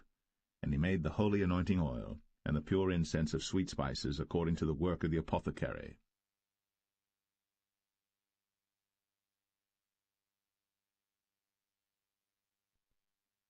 Exodus 38. And he made the altar of burnt offering of shittim wood. 5 cubits was the length thereof, and 5 cubits the breadth thereof. It was 4 square, and 3 cubits the height thereof. And he made the horns thereof on the 4 corners of it. The horns thereof were of the same, and he overlaid it with brass. And he made all the vessels of the altar, the pots and the shovels and the basins and the flesh hooks, and the firepans, all the vessels thereof made he of brass. And he made for the altar a brazen grate of network under the compass thereof, beneath unto the midst of it. And he cast 4 rings for the 4 ends of the grate of brass, to be places for the staves. And he made the staves of shittim wood, and overlaid them with brass. And he put the staves into the rings on the sides of the altar, to bear it withal. He made the altar hollow with boards. And he made the laver of brass, and the foot of it of brass, of the looking-glasses of the women assembling, which assembled at the door of the tabernacle of the congregation.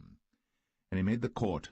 On the south side southward the hangings of the court were of fine twined linen, 100 cubits. Their pillars were 20, and their brazen sockets 20. The hooks of the pillars and their fillets were of silver. And for the north side the hangings were 100 cubits, their pillars were 20, and their sockets of brass 20. The hooks of the pillars and their fillets of silver. And for the west side were hangings of 50 cubits, their pillars 10, and their sockets 10, the hooks of the pillars and their fillets of silver, and for the east side eastward 50 cubits. The hangings of the one side of the gate were 15 cubits, their pillars 3, and their sockets 3. And for the other side of the court gate, on this hand and that hand, were hangings of 15 cubits, their pillars 3, and their sockets 3. All the hangings of the court round about were of fine twined linen, and the sockets for the pillars were of brass, the hooks of the pillars and their fillets of silver, and the overlaying of their chapiters of silver, and all the pillars of the court were filleted with silver. And the hanging for the gate of the court was needlework, of blue and purple and scarlet and fine twined linen, and 20 cubits was the length, and the height and the breadth was 5 cubits, answerable to the hangings of the court. And their pillars were 4, and their sockets of brass 4, their hooks of silver, and the overlaying of their chapiters and their fillets of silver. And all the pins of the tabernacle and of the court round about were of brass. This is the sum of the tabernacle, even of the tabernacle of testimony, as it was counted, according to the commandment of Moses, for the service of the Levites, by the hand of Ithamar, son to Aaron the priest.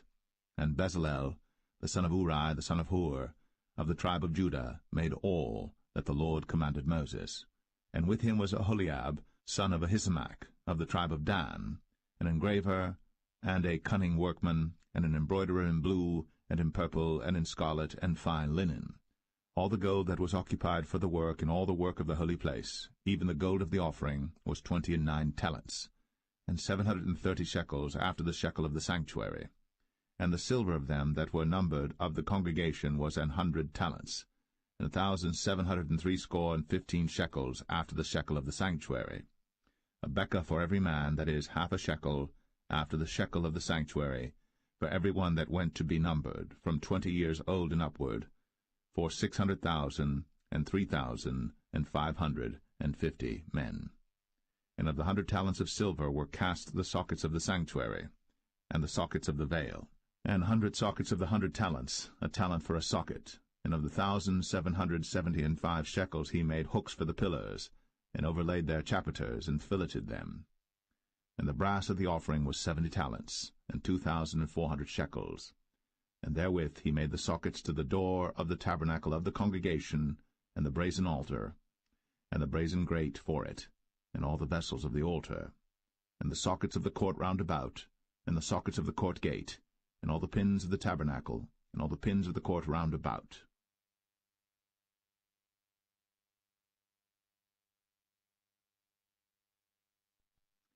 Exodus 39.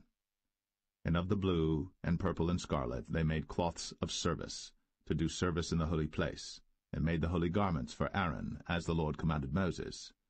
And he made the ephod of gold, blue, and purple, and scarlet, and fine twined linen. And they did beat the gold into thin plates, and cut it into wires, to work it in the blue, and in the purple, and in the scarlet, and in the fine linen, with cunning work. They made shoulder pieces for it, to couple it together. By the 2 edges was it coupled together.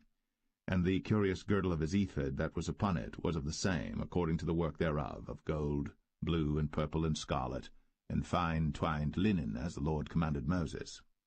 And they wrought onyx stones enclosed in ouches of gold, graven as signets are graven, with the names of the children of Israel. And he put them on the shoulders of the ephod, that they should be stones for a memorial to the children of Israel, as the Lord commanded Moses. And he made the breastplate of cunning work, like the work of the ephod, of gold, blue, and purple, and scarlet, and fine twined linen. It was foursquare.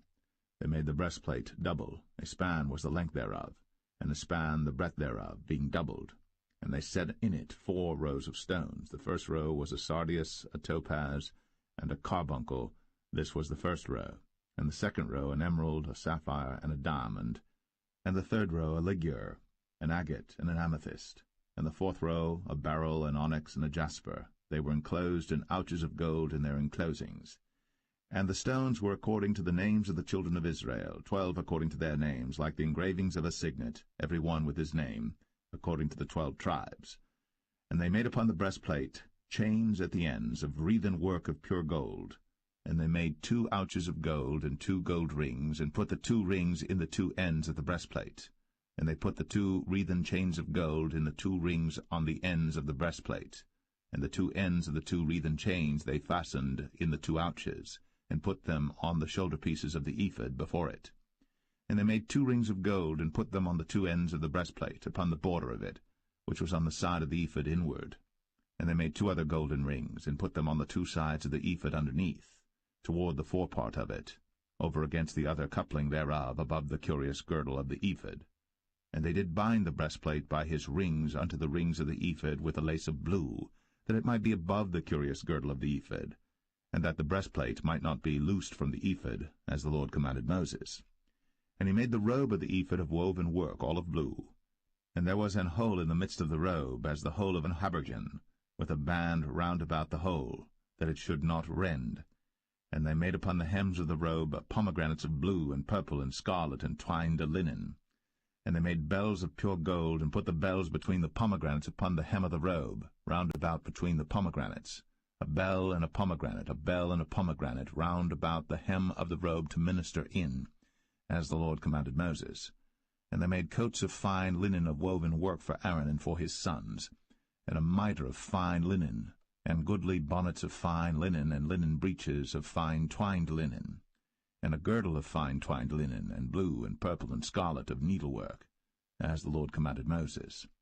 And they made the plate of the holy crown of pure gold, and wrote upon it a writing like to the engravings of a signet, Holiness to the Lord. And they tied unto it a lace of blue, to fasten it on high upon the mitre, as the Lord commanded Moses.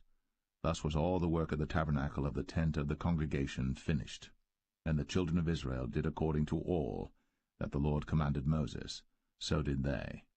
And they brought the tabernacle unto Moses, the tent, and all his furniture, his taches, his boards, his bars, and his pillars, and his sockets, and the covering of ram skins dyed red, and the covering of badger skins, and the veil of the covering, the ark of the testimony, and the staves thereof, and the mercy seat, the table and all the vessels thereof, and the showbread, the pure candlestick, with the lamps thereof, even with the lamps to be set in order, and all the vessels thereof, and the oil for light, and the golden altar, and the anointing oil, and the sweet incense, and the hanging for the tabernacle door, the brazen altar, and his grate of brass, his staves and all his vessels, the laver and his foot, the hangings of the court, his pillars and his sockets, and the hanging for the court gate, his cords, and his pins, and all the vessels of the service of the tabernacle for the tent of the congregation, the cloths of service to do service in the holy place, and the holy garments for Aaron the priest, and his sons' garments, to minister in the priest's office. According to all that the Lord commanded Moses, so the children of Israel made all the work. And Moses did look upon all the work, and behold, they had done it, as the Lord had commanded, even so had they done it. And Moses blessed them.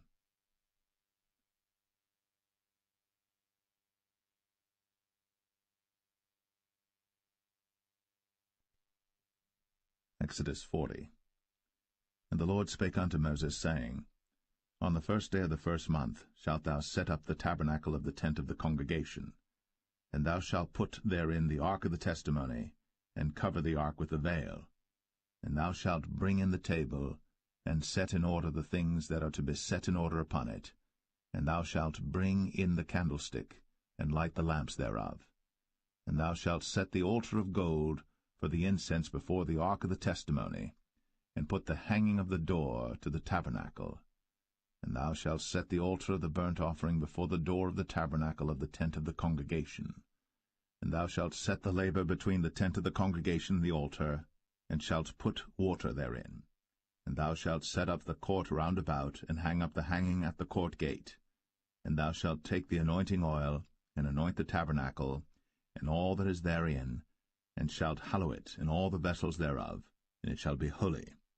And thou shalt anoint the altar of the burnt offering, and all his vessels, and sanctify the altar, and it shall be an altar most holy.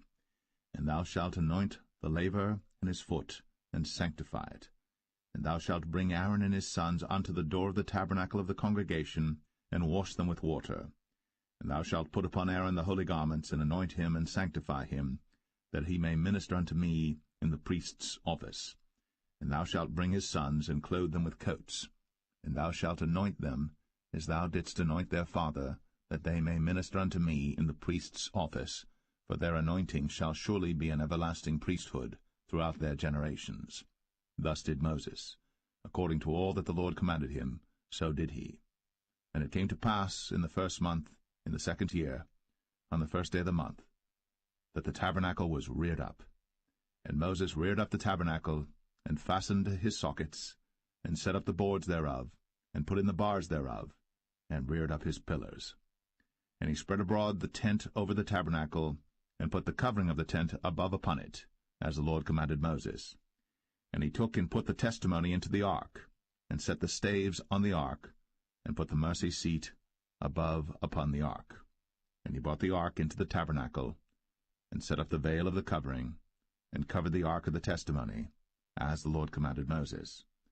And he put the table in the tent of the congregation upon the side of the tabernacle northward without the veil. And he set the bread in order upon it before the Lord, as the Lord had commanded Moses. And he put the candlestick in the tent of the congregation over against the table on the side of the tabernacle southward. And he lighted the lamps before the Lord, as the Lord commanded Moses. And he put the golden altar in the tent of the congregation before the veil. And he burnt sweet incense thereon, as the Lord commanded Moses. And he set up the hanging at the door of the tabernacle. And he put the altar of burnt offering by the door of the tabernacle of the tent of the congregation, and offered upon it the burnt offering and the meat offering, as the Lord commanded Moses. And he set the laver between the tent of the congregation and the altar, and put water there to wash withal. And Moses and Aaron and his sons washed their hands and their feet thereat, when they went into the tent of the congregation, and when they came near unto the altar, they washed, as the Lord commanded Moses. And he reared up the court round about the tabernacle and the altar, and set up the hanging of the court gate. So Moses finished the work. Then a cloud covered the tent of the congregation, and the glory of the Lord filled the tabernacle. And Moses was not able to enter into the tent of the congregation, because the cloud abode thereon, and the glory of the Lord filled the tabernacle.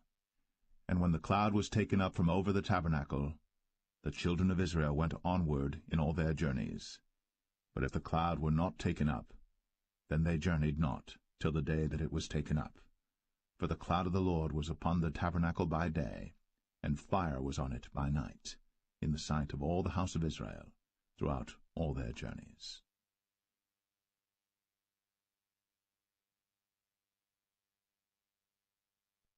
The Book of Leviticus, chapter 1. And the Lord called unto Moses, and spake unto him out of the tabernacle of the congregation, saying, Speak unto the children of Israel, and say unto them, If any man of you bring an offering unto the Lord, ye shall bring your offering of the cattle, even of the herd, and of the flock. If his offering be a burnt sacrifice of the herd, let him offer a male without blemish. He shall offer it of his own voluntary will at the door of the tabernacle of the congregation before the Lord. And he shall put his hand upon the head of the burnt offering, and it shall be accepted for him to make atonement for him. And he shall kill the bullock before the Lord, and the priests, Aaron's sons, shall bring the blood, and sprinkle the blood round about upon the altar that is by the door of the tabernacle of the congregation. And he shall flay the burnt offering, and cut it into his pieces. And the sons of Aaron the priests shall put fire upon the altar, and lay the wood in order upon the fire. And the priests, Aaron's sons, shall lay the parts, the head, and the fat, in order upon the wood that is on the fire which is upon the altar. But his inwards and his legs shall he wash in water, and the priests shall burn all on the altar to be a burnt sacrifice, an offering made by fire, of a sweet savour unto the Lord.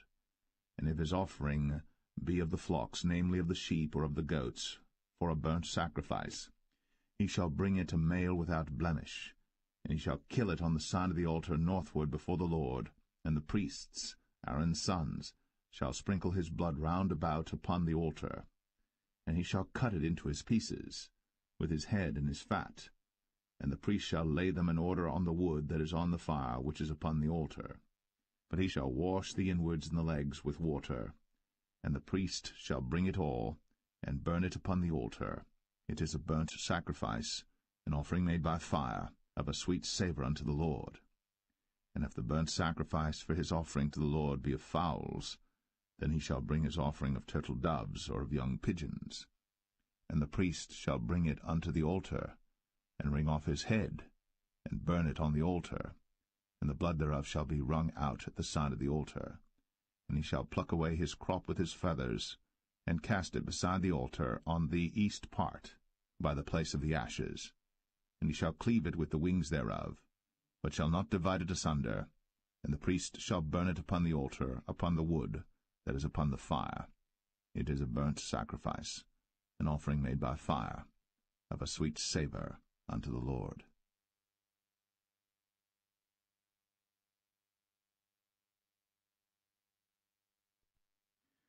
Leviticus 2. And when any will offer a meat offering unto the Lord, his offering shall be of fine flour. And he shall pour oil upon it, and put frankincense thereon. And he shall bring it to Aaron's sons the priests. And he shall take thereout his handful of the flour thereof, and of the oil thereof, with all the frankincense thereof. And the priests shall burn the memorial of it upon the altar, to be an offering made by fire, of a sweet savour unto the Lord. And the remnant of the meat offering shall be Aaron's and his sons. It is a thing most holy of the offerings of the Lord made by fire. And if thou bring an oblation of a meat offering baked in the oven, it shall be unleavened cakes of fine flour mingled with oil, or unleavened wafers anointed with oil. And if thy oblation be a meat offering baked in a pan, it shall be of fine flour, unleavened, mingled with oil. Thou shalt part it in pieces, and pour oil thereon. It is a meat offering. And if thy oblation be a meat offering baked in the frying pan, it shall be made of fine flour with oil. And thou shalt bring the meat offering that is made of these things unto the Lord, and when it is presented unto the priest, he shall bring it unto the altar. And the priest shall take from the meat offering a memorial thereof, and shall burn it upon the altar. It is an offering made by fire, of a sweet savour unto the Lord. And that which is left of the meat offering shall be Aaron's and his sons. It is a thing most holy of the offerings of the Lord made by fire. No meat offering which ye shall bring unto the Lord shall be made with leaven, for ye shall burn no leaven, nor any honey, in any offering of the Lord made by fire. As for the oblation of the firstfruits, ye shall offer them unto the Lord, but they shall not be burnt on the altar for a sweet savour. And every oblation of thy meat offering shalt thou season with salt, neither shalt thou suffer the salt of the covenant of thy God to be lacking from thy meat offering. With all thine offerings thou shalt offer salt. And if thou offer a meat offering of thy firstfruits unto the Lord, thou shalt offer for the meat offering of thy firstfruits green ears of corn dried by the fire, even corn beaten out of full ears. And thou shalt put oil upon it, and lay frankincense thereon. It is a meat offering. And the priest shall burn the memorial of it, part of the beaten corn thereof, and part of the oil thereof, with all the frankincense thereof. It is an offering made by fire unto the Lord.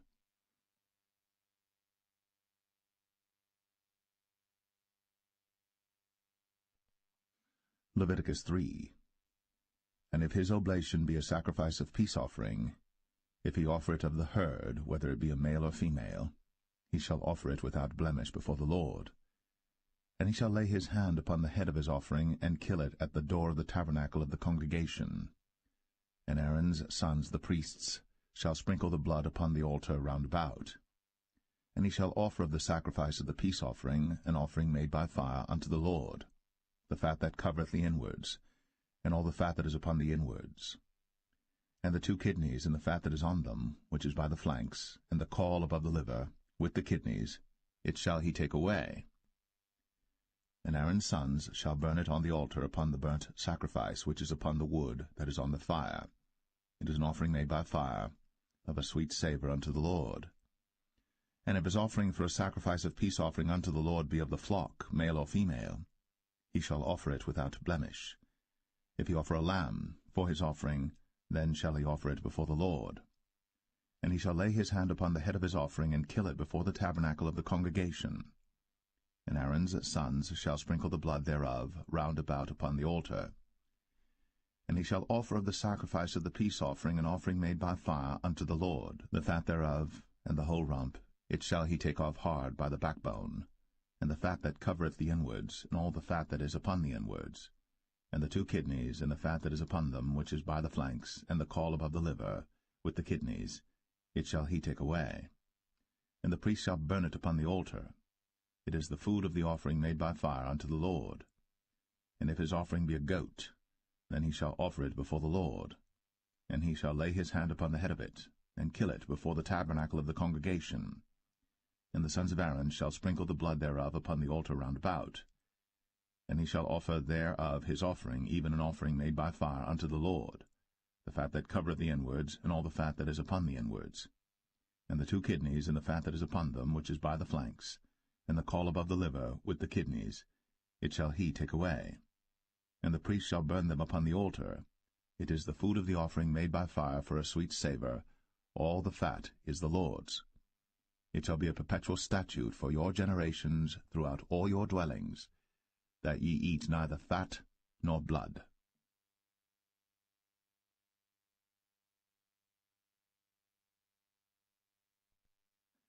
Leviticus 4. And the Lord spake unto Moses, saying, Speak unto the children of Israel, saying, If a soul shall sin through ignorance against any of the commandments of the Lord, concerning things which ought not to be done, and shall do against any of them, if the priest that is anointed do sin according to the sin of the people, then let him bring for his sin which he hath sinned a young bullock without blemish unto the Lord for a sin offering. And he shall bring the bullock unto the door of the tabernacle of the congregation before the Lord, and shall lay his hand upon the bullock's head, and kill the bullock before the Lord. And the priest that is anointed shall take of the bullock's blood, and bring it to the tabernacle of the congregation. And the priest shall dip his finger in the blood, and sprinkle of the blood 7 times before the Lord, before the veil of the sanctuary. And the priest shall put some of the blood upon the horns of the altar of sweet incense before the Lord, which is in the tabernacle of the congregation, and shall pour all the blood of the bullock at the bottom of the altar of the burnt offering, which is at the door of the tabernacle of the congregation. And he shall take off from it all the fat of the bullock for the sin offering, the fat that covereth the inwards, and all the fat that is upon the inwards, and the 2 kidneys, and the fat that is upon them, which is by the flanks, and the caul above the liver, with the kidneys, it shall he take away, as it was taken off from the bullock of the sacrifice of peace offerings. And the priest shall burn them upon the altar of the burnt offering. And the skin of the bullock, and all his flesh, with his head, and with his legs, and his inwards, and his dung, even the whole bullock shall he carry forth without the camp unto a clean place, where the ashes are poured out, and burn him on the wood with fire. Where the ashes are poured out shall he be burnt. And if the whole congregation of Israel sin through ignorance, and the thing be hid from the eyes of the assembly, and they have done somewhat against any of the commandments of the Lord concerning things which should not be done, and are guilty, when the sin which they have sinned against it is known, then the congregation shall offer a young bullock for the sin, and bring him before the tabernacle of the congregation. And the elders of the congregation shall lay their hands upon the head of the bullock before the Lord, and the bullock shall be killed before the Lord. And the priest that is anointed shall bring of the bullock's blood to the tabernacle of the congregation. And the priest shall dip his finger in some of the blood, and sprinkle it 7 times before the Lord, even before the veil. And he shall put some of the blood upon the horns of the altar which is before the Lord, that is, in the tabernacle of the congregation, and shall pour out all the blood at the bottom of the altar of the burnt offering, which is at the door of the tabernacle of the congregation. And he shall take all his fat from him, and burn it upon the altar. And he shall do with the bullock as he did with the bullock for a sin offering. So shall he do with this. And the priest shall make an atonement for them, and it shall be forgiven them.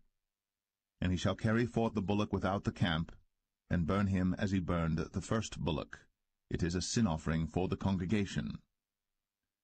When a ruler hath sinned, and done somewhat through ignorance against any of the commandments of the Lord his God, concerning things which should not be done, and is guilty, or if his sin, wherein he hath sinned, come to his knowledge, he shall bring his offering, a kid of the goats, a male without blemish. And he shall lay his hand upon the head of the goat, and kill it in the place where they killed the burnt offering before the Lord. It is a sin offering. And the priest shall take of the blood of the sin offering with his finger, and put it upon the horns of the altar of burnt offering, and shall pour out his blood at the bottom of the altar of burnt offering. And he shall burn all his fat upon the altar, as the fat of the sacrifice of peace offerings. And the priest shall make an atonement for him as concerning his sin, and it shall be forgiven him. And if any one of the common people sin through ignorance, while he doeth somewhat against any of the commandments of the Lord concerning things which ought not to be done, and be guilty, or if his sin, which he hath sinned, come to his knowledge, then he shall bring his offering, a kid of the goats, a female without blemish, for his sin, which he hath sinned. And he shall lay his hand upon the head of the sin offering, and slay the sin offering in the place of the burnt offering. And the priest shall take of the blood thereof with his finger, and put it upon the horns of the altar of burnt offering, and shall pour out all the blood thereof at the bottom of the altar. And he shall take away all the fat thereof, as the fat is taken away from off the sacrifice of peace offerings. And the priest shall burn it upon the altar for a sweet savour unto the Lord. And the priest shall make an atonement for him, and it shall be forgiven him. And if he bring a lamb for a sin offering, he shall bring it a female without blemish. And he shall lay his hand upon the head of the sin offering, and slay it for a sin offering in the place where they kill the burnt offering. And the priest shall take of the blood of the sin offering with his finger, and put it upon the horns of the altar of burnt offering, and shall pour out all the blood thereof at the bottom of the altar. And he shall take away all the fat thereof, as the fat of the lamb is taken away from the sacrifice of the peace offerings. And the priest shall burn them upon the altar according to the offerings made by fire unto the Lord.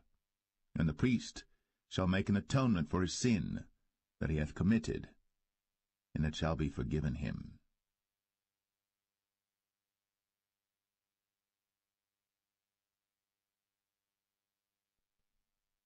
Leviticus 5.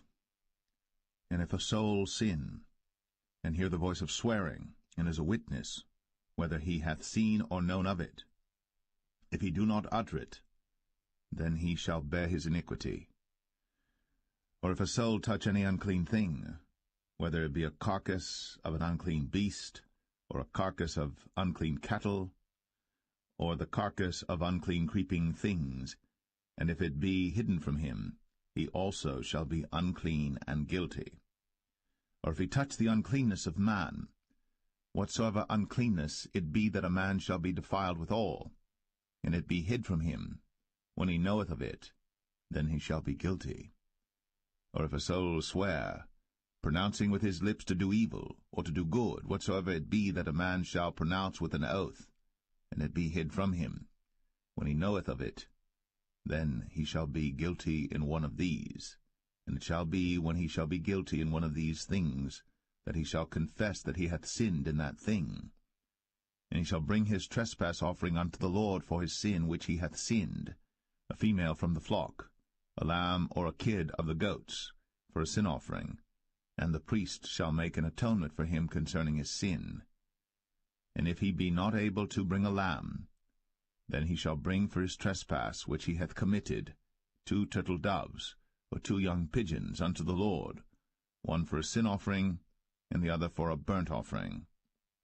And he shall bring them unto the priest, who shall offer that which is for the sin offering first, and wring off his head from his neck, but shall not divide it asunder. And he shall sprinkle of the blood of the sin offering upon the side of the altar, and the rest of the blood shall be wrung out at the bottom of the altar. It is a sin offering. And he shall offer the second for a burnt offering according to the manner, and the priest shall make an atonement for him for his sin which he hath sinned, and it shall be forgiven him. But if he be not able to bring 2 turtle doves or 2 young pigeons, then he that sinned shall bring for his offering the 10th part of an ephah of fine flour for a sin offering. He shall put no oil upon it, neither shall he put any frankincense thereon, for it is a sin offering.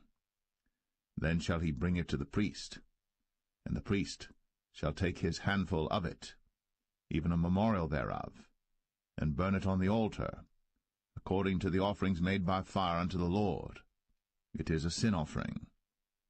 And the priest shall make an atonement for him as touching his sin that he hath sinned in one of these, and it shall be forgiven him.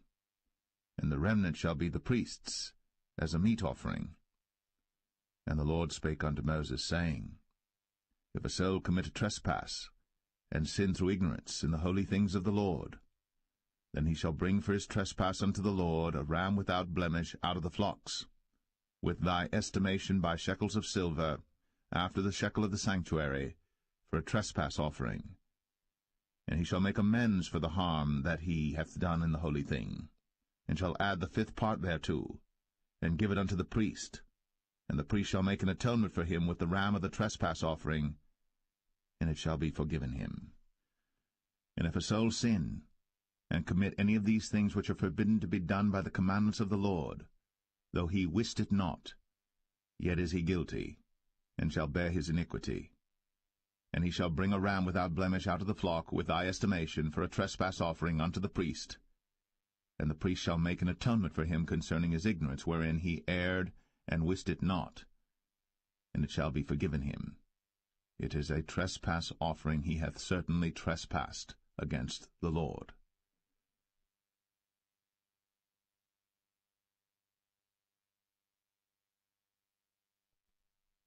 Leviticus 6.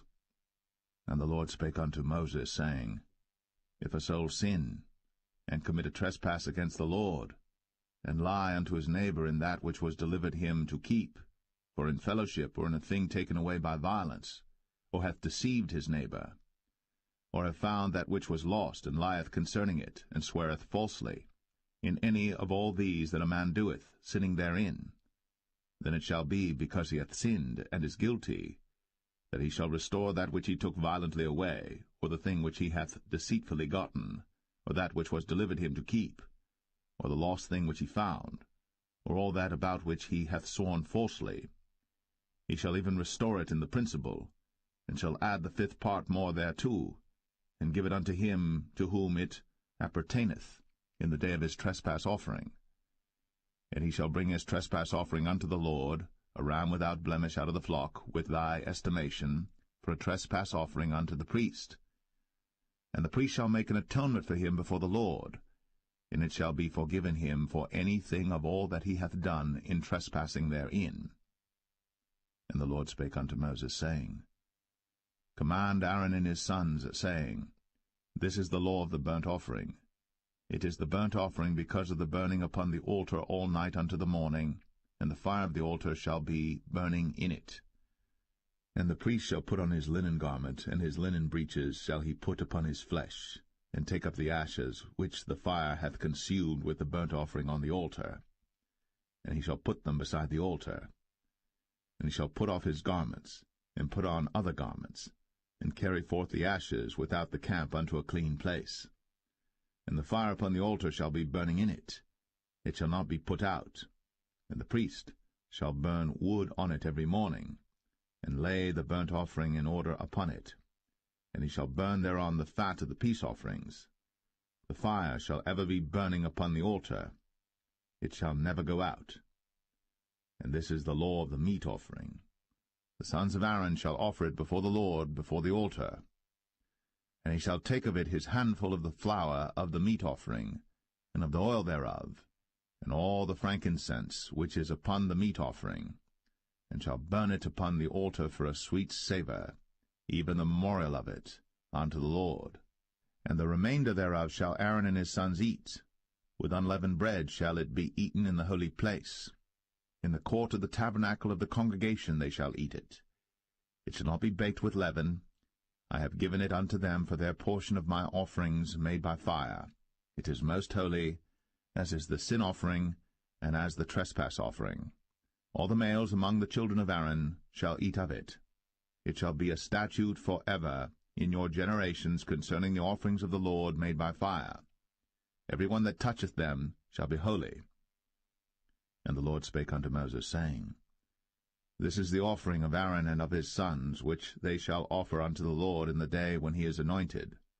The 10th part of an ephah of fine flour for a meat offering perpetual, half of it in the morning, and half thereof at night. In a pan it shall be made with oil. And when it is baked, thou shalt bring it in. And the baked pieces of the meat offering shalt thou offer for a sweet savour unto the Lord. And the priest of his sons that is anointed in his stead shall offer it. It is a statute for ever unto the Lord, it shall be wholly burnt. For every meat offering for the priest shall be wholly burnt, it shall not be eaten. And the Lord spake unto Moses, saying, Speak unto Aaron and to his sons, saying, This is the law of the sin offering. In the place where the burnt offering is killed shall the sin offering be killed before the Lord. It is most holy. The priest that offereth it for sin shall eat it. In the holy place shall it be eaten, in the court of the tabernacle of the congregation. Whatsoever shall touch the flesh thereof shall be holy.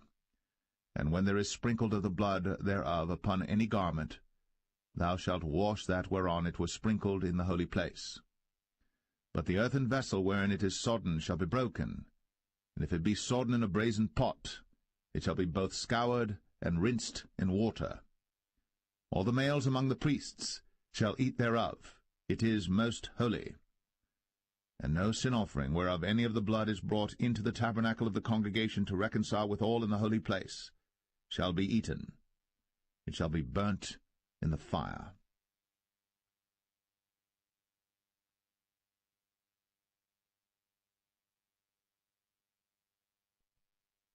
Leviticus 7. Likewise, this is the law of the trespass offering. It is most holy. In the place where they kill the burnt offering shall they kill the trespass offering, and the blood thereof shall he sprinkle round about upon the altar. And he shall offer of it all the fat thereof, the rump, and the fat that covereth the inwards, and the 2 kidneys, and the fat that is on them, which is by the flanks, and the caul that is above the liver, with the kidneys, it shall he take away. And the priest shall burn them upon the altar for an offering made by fire unto the Lord. It is a trespass offering. Every male among the priests shall eat thereof. It shall be eaten in the holy place. It is most holy. As the sin offering is, so is the trespass offering. There is one law for them. The priest that maketh atonement therewith shall have it. And the priest that offereth any man's burnt offering, even the priest, shall have to himself the skin of the burnt offering which he hath offered. And all the meat offering that is baked in the oven, and all that is dressed in the frying pan, and in the pan, shall be the priest's that offereth it. And every meat offering mingled with oil and dry shall all the sons of Aaron have, one as much as another. And this is the law of the sacrifice of peace offerings which he shall offer unto the Lord. If he offer it for a thanksgiving, then he shall offer with the sacrifice of thanksgiving unleavened cakes mingled with oil, and unleavened wafers anointed with oil, and cakes mingled with oil of fine flour fried. Besides the cakes, he shall offer for his offering leavened bread with the sacrifice of thanksgiving of his peace offerings, and of it he shall offer one out of the whole oblation for an heave offering unto the Lord, and it shall be the priest's that sprinkleth the blood of the peace offerings. And the flesh of the sacrifice of his peace offerings for thanksgiving shall be eaten the same day that it is offered. He shall not leave any of it until the morning. But if the sacrifice of his offering be a vow or a voluntary offering, it shall be eaten the same day that he offereth his sacrifice, and on the morrow also the remainder of it shall be eaten. But the remainder of the flesh of the sacrifice on the 3rd day shall be burnt with fire. And if any of the flesh of the sacrifice of his peace offerings be eaten at all on the 3rd day, it shall not be accepted, neither shall it be imputed unto him that offereth it. It shall be an abomination, and the soul that eateth of it shall bear his iniquity. And the flesh that toucheth any unclean thing shall not be eaten. It shall be burnt with fire. And as for the flesh, all that be clean shall eat thereof. But the soul that eateth of the flesh of the sacrifice of peace offerings, that pertain unto the Lord, having his uncleanness upon him, even that soul, shall be cut off from his people. Moreover, the soul that shall touch any unclean thing, as the uncleanness of man, or any unclean beast, or any abominable unclean thing, and eat of the flesh of the sacrifice of peace offerings, which pertain unto the Lord, even that soul shall be cut off from his people. And the Lord spake unto Moses, saying, Speak unto the children of Israel, saying, Ye shall eat no manner of fat, of ox, or of sheep, or of goat, and the fat of the beast that dieth of itself, and the fat of that which is torn with beasts, may be used in any other use, but ye shall in no wise eat of it. For whosoever eateth the fat of the beast, of which men offer an offering made by fire unto the Lord, even the soul that eateth it shall be cut off from his people. Moreover, ye shall eat no manner of blood, whether it be of fowl or of beast, in any of your dwellings. Whatsoever soul it be that eateth any manner of blood, even that soul shall be cut off from his people. And the Lord spake unto Moses, saying, Speak unto the children of Israel, saying, He that offereth the sacrifice of his peace offerings unto the Lord shall bring his oblation unto the Lord the sacrifice of his peace offerings. His own hands shall bring the offerings of the Lord made by fire, the fat with the breast. It shall he bring, that the breast may be waved for a wave offering before the Lord. And the priest shall burn the fat upon the altar, but the breast shall be Aaron's and his sons'. And the right shoulder shall ye give unto the priest for an heave offering of the sacrifices of your peace offerings. He among the sons of Aaron, that offereth the blood of the peace offerings, and the fat, shall have the right shoulder for his part. For the wave breast and the heave shoulder have I taken of the children of Israel, from off the sacrifices of their peace offerings, and have given them unto Aaron the priest, and unto his sons by a statute for ever, from among the children of Israel.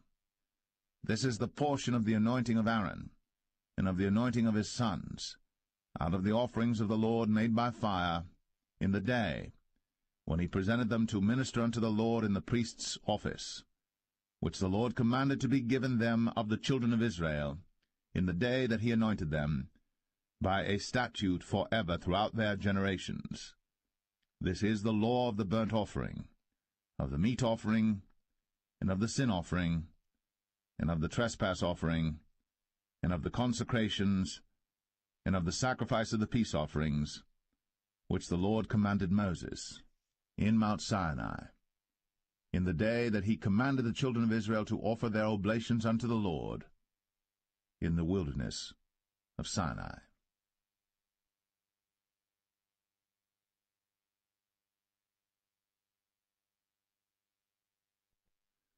Leviticus 8. And the Lord spake unto Moses, saying, Take Aaron and his sons with him, and the garments and the anointing oil, and a bullock for the sin offering, and 2 rams, and a basket of unleavened bread. And gather thou all the congregation together unto the door of the tabernacle of the congregation. And Moses did as the Lord commanded him. And the assembly was gathered together unto the door of the tabernacle of the congregation. And Moses said unto the congregation, This is the thing which the Lord commanded to be done. And Moses brought Aaron and his sons, and washed them with water. And he put upon him the coat, and girded him with the girdle, and clothed him with the robe, and put the ephod upon him. And he girded him with the curious girdle of the ephod, and bound it unto him therewith. And he put the breastplate upon him. Also he put in the breastplate the Urim and the Thummim. And he put the mitre upon his head. Also upon the mitre, even upon his forefront, did he put the golden plate, the holy crown, as the Lord commanded Moses. And Moses took the anointing oil, and anointed the tabernacle and all that was therein, and sanctified them. And he sprinkled thereof upon the altar 7 times, and anointed the altar and all his vessels, both the laver and his foot, to sanctify them. And he poured of the anointing oil upon Aaron's head, and anointed him, to sanctify him. And Moses brought Aaron's sons, and put coats upon them, and girded them with girdles, and put bonnets upon them, as the Lord commanded Moses. And he brought the bullock for the sin offering, and Aaron and his sons laid their hands upon the head of the bullock for the sin offering, and he slew it. And Moses took the blood, and put it upon the horns of the altar round about with his finger, and purified the altar, and poured the blood at the bottom of the altar, and sanctified it, to make reconciliation upon it. And he took all the fat that was upon the inwards, and the caul above the liver, and the 2 kidneys, and their fat, and Moses burned it upon the altar. But the bullock and his hide, his flesh and his dung, he burnt with fire without the camp, as the Lord commanded Moses. And he brought the ram for the burnt offering, and Aaron and his sons laid their hands upon the head of the ram, and he killed it. And Moses sprinkled the blood upon the altar round about, and he cut the ram into pieces. And Moses burnt the head, and the pieces, and the fat, and he washed the inwards and the legs in water. And Moses burnt the whole ram upon the altar. It was a burnt sacrifice for a sweet savour, and an offering made by fire unto the Lord, as the Lord commanded Moses. And he brought the other ram, the ram of consecration, and Aaron and his sons laid their hands upon the head of the ram, and he slew it. And Moses took of the blood of it, and put it upon the tip of Aaron's right ear, and upon the thumb of his right hand, and upon the great toe of his right foot. And he brought Aaron's sons, and Moses put of the blood upon the tip of their right ear, and upon the thumbs of their right hands, and upon the great toes of their right feet. And Moses sprinkled the blood upon the altar round about. And he took the fat, and the rump, and all the fat that was upon the inwards, and the caul above the liver, and the 2 kidneys and their fat, and the right shoulder, and out of the basket of unleavened bread that was before the Lord, he took 1 unleavened cake, and a cake of oiled bread, and 1 wafer, and put them on the fat, and upon the right shoulder. And he put all upon Aaron's hands, and upon his sons' hands, and waved them for a wave offering before the Lord. And Moses took them from off their hands, and burnt them on the altar upon the burnt offering. They were consecrations for a sweet savour. It is an offering made by fire unto the Lord. And Moses took the breast, and waved it for a wave offering before the Lord. For of the ram of consecration it was Moses' part, as the Lord commanded Moses. And Moses took of the anointing oil, and of the blood which was upon the altar, and sprinkled it upon Aaron, and upon his garments, and upon his sons, and upon his sons' garments with him, and sanctified Aaron, and his garments sons' garments with him. And Moses said unto Aaron and to his sons, Boil the flesh at the door of the tabernacle of the congregation, and there eat it with the bread that is in the basket of consecrations, as I commanded, saying, Aaron and his sons shall eat it. And that which remaineth of the flesh and of the bread shall ye burn with fire. And ye shall not go out of the door of the tabernacle of the congregation in 7 days, until the days of your consecration be at an end. For 7 days shall he consecrate you. As he hath done this day, so the Lord hath commanded to do, to make an atonement for you. Therefore shall ye abide at the door of the tabernacle of the congregation day and night, 7 days, and keep the charge of the Lord, that ye die not, for so I am commanded. So Aaron and his sons did all things which the Lord commanded by the hand of Moses.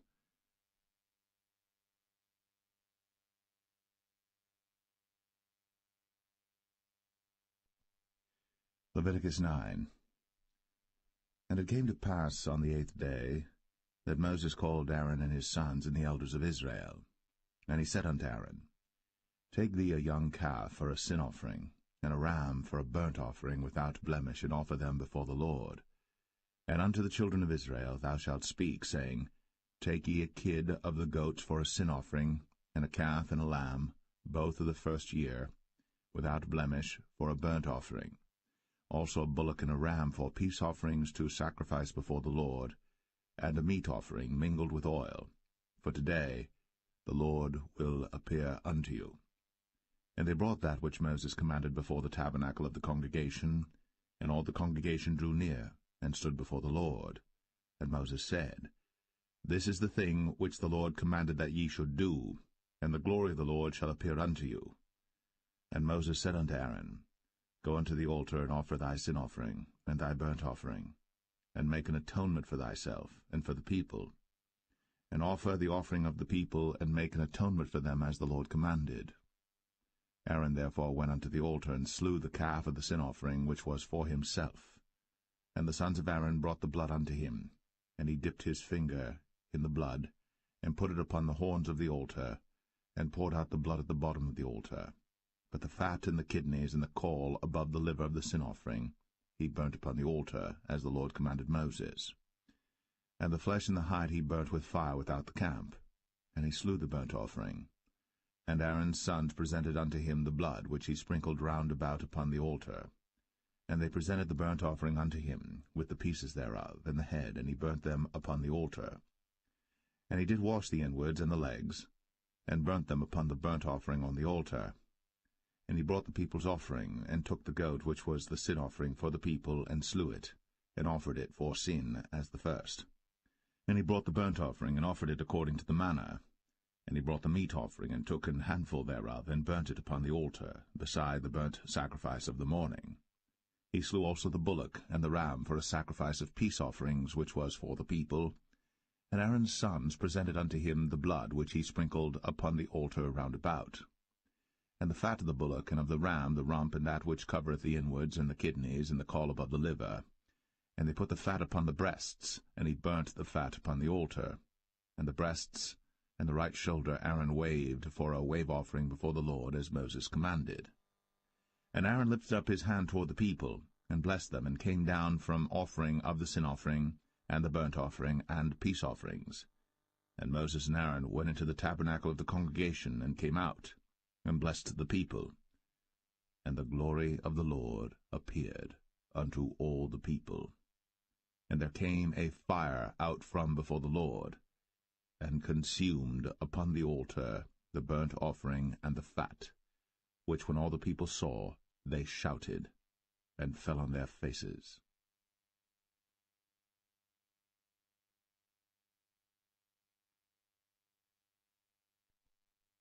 Leviticus 10. And Nadab and Abihu, the sons of Aaron, took either of them his censer, and put fire therein, and put incense thereon, and offered strange fire before the Lord, which he commanded them not.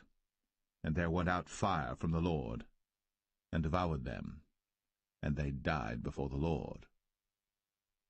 Then Moses said unto Aaron, This is it that the Lord spake, saying, I will be sanctified in them that come nigh me, and before all the people I will be glorified. And Aaron held his peace. And Moses called Mishael and Elzaphan, the sons of Uzziel, the uncle of Aaron, and said unto them, Come near, carry your brethren from before the sanctuary out of the camp. So they went near, and carried them in their coats out of the camp, as Moses had said. And Moses said unto Aaron, and unto Eleazar, and unto Ithamar his sons, Uncover not your heads, neither rend your clothes, lest ye die, and lest wrath come upon all the people. But let your brethren, the whole house of Israel, bewail the burning which the Lord hath kindled. And ye shall not go out from the door of the tabernacle of the congregation, lest ye die. For the anointing oil of the Lord is upon you. And they did, according to the word of Moses. And the Lord spake unto Aaron, saying, Do not drink wine nor strong drink, thou nor thy sons with thee, when ye go into the tabernacle of the congregation, lest ye die. It shall be a statute for ever throughout your generations. And that ye may put difference between holy and unholy, and between unclean and clean, and that ye may teach the children of Israel all the statutes which the Lord hath spoken unto them by the hand of Moses.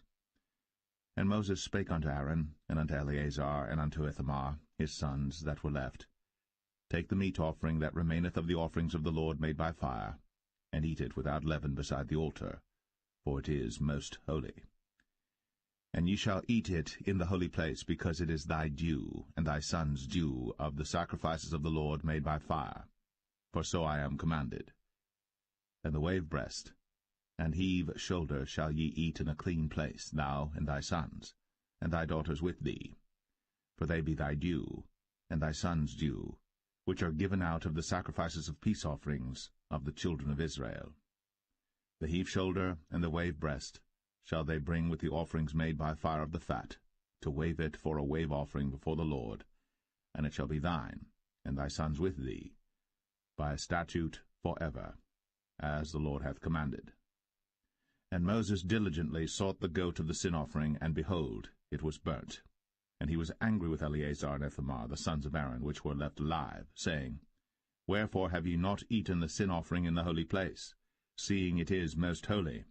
And God hath given it you to bear the iniquity of the congregation, to make atonement for them before the Lord. Behold, the blood of it was not brought in within the holy place. Ye should indeed have eaten it in the holy place, as I commanded. And Aaron said unto Moses, Behold, this day have they offered their sin offering and their burnt offering before the Lord. And such things have befallen me. And if I had eaten the sin offering today, should it have been accepted in the sight of the Lord? And when Moses heard that, he was content.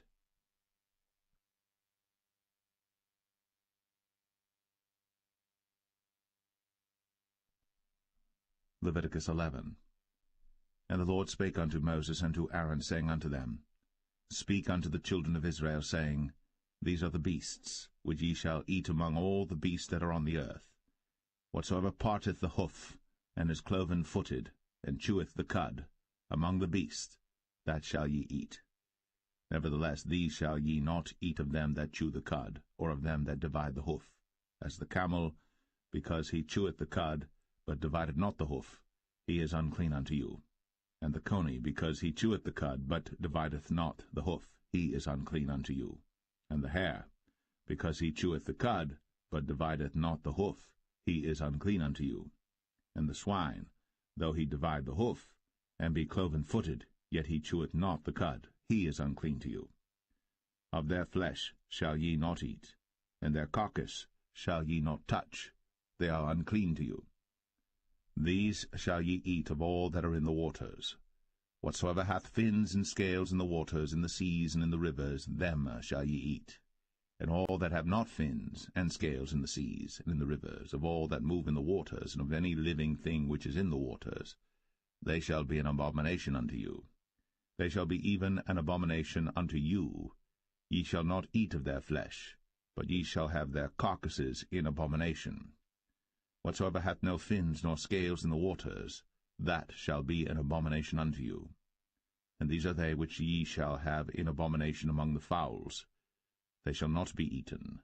They are an abomination, the eagle, and the ossifrage, and the osprey, and the vulture, and the kite after his kind, every raven after his kind, and the owl, and the nighthawk, and the cuckoo, and the hawk after his kind, and the little owl, and the cormorant, and the great owl, and the swan, and the pelican, and the gyre eagle, and the stork, the heron after her kind, and the lapwing, and the bat.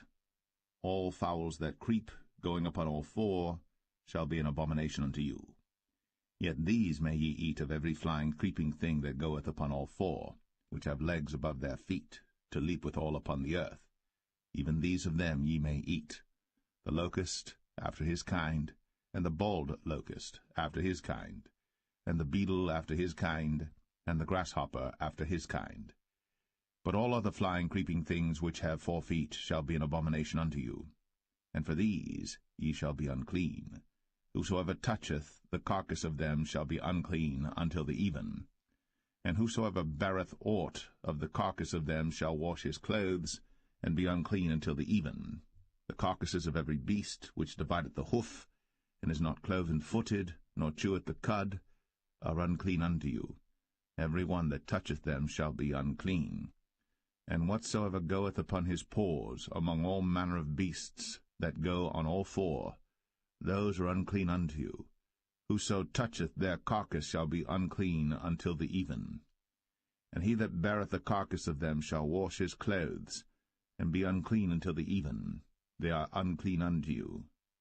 These also shall be unclean unto you among the creeping things that creep upon the earth, the weasel, and the mouse, and the tortoise after his kind, and the ferret, and the chameleon, and the lizard, and the snail, and the mole. These are unclean to you among all that creep. Whosoever doth touch them, when they be dead, shall be unclean until the even. And upon whatsoever any of them, when they are dead, doth fall, it shall be unclean, whether it be any vessel of wood, or raiment, or skin, or sack, whatsoever vessel it be, wherein any work is done, it must be put into water, and it shall be unclean until the even. So it shall be cleansed. And every earthen vessel, whereinto any of them falleth, whatsoever is in it shall be unclean, and ye shall break it. Of all meat which may be eaten, that on which such water cometh shall be unclean, and all drink that may be drunk in every such vessel shall be unclean. And everything whereupon any part of their carcass falleth shall be unclean, whether it be oven, or ranges, or pots, they shall be broken down, for they are unclean, and shall be unclean unto you. Nevertheless a fountain or pit wherein there is plenty of water shall be clean, but that which toucheth their carcass shall be unclean. And if any part of their carcass fall upon any sowing seed which is to be sown, it shall be clean. But if any water be put upon the seed, and any part of their carcass fall thereon, it shall be unclean unto you. And if any beast of which ye may eat die, he that toucheth the carcass thereof shall be unclean until the even. And he that eateth of the carcass of it shall wash his clothes, and be unclean until the even. He also that beareth the carcass of it shall wash his clothes, and be unclean until the even. And every creeping thing that creepeth upon the earth shall be an abomination, it shall not be eaten. Whatsoever goeth upon the belly, and whatsoever goeth upon all four, or whatsoever hath more feet among all creeping things that creep upon the earth, them ye shall not eat, for they are an abomination. Ye shall not make yourselves abominable with any creeping thing that creepeth, neither shall ye make yourselves unclean with them, that ye should be defiled thereby. For I am the Lord your God. Ye shall therefore sanctify yourselves, and ye shall be holy, for I am holy. Neither shall ye defile yourselves with any manner of creeping thing that creepeth upon the earth. For I am the Lord that bringeth you up out of the land of Egypt, to be your God. Ye shall therefore be holy, for I am holy. This is the law of the beasts, and of the fowl, and of every living creature that moveth in the waters, and of every creature that creepeth upon the earth, to make a difference between the unclean and the clean, and between the beast that may be eaten and the beast that may not be eaten.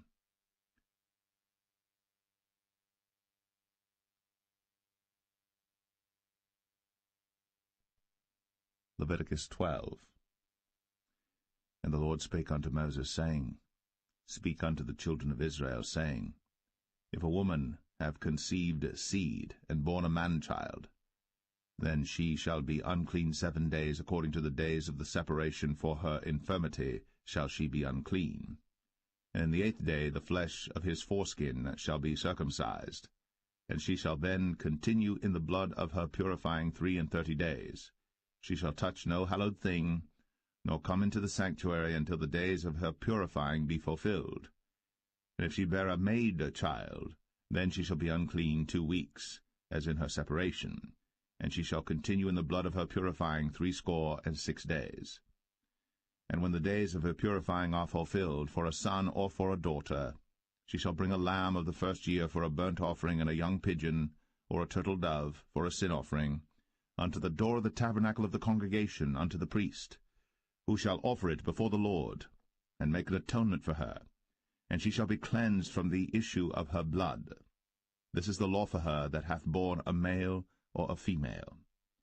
And if she be not able to bring a lamb, then she shall bring 2 turtles or 2 young pigeons, the one for the burnt offering and the other for a sin offering, and the priest shall make an atonement for her, and she shall be clean.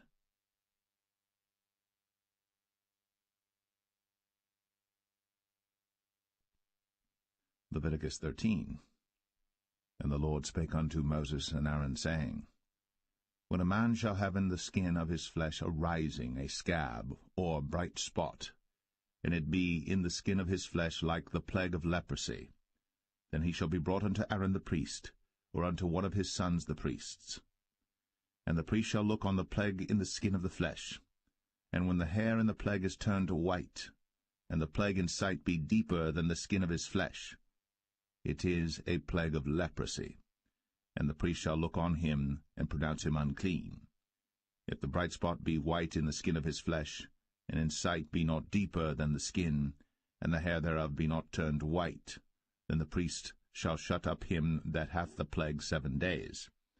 And the priest shall look on him the 7th day, and behold, if the plague in his sight be at a stay, and the plague spread not in the skin, then the priest shall shut him up 7 days more. And the priest shall look on him again the 7th day, and behold, if the plague be somewhat dark, and the plague spread not in the skin, the priest shall pronounce him clean. It is but a scab, and he shall wash his clothes, and be clean. But if the scab spread much abroad in the skin, after that he hath been seen of the priest for his cleansing, he shall be seen of the priest again. And if the priest see that, behold, the scab spreadeth in the skin, then the priest shall pronounce him unclean. It is a leprosy. When the plague of leprosy is in a man, then he shall be brought unto the priest. And the priest shall see him, and behold, if the rising be white in the skin, and it have turned the hair white, and there be quick raw flesh in the rising, it is an old leprosy in the skin of his flesh. And the priest shall pronounce him unclean, and shall not shut him up, for he is unclean. And if a leprosy break out abroad in the skin, and the leprosy cover all the skin of him that hath the plague from his head even to his foot, wheresoever the priest looketh, then the priest shall consider, and behold, if the leprosy have covered all his flesh, he shall pronounce him clean that hath the plague. It is all turned white, he is clean. But when raw flesh appeareth in him, he shall be unclean. And the priest shall see the raw flesh, and pronounce him to be unclean. For the raw flesh is unclean, it is a leprosy. Or if the raw flesh turn again, and be changed unto white, he shall come unto the priest. And the priest shall see him, and behold, if the plague be turned into white, then the priest shall pronounce him clean that hath the plague. He is clean. The flesh also, in which even in the skin thereof was a boil, and is healed, and in the place of the boil there be a white rising, or a bright spot, white and somewhat reddish, and it be shown to the priest. And if, when the priest seeth it, behold, it be in sight lower than the skin, and the hair thereof be turned white, the priest shall pronounce him unclean. It is a plague of leprosy broken out of the boil. But if the priest look on it, and behold, there be no white hairs therein, and if it be not lower than the skin, but be somewhat dark, then the priest shall shut him up 7 days. And if it spread much abroad in the skin, then the priest shall pronounce him unclean. It is a plague. But if the bright spot stay in his place, and spread not, it is a burning boil, and the priest shall pronounce him clean. Or if there be any flesh in the skin whereof there is a hot burning, and the quick flesh that burneth have a white bright spot, somewhat reddish or white, then the priest shall look upon it, and behold, if the hair in the bright spot be turned white, and it be in sight deeper than the skin, it is a leprosy broken out of the burning. Wherefore the priest shall pronounce him unclean. It is the plague of leprosy. But if the priest look on it, and behold, there be no white hair in the bright spot, and it be no lower than the other skin, but be somewhat dark, then the priest shall shut him up 7 days. And the priest shall look upon him the 7th day, and if it be spread much abroad in the skin, then the priest shall pronounce him unclean. It is the plague of leprosy. And if the bright spot stay in his place, and spread not in the skin, but it be somewhat dark, it is a rising of the burning, and the priest shall pronounce him clean. For it is an inflammation of the burning. If a man or woman have a plague upon the head or the beard, then the priest shall see the plague, and behold, if it be in sight deeper than the skin, and there be in it a yellow thin hair, then the priest shall pronounce him unclean. It is a dry scall, even a leprosy upon the head or beard. And if the priest look on the plague of the scall, and behold, it be not in sight deeper than the skin, and that there is no black hair in it, then the priest shall shut up him that hath the plague of the scall 7 days. And in the 7th day the priest shall look on the plague, and behold, if the scall spread not, and there be in it no yellow hair, and the scall be not in sight deeper than the skin, he shall be shaven, but the scall shall he not shave, and the priest shall shut up him that hath the scall 7 days more. And in the 7th day the priest shall look on the scall, and behold, if the scall be not spread in the skin, nor be in sight deeper than the skin, then the priest shall pronounce him clean. then he shall wash his clothes, and be clean. But if the scald spread much in the skin after his cleansing, then the priest shall look on him, and behold, if the scald be spread in the skin, the priest shall not seek for yellow hair. He is unclean. But if the scald be in his sight at a stay, and that there is black hair grown up therein, the scald is healed. He is clean, and the priest shall pronounce him clean. If a man also or a woman have in the skin of their flesh bright spots, even white bright spots, then the priest shall look, and behold, if the bright spots in the skin of their flesh be darkish white, it is a freckled spot that groweth in the skin. He is clean. And the man whose hair is fallen off his head, he is bald, yet is he clean. And he that hath his hair fallen off from the part of his head toward his face, he is forehead bald, yet is he clean. And if there be in the bald head or bald forehead a white reddish sore, it is a leprosy sprung up in his bald head, or his bald forehead. Then the priest shall look upon it, and behold, if the rising of the sore be white, reddish in his bald head, or in his bald forehead, as the leprosy appeareth in the skin of the flesh, he is a leprous man. He is unclean. The priest shall pronounce him utterly unclean. His plague is in his head. And the leper in whom the plague is, his clothes shall be rent, and his head bare. And he shall put a covering upon his upper lip, and shall cry, Unclean, unclean. All the days wherein the plague shall be in him, he shall be defiled. He is unclean. He shall dwell alone. Without the camp shall his habitation be. The garment also that the plague of leprosy is in, whether it be a woolen garment or a linen garment, whether it be in the warp or woof of linen or of woolen, whether in a skin or in anything made of skin, and if the plague be greenish or reddish in the garment or in the skin, either in the warp or in the woof or in anything of skin, it is a plague of leprosy, and shall be shown unto the priest. And the priest shall look upon the plague, and shut up it that hath the plague 7 days. And he shall look on the plague on the 7th day, if the plague be spread in the garment, either in the warp, or in the woof, or in a skin, or in any work that is made of skin, the plague is a fretting leprosy, it is unclean. He shall therefore burn the garment, whether warp or woof, in woolen or in linen, or anything of skin, wherein the plague is, for it is a fretting leprosy, it shall be burnt in the fire. And if the priest shall look, and behold, the plague be not spread in the garment, either in the warp or in the woof, or in anything of skin, then the priest shall command that they wash the thing wherein the plague is, and he shall shut it up 7 days more. And the priest shall look on the plague, after that it is washed, and behold, if the plague have not changed his colour, and the plague be not spread, it is unclean. Thou shalt burn it in the fire. It is fret inward, whether it be bare within or without. And if the priest look, and behold, the plague be somewhat dark after the washing of it, then he shall rend it out of the garment, or out of the skin, or out of the warp, or out of the woof. And if it appear still in the garment, either in the warp or in the woof, or in anything of skin, it is a spreading plague. Thou shalt burn that wherein the plague is, with fire. And the garment, either warp or woof, or whatsoever thing of skin it be, which thou shalt wash, if the plague be departed from them, then it shall be washed the 2nd time, and shall be clean. This is the law of the plague of leprosy in a garment of woolen or linen, either in the warp or woof, or anything of skins, to pronounce it clean, or to pronounce it unclean.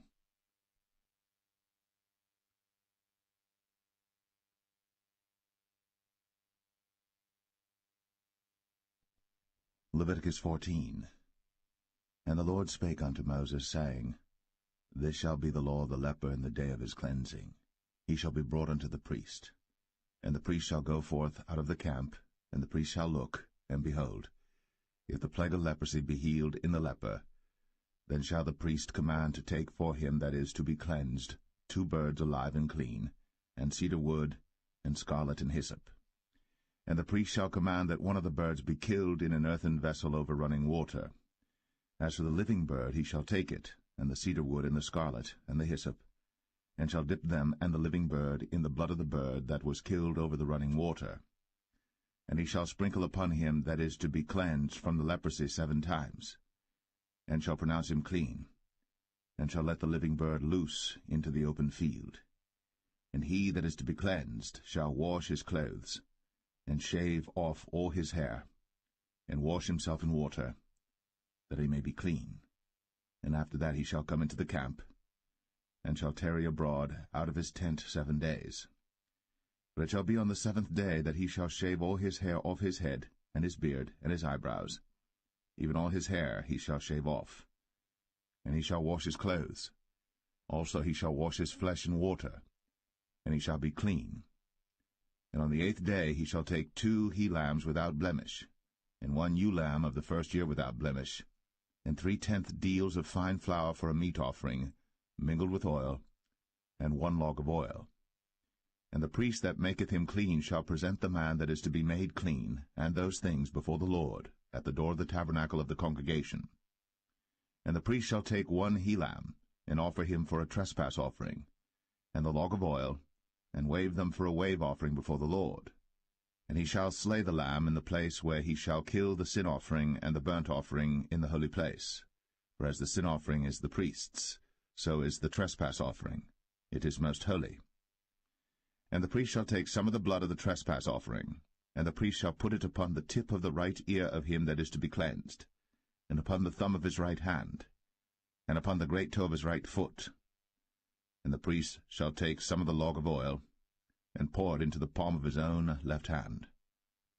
And the priest shall dip his right finger in the oil that is in his left hand, and shall sprinkle of the oil with his finger 7 times before the Lord. And of the rest of the oil that is in his hand shall the priest put upon the tip of the right ear of him that is to be cleansed, and upon the thumb of his right hand, and upon the great toe of his right foot, upon the blood of the trespass offering. And the remnant of the oil that is in the priest's hand he shall pour upon the head of him that is to be cleansed, and the priest shall make an atonement for him before the Lord. And the priest shall offer the sin offering, and make an atonement for him that is to be cleansed from his uncleanness. And afterward he shall kill the burnt offering. And the priest shall offer the burnt offering and the meat offering upon the altar. And the priest shall make an atonement for him, and he shall be clean. And if he be poor, and cannot get so much, then he shall take 1 lamb for a trespass offering to be waved, to make an atonement for him, and 1/10 deal of fine flour mingled with oil for a meat offering, and a log of oil, and 2 turtle doves, or 2 young pigeons, such as he is able to get, and the one shall be a sin offering, and the other a burnt offering. And he shall bring them on the 8th day for his cleansing unto the priest, unto the door of the tabernacle of the congregation before the Lord. And the priest shall take the lamb of the trespass offering, and the log of oil, and the priest shall wave them for a wave offering before the Lord. And he shall kill the lamb of the trespass offering, and the priest shall take some of the blood of the trespass offering, and put it upon the tip of the right ear of him that is to be cleansed, and upon the thumb of his right hand, and upon the great toe of his right foot. And the priest shall pour of the oil into the palm of his own left hand. And the priest shall sprinkle with his right finger some of the oil that is in his left hand 7 times before the Lord. And the priest shall put of the oil that is in his hand upon the tip of the right ear of him that is to be cleansed, and upon the thumb of his right hand, and upon the great toe of his right foot, upon the place of the blood of the trespass offering. And the rest of the oil that is in the priest's hand he shall put upon the head of him that is to be cleansed, to make an atonement for him before the Lord. And he shall offer the one of the turtle doves, or of the young pigeons, such as he can get, even such as he is able to get, the one for a sin offering, and the other for a burnt offering, with the meat offering. And the priest shall make an atonement for him that is to be cleansed before the Lord. This is the law of him in whom is the plague of leprosy, whose hand is not able to get that which pertaineth to his cleansing. And the Lord spake unto Moses and unto Aaron, saying, When ye be come into the land of Canaan, which I give to you for a possession, and I put the plague of leprosy in a house of the land of your possession, and he that owneth the house shall come and tell the priest, saying, It seemeth to me there is as it were a plague in the house. Then the priest shall command that they empty the house before the priests go into it to see the plague, that all that is in the house be not made unclean, and afterward the priest shall go in to see the house. And he shall look on the plague, and behold, if the plague be in the walls of the house with hollow strakes, greenish or reddish, which in sight are lower than the wall, then the priest shall go out of the house to the door of the house, and shut up the house 7 days. And the priest shall come again the 7th day, and shall look, and behold, if the plague be spread in the walls of the house, then the priest shall command that they take away the stones in which the plague is, and they shall cast them into an unclean place without the city. And he shall cause the house to be scraped within round about, and they shall pour out the dust that they scrape off without the city into an unclean place. And they shall take other stones, and put them in the place of those stones. And he shall take other mortar, and shall plaster the house. And if the plague come again, and break out in the house, after that he hath taken away the stones, and after he hath scraped the house, and after it is plastered, then the priest shall come and look. And behold, if the plague be spread in the house, it is a fretting leprosy in the house, it is unclean. And he shall break down the house, the stones of it, and the timber thereof, and all the mortar of the house, and he shall carry them forth out of the city into an unclean place. Moreover, he that goeth into the house all the while that it is shut up shall be unclean until the even. And he that lieth in the house shall wash his clothes, and he that eateth in the house shall wash his clothes. And if the priest shall come in and look upon it, and behold, the plague hath not spread in the house, after the house was plastered, then the priest shall pronounce the house clean, because the plague is healed. And he shall take to cleanse the house 2 birds, and cedar wood, and scarlet, and hyssop. And he shall kill the one of the birds in an earthen vessel over running water. And he shall take the cedar wood, and the hyssop, and the scarlet, and the living bird, and dip them in the blood of the slain bird, and in the running water, and sprinkle the house 7 times. And he shall cleanse the house with the blood of the bird, and with the running water, and with the living bird, and with the cedar wood, and with the hyssop, and with the scarlet. But he shall let go the living bird out of the city into the open fields, and make an atonement for the house, and it shall be clean. This is the law for all manner of plague of leprosy and scall, and for the leprosy of a garment and of a house, and for a rising, and for a scab, and for a bright spot, to teach when it is unclean, and when it is clean. This is the law of leprosy.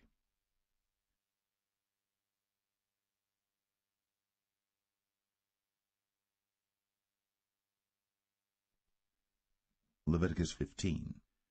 And the Lord spake unto Moses and to Aaron, saying, Speak unto the children of Israel, and say unto them, When any man hath a running issue out of his flesh, because of his issue he is unclean. And this shall be his uncleanness in his issue, whether his flesh run with his issue, or his flesh be stopped from his issue, it is his uncleanness. Every bed whereon he lieth that hath the issue is unclean, and everything whereon he sitteth shall be unclean.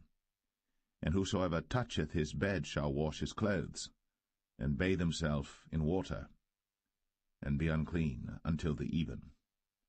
And he that sitteth on anything whereon he sat that hath the issue shall wash his clothes, and bathe himself in water, and be unclean until the even. And he that toucheth the flesh of him that hath the issue shall wash his clothes, and bathe himself in water, and be unclean until the even. And if he that hath the issue spit upon him that is clean, then he shall wash his clothes, and bathe himself in water, and be unclean until the even. And what saddle soever he rideth upon that hath the issue shall be unclean.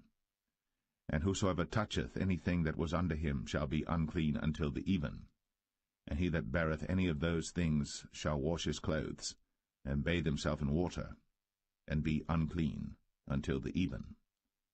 And whomsoever he toucheth that hath the issue, and hath not rinsed his hands in water, he shall wash his clothes, and bathe himself in water, and be unclean until the even.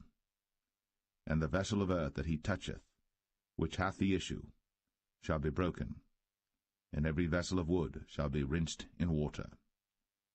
And when he that hath an issue is cleansed of his issue, then he shall number to himself 7 days for his cleansing, and wash his clothes, and bathe his flesh in running water, and shall be clean.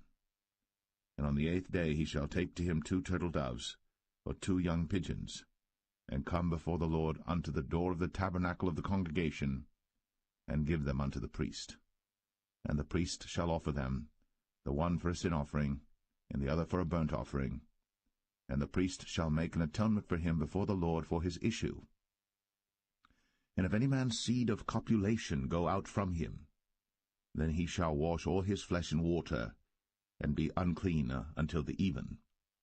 And every garment, and every skin, whereon is the seed of copulation, shall be washed with water, and be unclean until the even. The woman also with whom man shall lie with seed of copulation, they shall both bathe themselves in water, and be unclean until the even. And if a woman have an issue, and her issue in her flesh be blood, she shall be put apart 7 days, and whosoever toucheth her shall be unclean until the even. And everything that she lieth upon in her separation shall be unclean. Everything also that she sitteth upon shall be unclean. And whosoever toucheth her bed shall wash his clothes, and bathe himself in water, and be unclean until the even. And whosoever toucheth anything that she sat upon shall wash his clothes, and bathe himself in water, and be unclean until the even. And if it be on her bed, or on any thing whereon she sitteth, when he toucheth it, he shall be unclean until the even. And if any man lie with her at all, and her flowers be upon him, he shall be unclean 7 days, and all the bed whereon he lieth shall be unclean. And if a woman have an issue of her blood many days out of the time of her separation, or if it run beyond the time of her separation, all the days of the issue of her uncleanness shall be as the days of her separation. She shall be unclean. Every bed whereon she lieth all the days of her issue shall be unto her as the bed of her separation. And whatsoever she sitteth upon shall be unclean, as the uncleanness of her separation. And whosoever toucheth those things shall be unclean, and shall wash his clothes, and bathe himself in water, and be unclean until the even. But if she be cleansed of her issue, then she shall number to herself 7 days, and after that she shall be clean. And on the 8th day she shall take unto her 2 turtles, or 2 young pigeons, and bring them unto the priest, to the door of the tabernacle of the congregation. And the priest shall offer the one for a sin offering, and the other for a burnt offering, and the priest shall make an atonement for her before the Lord for the issue of her uncleanness. Thus shall ye separate the children of Israel from their uncleanness, that they die not in their uncleanness, when they defile my tabernacle that is among them. This is the law of him that hath an issue, and of him whose seed goeth from him, and is defiled therewith, and of her that is sick of her flowers, and of him that hath an issue, of the man, and of the woman, and of him that lieth with her that is unclean.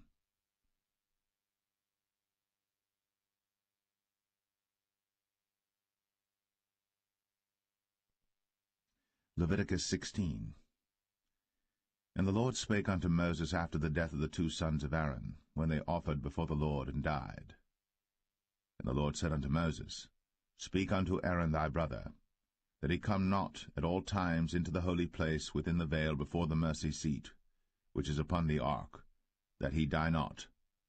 For I will appear in the cloud upon the mercy seat. Thus shall Aaron come into the holy place with a young bullock for a sin offering, and a ram for a burnt offering. He shall put on the holy linen coat, and he shall have the linen breeches upon his flesh, and shall be girded with a linen girdle, and with the linen mitre shall he be attired. These are holy garments. Therefore shall he wash his flesh in water, and so put them on. And he shall take of the congregation of the children of Israel 2 kids of the goats for a sin offering, and 1 ram for a burnt offering. And Aaron shall offer his bullock of the sin offering which is for himself, and make an atonement for himself and for his house. And he shall take the 2 goats and present them before the Lord at the door of the tabernacle of the congregation. And Aaron shall cast lots upon the 2 goats, 1 lot for the Lord, and the other lot for the scapegoat. And Aaron shall bring the goat upon which the Lord's lot fell, and offer him for a sin offering. But the goat on which the lot fell, to be the scapegoat, shall be presented alive before the Lord, to make an atonement with him, and to let him go for a scapegoat into the wilderness. And Aaron shall bring the bullock of the sin offering which is for himself, and shall make an atonement for himself and for his house, and shall kill the bullock of the sin offering which is for himself. And he shall take a censer full of burning coals of fire from off the altar before the Lord, and his hands full of sweet incense beaten small, and bring it within the veil. And he shall put the incense upon the fire before the Lord, that the cloud of the incense may cover the mercy seat that is upon the testimony, that he die not. And he shall take of the blood of the bullock, and sprinkle it with his finger upon the mercy seat eastward, and before the mercy seat shall he sprinkle of the blood with his finger 7 times. Then shall he kill the goat of the sin offering that is for the people, and bring his blood within the veil, and do with that blood as he did with the blood of the bullock, and sprinkle it upon the mercy seat, and before the mercy seat. And he shall make an atonement for the holy place, because of the uncleanness of the children of Israel, and because of their transgressions and all their sins. And so shall he do for the tabernacle of the congregation that remaineth among them in the midst of their uncleanness. And there shall be no man in the tabernacle of the congregation when he goeth in to make an atonement in the holy place, until he come out, and have made an atonement for himself, and for his household, and for all the congregation of Israel. And he shall go out unto the altar that is before the Lord, and make an atonement for it, and shall take of the blood of the bullock, and of the blood of the goat, and put it upon the horns of the altar round about. And he shall sprinkle of the blood upon it with his finger 7 times, and cleanse it, and hallow it from the uncleanness of the children of Israel. And when he hath made an end of reconciling the holy place, and the tabernacle of the congregation, and the altar, he shall bring the live goat. And Aaron shall lay both his hands upon the head of the live goat, and confess over him all the iniquities of the children of Israel, and all their transgressions and all their sins, putting them upon the head of the goat, and shall send him away by the hand of a fit man into the wilderness. And the goat shall bear upon him all their iniquities unto a land not inhabited. And he shall let go the goat in the wilderness. And Aaron shall come into the tabernacle of the congregation, and shall put off the linen garments, which he put on when he went into the holy place, and shall leave them there. And he shall wash his flesh with water in the holy place, and put on his garments, and come forth, and offer his burnt offering, and the burnt offering of the people, and make an atonement for himself and for the people. And the fat of the sin offering shall he burn upon the altar. And he that let go the goat for the scapegoat shall wash his clothes, and bathe his flesh in water, and afterward come into the camp.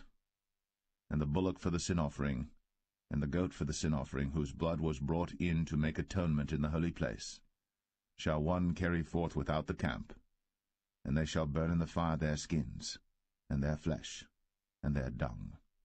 And he that burneth them shall wash his clothes, and bathe his flesh in water, and afterward he shall come into the camp.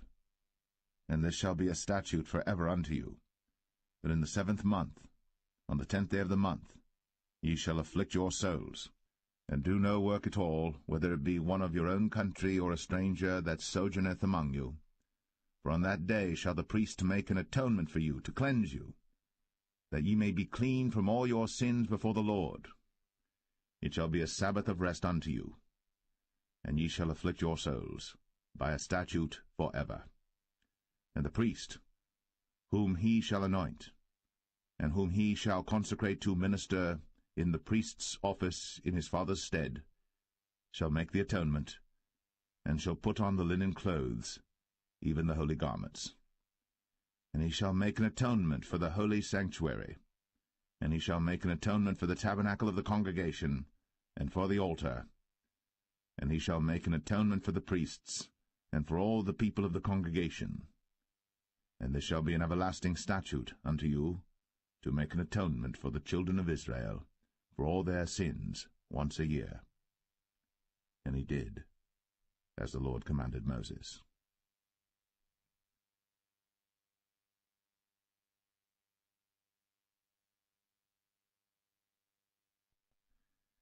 Leviticus 17.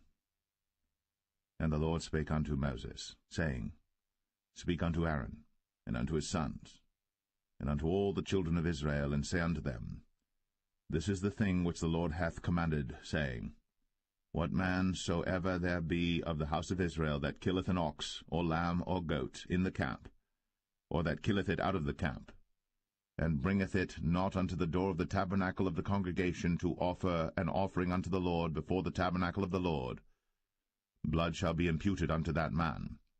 He hath shed blood, and that man shall be cut off from among his people.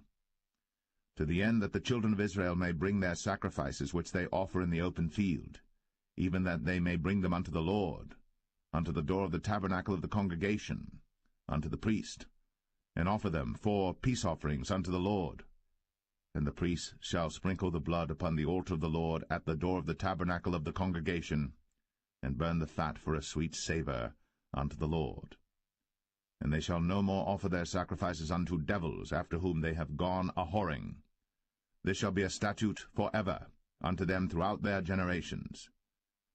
And thou shalt say unto them, Whatsoever man there be of the house of Israel, or of the strangers which sojourn among you, that offereth a burnt offering or sacrifice, and bringeth it not unto the door of the tabernacle of the congregation, to offer it unto the Lord, even that man shall be cut off from among his people.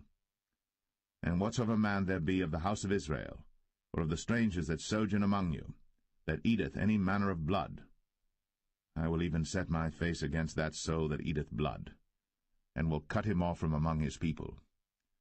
For the life of the flesh is in the blood, and I have given it to you upon the altar to make an atonement for your souls.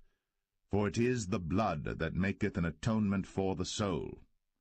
Therefore I said unto the children of Israel, No soul of you shall eat blood, neither shall any stranger that sojourneth among you eat blood.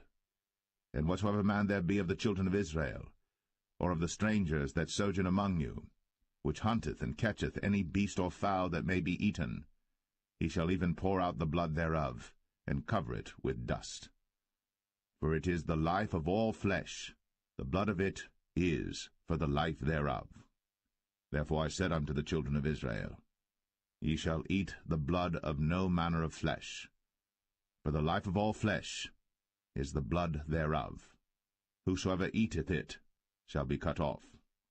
And every soul that eateth that which died of itself, or that which was torn with beasts, whether it be one of your own country or a stranger, he shall both wash his clothes, and bathe himself in water, and be unclean until the even. Then shall he be clean. But if he wash them not, nor bathe his flesh, then he shall bear his iniquity.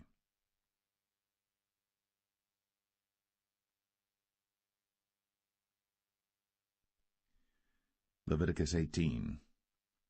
And the Lord spake unto Moses, saying, Speak unto the children of Israel, and say unto them, I am the Lord your God. After the doings of the land of Egypt, wherein ye dwelt, shall ye not do, and after the doings of the land of Canaan, whither I bring you, shall ye not do, neither shall ye walk in their ordinances. Ye shall do my judgments, and keep mine ordinances, to walk therein. I am the Lord your God. Ye shall therefore keep my statutes and my judgments, which if a man do, he shall live in them. I am the Lord. None of you shall approach to any that is near of kin to him, to uncover their nakedness. I am the Lord. The nakedness of thy father, or the nakedness of thy mother, shalt thou not uncover. She is thy mother, thou shalt not uncover her nakedness. The nakedness of thy father's wife shalt thou not uncover. It is thy father's nakedness. The nakedness of thy sister, the daughter of thy father, or daughter of thy mother, whether she be born at home or born abroad, even their nakedness thou shalt not uncover.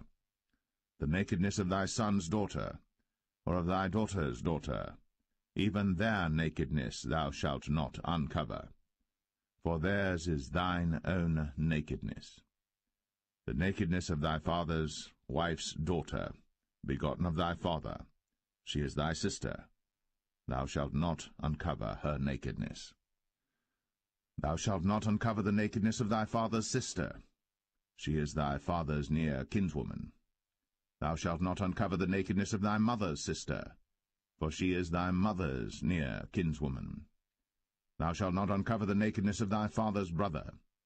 Thou shalt not approach to his wife, she is thine aunt.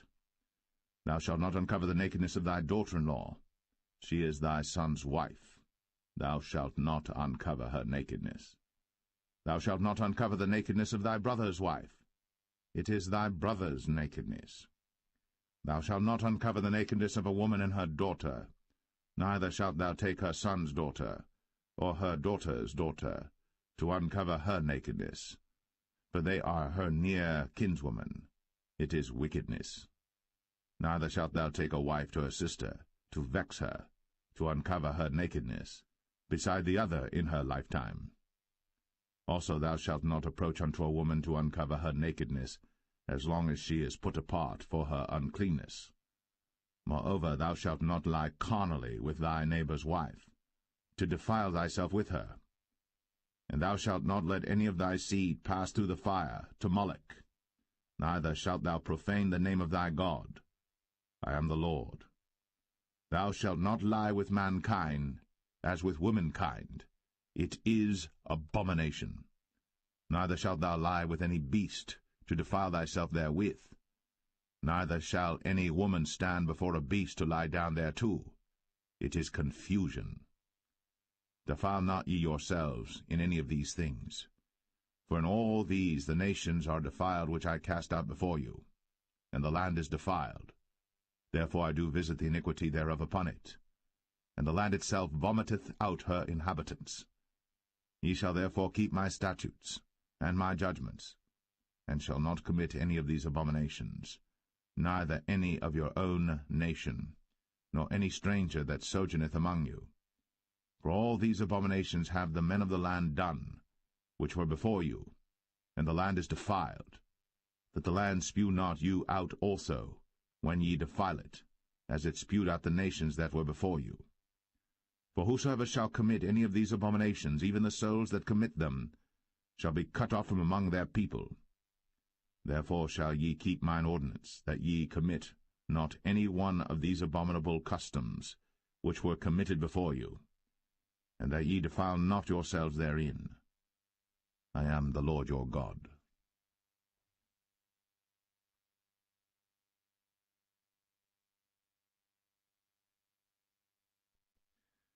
Leviticus 19.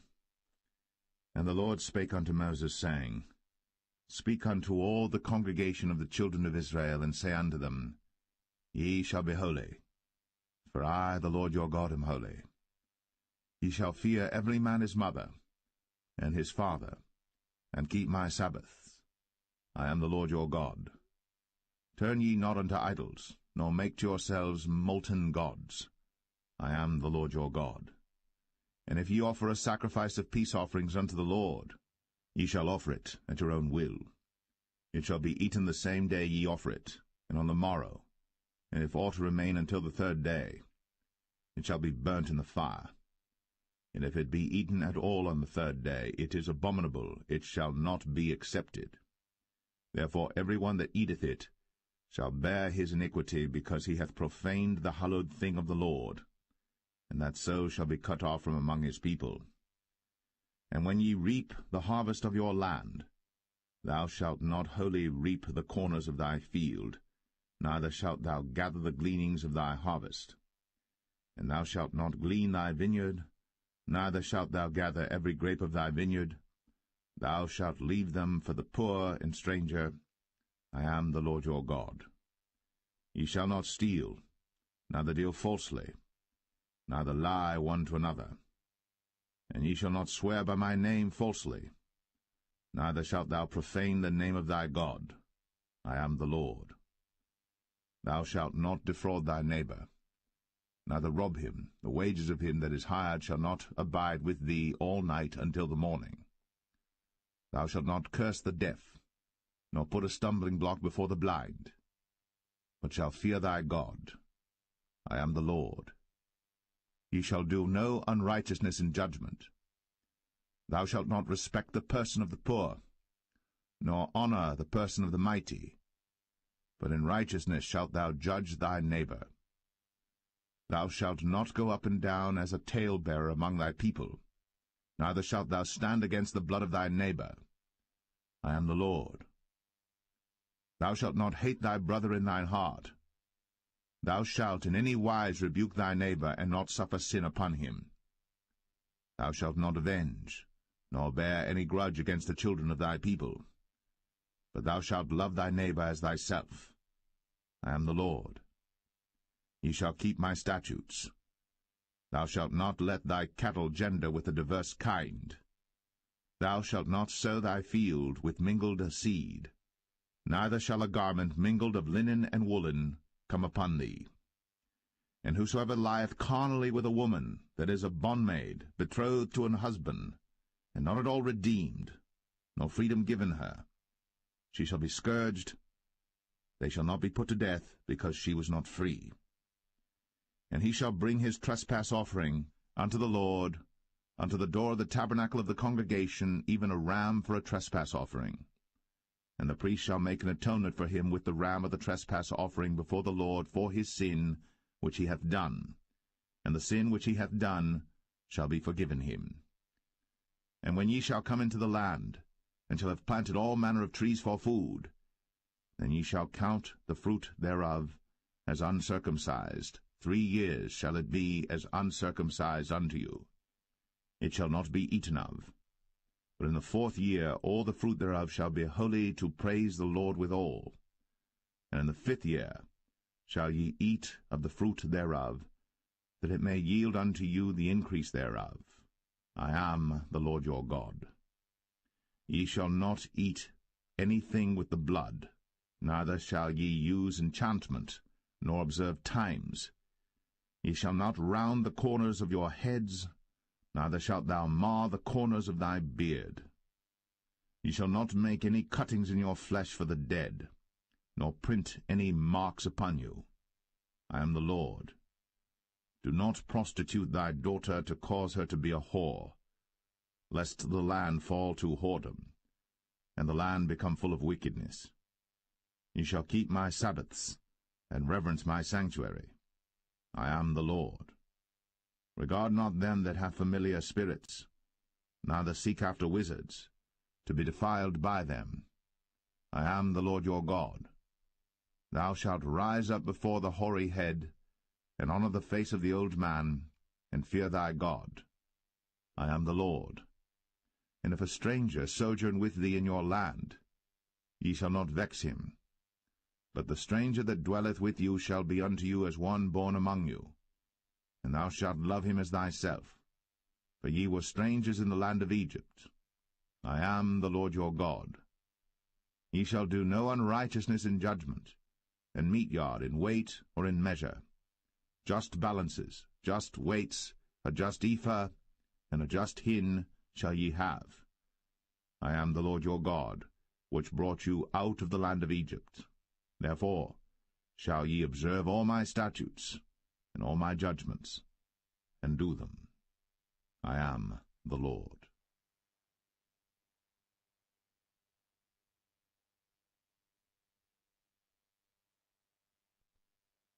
Leviticus 20. And the Lord spake unto Moses, saying, Again, thou shalt say to the children of Israel, Whosoever he be of the children of Israel, or of the strangers that sojourn in Israel, that giveth any of his seed unto Moloch, he shall surely be put to death. The people of the land shall stone him with stones.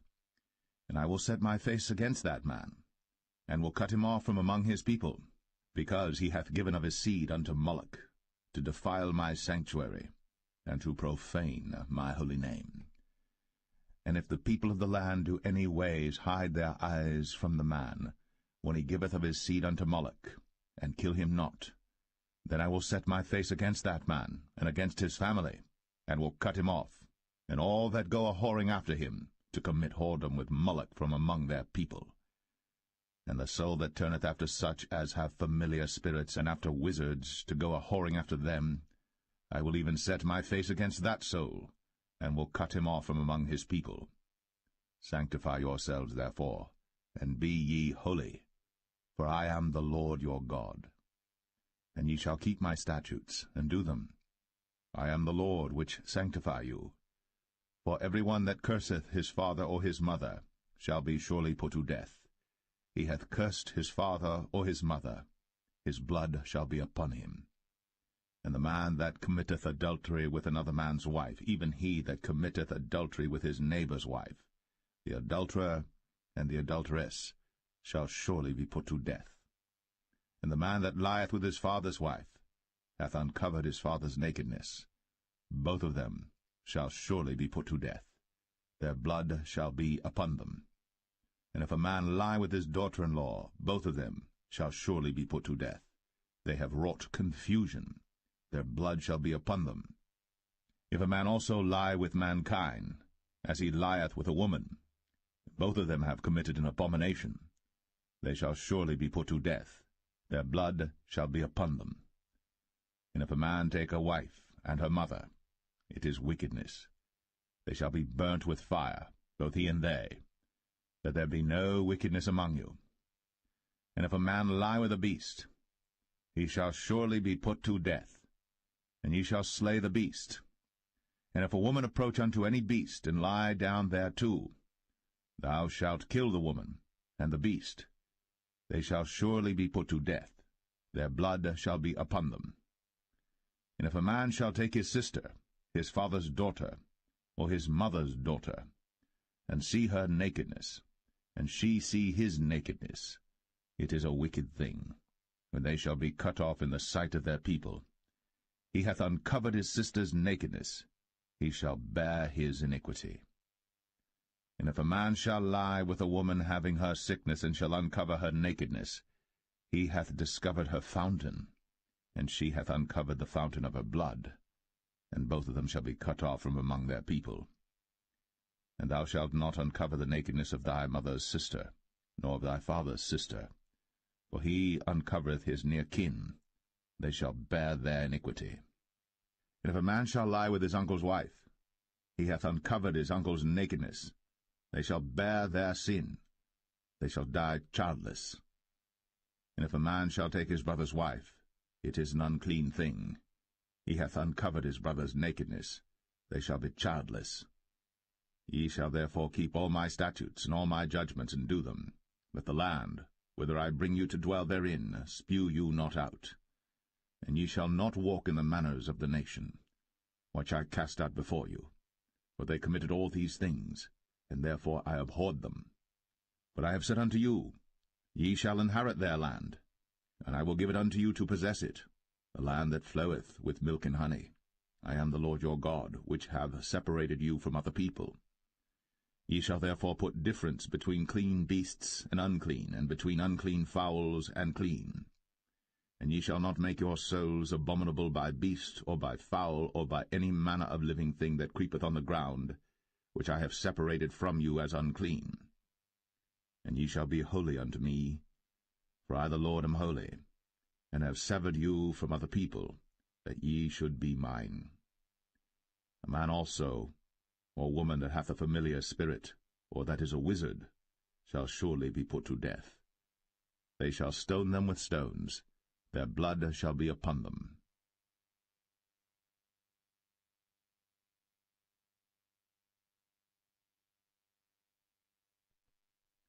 Leviticus 21. And the Lord said unto Moses, Speak unto the priests, the sons of Aaron, and say unto them, There shall none be defiled for the dead among his people. But for his kin that is near unto him, that is, for his mother, and for his father, and for his son, and for his daughter, and for his brother, and for his sister a virgin, that is nigh unto him, which hath had no husband, for her may he be defiled. But he shall not defile himself, being a chief man among his people, to profane himself. They shall not make baldness upon their head, neither shall they shave off the corner of their beard, nor make any cuttings in their flesh. They shall be holy unto their God, and not profane the name of their God, for the offerings of the Lord made by fire, and the bread of their God they do offer, therefore they shall be holy. They shall not take a wife that is a whore, or profane, neither shall they take a woman put away from her husband, for he is holy unto his God. Thou shalt sanctify him therefore, for he offereth the bread of thy God. He shall be holy unto thee. For I, the Lord, which sanctify you, am holy. And the daughter of any priest, if she profane herself by playing the whore, she profaneth her father. She shall be burnt with fire. And he that is the high priest among his brethren, upon whose head the anointing oil was poured, and that is consecrated to put on the garments, shall not uncover his head nor rend his clothes. Neither shall he go into any dead body, nor defile himself for his father, or for his mother. Neither shall he go out of the sanctuary, nor profane the sanctuary of his God. For the crown of the anointing oil of his God is upon him. I am the Lord. And he shall take a wife in her virginity, a widow, or a divorced woman, or profane, or an harlot. These shall he not take, but he shall take a virgin of his own people to wife. Neither shall he profane his seed among his people, for I the Lord do sanctify him. And the Lord spake unto Moses, saying, Speak unto Aaron, saying, Whosoever he be of thy seed in their generations that hath any blemish, let him not approach to offer the bread of his God. For whatsoever man he be that hath a blemish, he shall not approach, a blind man, or a lame, or he that hath a flat nose, or anything superfluous, or a man that is broken-footed, or broken-handed, or crooked-backed, or a dwarf, or that hath a blemish in his eye, or be scurvy, or scabbed, or hath his stones broken. No man that hath a blemish of the seed of Aaron the priest shall come nigh to offer the offerings of the Lord made by fire. He hath a blemish. He shall not come nigh to offer the bread of his God. He shall eat the bread of his God, both of the most holy and of the holy. Only he shall not go in unto the veil, nor come nigh unto the altar, because he hath a blemish, that he profane not my sanctuaries. For I the Lord do sanctify them. And Moses told it unto Aaron and to his sons, and unto all the children of Israel.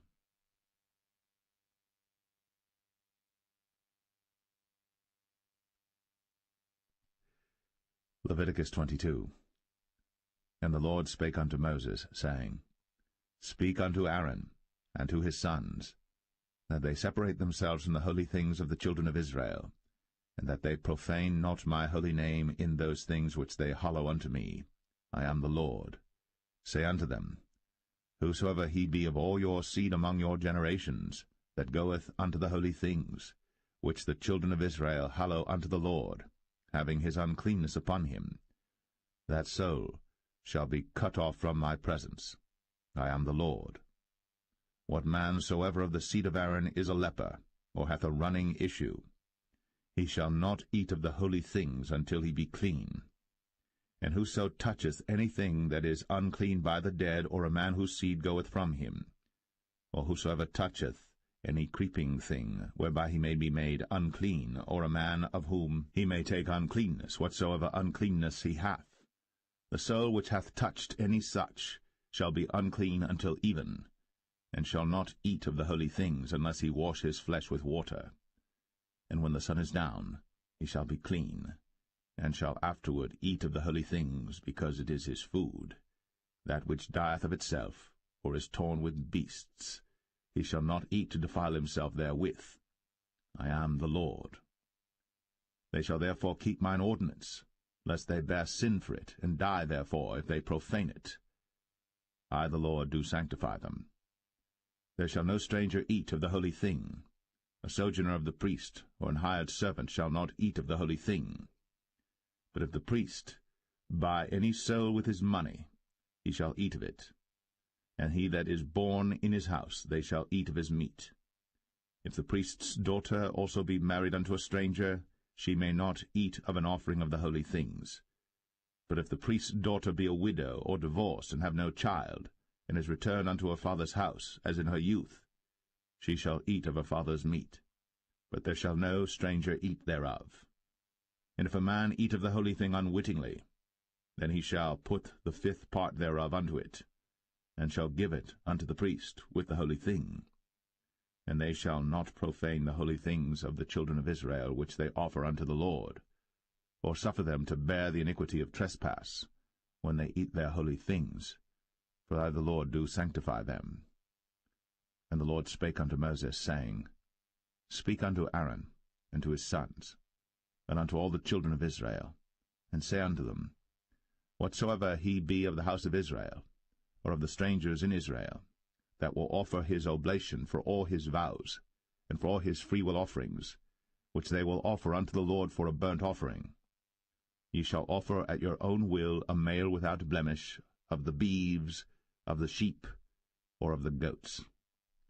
But whatsoever hath a blemish, that shall ye not offer, for it shall not be acceptable for you.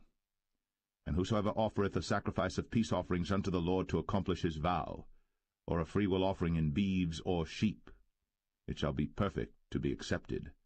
There shall be no blemish therein.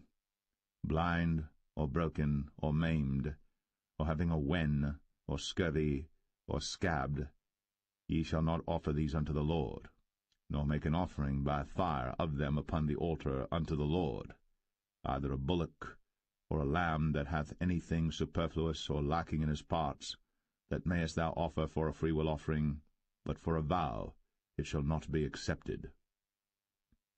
Ye shall not offer unto the Lord that which is bruised, or crushed, or broken, or cut.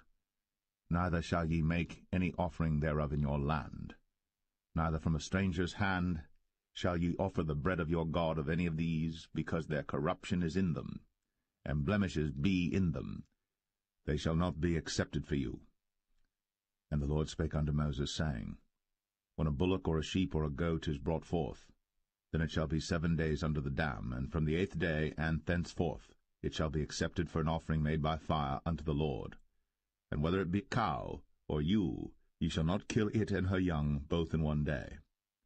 And when ye will offer a sacrifice of thanksgiving unto the Lord, offer it at your own will. On the same day it shall be eaten up. Ye shall leave none of it until the morrow. I am the Lord. Therefore shall ye keep my commandments, and do them. I am the Lord.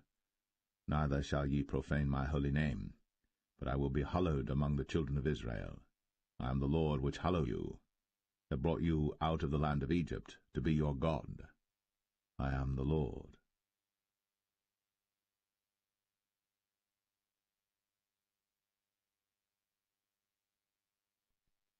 Leviticus 23.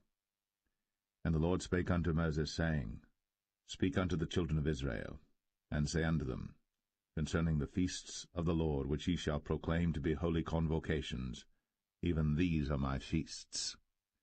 6 days shall work be done, but the 7th day is the Sabbath of rest, and holy convocation. Ye shall do no work therein. It is the Sabbath of the Lord in all your dwellings. These are the feasts of the Lord, even holy convocations, which ye shall proclaim in their seasons. In the 14th day of the 1st month at even is the Lord's Passover, and on the 15th day of the same month is the feast of unleavened bread unto the Lord. 7 days ye must eat unleavened bread. In the 1st day ye shall have an holy convocation. Ye shall do no servile work therein. But ye shall offer an offering made by fire unto the Lord 7 days. In the 7th day is an holy convocation. Ye shall do no servile work therein. And the Lord spake unto Moses, saying, Speak unto the children of Israel, and say unto them, When ye be come into the land which I give unto you, and shall reap the harvest thereof, then ye shall bring a sheaf of the firstfruits of your harvest unto the priest. And he shall wave the sheaf before the Lord, to be accepted for you. On the morrow after the Sabbath the priest shall wave it.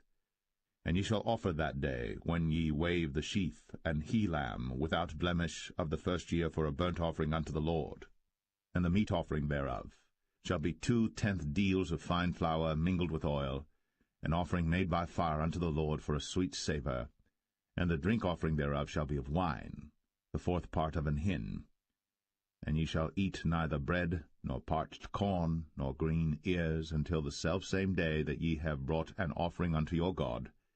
It shall be a statute for ever throughout your generations in all your dwellings.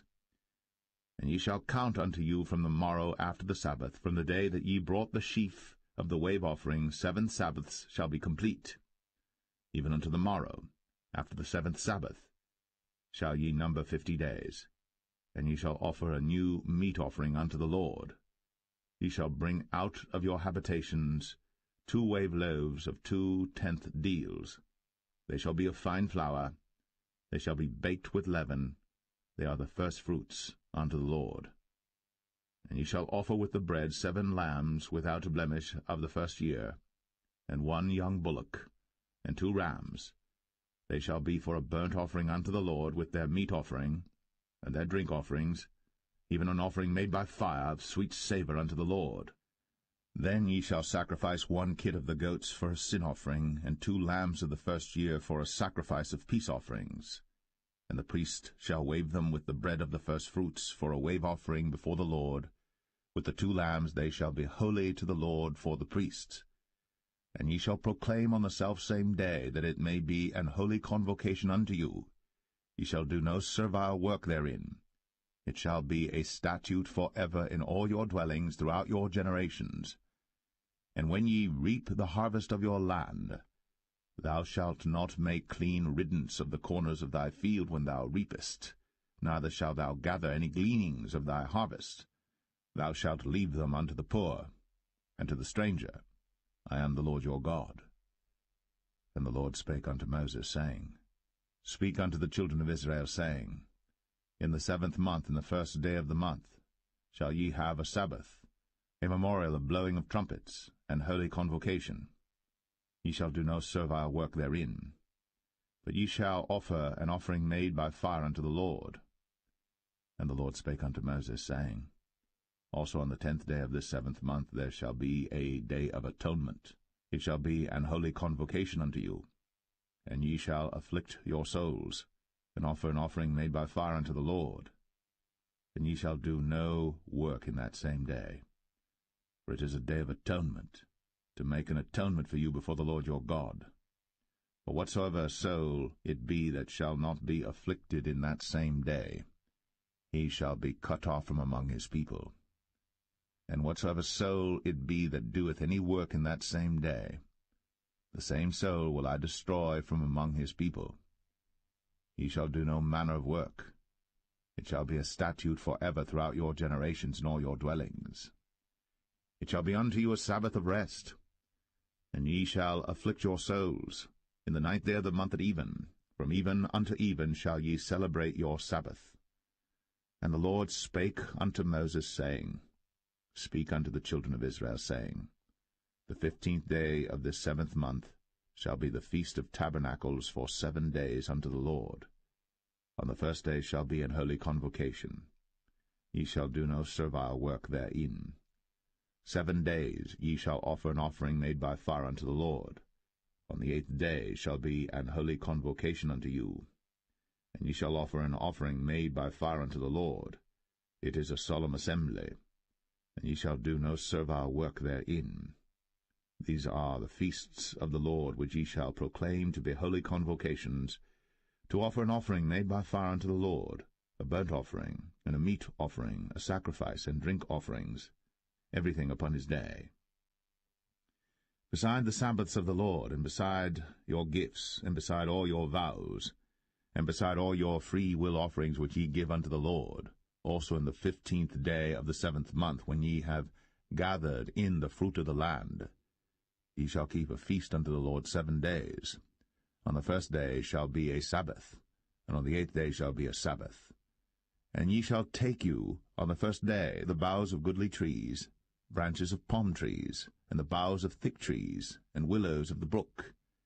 And ye shall rejoice before the Lord your God 7 days. And ye shall keep it a feast unto the Lord 7 days in the year. It shall be a statute for ever in your generations. Ye shall celebrate it in the 7th month. Ye shall dwell in booths 7 days. All that are Israelites born shall dwell in booths. That your generations may know that I made the children of Israel to dwell in booths, when I brought them out of the land of Egypt. I am the Lord your God. And Moses declared unto the children of Israel the feasts of the Lord.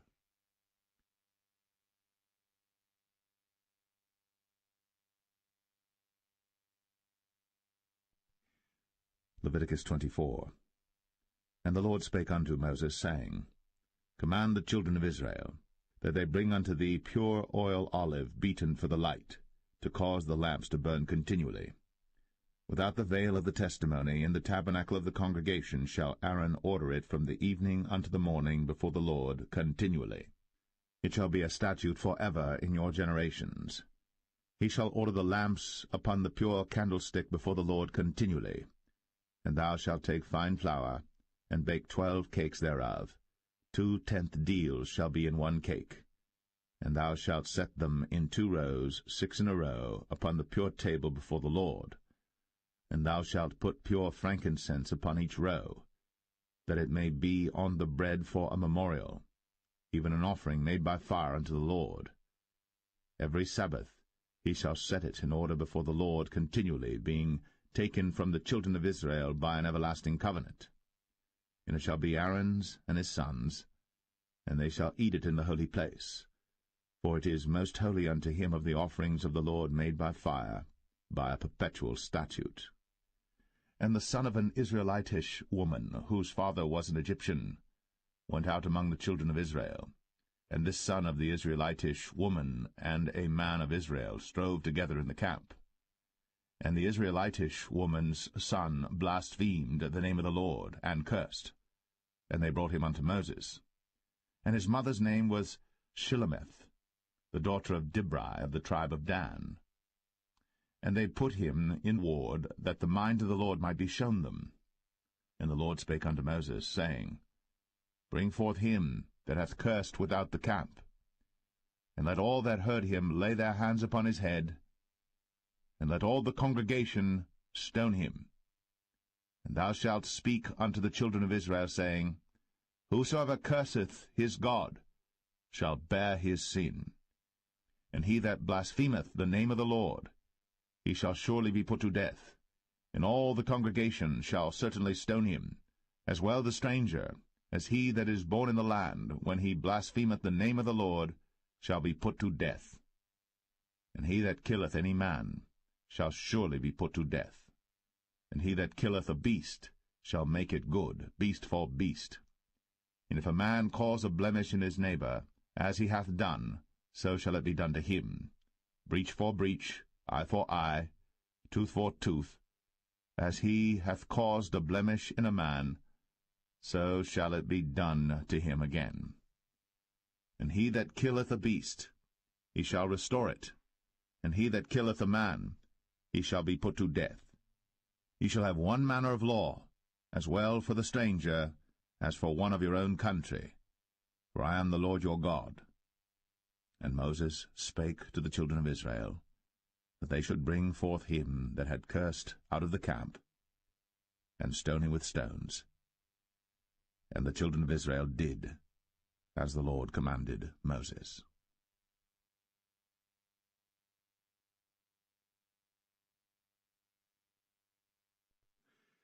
Leviticus 25. And the Lord spake unto Moses in Mount Sinai, saying, Speak unto the children of Israel, and say unto them, When ye come into the land which I give you, then shall the land keep a Sabbath unto the Lord. 6 years thou shalt sow thy field, and 6 years thou shalt prune thy vineyard, and gather in the fruit thereof. But in the 7th year shall be a Sabbath of rest unto the land, a Sabbath for the Lord. Thou shalt neither sow thy field, nor prune thy vineyard. That which groweth of its own accord of thy harvest thou shalt not reap, neither gather the grapes of thy vine undressed. For it is a year of rest unto the land, and the Sabbath of the land shall be meat for you. for thee, and for thy servant, and for thy maid, and for thy hired servant, and for thy stranger that sojourneth with thee, and for thy cattle, and for the beasts that are in thy land, shall all the increase thereof be meat. And thou shalt number 7 Sabbaths of years unto thee, 7 times 7 years, and the space of the 7 Sabbaths of years shall be unto thee 49 years. Then shalt thou cause the trumpet of the Jubilee to sound on the 10th day of the 7th month. In the day of atonement shall ye make the trumpet sound throughout all your land. And ye shall hallow the 50th year, and proclaim liberty throughout all the land unto all the inhabitants thereof. It shall be a jubilee unto you. And ye shall return every man unto his possession, and ye shall return every man unto his family. A jubilee shall that 50th year be unto you. Ye shall not sow, neither reap that which groweth of itself in it, nor gather the grapes in it of thy vine undressed. For it is the jubilee. It shall be holy unto you. Ye shall eat the increase thereof out of the field. In the year of this jubilee ye shall return every man unto his possession. And if thou sell aught unto thy neighbor, or buyest aught of thy neighbor's hand, ye shall not oppress one another. According to the number of years after the jubilee thou shalt buy of thy neighbor, and according unto the number of years of the fruits he shall sell unto thee. According to the multitude of years thou shalt increase the price thereof, and according to the fewness of years thou shalt diminish the price of it, for according to the number of the years of the fruits doth he sell unto thee. Ye shall not therefore oppress one another, but thou shalt fear thy God, for I am the Lord your God. Wherefore ye shall do my statutes, and keep my judgments, and do them.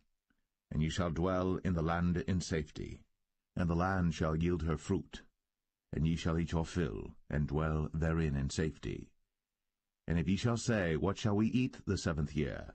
Behold, we shall not sow, nor gather in our increase. Then I will command my blessing upon you in the 6th year, and it shall bring forth fruit for 3 years. And ye shall sow the 8th year, and eat yet of old fruit until the 9th year. Until her fruits come in, ye shall eat of the old store. The land shall not be sold for ever, for the land is mine, for ye are strangers and sojourners with me. And in all the land of your possession ye shall grant a redemption for the land. If thy brother be waxen poor, and hath sold away some of his possession, and if any of his kin come to redeem it, then shall he redeem that which his brother sold. And if the man have none to redeem it, and himself be able to redeem it, then let him count the years of the sale thereof, and restore the overplus unto the man to whom he sold it, that he may return unto his possession. But if he be not able to restore it to him, then that which is sold shall remain in the hand of him that hath bought it until the year of Jubilee, and in the Jubilee it shall go out, and he shall return unto his possession. And if a man sell a dwelling house in a walled city, then he may redeem it within a whole year after it is sold. Within a full year may he redeem it. And if it be not redeemed within the space of a full year, then the house that is in the walled city shall be established for ever to him that bought it throughout his generations. It shall not go out in the Jubilee. But the houses of the villages which have no wall round about them shall be counted as the fields of the country. They may be redeemed, and they shall go out in the Jubilee. Notwithstanding the cities of the Levites, and the houses of the cities of their possession, may the Levites redeem at any time. And if a man purchase of the Levites, then the house that was sold, and the city of his possession, shall go out in the year of Jubilee, for the houses of the cities of the Levites are their possession among the children of Israel. But the field of the suburbs of their cities may not be sold, for it is their perpetual possession. And if thy brother be waxen poor, and fallen in decay with thee, then thou shalt relieve him, yea, though he be a stranger, or a sojourner, that he may live with thee. Take thou no usury of him, or increase, but fear thy God, that thy brother may live with thee. Thou shalt not give him thy money upon usury, nor lend him thy victuals for increase. I am the Lord your God, which brought you forth out of the land of Egypt, to give you the land of Canaan, and to be your God. And if thy brother that dwelleth by thee be waxen poor, and be sold unto thee, Thou shalt not compel him to serve as a bondservant, but as an hired servant, and as a sojourner. He shall be with thee, and shall serve thee unto the year of Jubilee. And then shall he depart from thee, both he and his children with him, and shall return unto his own family, and unto the possession of his fathers shall he return. For they are my servants, which I brought forth out of the land of Egypt. They shall not be sold as bondmen. Thou shalt not rule over him with rigor, but shalt fear thy God. Both thy bondmen and thy bondmaids, which thou shalt have, shall be of the heathen that are round about you. Of them shall ye buy bondmen and bondmaids. Moreover, of the children of the strangers that do sojourn among you, of them shall ye buy, and of their families that are with you, which they begat in your land, and they shall be your possession. And ye shall take them as an inheritance for your children after you, to inherit them for a possession. They shall be your bondmen for ever. But over your brethren, the children of Israel, ye shall not rule one over another with rigor. And if a sojourner or stranger wax rich by thee, and thy brother that dwelleth by him wax poor, and sell himself unto the stranger or sojourner by thee, or to the stock of the stranger's family, after that he is sold, he may be redeemed again. One of his brethren may redeem him. Either his uncle or his uncle's son may redeem him, or any that is nigh of kin unto him of his family may redeem him, or if he be able, he may redeem himself. And he shall reckon with him that bought him from the year that he was sold to him unto the year of Jubilee. And the price of his sale shall be according unto the number of years. According to the time of an hired servant shall it be with him. If there be yet many years behind, according unto them, he shall give again the price of his redemption out of the money that he was bought for. And if there remain but few years unto the year of Jubilee, then he shall count with him, and according unto his years shall he give him again the price of his redemption. And as a yearly hired servant shall he be with him, and the other shall not rule with rigor over him in thy sight. And if he be not redeemed in these years, then he shall go out in the year of Jubilee, both he and his children with him. For unto me the children of Israel are servants. They are my servants whom I brought forth out of the land of Egypt. I am the Lord your God.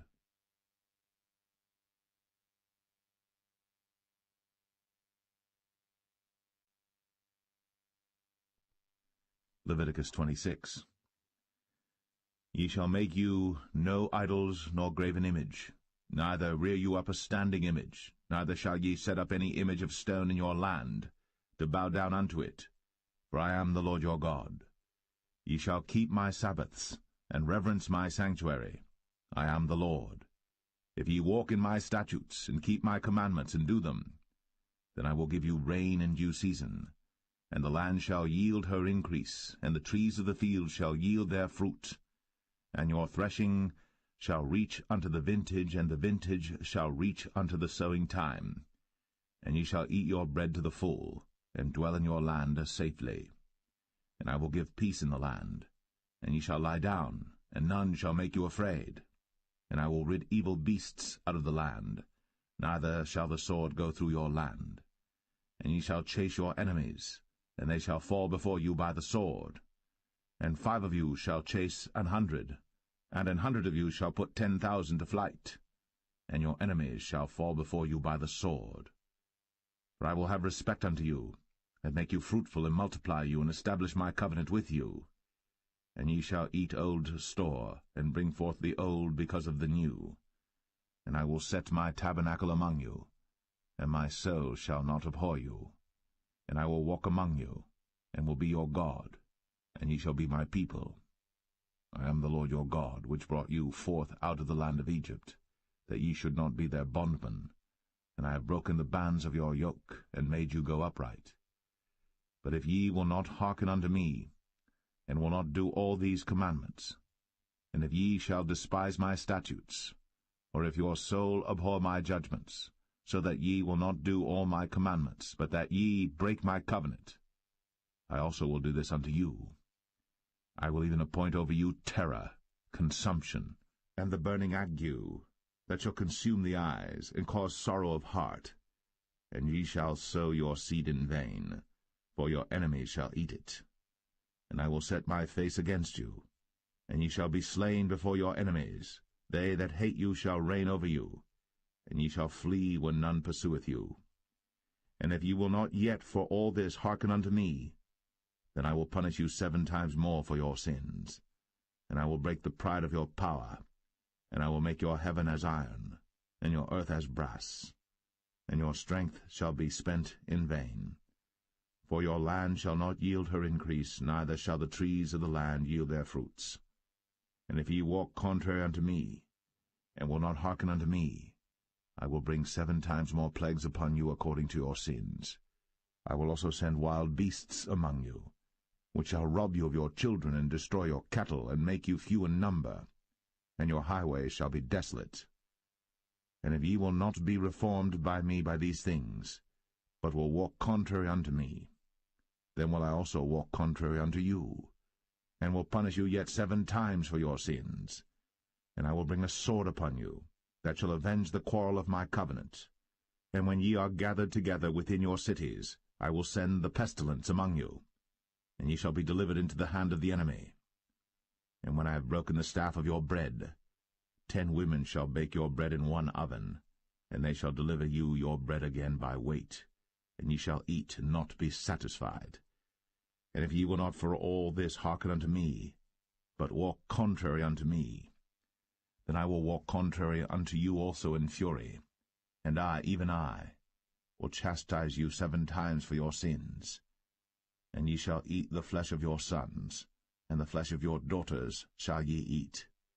And I will destroy your high places, and cut down your images, and cast your carcasses upon the carcasses of your idols.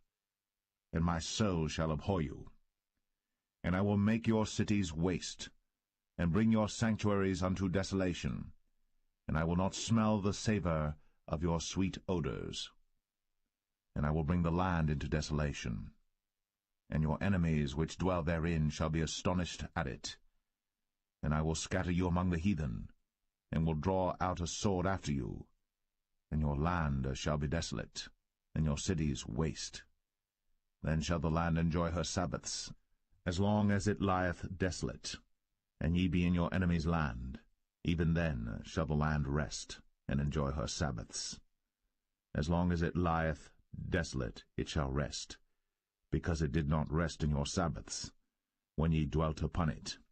And upon them that are left alive of you I will send a faintness into their hearts in the lands of their enemies, and the sound of a shaken leaf shall chase them, and they shall flee, as fleeing from a sword, and they shall fall when none pursueth. And they shall fall one upon another, as it were before a sword, when none pursueth. And ye shall have no power to stand before your enemies, and ye shall perish among the heathen. And the land of your enemies shall eat you up, and they that are left of you shall pine away in their iniquity in your enemies' lands, and also in the iniquities of their fathers shall they pine away with them, if they shall confess their iniquity, and the iniquity of their fathers, with their trespass which they trespassed against me, and that also they have walked contrary unto me, and that I also have walked contrary unto them, and have brought them into the land of their enemies. If then their uncircumcised hearts be humbled, and they then accept of the punishment of their iniquity, then will I remember my covenant with Jacob, and also my covenant with Isaac, and also my covenant with Abraham will I remember, and I will remember the land. The land also shall be left of them, and shall enjoy her Sabbaths, while she lieth desolate without them. And they shall accept of the punishment of their iniquity, even because they despised my judgments, and because their soul abhorred my statutes. And yet for all that, when they be in the land of their enemies, I will not cast them away, neither will I abhor them to destroy them utterly, and to break my covenant with them, for I am the Lord their God. But I will for their sakes remember the covenant of their ancestors, whom I brought forth out of the land of Egypt, in the sight of the heathen, that I might be their God. I am the Lord. These are the statutes and judgments and laws which the Lord made between him and the children of Israel in Mount Sinai, 'by the hand of Moses.' by the hand of Moses.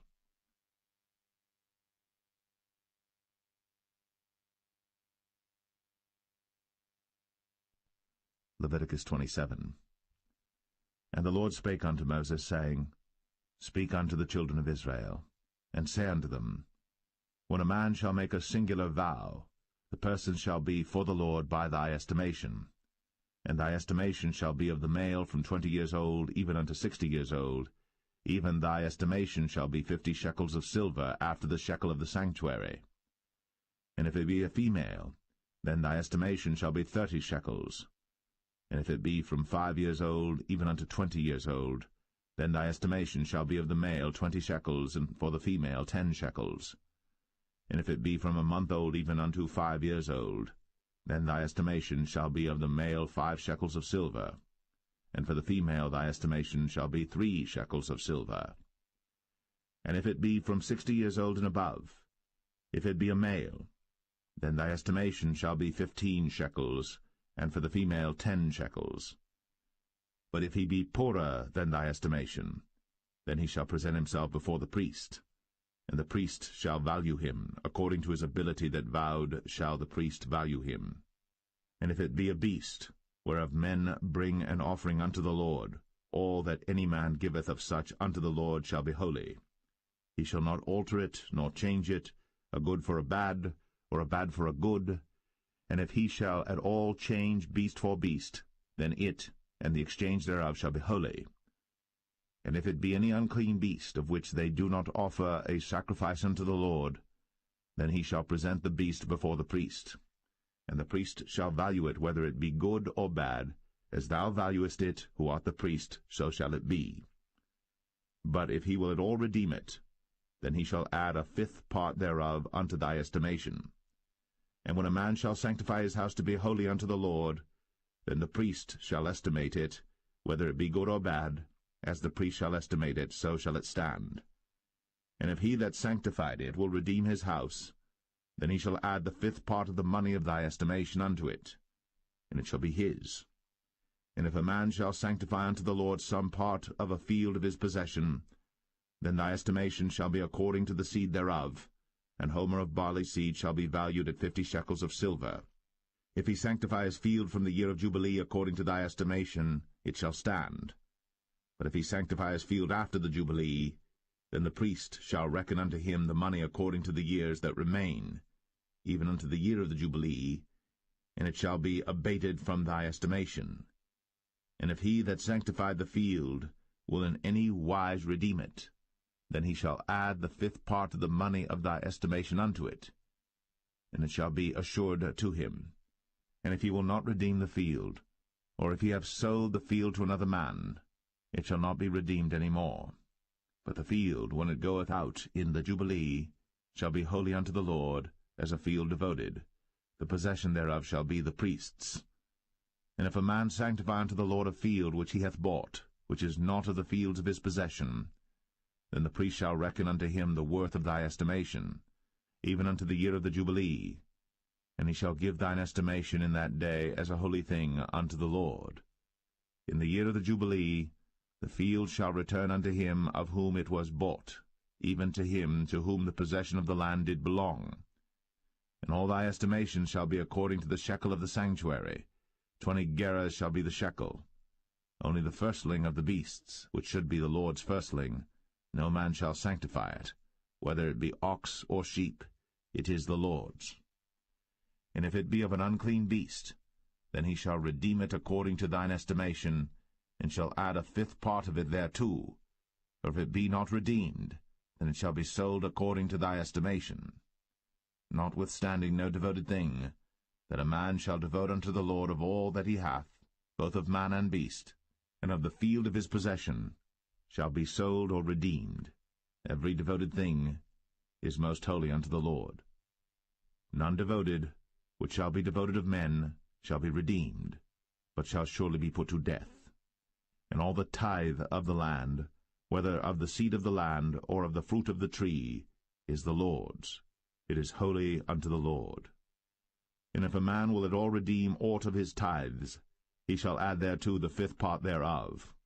And concerning the tithe of the herd or of the flock, even of whatsoever passeth under the rod, the 10th shall be holy unto the Lord. He shall not search whether it be good or bad, neither shall he change it. And if he change it at all, then both it and the change thereof shall be holy. It shall not be redeemed. These are the commandments which the Lord commanded Moses for the children of Israel in Mount Sinai.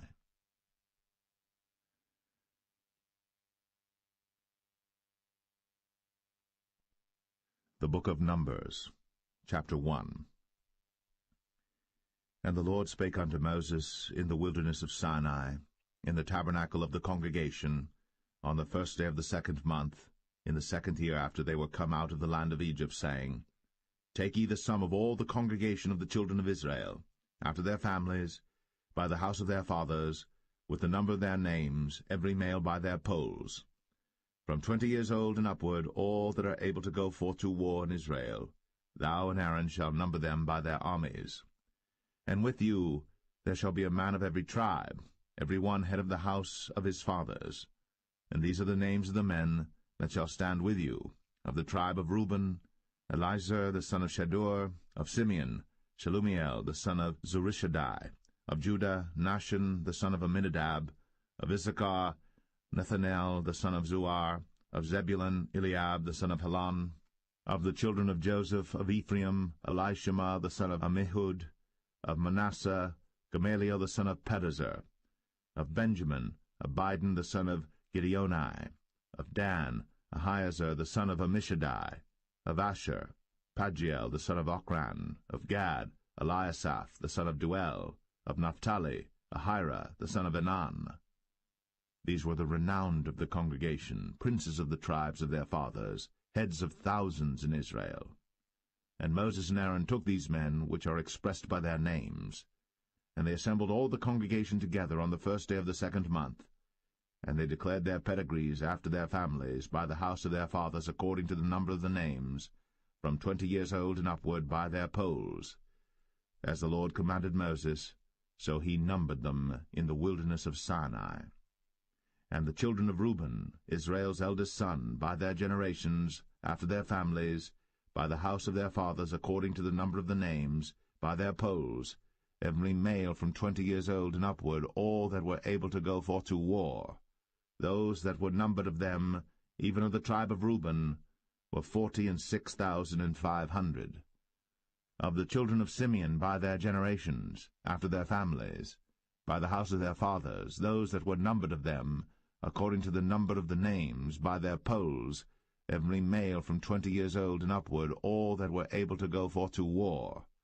Those that were numbered of them, even of the tribe of Simeon, were 59,300.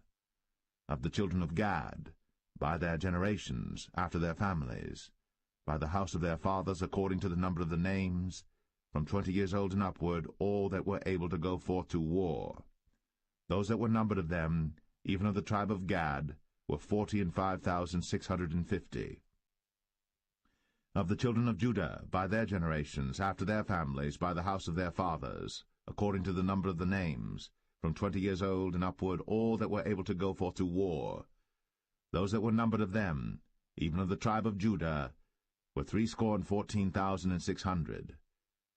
Of the children of Issachar, by their generations, after their families, by the house of their fathers, according to the number of the names, from 20 years old and upward, all that were able to go forth to war. Those that were numbered of them, even of the tribe of Issachar, were 54,400.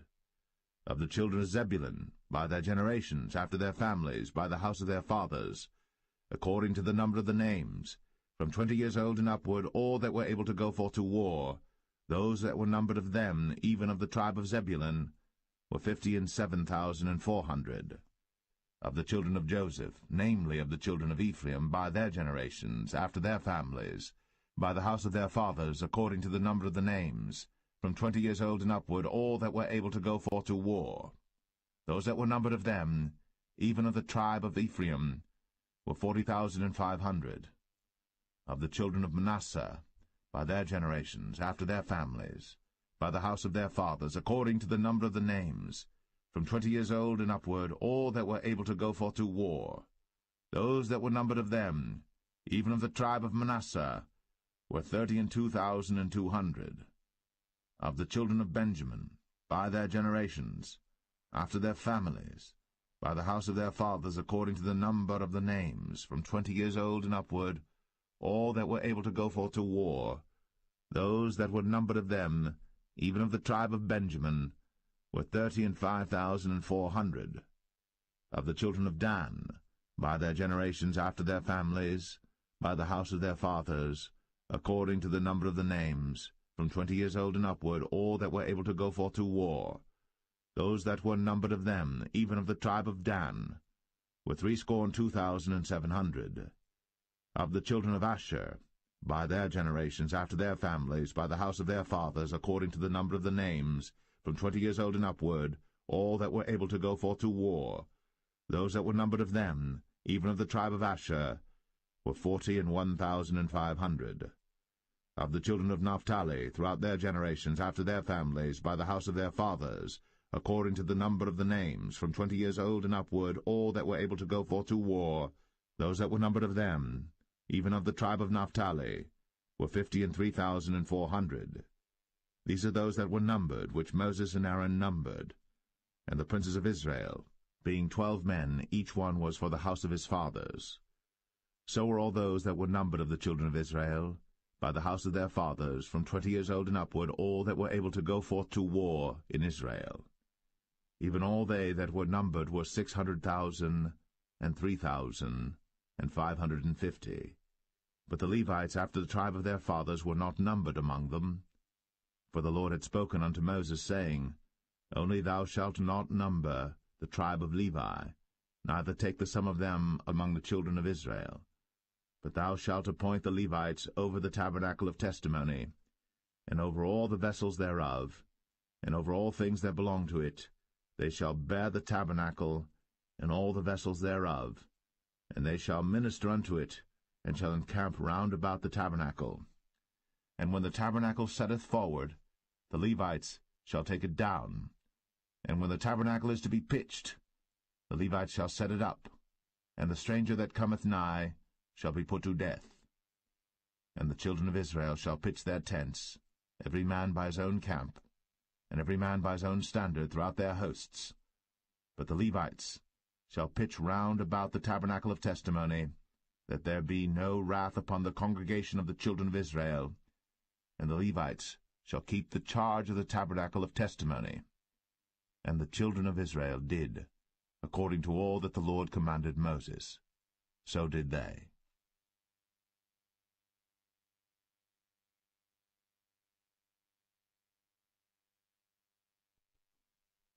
Numbers 2. And the Lord spake unto Moses and unto Aaron, saying, Every man of the children of Israel shall pitch by his own standard, with the ensign of their father's house. Far off about the tabernacle of the congregation shall they pitch. And on the east side toward the rising of the sun shall they of the standard of the camp of Judah pitch throughout their armies. And Nahshon the son of Amminadab shall be captain of the children of Judah. And his host, and those that were numbered of them, were 314,600. And those that do pitch next unto him shall be the tribe of Issachar. And Nethaniel the son of Zuar shall be captain of the children of Issachar. And his host, and those that were numbered thereof, were 54,400. Then the tribe of Zebulun, and Eliab the son of Helon, shall be captain of the children of Zebulun. And his host, and those that were numbered thereof, were 57,400. All that were numbered in the camp of Judah were 100,000 and 80,000 and 6,400 throughout their armies. These shall first set forth. On the south side shall be the standard of the camp of Reuben, according to their armies, and the captain of the children of Reuben shall be Elizur, the son of Shedeur. And his host, and those that were numbered thereof, were 46,500. And those which pitched by him shall be the tribe of Simeon. And the captain of the children of Simeon shall be Shelumiel, the son of Zerushadai. And his host, and those that were numbered of them, were 59,300.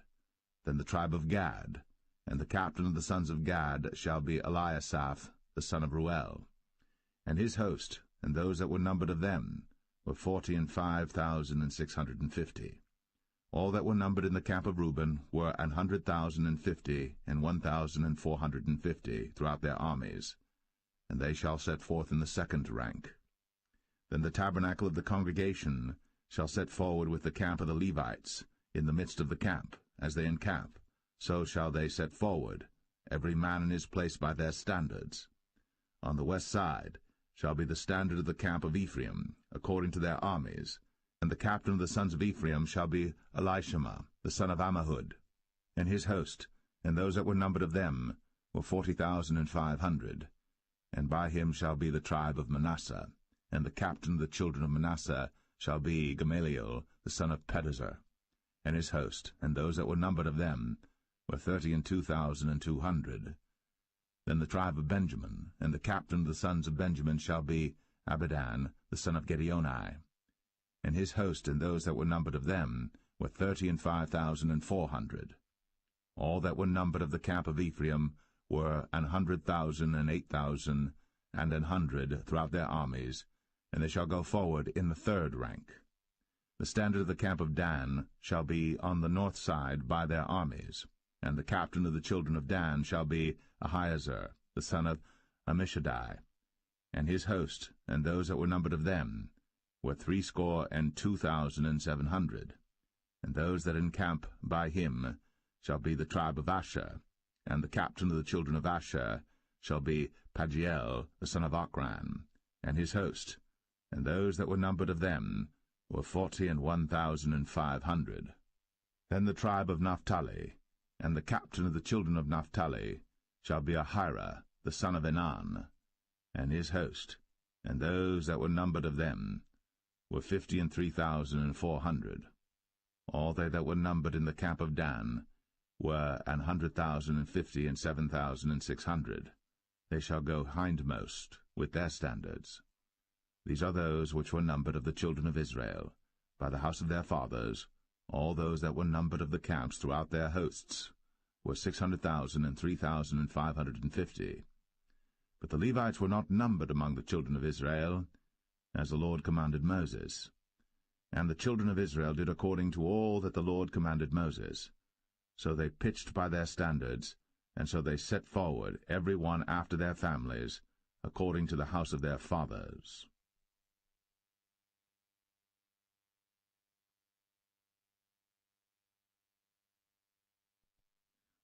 Numbers 3.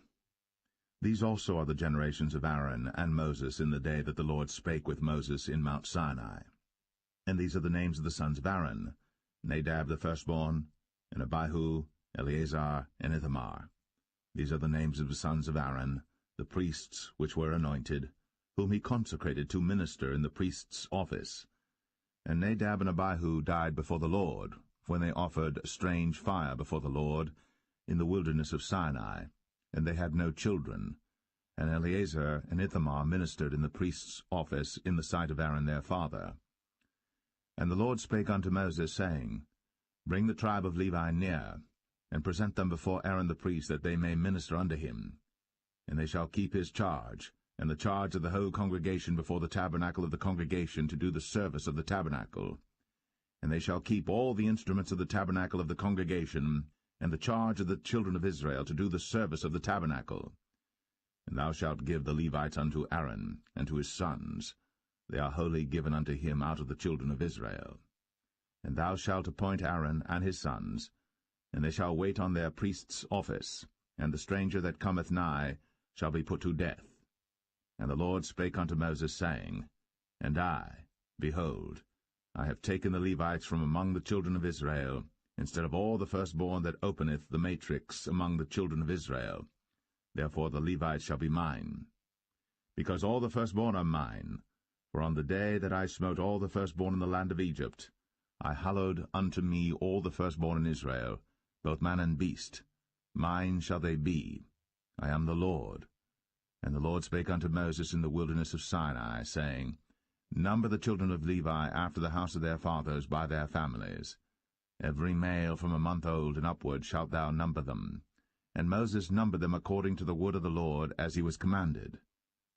And these were the sons of Levi by their names, Gershon and Kohath and Merari. And these are the names of the sons of Gershon by their families, Libni and Shimei. And the sons of Kohath by their families, Amram, and Izahar, Hebron, and Uzziel. And the sons of Merari by their families, Mahli and Mushai. These are the families of the Levites according to the house of their fathers. Of Gershon was the family of the Libnites, and the family of the Shimites. These are the families of the Gershonites. Those that were numbered of them, according to the number of all the males, from a month old and upward, even those that were numbered of them, were 7,500. The families of the Gershonites shall pitch behind the tabernacle westward. And the chief of the house of the father of the Gershonites shall be Eliasaph the son of Lael. And the charge of the sons of Gershon in the tabernacle of the congregation shall be the tabernacle, and the tent, the covering thereof, and the hanging for the door of the tabernacle of the congregation, and the hangings of the court, and the curtain for the door of the court which is by the tabernacle, and by the altar round about, and the cords of it for all the service thereof. And of Kohath was the family of the Amramites, and the family of the Isharites, and the family of the Hebronites, and the family of the Uzzielites. These are the families of the Kohathites. In the number of all the males from a month old and upward were 8,600, keeping the charge of the sanctuary. The families of the sons of Kohath shall pitch on the side of the tabernacle southward. And the chief of the house of the father of the families of the Kohathites shall be Elizaphan the son of Uzziel.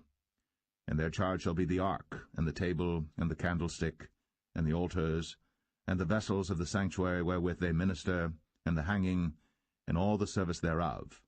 And Eleazar the son of Aaron the priest shall be chief over the chief of the Levites, and have the oversight of them that keep the charge of the sanctuary. Of Merari was the family of the Mahlites, and the family of the Mushites. These are the families of Merari. And those that were numbered of them, according to the number of all the males, from a month old and upward, were 6,200. And the chief of the house of the father of the families of Merari was Zuriel, the son of Abihail. These shall pitch on the side of the tabernacle northward. And under the custody and charge of the sons of Merari shall be the boards of the tabernacle, and the bars thereof, and the pillars thereof, and the sockets thereof, and all the vessels thereof, and all that serveth thereto, and the pillars of the court round about, and their sockets, and their pins, and their cords. But those that encamp before the tabernacle toward the east, even before the tabernacle of the congregation eastward, shall be Moses and Aaron and his sons, keeping the charge of the sanctuary for the charge of the children of Israel, and the stranger that cometh nigh shall be put to death.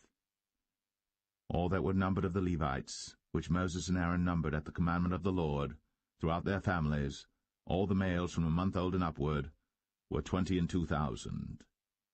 And the Lord said unto Moses, Number all the firstborn of the males of the children of Israel from a month old and upward, and take the number of their names.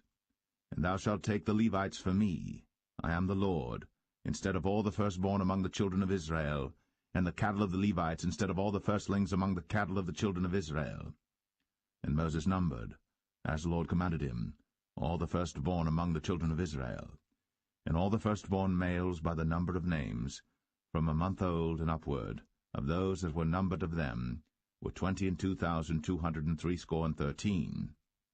And the Lord spake unto Moses, saying, Take the Levites instead of all the firstborn among the children of Israel, and the cattle of the Levites instead of their cattle, and the Levites shall be mine. I am the Lord. And for those that are to be redeemed of the 213 of the firstborn of the children of Israel, which are more than the Levites, thou shalt even take 5 shekels apiece by the poll. After the shekel of the sanctuary shalt thou take them. The shekel is 20 gerahs. And thou shalt give the money wherewith the odd number of them is to be redeemed, unto Aaron and to his sons. And Moses took the redemption money of them that were over and above them that were redeemed by the Levites. Of the firstborn of the children of Israel took he the money, 1,365 shekels, after the shekel of the sanctuary. And Moses gave the money of them that were redeemed unto Aaron and to his sons, according to the word of the Lord, as the Lord commanded Moses.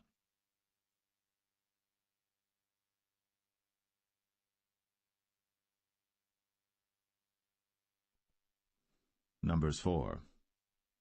And the Lord spake unto Moses and unto Aaron, saying, Take the sum of the sons of Kohath, from among the sons of Levi, after their families, by the house of their fathers, from 30 years old and upward, even until 50 years old, all that enter into the host, to do the work in the tabernacle of the congregation.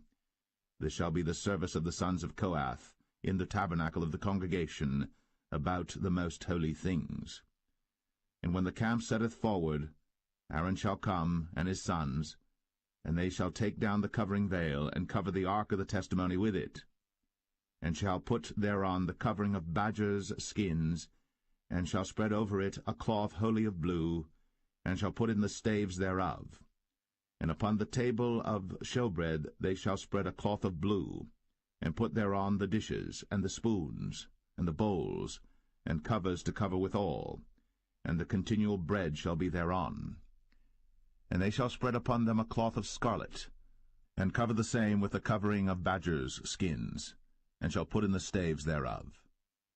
And they shall take a cloth of blue, and cover the candlestick of the light, and his lamps, and his tongs, and his snuff dishes, and all the oil vessels thereof, wherewith they minister unto it. And they shall put it and all the vessels thereof within a covering of badgers' skins, and shall put it upon a bar. And upon the golden altar they shall spread a cloth of blue, and cover it with a covering of badgers' skins, and shall put to the staves thereof. And they shall take all the instruments of ministry, wherewith they minister in the sanctuary, and put them in a cloth of blue, and cover them with a covering of badgers' skins, and shall put them on a bar. And they shall take away the ashes from the altar, and spread a purple cloth thereon. And they shall put upon it all the vessels thereof, wherewith they minister about it, even the censers, the flesh-hooks, and the shovels, and the basins, all the vessels of the altar, and they shall spread upon it a covering of badgers' skins, and put to the staves of it. And when Aaron and his sons have made an end of covering the sanctuary, and all the vessels of the sanctuary as the camp is to set forward, after that the sons of Kohath shall come to bear it. But they shall not touch any holy thing, lest they die. These things are the burden of the sons of Kohath in the tabernacle of the congregation. And to the office of Eleazar the son of Aaron the priest pertaineth the oil for the light, and the sweet incense, and the daily meat offering, and the anointing oil, and the oversight of all the tabernacle, and of all that therein is, in the sanctuary, and in the vessels thereof. And the Lord spake unto Moses and unto Aaron, saying, Cut ye not off the tribe of the families of the Kohathites from among the Levites, but thus do unto them, that they may live and not die, when they approach unto the most holy things. Aaron and his sons shall go in, and appoint them every one to his service and to his burden. But they shall not go in to see when the holy things are covered, lest they die. And the Lord spake unto Moses, saying, Take also the sum of the sons of Gershon, throughout the houses of their fathers by their families. From 30 years old and upward until 50 years old shalt thou number them, all that enter in to perform the service, to do the work in the tabernacle of the congregation. This is the service of the families of the Gershonites, to serve and for burdens. And they shall bear the curtains of the tabernacle, and the tabernacle of the congregation, his covering, and the covering of the badger skins that is above upon it, and the hanging for the door of the tabernacle of the congregation, and the hangings of the court, and the hanging for the door of the gate of the court, which is by the tabernacle, and by the altar round about, and their cords, and all the instruments of their service, and all that is made for them, so shall they serve. At the appointment of Aaron and his sons shall be all the service of the sons of the Gershonites, in all their burdens, and in all their service, and ye shall appoint unto them in charge all their burdens. This is the service of the families of the sons of Gershon, in the tabernacle of the congregation, and their charge shall be under the hand of Ithamar the son of Aaron the priest. As for the sons of Merari, thou shalt number them after their families by the house of their fathers. From 30 years old and upward, even unto 50 years old, shalt thou number them, every one that entereth into the service, to do the work of the tabernacle of the congregation. And this is the charge of their burden, according to all their service in the tabernacle of the congregation, the boards of the tabernacle, and the bars thereof, and the pillars thereof, and sockets thereof. And the pillars of the court round about, and their sockets, and their pins, and their cords, with all their instruments, and with all their service. And by name ye shall reckon the instruments of the charge of their burden. This is the service of the families of the sons of Merari, according to all their service, in the tabernacle of the congregation under the hand of Ithamar the son of Aaron the priest. And Moses and Aaron, and the chief of the congregation numbered the sons of the Kohathites after their families, and after the house of their fathers, from 30 years old and upward, even unto 50 years old, every one that entereth into the service, for the work in the tabernacle of the congregation. And those that were numbered of them by their families were 2,750. These were they that were numbered of the families of the Kohathites, all that might do service in the tabernacle of the congregation, which Moses and Aaron did number, according to the commandment of the Lord, by the hand of Moses. And those that were numbered of the sons of Gershon throughout their families and by the house of their fathers, from 30 years old and upward, even unto 50 years old, every one that entereth into the service, for the work in the tabernacle of the congregation, even those that were numbered of them throughout their families by the house of their fathers, were 2,630. These are they that were numbered of the families of the sons of Gershon, of all that might do service in the tabernacle of the congregation, whom Moses and Aaron did number according to the commandment of the Lord. And those that were numbered of the families of the sons of Merari throughout their families by the house of their fathers, from 30 years old and upward, even unto 50 years old, every one that entereth into the service, for the work in the tabernacle of the congregation, even those that were numbered of them after their families were 3,200. These be those that were numbered of the families of the sons of Merari, whom Moses and Aaron numbered according to the word of the Lord by the hand of Moses. All those that were numbered of the Levites, whom Moses and Aaron and the chief of Israel numbered, after their families, and after the house of their fathers, from 30 years old and upward, even unto 50 years old, every one that came to do the service of the ministry, and the service of the burden in the tabernacle of the congregation. Even those that were numbered of them were 8,580. According to the commandment of the Lord they were numbered by the hand of Moses, every one according to his service, and according to his burden. Thus were they numbered of him, as the Lord commanded Moses.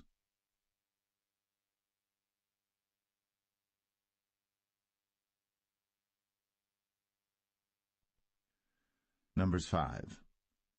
And the Lord spake unto Moses, saying, Command the children of Israel, that they put out of the camp every leper, and every one that hath an issue, and whosoever is defiled by the dead. Both male and female shall ye put out, without the camp shall ye put them, that they defile not their camps, in the midst whereof I dwell. And the children of Israel did so, and put them out without the camp, as the Lord spake unto Moses. So did the children of Israel. And the Lord spake unto Moses, saying, Speak unto the children of Israel, when a man or woman shall commit any sin that men commit, to do a trespass against the Lord, and that person be guilty, then they shall confess their sin which they have done, and he shall recompense his trespass with the principal thereof, and add unto it the 5th part thereof, and give it unto him against whom he hath trespassed. But if the man have no kinsman to recompense the trespass unto, let the trespass be recompensed unto the Lord, even to the priest, beside the ram of the atonement, whereby an atonement shall be made for him. And every offering of all the holy things of the children of Israel, which they bring unto the priest, shall be his. And every man's hallowed things shall be his. Whatsoever any man giveth the priest, it shall be his. And the Lord spake unto Moses, saying, Speak unto the children of Israel, and say unto them, If any man's wife go aside, and commit a trespass against him, and a man lie with her carnally, and it be hid from the eyes of her husband, and be kept close, and she be defiled, and there be no witness against her, neither she be taken with the manner, and the spirit of jealousy come upon him, and he be jealous of his wife, and she be defiled, or if the spirit of jealousy come upon him, and he be jealous of his wife, and she be not defiled, then shall the man bring his wife unto the priest, and he shall bring her offering for her, the 10th part of an ephah of barley meal. He shall pour no oil upon it, nor put frankincense thereon, for it is an offering of jealousy, an offering of memorial, bringing iniquity to remembrance. And the priest shall bring her near, and set her before the Lord. And the priest shall take holy water in an earthen vessel, and of the dust that is in the floor of the tabernacle the priest shall take, and put it into the water. And the priest shall set the woman before the Lord, and uncover the woman's head, and put the offering of memorial in her hands, which is the jealousy offering. And the priest shall have in his hand the bitter water that causeth the curse. And the priest shall charge her by an oath, and say unto the woman, If no man have lain with thee, and if thou hast not gone aside to uncleanness with another instead of thy husband, be thou free from this bitter water that causeth the curse. But if thou hast gone aside to another instead of thy husband, and if thou be defiled, and some man have lain with thee beside thine husband, then the priest shall charge the woman with an oath of cursing, and the priest shall say unto the woman, The Lord make thee a curse, and an oath among thy people, when the Lord doth make thy thigh to rot, and thy belly to swell. And this water that causeth the curse shall go into thy bowels, to make thy belly to swell, and thy thigh to rot. And the woman shall say, Amen, Amen. And the priest shall write these curses in a book, and he shall blot them out with the bitter water. And he shall cause the woman to drink the bitter water that causeth the curse, and the water that causeth the curse shall enter into her, and become bitter. Then the priest shall take the jealousy offering out of the woman's hand, and shall wave the offering before the Lord, and offer it upon the altar. And the priest shall take an handful of the offering, even the memorial thereof, and burn it upon the altar, and afterward shall cause the woman to drink the water. And when he hath made her to drink the water, then it shall come to pass that if she be defiled, and have done trespass against her husband, that the water that causeth the curse shall enter into her, and become bitter, and her belly shall swell, and her thigh shall rot, and the woman shall be a curse among her people. And if the woman be not defiled, but be clean, then she shall be free, and shall conceive seed. This is the law of jealousies, when a wife goeth aside to another instead of her husband, and is defiled. Or when the spirit of jealousy cometh upon him, and he be jealous over his wife, and shall set the woman before the Lord, and the priest shall execute upon her all this law. Then shall the man be guiltless from iniquity, and this woman shall bear her iniquity.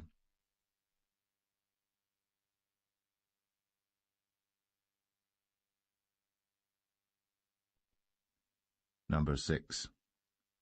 And the Lord spake unto Moses, saying, Speak unto the children of Israel, and say unto them, When either man or woman shall separate themselves to vow a vow of a Nazarite, to separate themselves unto the Lord, he shall separate himself from wine and strong drink, and shall drink no vinegar of wine, or vinegar of strong drink. Neither shall he drink any liquor of grapes, nor eat moist grapes or dried. All the days of his separation shall he eat nothing that is made of the vine tree, from the kernels even to the husk. All the days of the vow of his separation there shall no razor come upon his head, until the days be fulfilled, in the which he separateth himself unto the Lord. He shall be holy, and shall let the locks of the hair of his head grow.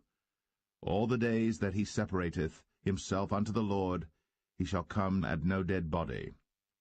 He shall not make himself unclean for his father, or for his mother, for his brother, or for his sister, when they die, because the consecration of his God is upon his head. All the days of his separation he is holy unto the Lord. And if any man die very suddenly by him, and he hath defiled the head of his consecration, then he shall shave his head in the day of his cleansing. On the 7th day shall he shave it.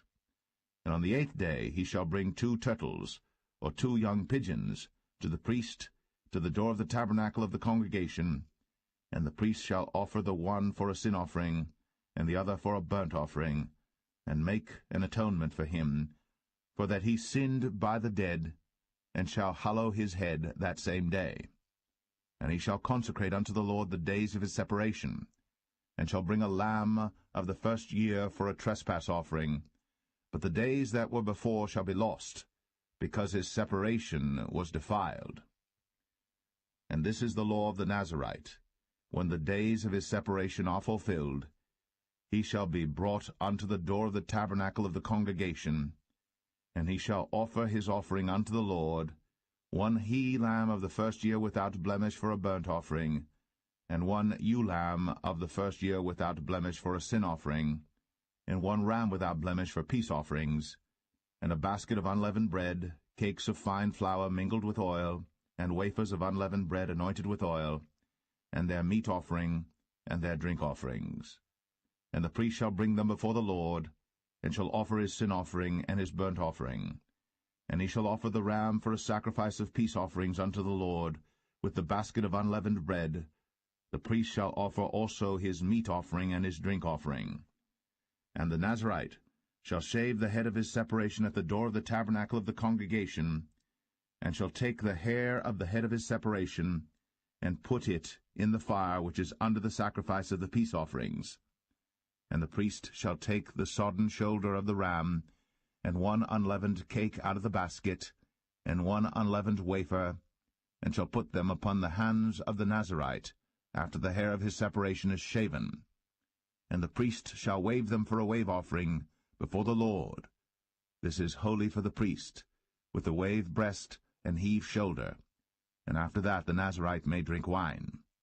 This is the law of the Nazarite who hath vowed, and of his offering unto the Lord for his separation, beside that his hand shall get, according to the vow which he vowed, so he must do after the law of his separation. And the Lord spake unto Moses, saying, Speak unto Aaron and unto his sons, saying, On this wise ye shall bless the children of Israel, saying unto them, The Lord bless thee, and keep thee. The Lord make his face shine upon thee, and be gracious unto thee. The Lord lift up his countenance upon thee, and give thee peace. And they shall put my name upon the children of Israel, and I will bless them.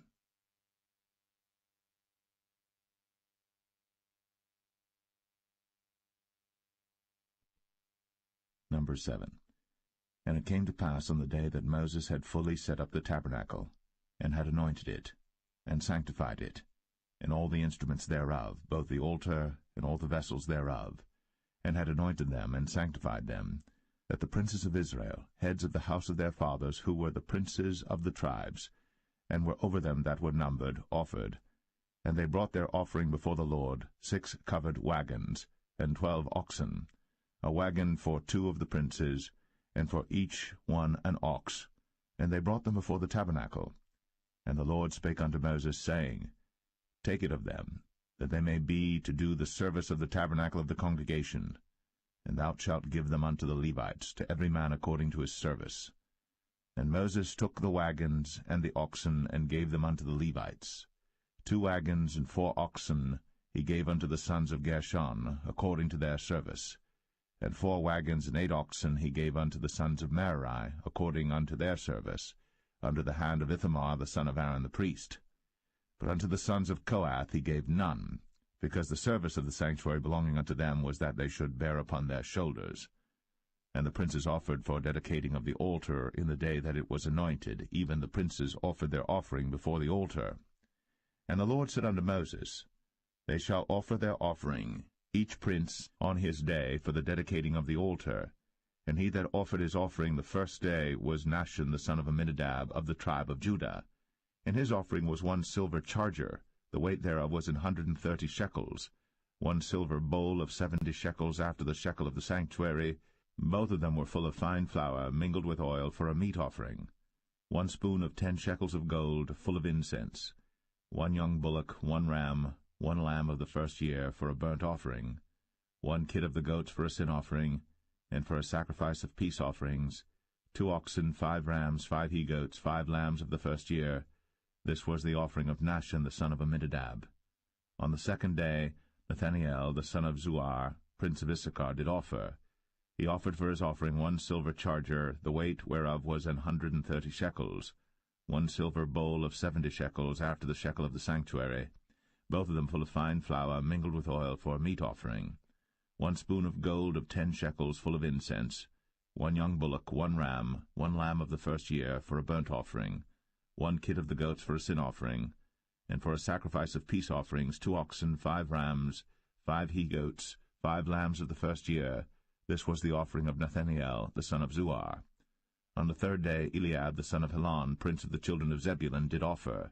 His offering was 1 silver charger, the weight whereof was 130 shekels, 1 silver bowl of 70 shekels after the shekel of the sanctuary, both of them full of fine flour mingled with oil for a meat offering, 1 golden spoon of 10 shekels full of incense, 1 young bullock, 1 ram, 1 lamb of the first year for a burnt offering, 1 kid of the goats for a sin offering, and for a sacrifice of peace offerings 2 oxen, 5 rams, 5 he-goats, 5 lambs of the first year.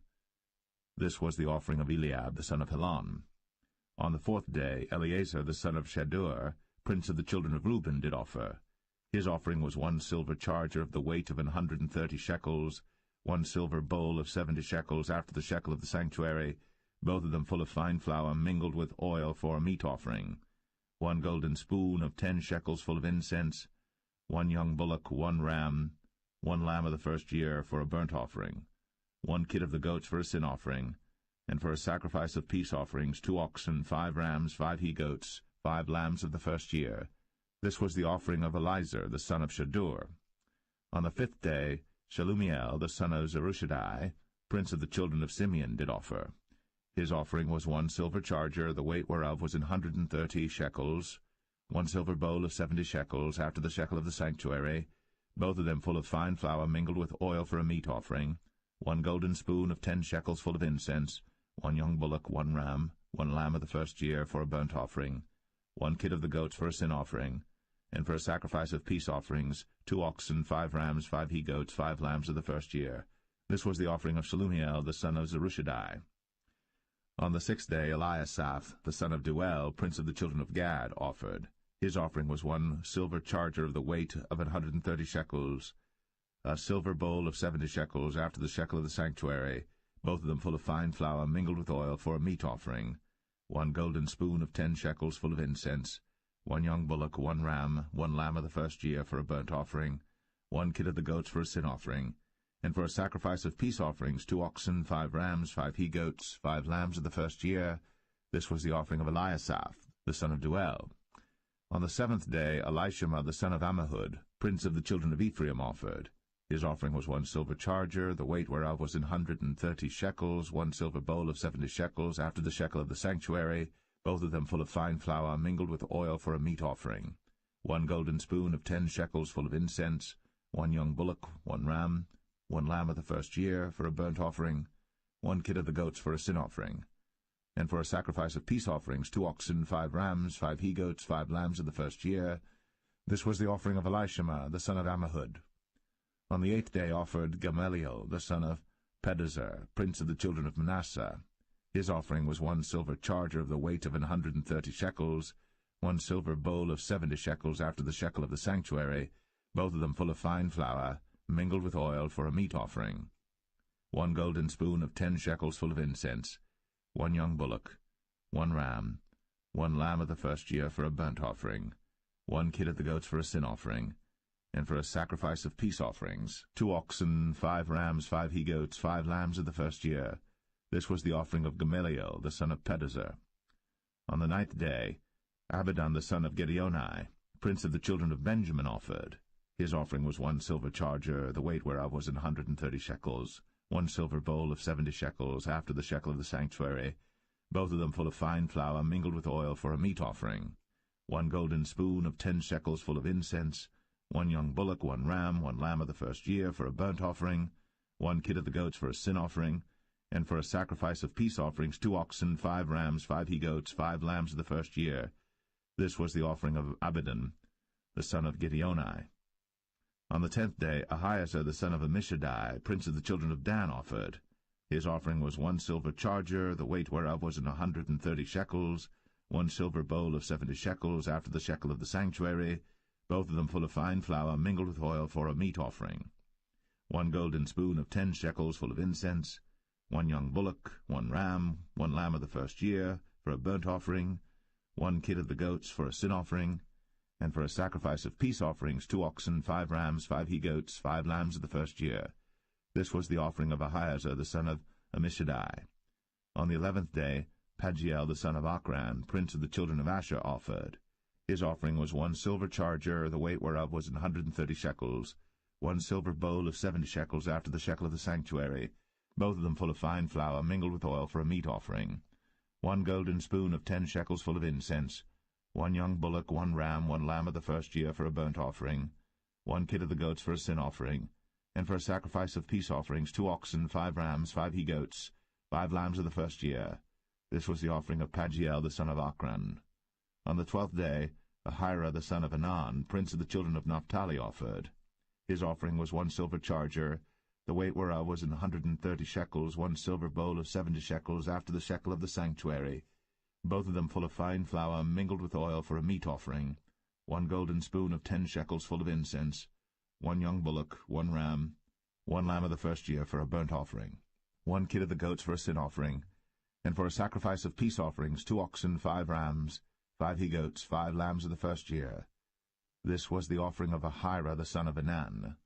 This was the dedication of the altar in the day when it was anointed by the princes of Israel, 12 chargers of silver, 12 silver bowls, 12 spoons of gold, each charger of silver weighing 130 shekels, each bowl 70, all the silver vessels weighed 2,400 shekels after the shekel of the sanctuary.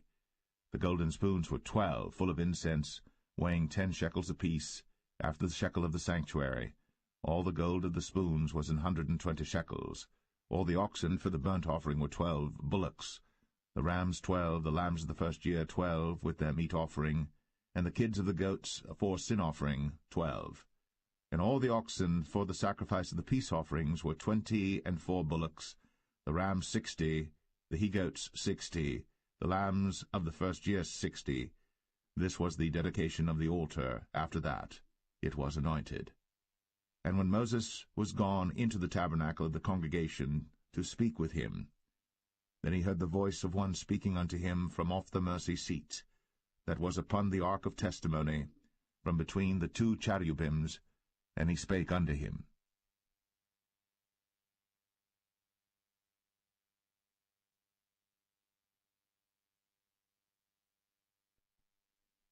Numbers 8.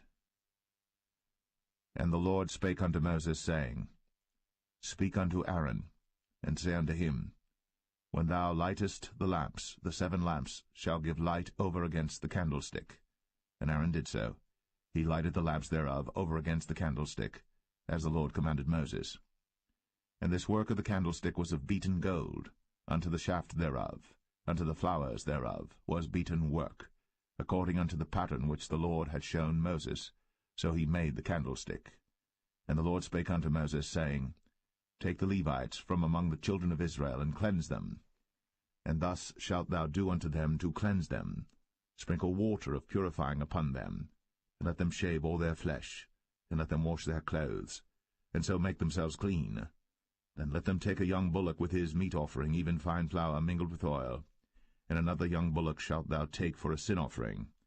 And thou shalt bring the Levites before the tabernacle of the congregation, and thou shalt gather the whole assembly of the children of Israel together. And thou shalt bring the Levites before the Lord, and the children of Israel shall put their hands upon the Levites.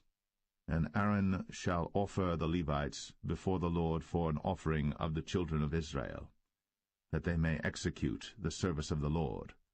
And the Levites shall lay their hands upon the heads of the bullocks. And thou shalt offer the one for a sin offering, and the other for a burnt offering unto the Lord, to make an atonement for the Levites. And thou shalt set the Levites before Aaron, and before his sons, and offer them for an offering unto the Lord. Thus shalt thou separate the Levites from among the children of Israel, and the Levites shall be mine. And after that shall the Levites go in to do the service of the tabernacle of the congregation. And thou shalt cleanse them, and offer them for an offering.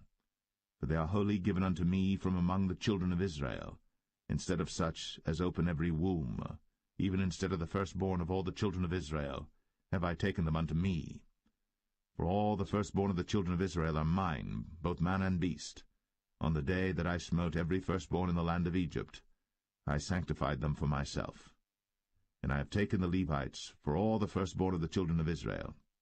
And I have given the Levites as a gift to Aaron and to his sons from among the children of Israel, to do the service of the children of Israel in the tabernacle of the congregation, and to make an atonement for the children of Israel, that there be no plague among the children of Israel, when the children of Israel come nigh unto the sanctuary. And Moses and Aaron and all the congregation of the children of Israel did to the Levites according unto all that the Lord commanded Moses concerning the Levites. So did the children of Israel unto them. And the Levites were purified, and they washed their clothes, and Aaron offered them as an offering before the Lord. And Aaron made an atonement for them to cleanse them. And after that went the Levites in to do their service in the tabernacle of the congregation before Aaron, and before his sons, as the Lord had commanded Moses concerning the Levites, so did they unto them. And the Lord spake unto Moses, saying, This is it that belongeth unto the Levites. From 25 years old and upward they shall go in to wait upon the service of the tabernacle of the congregation. And from the age of 50 years they shall cease waiting upon the service thereof, and shall serve no more, but shall minister with their brethren in the tabernacle of the congregation, to keep the charge, and shall do no service. Thus shalt thou do unto the Levites touching their charge.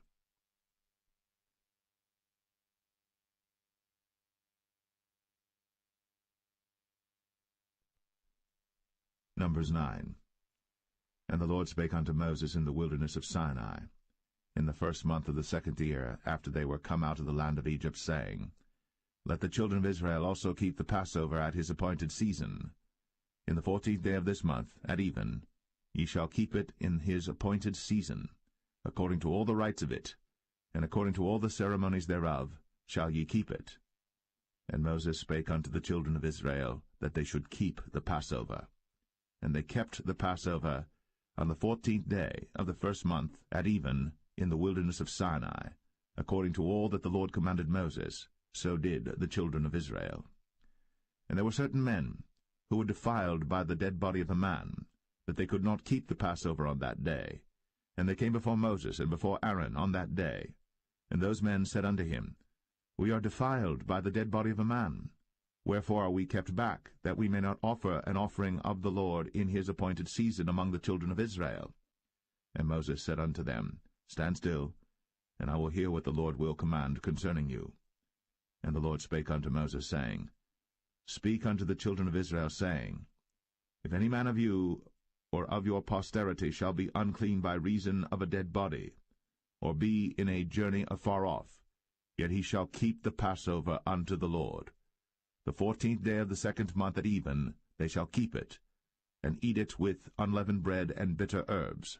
They shall leave none of it unto the morning, nor break any bone of it. According to all the ordinances of the Passover they shall keep it.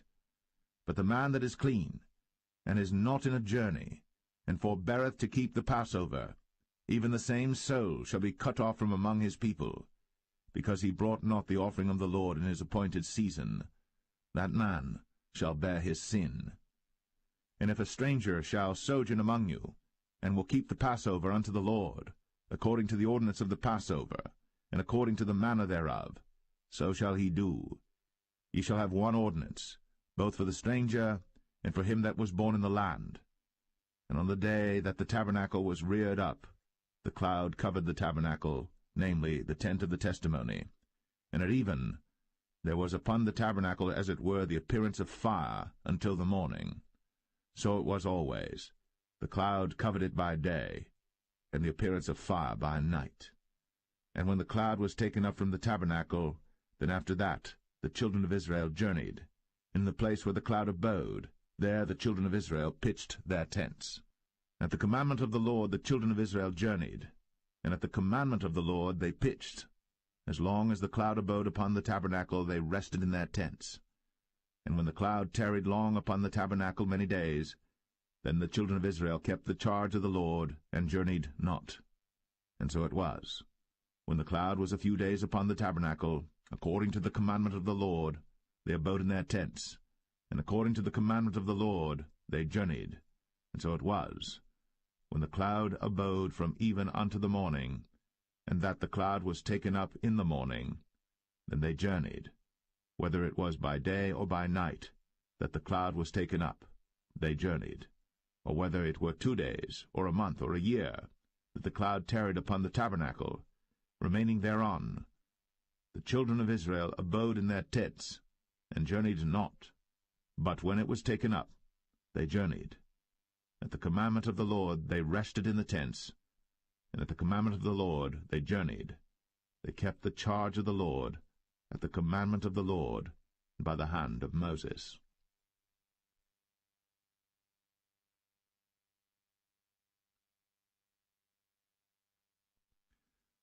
Numbers 10.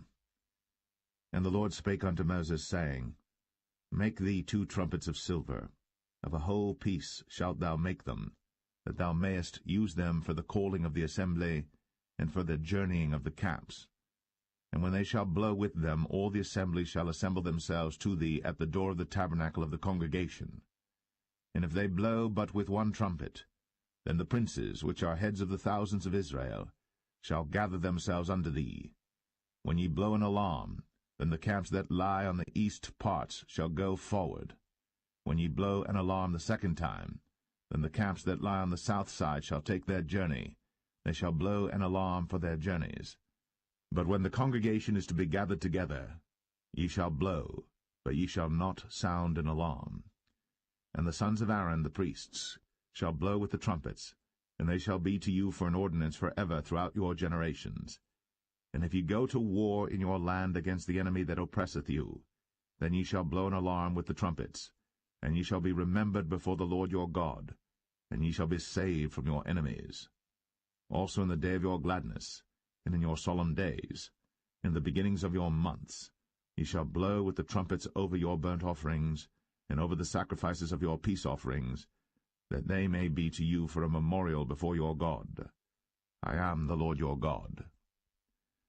And it came to pass on the 20th day of the 2nd month, in the 2nd year, that the cloud was taken up from off the tabernacle of the testimony. And the children of Israel took their journeys out of the wilderness of Sinai, and the cloud rested in the wilderness of Paran.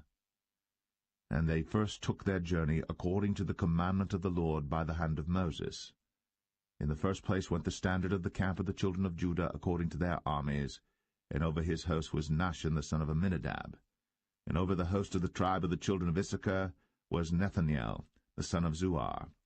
And over the host of the tribe of the children of Zebulun was Eliab the son of Helon. And the tabernacle was taken down, and the sons of Gershon and the sons of Merari set forward, bearing the tabernacle. And the standard of the camp of Reuben set forward according to their armies. And over his host was Elizur the son of Shadur. And over the host of the tribe of the children of Simeon was Shelumiel the son of Zerushadai. And over the host of the tribe of the children of Gad was Eliasaph the son of Duel. And the Kohathites set forward, bearing the sanctuary, and the other did set up the tabernacle against they came. And the standard of the camp of the children of Ephraim set forward according to their armies, and over his host was Elishama the son of Ammihud. And over the host of the tribe of the children of Manasseh was Gamaliel the son of Pedazur. And over the host of the tribe of the children of Benjamin was Abidan the son of Gideoni. And the standard of the camp of the children of Dan set forward, which was the rearward of all the camps throughout their hosts. And over his host was Ahiezer the son of Ammishaddai. And over the host of the tribe of the children of Asher was Pagiel the son of Ochran. And over the host of the tribe of the children of Naphtali was Ahira the son of Enan. Thus were the journeyings of the children of Israel according to their armies, when they set forward. And Moses said unto Hobab the son of Raguel the Midianite, Moses' father-in-law, We are journeying unto the place of which the Lord said, I will give it you. Come thou with us, and we will do thee good. For the Lord hath spoken good concerning Israel. And he said unto him, I will not go, but I will depart to mine own land, and to my kindred. And he said, Leave us not, I pray thee, for as much as thou knowest how we are to encamp in the wilderness, and thou mayest be to us instead of eyes. And it shall be, if thou go with us, yea, it shall be that what goodness the Lord shall do unto us, the same will we do unto thee. And they departed from the mount of the Lord 3 days' journey. And the ark of the covenant of the Lord went before them in the 3 days' journey, to search out a resting place for them. And the cloud of the Lord was upon them by day, when they went out of the camp. And it came to pass, when the ark set forward, that Moses said, Rise up, Lord, and let thine enemies be scattered, and let them that hate thee flee before thee. And when it rested, he said, Return, O Lord, unto the many thousands of Israel.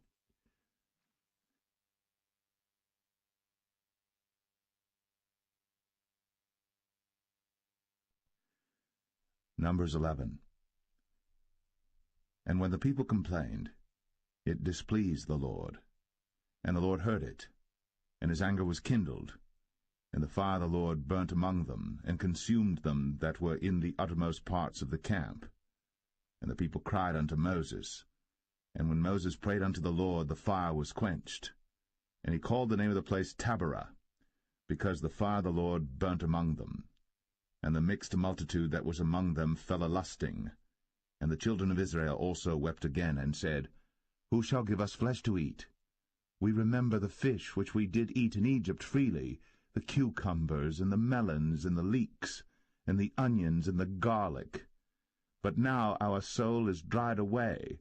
There is nothing at all beside this manna before our eyes. And the manna was as coriander seed, and the color thereof as the color of bdellium.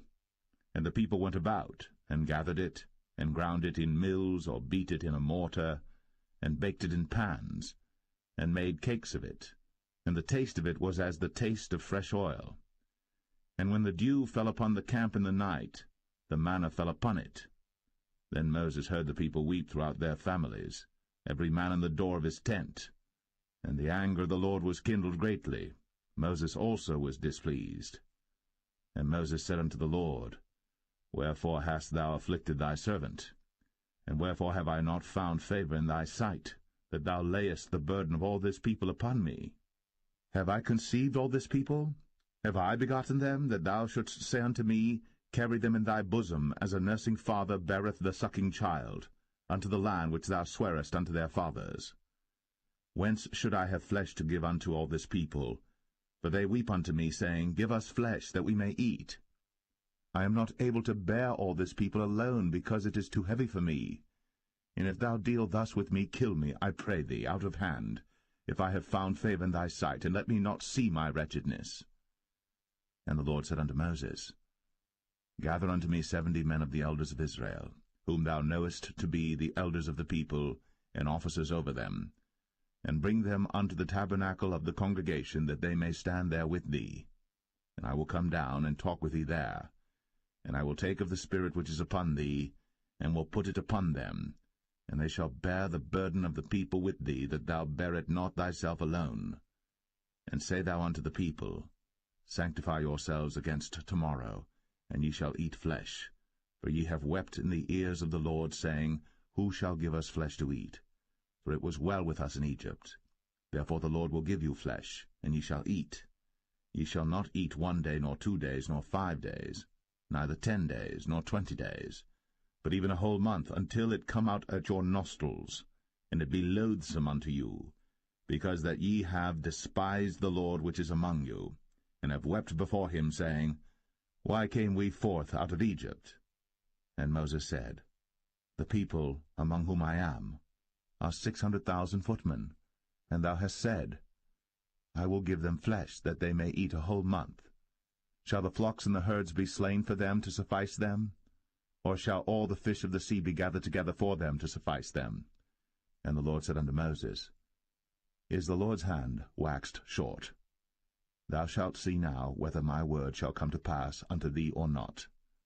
And Moses went out, and told the people the words of the Lord, and gathered the 70 men of the elders of the people, and set them round about the tabernacle.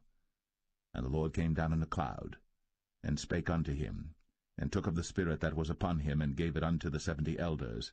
And it came to pass that, when the Spirit rested upon them, they prophesied, and did not cease. But there remained 2 of the men in the camp. The name of the one was Eldad, and the name of the other Medad. And the Spirit rested upon them, and they were of them that were written, but went not out unto the tabernacle, and they prophesied in the camp. And there ran a young man and told Moses, and said, Eldad and Medad do prophesy in the camp. And Joshua the son of Nun, the servant of Moses, one of his young men, answered and said, My lord Moses, forbid them. And Moses said unto him, Enviest thou for my sake? Would God that all the Lord's people were prophets, and that the Lord would put his Spirit upon them. And Moses gat him into the camp, he and the elders of Israel. And there went forth a wind from the Lord, and brought quails from the sea, and let them fall by the camp, as it were a day's journey on this side, and as it were a day's journey on the other side, round about the camp, and as it were 2 cubits high upon the face of the earth. And the people stood up all that day, and all that night, and all the next day. And they gathered the quails, he that gathered least gathered 10 homers, and they spread them all abroad for themselves round about the camp. And while the flesh was yet between their teeth, ere it was chewed, the wrath of the Lord was kindled against the people, and the Lord smote the people with a very great plague. And he called the name of that place Kibroth Hattaavah, because there they buried the people that lusted. And the people journeyed from Kibroth Hattaavah unto Hazeroth, and abode at Hazeroth.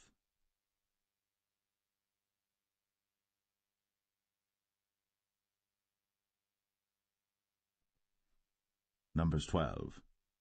And Miriam and Aaron spake against Moses because of the Ethiopian woman whom he had married, for he had married an Ethiopian woman. And they said, Hath the Lord indeed spoken only by Moses? Hath he not spoken also by us? And the Lord heard it. Now the man Moses was very meek, above all the men which were upon the face of the earth. And the Lord spake suddenly unto Moses, and unto Aaron, and unto Miriam, Come out ye 3 unto the tabernacle of the congregation.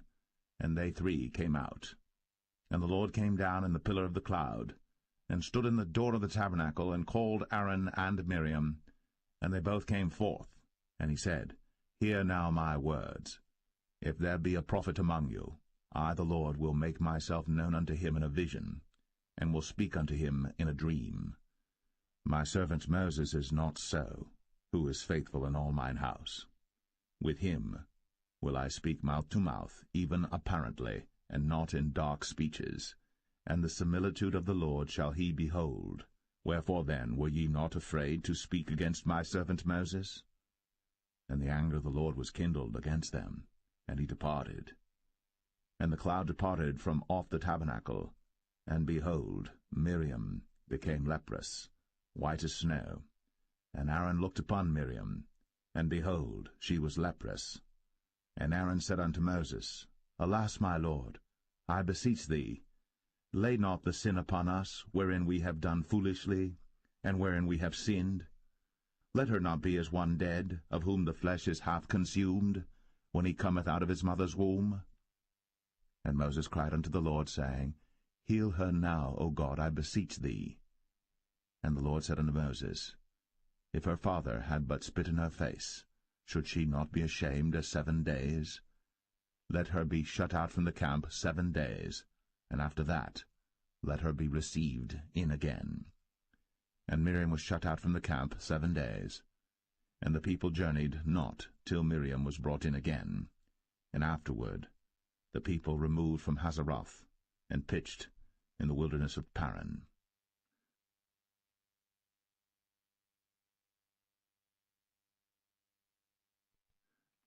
Numbers 13. And the Lord spake unto Moses, saying, Send thou men, that they may search the land of Canaan, which I give unto the children of Israel. Of every tribe of their fathers shall ye send a man, every one a ruler among them. And Moses, by the commandment of the Lord, sent them from the wilderness of Paran. All those men were heads of the children of Israel. And these were their names: of the tribe of Reuben, Shammua the son of Zakur; of the tribe of Simeon, Shaphat the son of Ori; of the tribe of Judah, Caleb the son of Jephunneh; of the tribe of Issachar, Igal the son of Joseph; of the tribe of Ephraim, Hoshea the son of Nun; of the tribe of Benjamin, Paltai the son of Raphu; of the tribe of Zebulun, Gadiel the son of Sodai; of the tribe of Joseph, namely of the tribe of Manasseh, Gadai the son of Susai; Of the tribe of Dan, Amiel the son of Gemalli. Of the tribe of Asher, Sethur the son of Michael. Of the tribe of Naphtali, Nabai the son of Vosai. Of the tribe of Gad, Geuel the son of Machi. These are the names of the men which Moses sent to spy out the land. And Moses called Hoshea the son of Nun, Jehoshua. And Moses sent them to spy out the land of Canaan, and said unto them, Get you up this way southward, and go up into the mountain, and see the land what it is, and the people that dwelleth therein, whether they be strong or weak, few or many, and what the land is that they dwell in, whether it be good or bad, and what cities they be that they dwell in, whether in tents or in strongholds, and what the land is, whether it be fat or lean, whether there be wood therein or not. And be ye of good courage, and bring of the fruit of the land. Now the time was the time of the first ripe grapes. So they went up and searched the land from the wilderness of Zin unto Rehob, as men come to Hamath. And they ascended by the south, and came unto Hebron, where Ahiman, Sheshai, and Talmai, the children of Anak, were. Now Hebron was built 7 years before Zoan in Egypt. And they came unto the brook of Eshcol, and cut down from thence a branch, with one cluster of grapes, and they bare it between two upon a staff. And they brought of the pomegranates and of the figs. The place was called the brook Eshcol, because of the cluster of grapes which the children of Israel cut down from thence. And they returned from searching of the land after 40 days. And they went, and came to Moses, and to Aaron, and to all the congregation of the children of Israel, unto the wilderness of Paran, to Kadesh, and brought back word unto them, and unto all the congregation, and showed them the fruit of the land. And they told him, and said, We came unto the land whither thou sentest us, and surely it floweth with milk and honey, and this is the fruit of it. Nevertheless the people be strong that dwell in the land, and the cities are walled, and very great. And moreover, we saw the children of Anak there. The Amalekites dwell in the land of the south, and the Hittites, and the Jebusites, and the Amorites dwell in the mountains, and the Canaanites dwell by the sea, and by the coast of Jordan. And Caleb stilled the people before Moses, and said, Let us go up at once, and possess it, for we are well able to overcome it. But the men that went up with him said, We be not able to go up against the people, for they are stronger than we. And they brought up an evil report of the land, which they had searched unto the children of Israel, saying, The land, through which we have gone to search it, is a land that eateth up the inhabitants thereof, and all the people that we saw in it are men of a great stature. And there we saw the giants, the sons of Anak, which come of the giants. And we were in our own sight as grasshoppers, and so we were in their sight.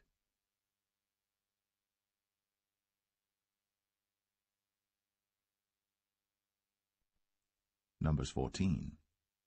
And all the congregation lifted up their voice, and cried, and the people wept that night. And all the children of Israel murmured against Moses, and against Aaron. And the whole congregation said unto them, Would God that we had died in the land of Egypt, or would God we had died in this wilderness? And wherefore hath the Lord brought us unto this land, to fall by the sword, that our wives and our children should be a prey? Were it not better for us to return into Egypt? And they said one to another, Let us make a captain, and let us return into Egypt. Then Moses and Aaron fell on their faces before all the assembly of the congregation of the children of Israel. And Joshua, the son of Nun, and Caleb, the son of Jephunneh, which were of them that searched the land, rent their clothes. And they spake unto all the company of the children of Israel, saying, The land, which we passed through to search it, is an exceeding good land. If the Lord delight in us, then he will bring us into this land, and give it us, a land which floweth with milk and honey. Only rebel not ye against the Lord, neither fear ye the people of the land, for they are bread for us. Their defense is departed from them, and the Lord is with us. Fear them not. But all the congregation bade stone them with stones. And the glory of the Lord appeared in the tabernacle of the congregation before all the children of Israel. And the Lord said unto Moses, How long will this people provoke me? And how long will it be ere they believe me, for all the signs which I have shown among them? I will smite them with the pestilence, and disinherit them, and will make of thee a greater nation, and mightier than they. And Moses said unto the Lord, Then the Egyptians shall hear it, for thou broughtest up this people in thy might from among them, and they will tell it to the inhabitants of this land. For they have heard that thou, Lord, art among this people, that thou, Lord, art seen face to face, and that thy cloud standeth over them, and that thou goest before them by daytime in a pillar of a cloud, and in a pillar of fire by night. Now if thou shalt kill all this people as one man, then the nations which have heard the fame of thee will speak, saying, Because the Lord was not able to bring this people into the land which he sware unto them, therefore he hath slain them in the wilderness. And now I beseech thee, let the power of my Lord be great, according as thou hast spoken, saying, The Lord is long-suffering, and of great mercy, forgiving iniquity and transgression, and by no means clearing the guilty, visiting the iniquity of the fathers upon the children unto the third and fourth generation. Pardon, I beseech thee, the iniquity of this people according unto the greatness of thy mercy, and as thou hast forgiven this people from Egypt even until now. And the Lord said, I have pardoned according to thy word.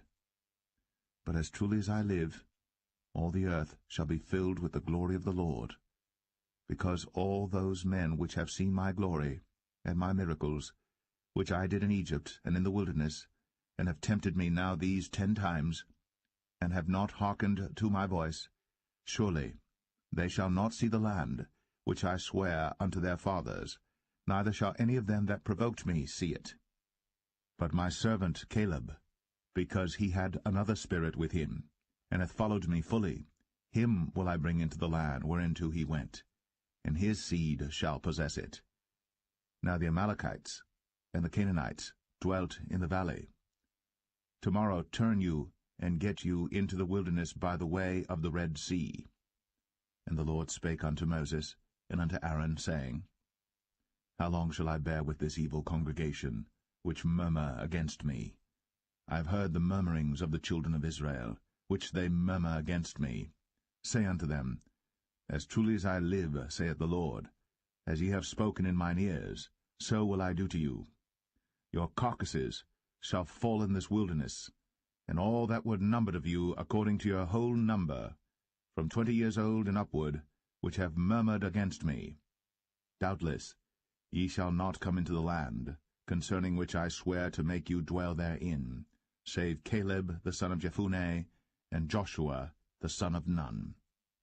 But your little ones, which he said should be a prey, them will I bring in, and they shall know the land which ye have despised.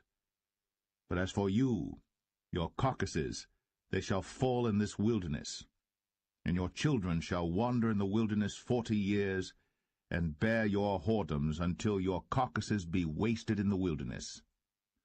After the number of the days in which ye searched the land, even 40 days, each day for a year, shall ye bear your iniquities, even 40 years, and ye shall know my breach of promise.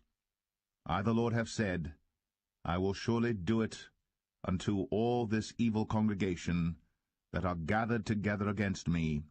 In this wilderness they shall be consumed, and there they shall die.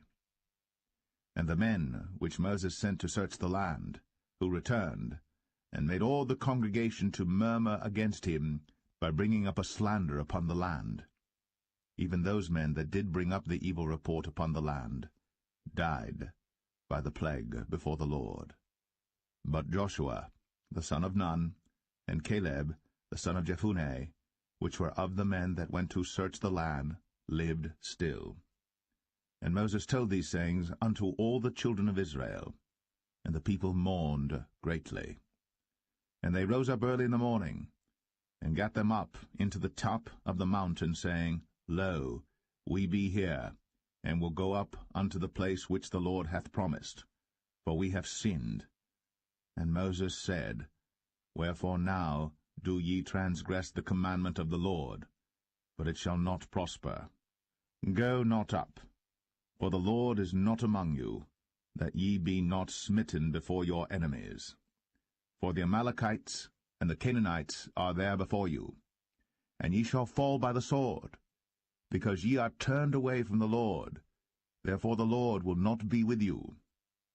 But they presumed to go up unto the hilltop. Nevertheless the ark of the covenant of the Lord and Moses departed not out of the camp. Then the Amalekites came down, and the Canaanites which dwelt in that hill, and smote them, and discomfited them, even unto Hormah.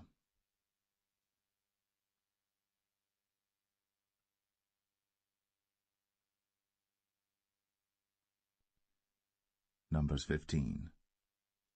And the Lord spake unto Moses, saying, Speak unto the children of Israel, and say unto them, When ye be come into the land of your habitations, which I give unto you, and will make an offering by fire unto the Lord, a burnt offering, or a sacrifice in performing a vow, or in a freewill offering, or in your solemn feasts, to make a sweet savour unto the Lord, of the herd or of the flock, then shall he that offereth his offering unto the Lord bring a meat offering of 1/10 deal of flour mingled with the 4th part of an hin of oil, and the 4th part of an hin of wine for a drink offering shalt thou prepare with the burnt offering or sacrifice for 1 lamb.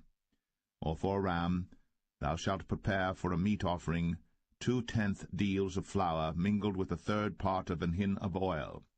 And for a drink offering thou shalt offer the 3rd part of an hin of wine for a sweet savour unto the Lord. And when thou preparest a bullock for a burnt offering, or for a sacrifice in performing a vow, or peace offerings unto the Lord, then shall he bring with a bullock a meat offering of 3/10 deals of flour mingled with 1/2 an hin of oil. And thou shalt bring for a drink offering 1/2 an hin of wine, for an offering made by fire, of a sweet savour unto the Lord. Thus shall it be done for 1 bullock, or for 1 ram, or for a lamb, or a kid, according to the number that ye shall prepare. So shall ye do to every one according to their number. All that are born of the country shall do these things after this manner, in offering an offering made by fire, of a sweet savour unto the Lord.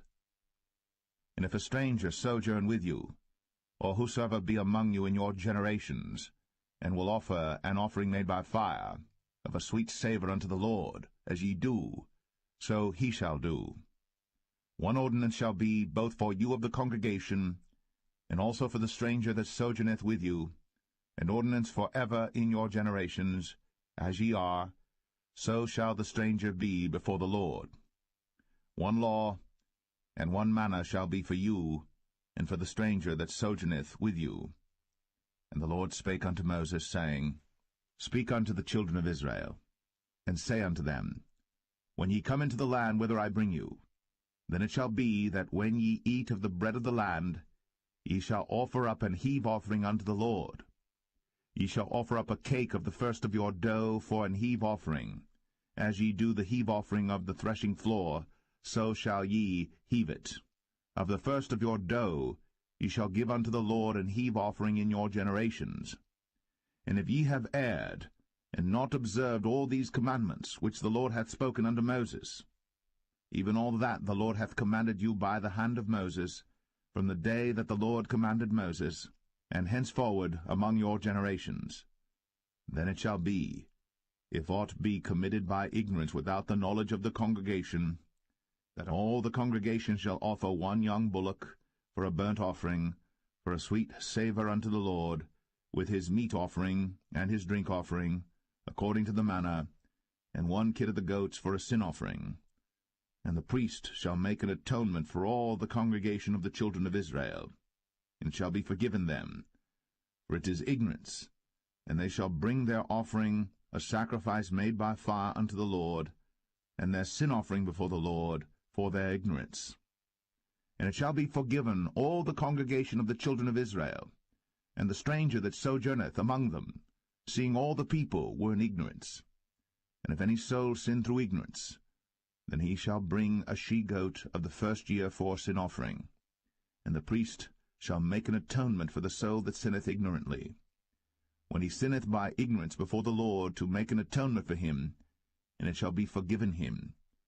Ye shall have one law for him that sinneth through ignorance, both for him that is born among the children of Israel, and for the stranger that sojourneth among them.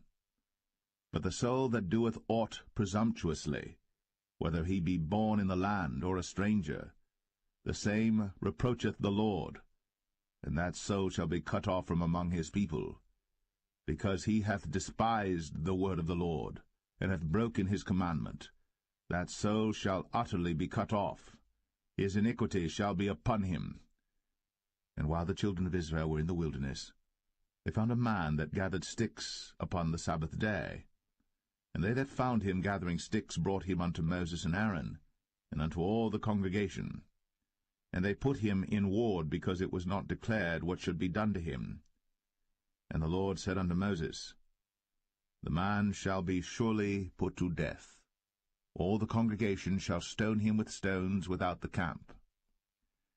And all the congregation brought him without the camp, and stoned him with stones, and he died, as the Lord commanded Moses. And the Lord spake unto Moses, saying, Speak unto the children of Israel, and bid them that they make them fringes in the borders of their garments throughout their generations, and that they put upon the fringe of the borders a ribbon of blue. And it shall be unto you for a fringe, that ye may look upon it, and remember all the commandments of the Lord, and do them, and that ye seek not after your own heart, and your own eyes, after which ye used to go a-whoring, that ye may remember, and do all my commandments, and be holy unto your God. I am the Lord your God, which brought you out of the land of Egypt, to be your God. I am the Lord your God.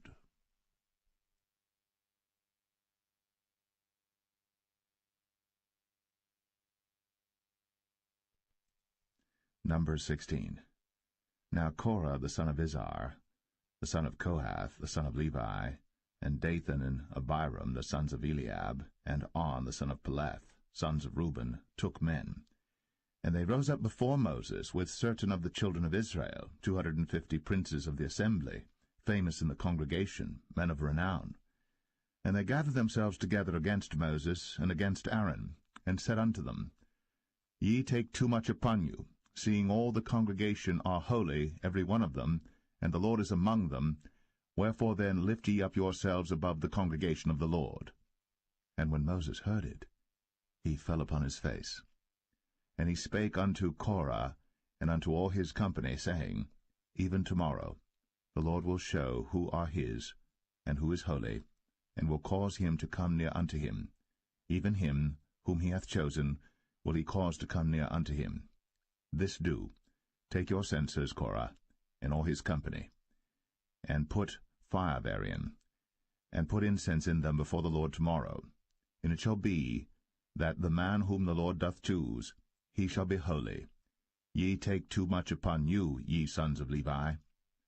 And Moses said unto Korah, Hear, I pray you, ye sons of Levi. Seemeth it but a small thing unto you, that the God of Israel hath separated you from the congregation of Israel, to bring you near to himself, to do the service of the tabernacle of the Lord, and to stand before the congregation to minister unto them? And he hath brought thee near to him, and all thy brethren, the sons of Levi, with thee. And seek ye the priesthood also? For which cause both thou and all thy company are gathered together against the Lord? And what is Aaron, that ye murmur against him? And Moses sent to call Dathan and Abiram, the sons of Eliab, which said, We will not come up. Is it a small thing that thou hast brought us up out of the land that floweth with milk and honey, to kill us in the wilderness, except thou make thyself altogether a prince over us? Moreover, thou hast not brought us into a land that floweth with milk and honey, or given us inheritance of fields and vineyards. Wilt thou put out the eyes of these men? We will not come up. And Moses was very wroth, and said unto the Lord, Respect not thou their offering. I have not taken one ass from them, neither have I hurt one of them. And Moses said unto Korah, Be thou and all thy company before the Lord, thou and they, and Aaron, tomorrow.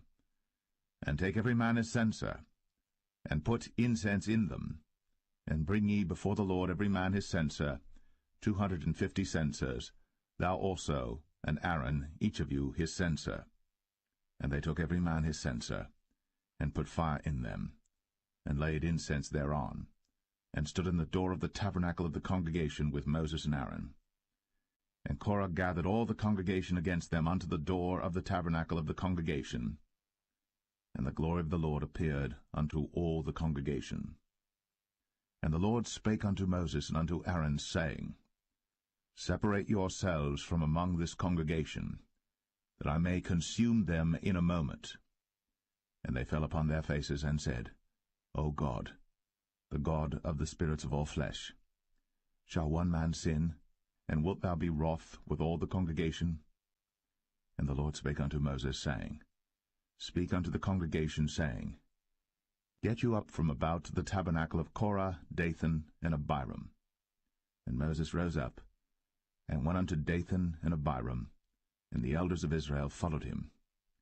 And he spake unto the congregation, saying, Depart, I pray you, from the tents of these wicked men, and touch nothing of theirs, lest ye be consumed in all their sins.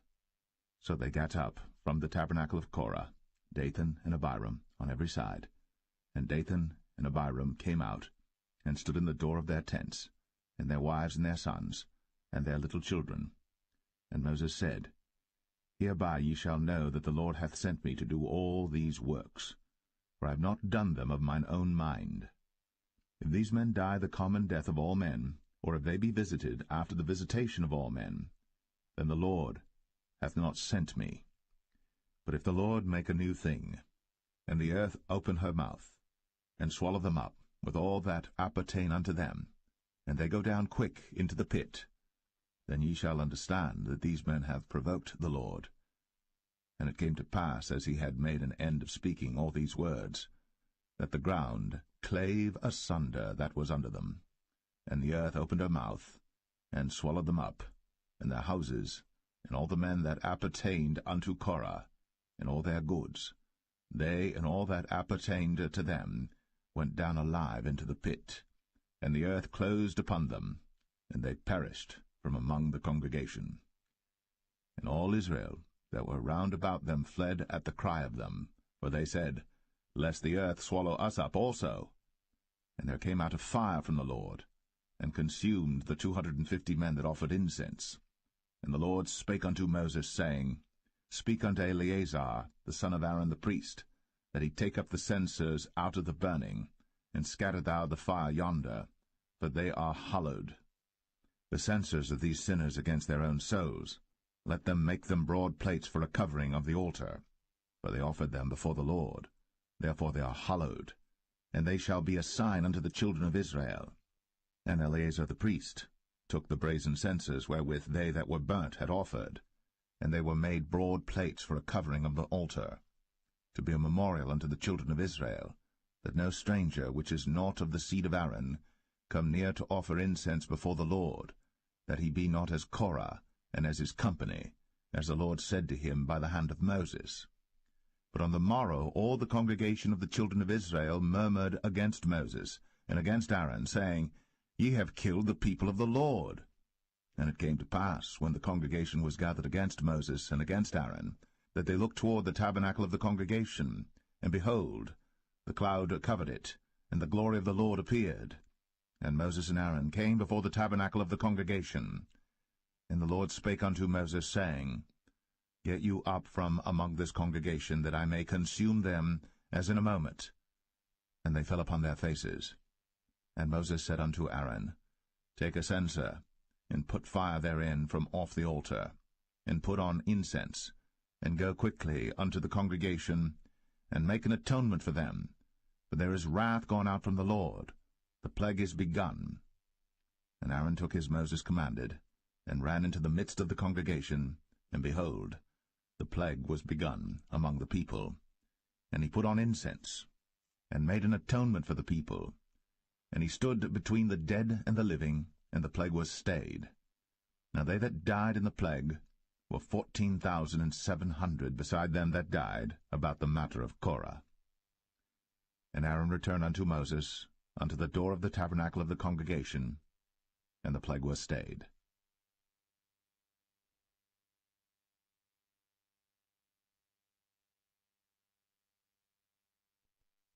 Number 17. And the Lord spake unto Moses, saying, Speak unto the children of Israel, and take of every one of them a rod according to the house of their fathers, of all their princes according to the house of their fathers 12 rods. Write thou every man's name upon his rod. And thou shalt write Aaron's name upon the rod of Levi. For 1 rod shall be for the head of the house of their fathers. And thou shalt lay them up in the tabernacle of the congregation before the testimony, where I will meet with you. And it shall come to pass that the man's rod, whom I shall choose, shall blossom, and I will make to cease from me the murmurings of the children of Israel, whereby they murmur against you. And Moses spake unto the children of Israel, and every one of their princes gave him a rod apiece, for each prince 1 according to their fathers' houses, even 12 rods, and the rod of Aaron was among their rods. And Moses laid up the rods before the Lord in the tabernacle of witness. And it came to pass that on the morrow Moses went into the tabernacle of witness, and behold, the rod of Aaron for the house of Levi was budded, and brought forth buds, and bloomed blossoms, and yielded almonds. And Moses brought out all the rods from before the Lord unto all the children of Israel. And they looked, and took every man his rod. And the Lord said unto Moses, Bring Aaron's rod again before the testimony to be kept for a token against the rebels.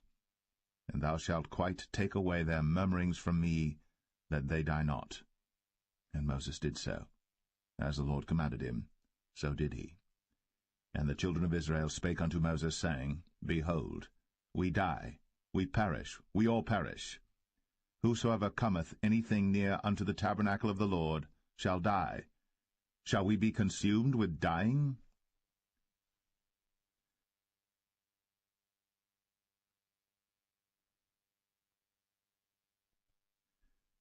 Numbers 18. And the Lord said unto Aaron, Thou and thy sons, and thy father's house with thee shall bear the iniquity of the sanctuary, and thou and thy sons with thee shall bear the iniquity of your priesthood. And thy brethren also of the tribe of Levi, the tribe of thy father, bring thou with thee, that they may be joined unto thee, and minister unto thee. But thou and thy sons with thee shall minister before the tabernacle of witness. And they shall keep thy charge, and the charge of all the tabernacle, only they shall not come nigh the vessels of the sanctuary and the altar, that neither they nor ye also die. And they shall be joined unto thee, and keep the charge of the tabernacle of the congregation, for all the service of the tabernacle, and a stranger shall not come nigh unto you.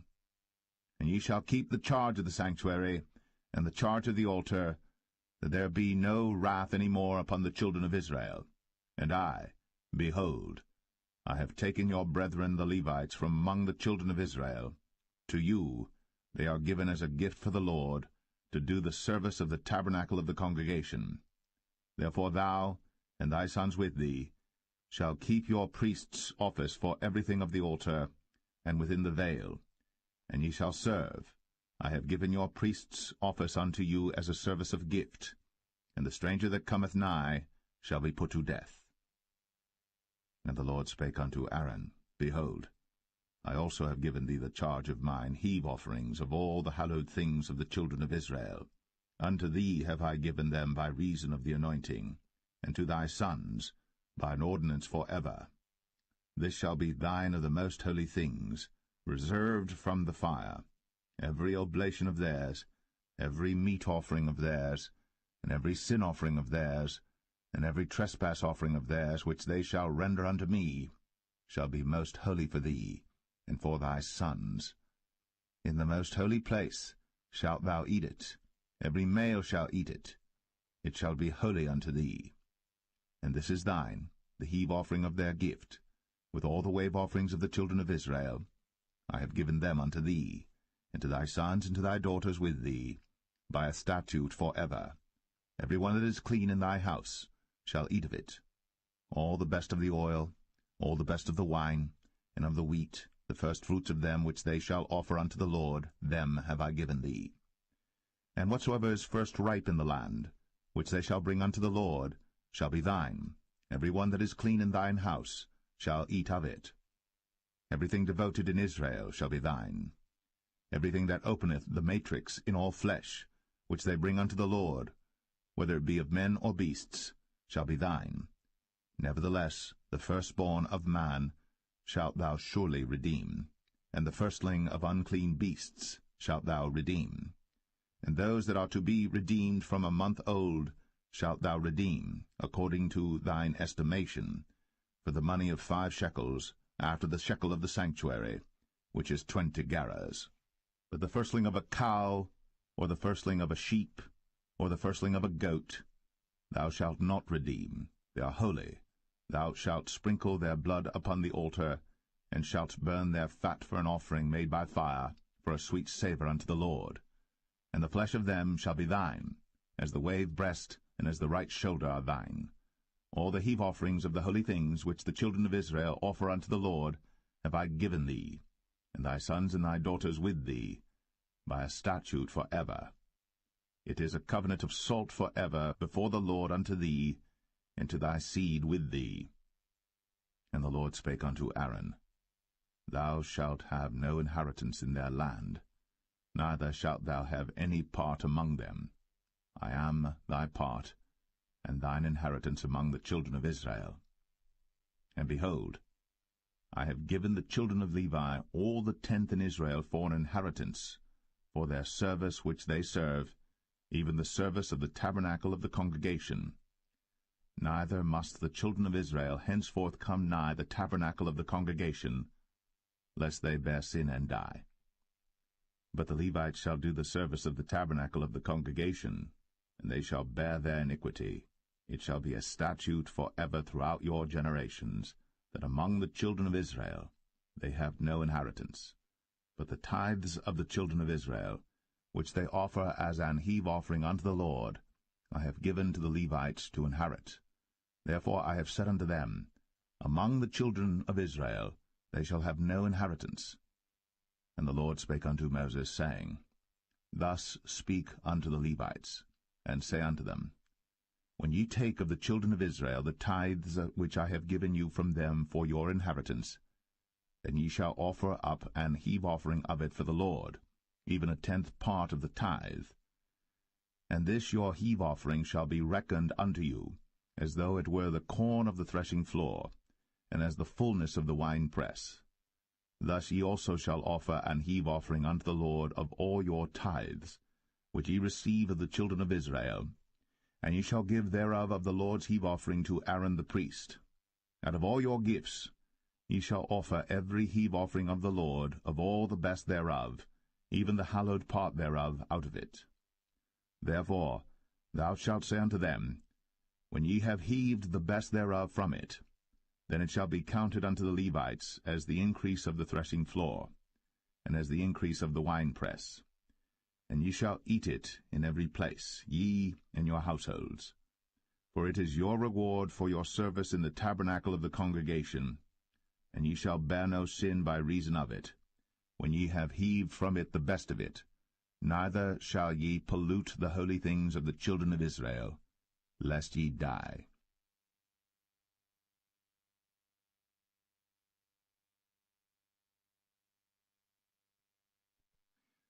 Numbers 19. And the Lord spake unto Moses and unto Aaron, saying, This is the ordinance of the law which the Lord hath commanded, saying, Speak unto the children of Israel, that they bring thee a red heifer without spot, wherein is no blemish, and upon which never came yoke. And ye shall give her unto Eleazar the priest, that he may bring her forth without the camp, and one shall slay her before his face. And Eleazar the priest shall take of her blood with his finger, and sprinkle of her blood directly before the tabernacle of the congregation 7 times. And one shall burn the heifer in his sight, her skin and her flesh, and her blood, with her dung shall he burn. And the priest shall take cedar wood and hyssop, and scarlet, and cast it into the midst of the burning of the heifer. Then the priest shall wash his clothes, and he shall bathe his flesh in water, And afterward he shall come into the camp, and the priest shall be unclean until the even. And he that burneth her shall wash his clothes in water, and bathe his flesh in water, and shall be unclean until the even. And the man that is clean shall gather up the ashes of the heifer, and lay them up without the camp in a clean place. And it shall be kept for the congregation of the children of Israel for a water of separation. It is a purification for sin. And he that gathereth the ashes of the heifer shall wash his clothes, and be unclean until the even. And it shall be unto the children of Israel, and unto the stranger that sojourneth among them, for a statute for ever. He that toucheth the dead body of any man shall be unclean 7 days. He shall purify himself with it on the 3rd day, and on the 7th day he shall be clean. But if he purify not himself the 3rd day, then the 7th day he shall not be clean. Whosoever toucheth the dead body of any man that is dead, and purifieth not himself, defileth the tabernacle of the Lord, and that soul shall be cut off from Israel, because the water of separation was not sprinkled upon him. He shall be unclean, his uncleanness is yet upon him. This is the law when a man dieth in a tent. All that come into the tent, and all that is in the tent, shall be unclean 7 days. And every open vessel, which hath no covering bound upon it, is unclean. And whosoever toucheth one that is slain with a sword in the open fields, or a dead body, or a bone of a man, or a grave, shall be unclean 7 days. And for an unclean person they shall take of the ashes of the burnt heifer, of purification for sin, and running water shall be put thereto in a vessel. And a clean person shall take hyssop, and dip it in the water, and sprinkle it upon the tent, and upon all the vessels, and upon the persons that were there, and upon him that touched a bone, or one slain, or one dead, or a grave. And the clean person shall sprinkle upon the unclean on the 3rd day, and on the 7th day.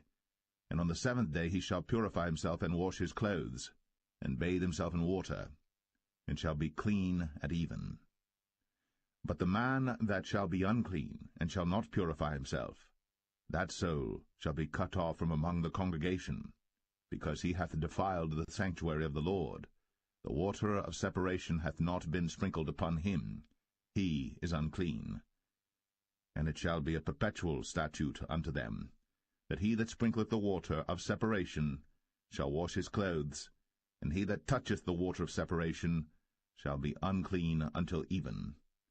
And whatsoever the unclean person toucheth shall be unclean, and the soul that toucheth it shall be unclean until even.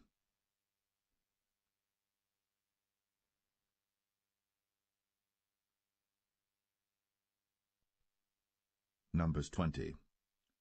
Then came the children of Israel, even the whole congregation, into the desert of Zin, in the 1st month, and the people abode in Kadesh. And Miriam died there, and was buried there. And there was no water for the congregation, and they gathered themselves together against Moses and against Aaron. And the people chode with Moses, and spake, saying, Would God that we had died when our brethren died before the Lord! And why have ye brought up the congregation of the Lord into this wilderness, that we and our cattle should die there? And wherefore have ye made us to come up out of Egypt, to bring us in unto this evil place? It is no place of seed, or of figs, or of vines, or of pomegranates, neither is there any water to drink. Then Moses and Aaron went from the presence of the assembly unto the door of the tabernacle of the congregation, and they fell upon their faces, and the glory of the Lord appeared unto them. And the Lord spake unto Moses, saying, Take the rod, and gather thou the assembly together, thou and Aaron thy brother, and speak ye unto the rock before their eyes, and it shall give forth his water. And thou shalt bring forth to them water out of the rock, so thou shalt give the congregation and their beasts drink. And Moses took the rod from before the Lord, as he commanded him. And Moses and Aaron gathered the congregation together before the rock, and he said unto them, Hear now, ye rebels, must we fetch you water out of this rock? And Moses lifted up his hand, and with his rod he smote the rock twice, and the water came out abundantly, and the congregation drank, and their beasts also.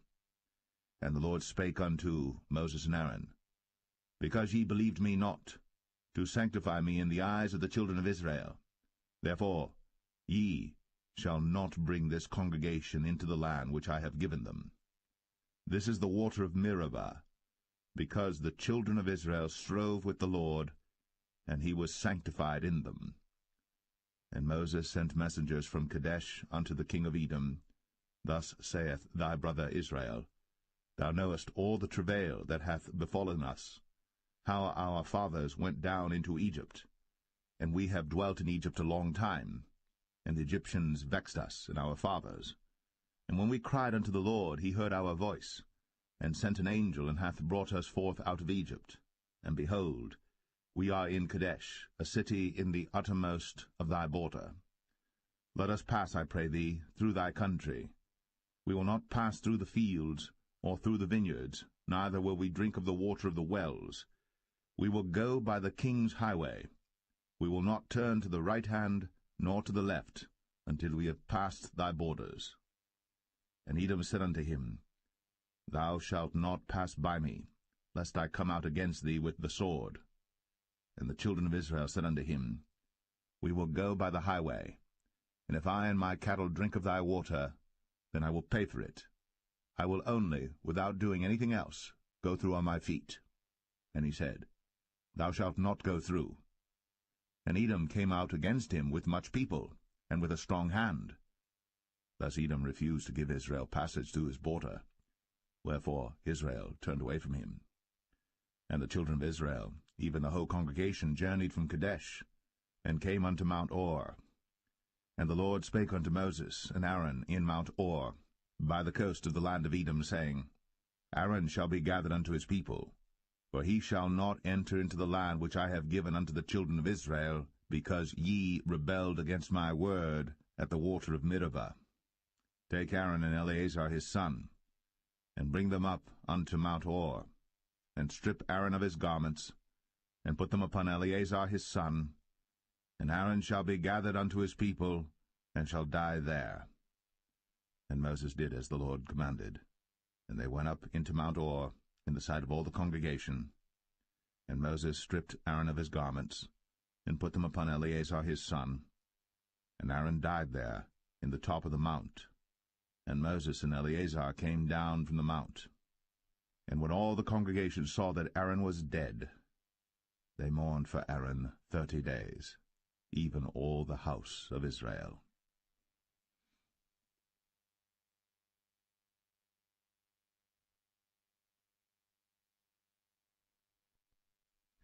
Numbers 21. And when King Arad, the Canaanite, which dwelt in the south, heard tell that Israel came by the way of the spies, then he fought against Israel, and took some of them prisoners. And Israel vowed a vow unto the Lord, and said, If thou wilt indeed deliver this people into my hand, then I will utterly destroy their cities. And the Lord hearkened to the voice of Israel, and delivered up the Canaanites, and they utterly destroyed them in their cities. And he called the name of the place Ormah. And they journeyed from Mount Or by the way of the Red Sea to compass the land of Edom. And the soul of the people was much discouraged because of the way. And the people spake against God, and against Moses. Wherefore have ye brought us up out of Egypt to die in the wilderness? For there is no bread, neither is there any water, and our soul loatheth this light bread. And the Lord sent fiery serpents among the people, and they bit the people, and much people of Israel died. Therefore the people came to Moses and said, We have sinned, for we have spoken against the Lord, and against thee. Pray unto the Lord that he take away the serpents from us. And Moses prayed for the people. And the Lord said unto Moses, Make thee a fiery serpent, and set it upon a pole.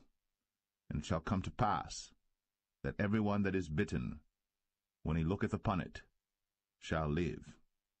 And Moses made a serpent of brass, and put it upon a pole. And it came to pass, that if a serpent had bitten any man, when he beheld the serpent of brass, he lived. And the children of Israel set forward, and pitched in Oboth. And they journeyed from Oboth, and pitched at Abarim, in the wilderness which is before Moab, toward the sunrising. From thence they removed, and pitched in the valley of Zered. From thence they removed, and pitched on the other side of Arnon, which is in the wilderness that cometh out of the coasts of the Amorites.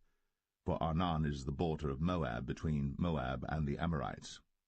Wherefore it is said in the book of the wars of the Lord, what he did in the Red Sea, and in the brooks of Arnon, and at the stream of the brooks that goeth down to the dwelling of Ar, and lieth upon the border of Moab. And from thence they went to Beer, that is the well whereof the Lord spake unto Moses, Gather the people together, and I will give them water. Then Israel sang this song, Spring up, O well, sing ye unto it. The princes digged the well, the nobles of the people digged it, by the direction of the lawgiver, with their staves. And from the wilderness they went to Mattanah, and from Mattanah to Nahaliel, and from Nahaliel to Bamoth, and from Bamoth in the valley, that is in the country of Moab, to the top of Pisgah, which looketh toward Jeshimon. And Israel sent messengers unto Sihon, king of the Amorites, saying, Let me pass through thy land.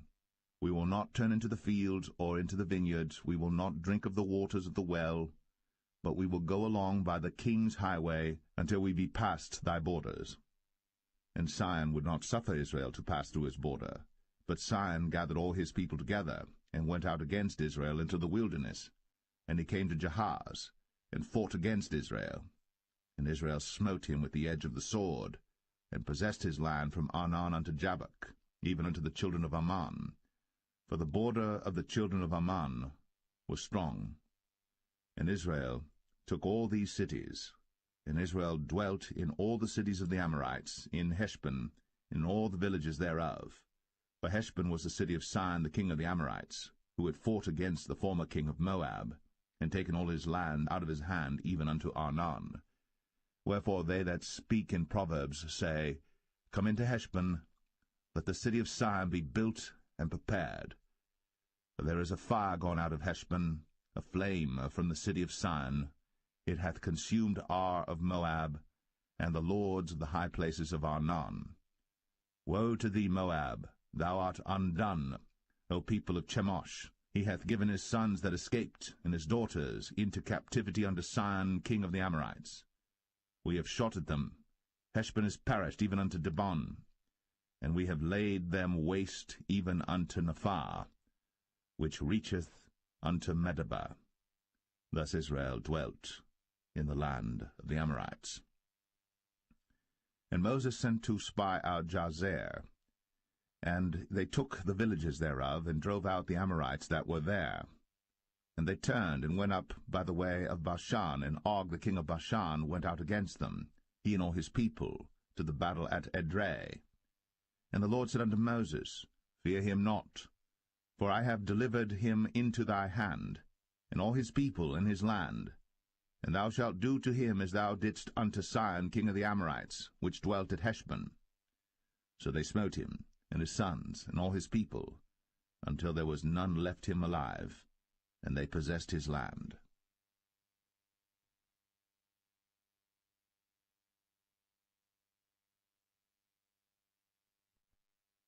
Numbers 22. And the children of Israel set forward, and pitched in the plains of Moab, on this side Jordan, by Jericho. And Balak the son of Zippor saw all that Israel had done to the Amorites. And Moab was sore afraid of the people, because they were many. And Moab was distressed because of the children of Israel. And Moab said unto the elders of Midian, Now shall this company lick up all that are round about us, as the ox licketh up the grass of the field. And Balak the son of Zippor was king of the Moabites at that time. He sent messengers, therefore, unto Balaam the son of Beor to Pethor, which is by the river of the land of the children of his people, to call him, saying, Behold, there is a people come out from Egypt. Behold, they cover the face of the earth, and they abide over against me. Come now, therefore, I pray thee, curse me this people, for they are too mighty for me. Peradventure I shall prevail, that we may smite them, and that I may drive them out of the land. For I wot that he whom thou blessest is blessed, and he whom thou cursest is cursed. And the elders of Moab and the elders of Midian departed with the rewards of divination in their hand. And they came unto Balaam, and spake unto him the words of Balak. And he said unto them, Lodge here this night, and I will bring you word again, as the Lord shall speak unto me. And the princes of Moab abode with Balaam. And God came unto Balaam, and said, What men are these with thee?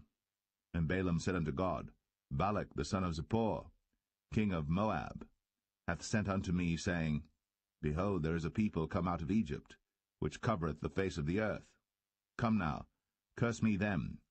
Peradventure I shall be able to overcome them, and drive them out.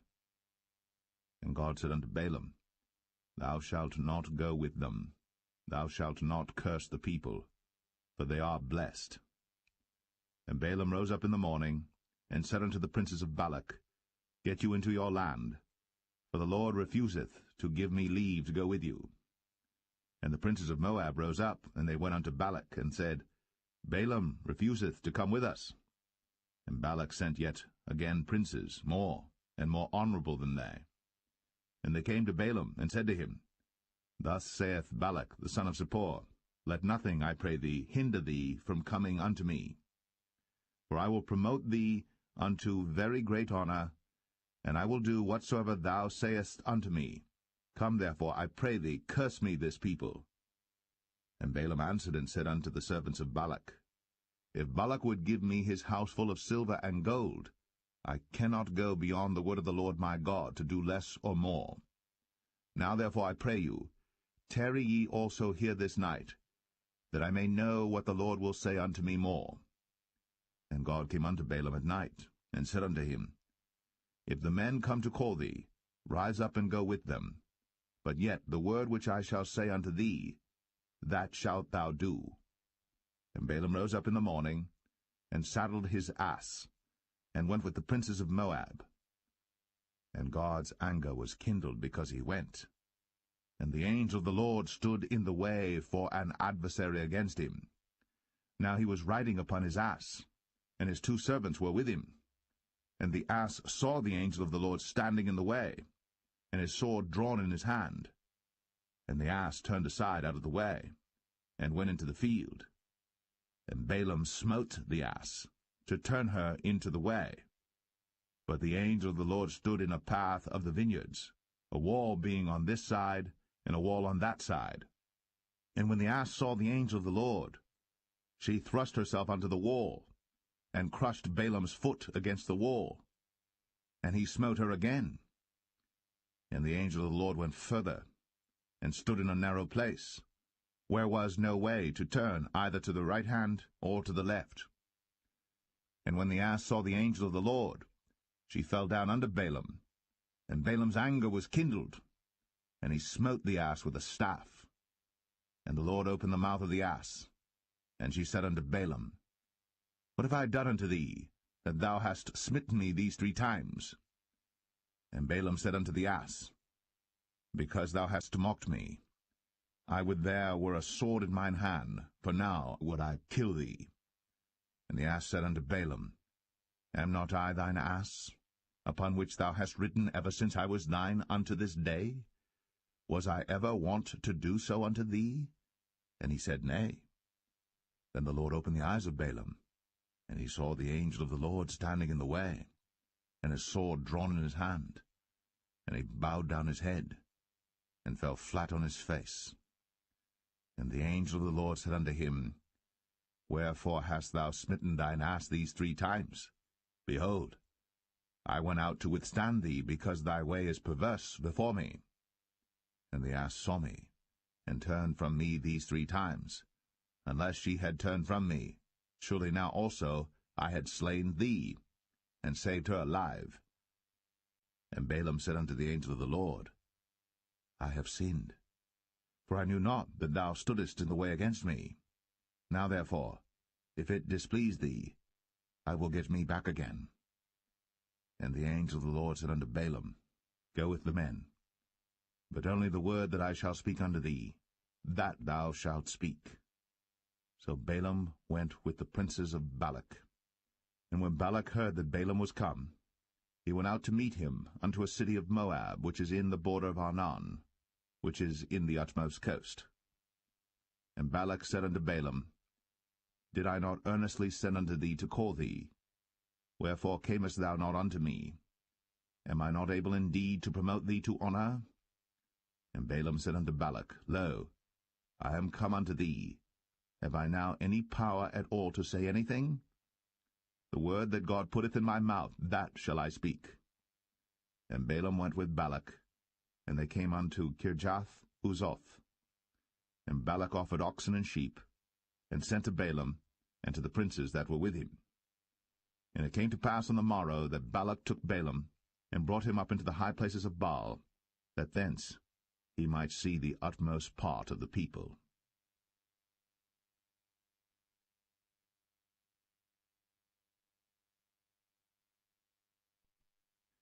Numbers 23.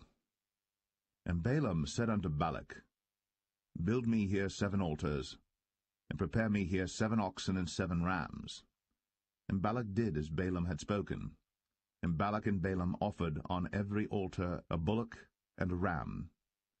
And Balaam said unto Balak, Stand by thy burnt offering, and I will go. Peradventure the Lord will come to meet me, and whatsoever he showeth me, I will tell thee. And he went to an high place.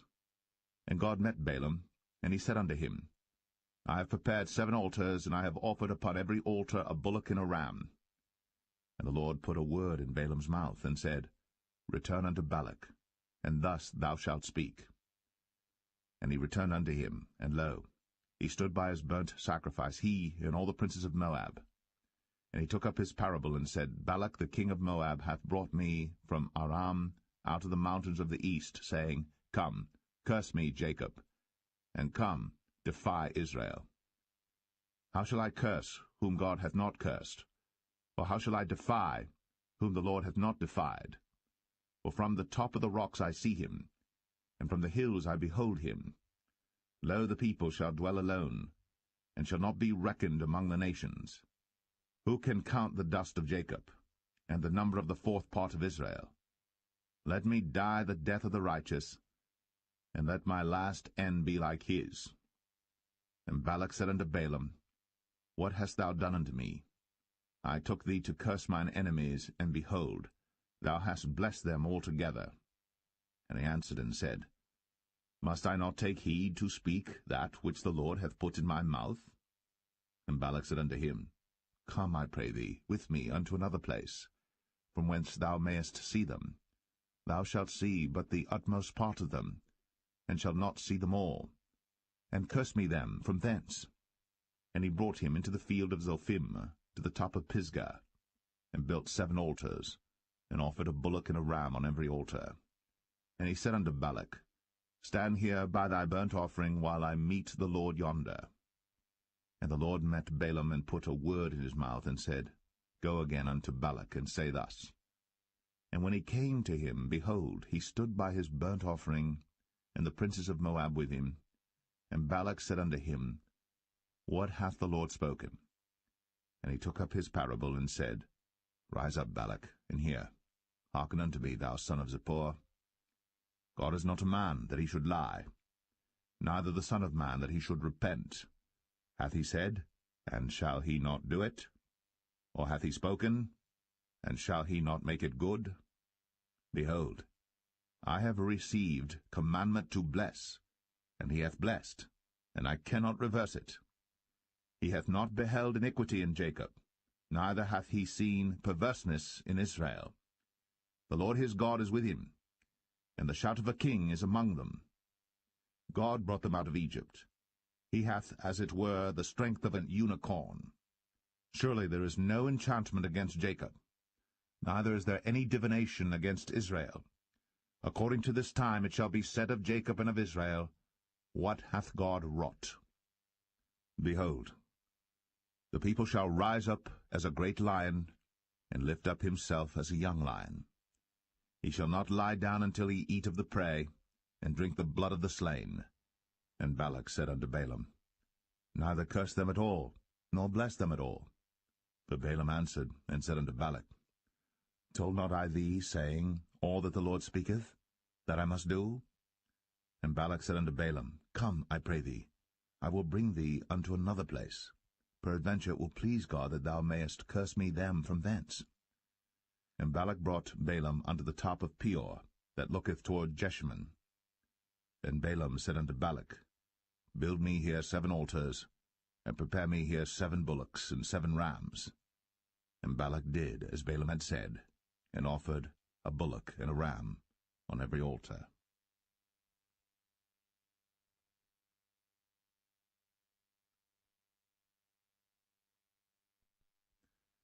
Numbers 24. And when Balaam saw that it pleased the Lord to bless Israel, he went not, as at other times, to seek for enchantments, but he set his face toward the wilderness. And Balaam lifted up his eyes, and he saw Israel abiding in his tents according to their tribes. And the Spirit of God came upon him. And he took up his parable, and said, Balaam the son of Beor hath said, and the man whose eyes are open hath said. He hath said, which heard the words of God, which saw the vision of the Almighty, falling into a trance, but having his eyes open, How goodly are thy tents, O Jacob, and thy tabernacles, O Israel! As the valleys are they spread forth, as gardens by the river's side, as the trees of lign aloes which the Lord hath planted, and as cedar trees beside the waters. He shall pour the water out of his buckets, and his seed shall be in many waters, and his king shall be higher than Agag, and his kingdom shall be exalted. God brought him forth out of Egypt. He hath, as it were, the strength of an unicorn. He shall eat up the nations, his enemies, and shall break their bones and pierce them through with his arrows. He couched, he lay down as a lion, and as a great lion. Who shall stir him up? Blessed is he that blesseth thee, and cursed is he that curseth thee. And Balak's anger was kindled against Balaam. And he smote his hands together. And Balak said unto Balaam, I called thee to curse mine enemies, and behold, thou hast altogether blessed them these 3 times. Therefore now flee thou to thy place. I thought to promote thee unto great honour, but lo, the Lord hath kept thee back from honour. And Balaam said unto Balak, Spake I not also to thy messengers which thou sentest unto me, saying, If Balak would give me his house full of silver and gold, I cannot go beyond the commandment of the Lord, to do either good or bad of mine own mind. But what the Lord saith, that will I speak. And now behold, I go unto my people. Come therefore, and I will advertise thee what this people shall do to thy people in the latter days. And he took up his parable, and said, Balaam the son of Beor hath said, and the man whose eyes are open hath said. He hath said, which heard the words of God, and knew the knowledge of the Most High, which saw the vision of the Almighty, falling into a trance, but having his eyes open. I shall see him, but not now. I shall behold him, but not nigh.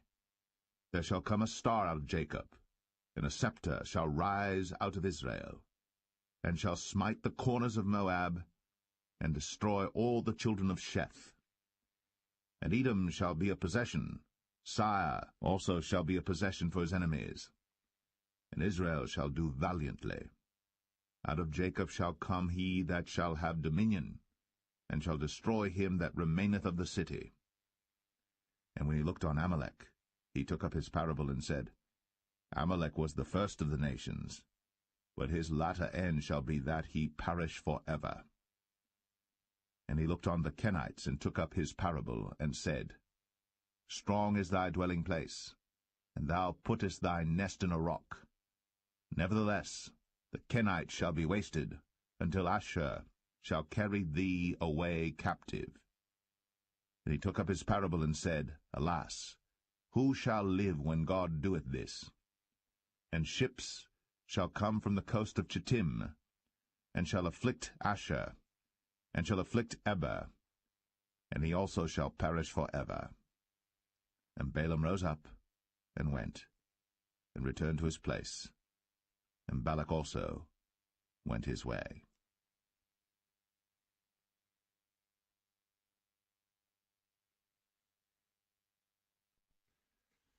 Numbers 25. And Israel abode in Shittim, and the people began to commit whoredom with the daughters of Moab. And they called the people unto the sacrifices of their gods, and the people did eat, and bowed down to their gods. And Israel joined himself unto Baal Peor, and the anger of the Lord was kindled against Israel. And the Lord said unto Moses, Take all the heads of the people, and hang them up before the Lord against the sun, that the fierce anger of the Lord may be turned away from Israel.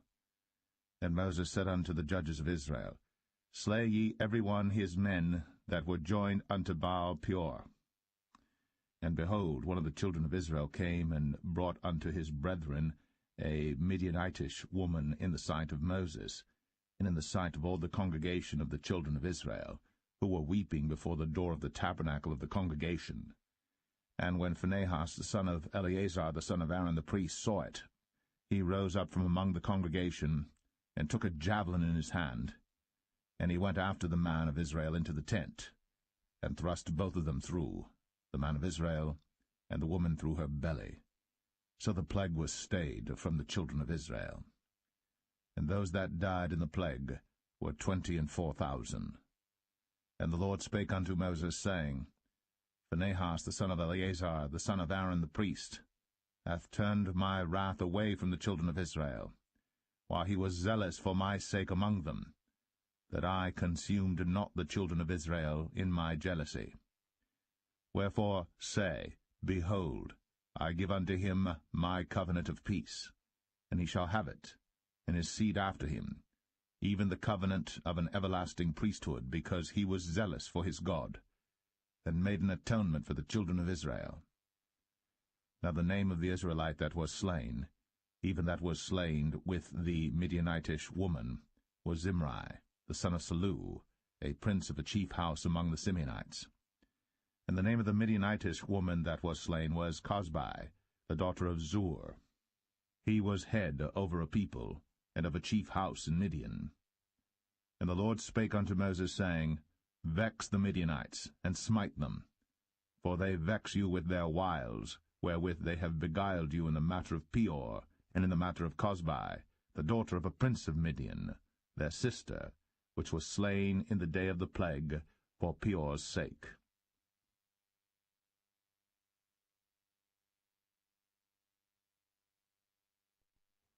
Numbers 26. And it came to pass after the plague, that the Lord spake unto Moses and unto Eleazar the son of Aaron the priest, saying, Take the sum of all the congregation of the children of Israel, from 20 years old and upward, throughout their father's house, all that are able to go to war in Israel. And Moses and Eleazar the priest spake with them in the plains of Moab by Jordan near Jericho, saying, Take the sum of the people from 20 years old and upward, as the Lord commanded Moses and the children of Israel, which went forth out of the land of Egypt. Reuben, the eldest son of Israel, the children of Reuben, Hanok, of whom cometh the family of the Hanokites, of Palu, the family of the Paluites, of Hezron, the family of the Hezronites, of Carmi, the family of the Carmites. These are the families of the Reubenites, and they that were numbered of them were 40,730. And the sons of Palu, Eliab, and the sons of Eliab, Nemuel, and Dathan, and Abiram. This is that Dathan and Abiram which were famous in the congregation, who strove against Moses and against Aaron in the company of Korah, when they strove against the Lord. And the earth opened her mouth, and swallowed them up together with Korah, when that company died, what time the fire devoured 250 men, and they became a sign. Notwithstanding the children of Korah died not. The sons of Simeon after their families, of Nemuel, the family of the Nemuelites, of Jamin, the family of the Jaminites, of Jachin, the family of the Jachinites, of Zerah, the family of the Zarhites, of Shaul, the family of the Shaulites. These are the families of the Simeonites, 22,200. The children of Gad after their families, of Zephon, the family of the Zephonites, of Haggai, the family of the Haggites, of Shuni, the family of the Shunites, of Ozni, the family of the Oznites, of Eri, the family of the Erites, of Arad, the family of the Aradites, of Arali, the family of the Aralites. These are the families of the children of Gad according to those that were numbered of them, 40,500. Sons of Judah were Er and Onan, and Er and Onan died in the land of Canaan. And the sons of Judah after their families were, of Shelah, the family of the Shelonites, of Pharez, the family of the Pharzites, of Zerah, the family of the Zarhites. And the sons of Pharez were, of Hezron, the family of the Hezronites, of Hamul, the family of the Hamulites. These are the families of Judah, according to those that were numbered of them, 16,500. Of the sons of Issachar after their families, of Tola, the family of the Tolaites, of Puah, the family of the Punites, of Jashub, the family of the Jashubites, of Shimron, the family of the Shimronites. These are the families of Issachar, according to those that were numbered of them, 64,300. Of the sons of Zebulun after their families, of Sered, the family of the Sardites, of Elon, the family of the Elonites, of Jaleel, the family of the Jaleelites. These are the families of the Zebulunites, according to those that were numbered of them, 60,500. The sons of Joseph after their families were Manasseh and Ephraim. Of the sons of Manasseh, of Machir, the family of the Machirites, and Machir begat Gilead. Of Gilead come the family of the Gileadites. These are the sons of Gilead. Of Jezer, the family of the Jezerites. Of Helek, the family of the Helekites. And of Azriel, the family of the Azrielites. And of Shechem, the family of the Shechemites. And of Shemida, the family of the Shemidites. And of Hepher, the family of the Hepherites. And Zelophehad, the son of Hepher, had no sons, but daughters. And the names of the daughters of Zelophehad were Mahlah and Noah, Hoglah, Milcah, and Tirzah. These are the families of Manasseh, and those that were numbered of them, 52,700. These are the sons of Ephraim after their families. Of Shuthelah, the family of the Shuthalites. Of Becher, the family of the Bachrites. Of Tahan, the family of the Tahanites. And these are the sons of Shuthelah. Of Iran, the family of the Iranites. These are the families of the sons of Ephraim, according to those that were numbered of them, 32,500. These are the sons of Joseph after their families. The sons of Benjamin after their families, of Bela, the family of the Belites. Of Ashbel, the family of the Ashbelites. Of Ahiram, the family of the Ahiramites. Of Shepham, the family of the Shuphamites. Of Hupham, the family of the Huphamites. And the sons of Bela were Ard and Naaman. Of Ard, the family of the Ardites. And of Naaman, the family of the Naamites. These are the sons of Benjamin after their families. And they that were numbered of them were 45,600. These are the sons of Dan after their families. Of Shuham, the family of the Shuhamites. These are the families of Dan after their families. All the families of the Shuhamites, according to those that were numbered of them, were 64,400. Of the children of Asher after their families, of Jimnah, the family of the Jimnites. Of Jesui, the family of the Jesuites. Of Beriah, the family of the Berites. Of the sons of Beriah, of Heber, the family of the Heberites. Of Malchiel, the family of the Malchielites. And the name of the daughter of Asher was Sarah. These are the families of the sons of Asher, according to those that were numbered of them, who were 53,400. Of the sons of Naphtali after their families, of Jaziel, the family of the Jazielites. Of Gunai, the family of the Gunites. Of Jezer, the family of the Jezerites. Of Shalem, the family of the Shalemites. These are the families of Naphtali according to their families, and they that were numbered of them were 45,400. These were the numbered of the children of Israel, 600,1,730. And the Lord spake unto Moses, saying, Unto these the land shall be divided for an inheritance according to the number of names. To many thou shalt give the more inheritance, and to few thou shalt give the less inheritance. To every one shall his inheritance be given according to those that were numbered of him. Notwithstanding the land shall be divided by lot. According to the names of the tribes of their fathers they shall inherit. According to the lot shall the possession thereof be divided between many and few. And these are they that were numbered of the Levites after their families. Of Gershon, the family of the Gershonites. Of Kohath, the family of the Kohathites. Of Merari, the family of the Merarites. These are the families of the Levites, the family of the Libnites, the family of the Hebronites, the family of the Mahlites, the family of the Mushites, the family of the Korathites, and Kohath begat Amram. And the name of Amram's wife was Jochebed, the daughter of Levi, whom her mother bare to Levi in Egypt. And she bare unto Amram Aaron and Moses, and Miriam their sister. And unto Aaron was born Nadab and Abihu, Eleazar and Ithamar. And Nadab and Abihu died when they offered strange fire before the Lord. And those that were numbered of them were 23,000, all males, from a month old and upward. But they were not numbered among the children of Israel, because there was no inheritance given them among the children of Israel. These are they that were numbered by Moses and Eleazar the priest, who numbered the children of Israel in the plains of Moab, by Jordan near Jericho. But among these there was not a man of them whom Moses and Aaron the priest numbered, when they numbered the children of Israel in the wilderness of Sinai. For the Lord had said of them, They shall surely die in the wilderness. And there was not left a man of them, save Caleb the son of Jephunneh, and Joshua the son of Nun.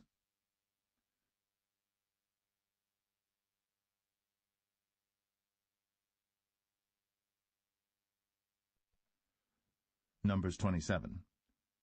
Then came the daughters of Zelophehad, the son of Hepher, the son of Gilead, the son of Machir, the son of Manasseh, of the families of Manasseh, the son of Joseph. And these are the names of his daughters, Mahlah, Noah, and Hoglah, and Milcah, and Tirzah.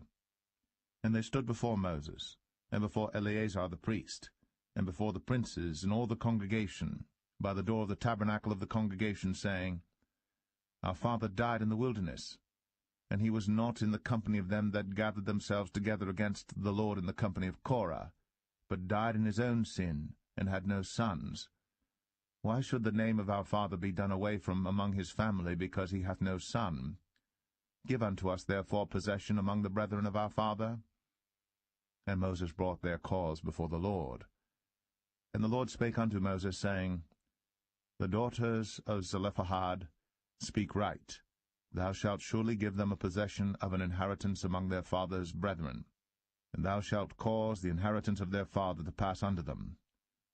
And thou shalt speak unto the children of Israel, saying, If a man die, and have no son, then ye shall cause his inheritance to pass unto his daughter. And if he have no daughter, then ye shall give his inheritance unto his brethren. And if he have no brethren, then ye shall give his inheritance unto his father's brethren. And if his father have no brethren, then ye shall give his inheritance unto his kinsman that is next to him of his family, and he shall possess it. And it shall be unto the children of Israel a statute of judgment, as the Lord commanded Moses. And the Lord said unto Moses, Get thee up into this Mount Abarim, and see the land which I have given unto the children of Israel. And when thou hast seen it, thou also shalt be gathered unto thy people, as Aaron thy brother was gathered. For ye rebelled against my commandment in the desert of Zin, in the strife of the congregation, to sanctify me at the water before their eyes, that is, the water of Meribah and Kadesh, in the wilderness of Zin. And Moses spake unto the Lord, saying, Let the Lord, the God of the spirits of all flesh, set a man over the congregation, which may go out before them, and which may go in before them, and which may lead them out, and which may bring them in, that the congregation of the Lord be not as sheep which have no shepherd. And the Lord said unto Moses, Take thee Joshua the son of Nun, a man in whom is the Spirit, and lay thine hand upon him, and set him before Eleazar the priest, and before all the congregation, and give him a charge in their sight. And thou shalt put some of thine honor upon him, that all the congregation of the children of Israel may be obedient. And he shall stand before Eleazar the priest, who shall ask counsel for him after the judgment of Urim before the Lord. At his word shall they go out, and at his word they shall come in, both he and all the children of Israel with him, even all the congregation. And Moses did as the Lord commanded him. And he took Joshua, and set him before Eleazar the priest, and before all the congregation. And he laid his hands upon him, and gave him a charge, as the Lord commanded by the hand of Moses.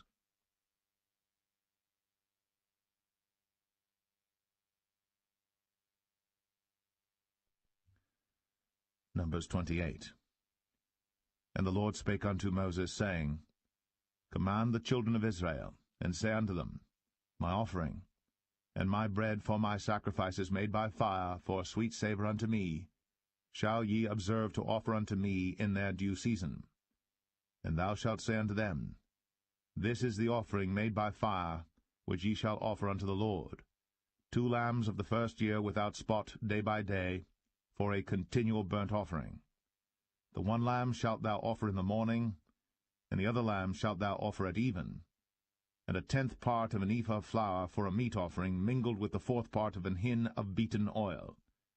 It is a continual burnt offering which was ordained in Mount Sinai for a sweet savour, a sacrifice made by fire unto the Lord. And the drink offering thereof shall be the 4th part of an hin for the 1 lamb.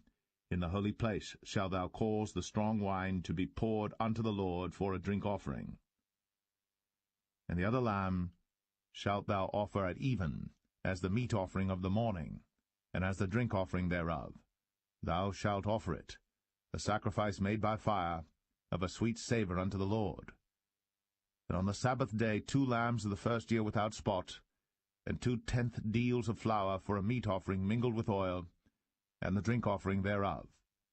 This is the burnt offering of every Sabbath, beside the continual burnt offering, and his drink offering. And in the beginnings of your months ye shall offer a burnt offering unto the Lord, 2 young bullocks and 1 ram, 7 lambs of the first year without spot, and 3/10 deals of flour for a meat offering mingled with oil for 1 bullock, and 2/10 deals of flour for a meat offering mingled with oil for 1 ram, and a several 10th deal of flour mingled with oil for a meat offering unto 1 lamb, for a burnt offering of a sweet savour, a sacrifice made by fire unto the Lord. And their drink offering shall be 1/2 an hin of wine unto a bullock, and the 3rd part of an hin unto a ram, and a 4th part of an hin unto a lamb. This is the burnt offering of every month throughout the months of the year. And 1 kid of the goats for a sin offering unto the Lord shall be offered, beside the continual burnt offering and his drink offering. And the 14th day of the first month is the Passover of the Lord. And the 15th day of this month is the feast. 7 days shall unleavened bread be eaten. In the first day shall be an holy convocation.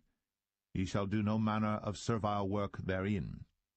But ye shall offer a sacrifice made by fire for a burnt offering unto the Lord, 2 young bullocks and 1 ram, and 7 lambs of the first year.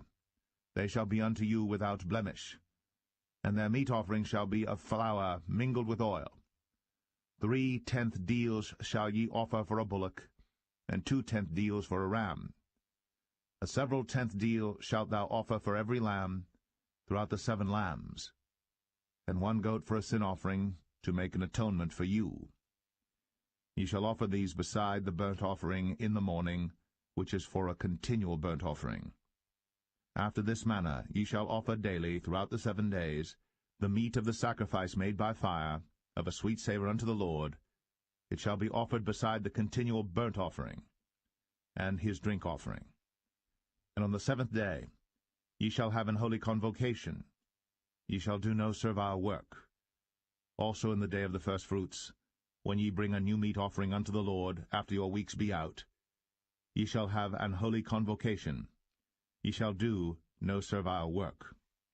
But ye shall offer the burnt offering for a sweet savour unto the Lord, 2 young bullocks, 1 ram, 7 lambs of the first year, and their meat offering of flour mingled with oil, 3/10 deals unto 1 bullock, 2/10 deals unto 1 ram, a several 10th deal unto 1 lamb, throughout the 7 lambs, and 1 kid of the goats to make an atonement for you. You shall offer them beside the continual burnt offering and his meat offering. They shall be unto you without blemish, and their drink offerings.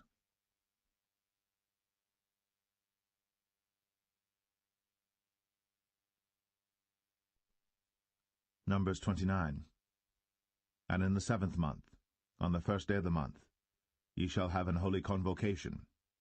Ye shall do no servile work. It is a day of blowing the trumpets unto you. And ye shall offer a burnt offering for a sweet savour unto the Lord, 1 young bullock, 1 ram, and 7 lambs of the first year without blemish. And their meat offering shall be of flour mingled with oil, 3/10 deals for a bullock, and 2/10 deals for a ram, and 1/10 deal for 1 lamb throughout the 7 lambs, and 1 kid of the goats for a sin offering, to make an atonement for you, beside the burnt offering of the month, and his meat offering, and the daily burnt offering, and his meat offering, and their drink offerings, according unto their manner, for a sweet savour, a sacrifice made by fire unto the Lord. And ye shall have on the 10th day of this 7th month an holy convocation, and ye shall afflict your souls. Ye shall not do any work therein. But ye shall offer a burnt offering unto the Lord for a sweet savour, 1 young bullock, 1 ram, and 7 lambs of the first year. They shall be unto you without blemish, and their meat offering shall be of flour mingled with oil, 3/10 deals to a bullock, and 2/10 deals to 1 ram, a several 10th deal for 1 lamb throughout the 7 lambs, 1 kid of the goats for a sin offering, beside the sin offering of atonement, and the continual burnt offering, and the meat offering of it, and their drink offerings. And on the 15th day of the 7th month ye shall have an holy convocation. Ye shall do no servile work, and ye shall keep a feast unto the Lord 7 days. And ye shall offer a burnt offering, a sacrifice made by fire, of a sweet savour unto the Lord, 13 young bullocks, 2 rams, and 14 lambs of the first year. They shall be without blemish. And their meat offering shall be of flour mingled with oil, 3/10 deals unto every bullock of the 13 bullocks, 2/10 deals to each ram of the 2 rams, and a several 10th deal to each lamb of the 14 lambs, and 1 kid of the goats for a sin offering, beside the continual burnt offering, his meat offering, and his drink offering. And on the 2nd day ye shall offer 12 young bullocks, 2 rams, 14 lambs of the first year without spot, and their meat offering and their drink offerings for the bullocks, for the rams, and for the lambs shall be according to their number, after the manner, and 1 kid of the goats for a sin offering, beside the continual burnt offering, and the meat offering thereof, and their drink offerings.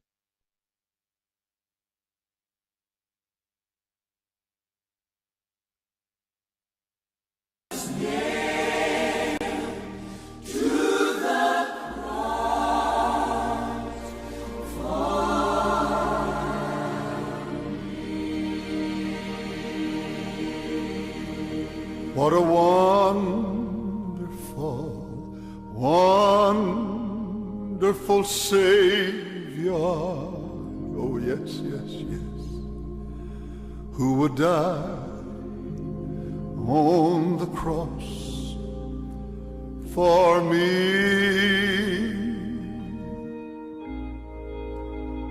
freely shedding his precious life's blood. Oh, yes, he did.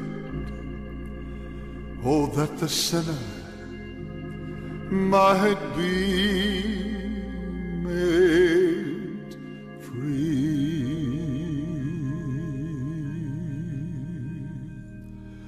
He was nailed to the cross for me.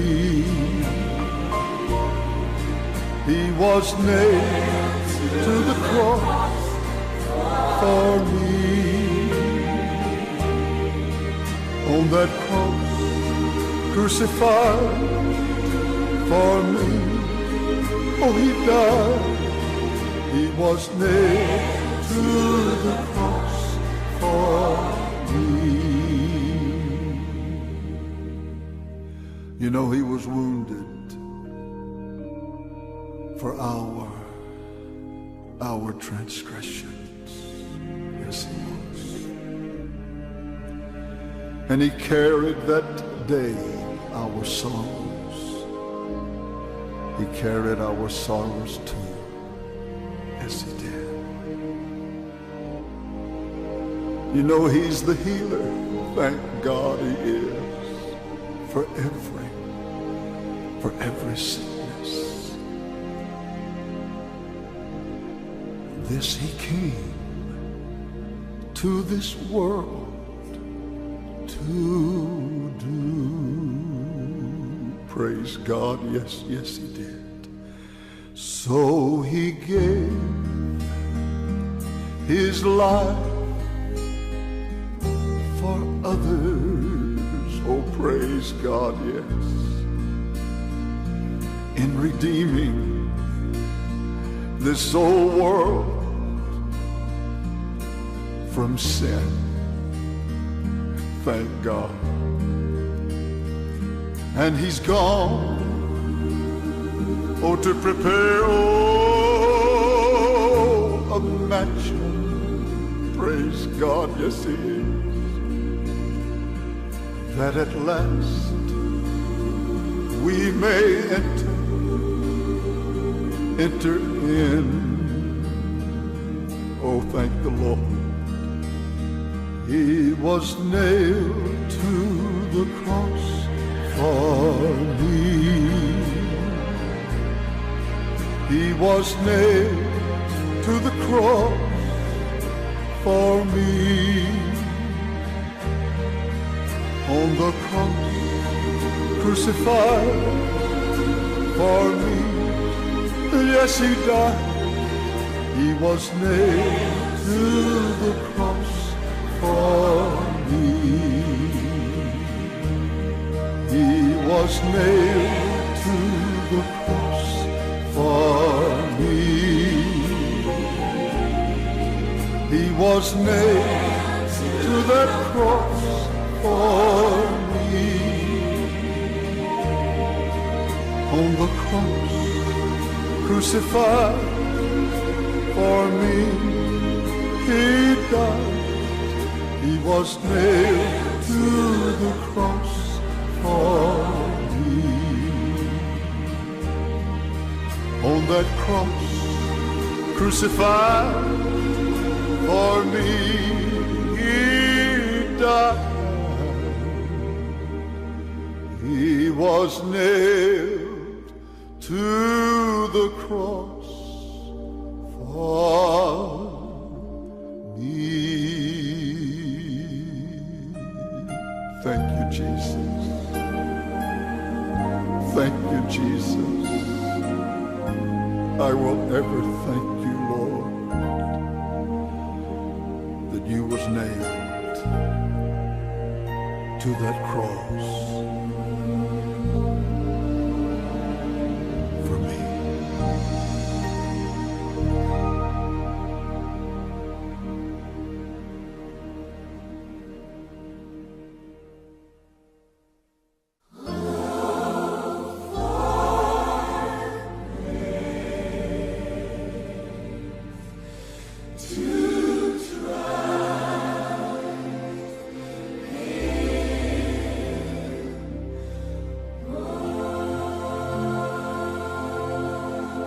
Tis so sweet to trust in Jesus,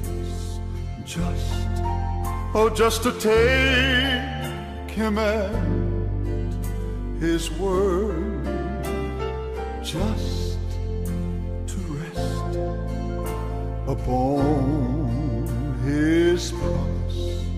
Oh, just to know thus saith the Lord. Jesus, Jesus, how I trust him, how I prove him o'er and o'er. Jesus, Jesus,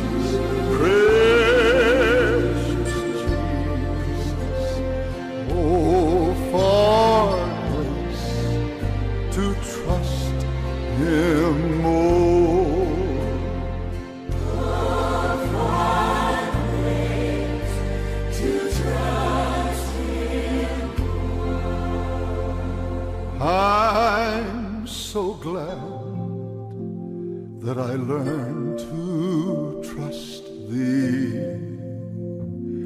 precious Jesus Savior. yes, he is. And I know that thou art with me, will be with me to the end. You know, I'm so glad that I've learned to trust thee. Precious Jesus, Savior, friend. And I know that you are with me. Yes, you are. And will be with me to the end. Jesus, Jesus, how trust him, how I prove him more and more. Jesus, Jesus, precious Jesus, oh, for grace to trust him more. Sing it now. Jesus, Jesus, how I trust him, how I prove him more and more. Jesus, Jesus, precious Jesus, oh, for grace to trust him more.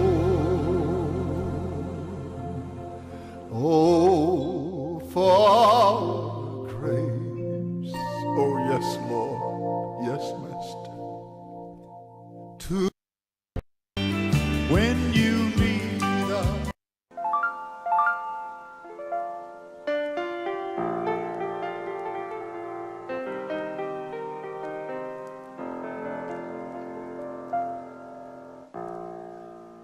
Sometimes hallelujah,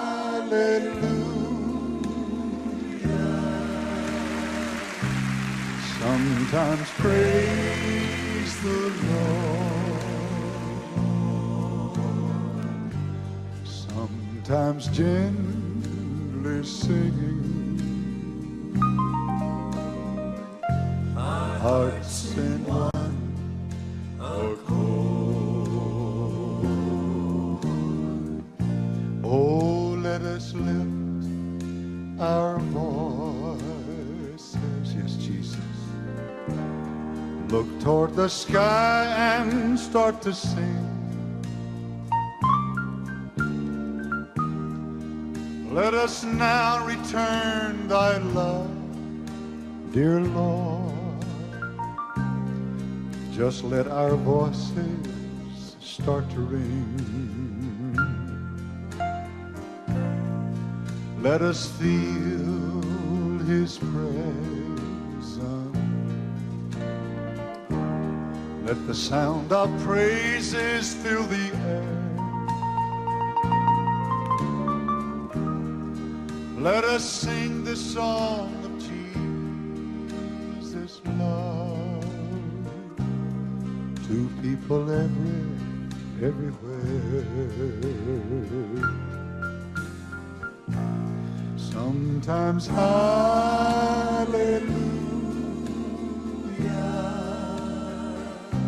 sometimes praise the Lord, sometimes gently singing, our hearts in one accord.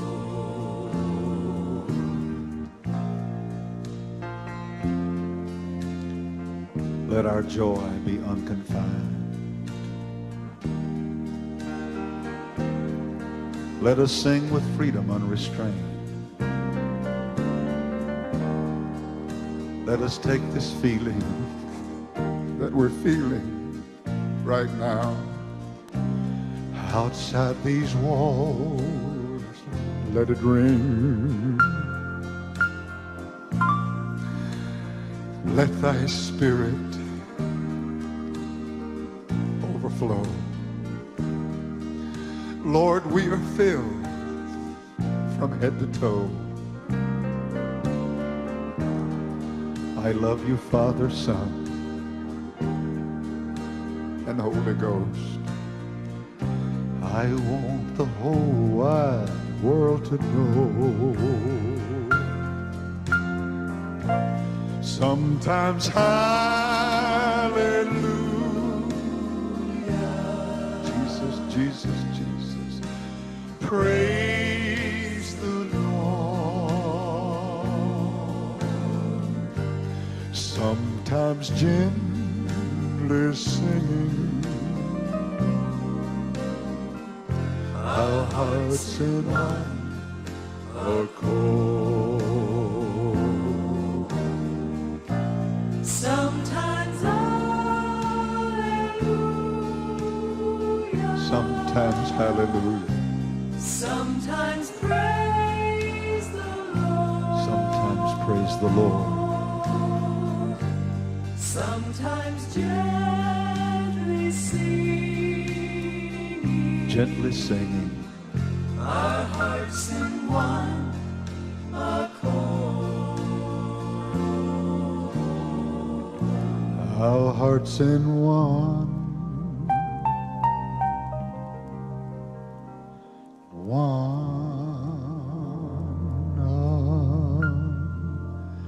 accord.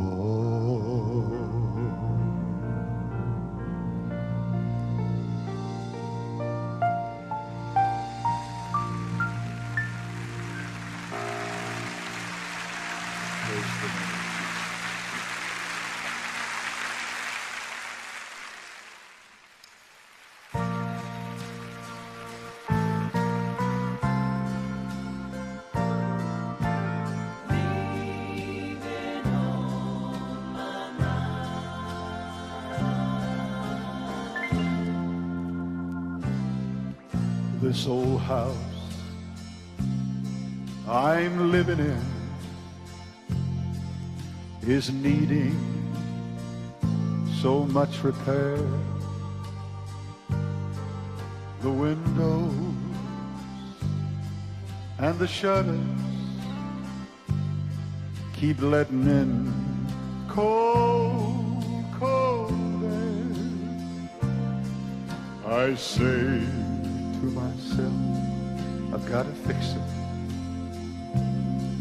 When I can't find the time, but all I'm getting lately is leaving on my mind. Lately all I've got is leaving on my mind.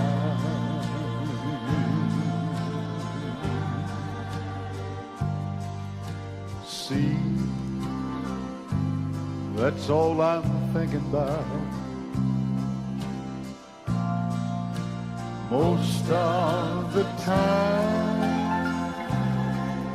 Soon, oh very soon, I'll leave every trouble all behind. Lately I can't leave it, leaving on my mind.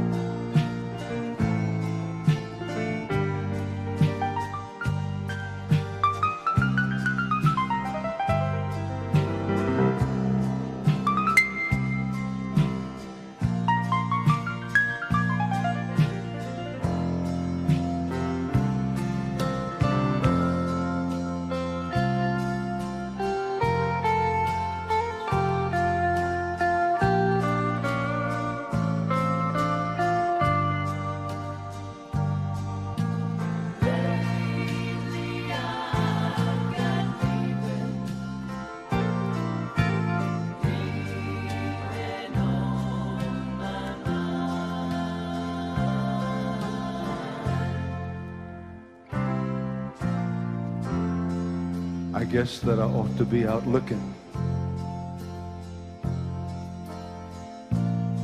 for a better place to live. But you know, I can't seem to get excited anymore about this old world, what it can give. I really couldn't care less if I could buy it all with a solitary dime.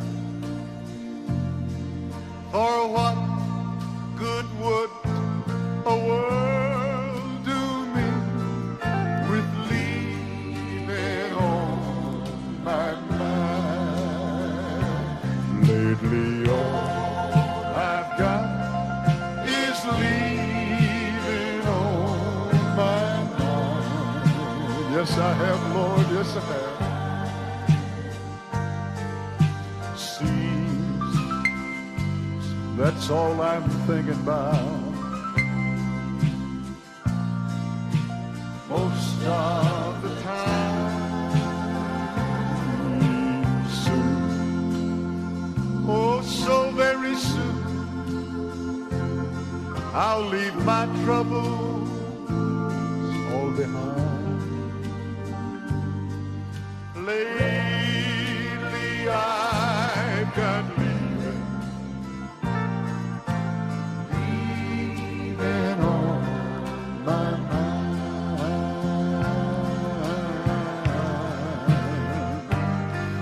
Lately I've got leaving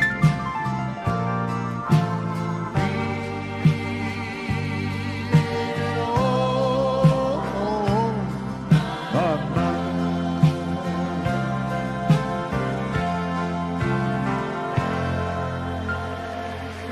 Praise the name of Jesus.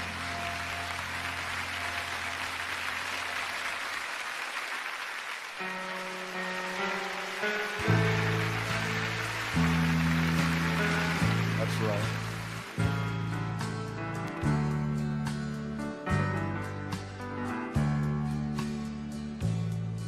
Lonely days, lonely nights, filled with despair,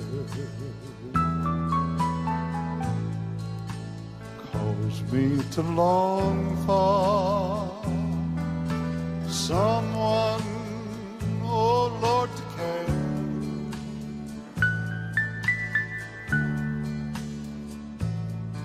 Then I heard Christ say to me, this promise I made,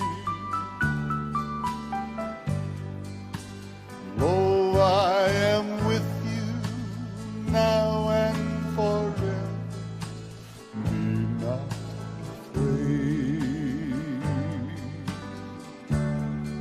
I'll never be lonely again, never again.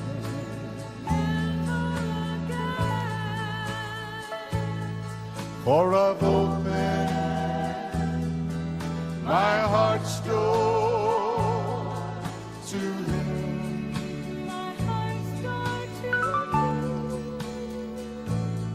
So I'll just forget those foolish fears, and I'll brush away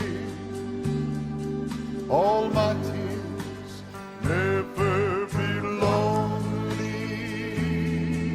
again, never again.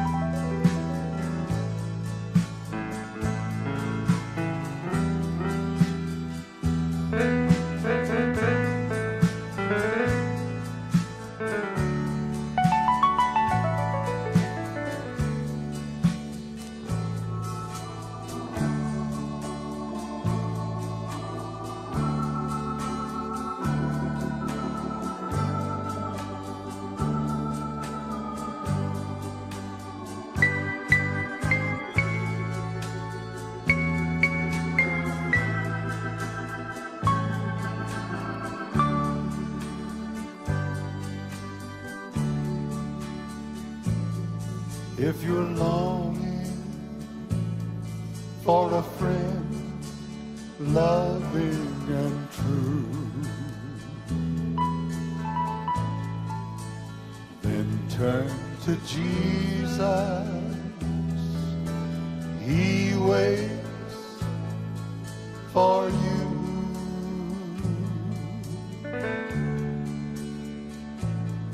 He will do the same for you as he did for me. He'll never leave you, never forsake you. Trust him and see. Sing it now, children. I'll never be lonely again, never again, Never again. for I have opened my heart's door to him. My heart's going to be. Well, gonna brush away the tears,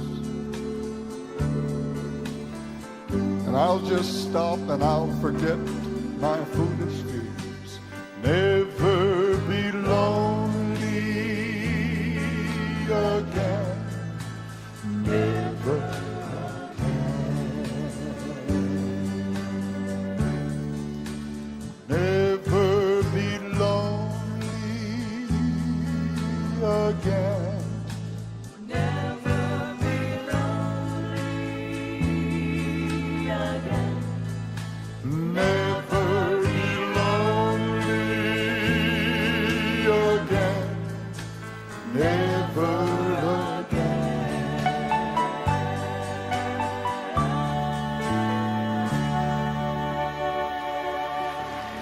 Praise the Lord. Hallelujah. Thank you, Jesus. Jesus is coming, and it won't be very, very long. There's a storm over this world that's about to break. You can already see the storm clouds of Armageddon that are gathering on the horizon.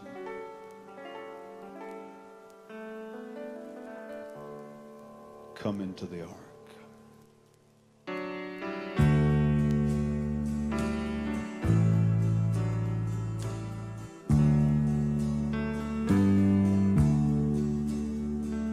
On Calvary's hill,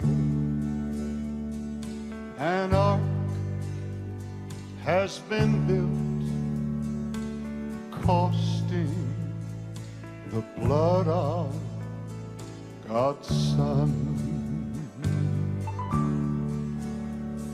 With its door open wide, there is safety inside. Anybody who will make it home. Oh, come in to the ark. The sky grows dark. There's a storm called God's great Judgment Day. Judgment Day. From its fierce, angry waves, in the ark, oh, you'll be saved. Come in to the ark today.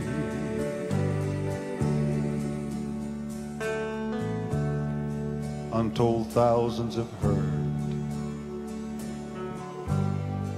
and they've heeded that great word.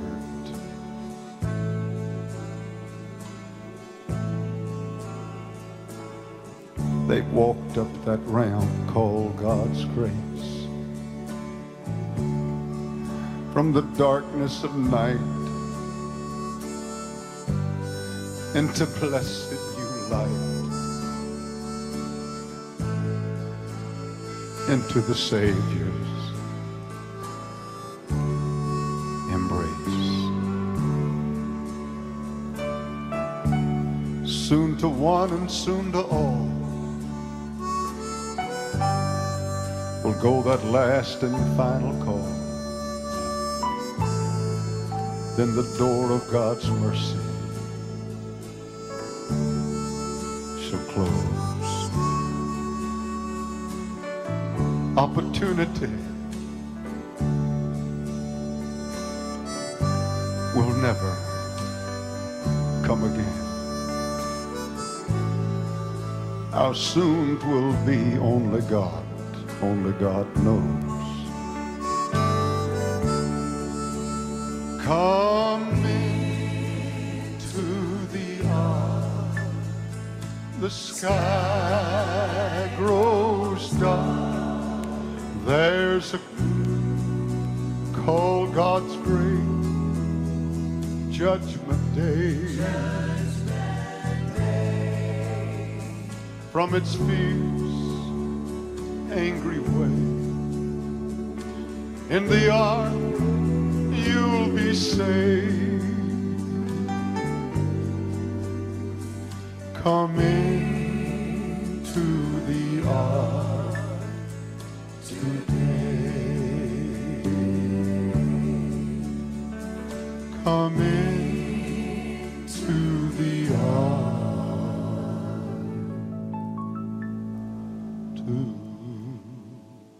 today.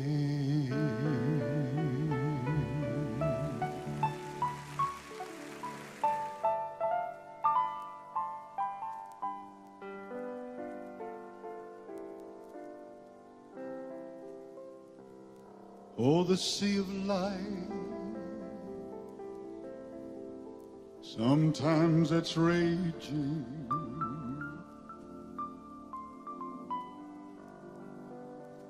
Seems like the storm clouds round me roll.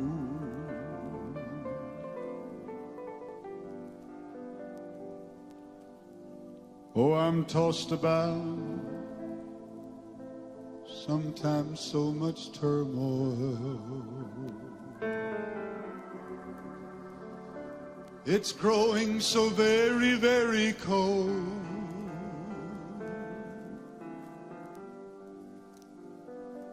Oh, by myself, I'll never make it. But this one thing I know, when I speak that name of my Jesus,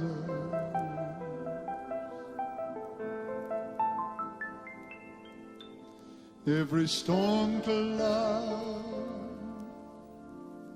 Lord, just has to go.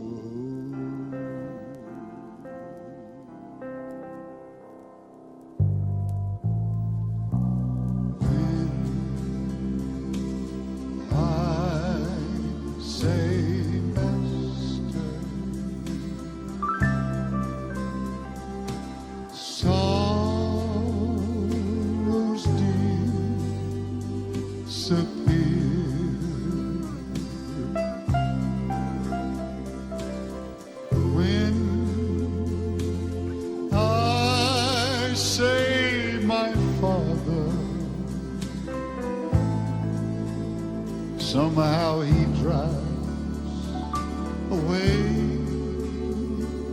every fear. When I say, Savior, blind, my blinded eyes, oh, they see.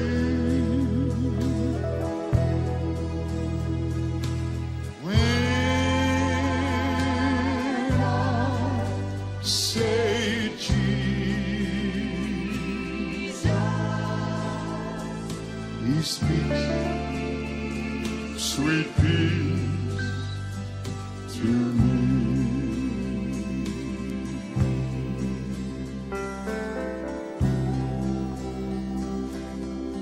Sometimes there's nothing else to do but look up and say, Master. Somehow it seems the sorrows disappear.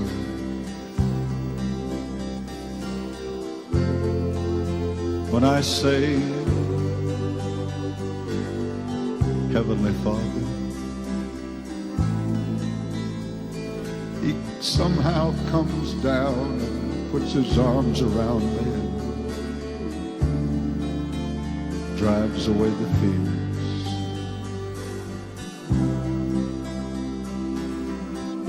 When I say, Savior, all of a sudden these poor blinded eyes,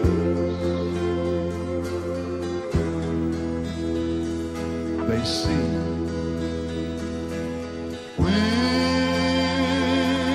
I say Jesus,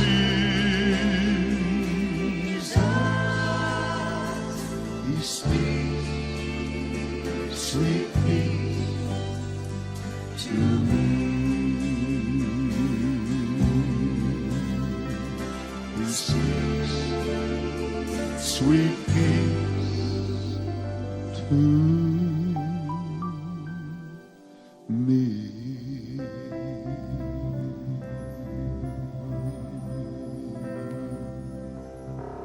Praise the Lord.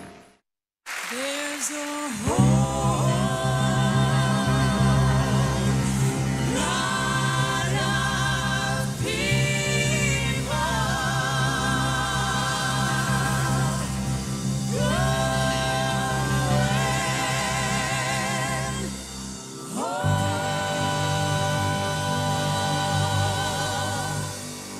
I can see Him talking about Jesus sitting there, oh, at the table.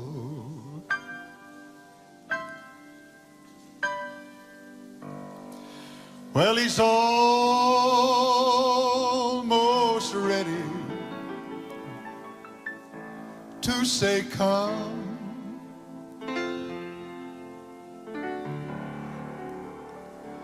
Knowing well there will be no vacant sitting. Hallelujah. His house will be full. Oh, for the rest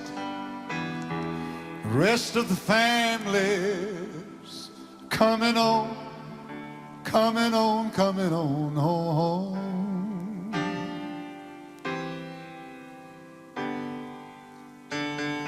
There's a whole lot of people going home. By the signs of time, it won't be very long. Well, in the twinkling of an eye, we'll soon be gone. 'Cause there's a whole lot of people going home. There will be those who are missing. You think everybody would know,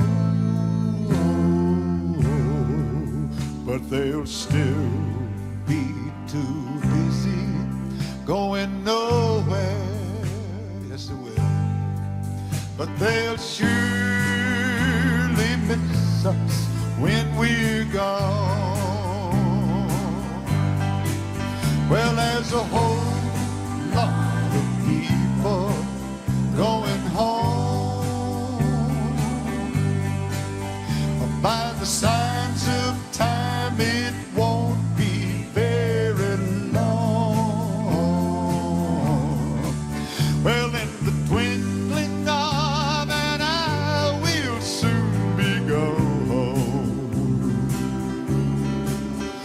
there's a whole lot of people going home. Some will go into a panic, crying, sing another verse of that song, saying, Lord, here am I, now I'm ready. But their last opportunity is gone. Sing it, children. 'Cause there's a whole lot of people going home. Well, by the signs of time, it won't be very long. Well, in the twinkling of an eye, we'll all be gone. For there's a whole lot of people going home. One more time. Well, there's a whole lot of people going home. By the signs of time, it won't be very long. Well, in the twinkling of an eye, we'll soon be gone. 'Cause there's a whole lot of people going home.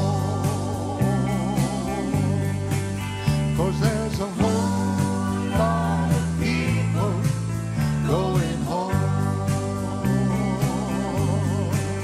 'Cause there's a whole lot of people going home.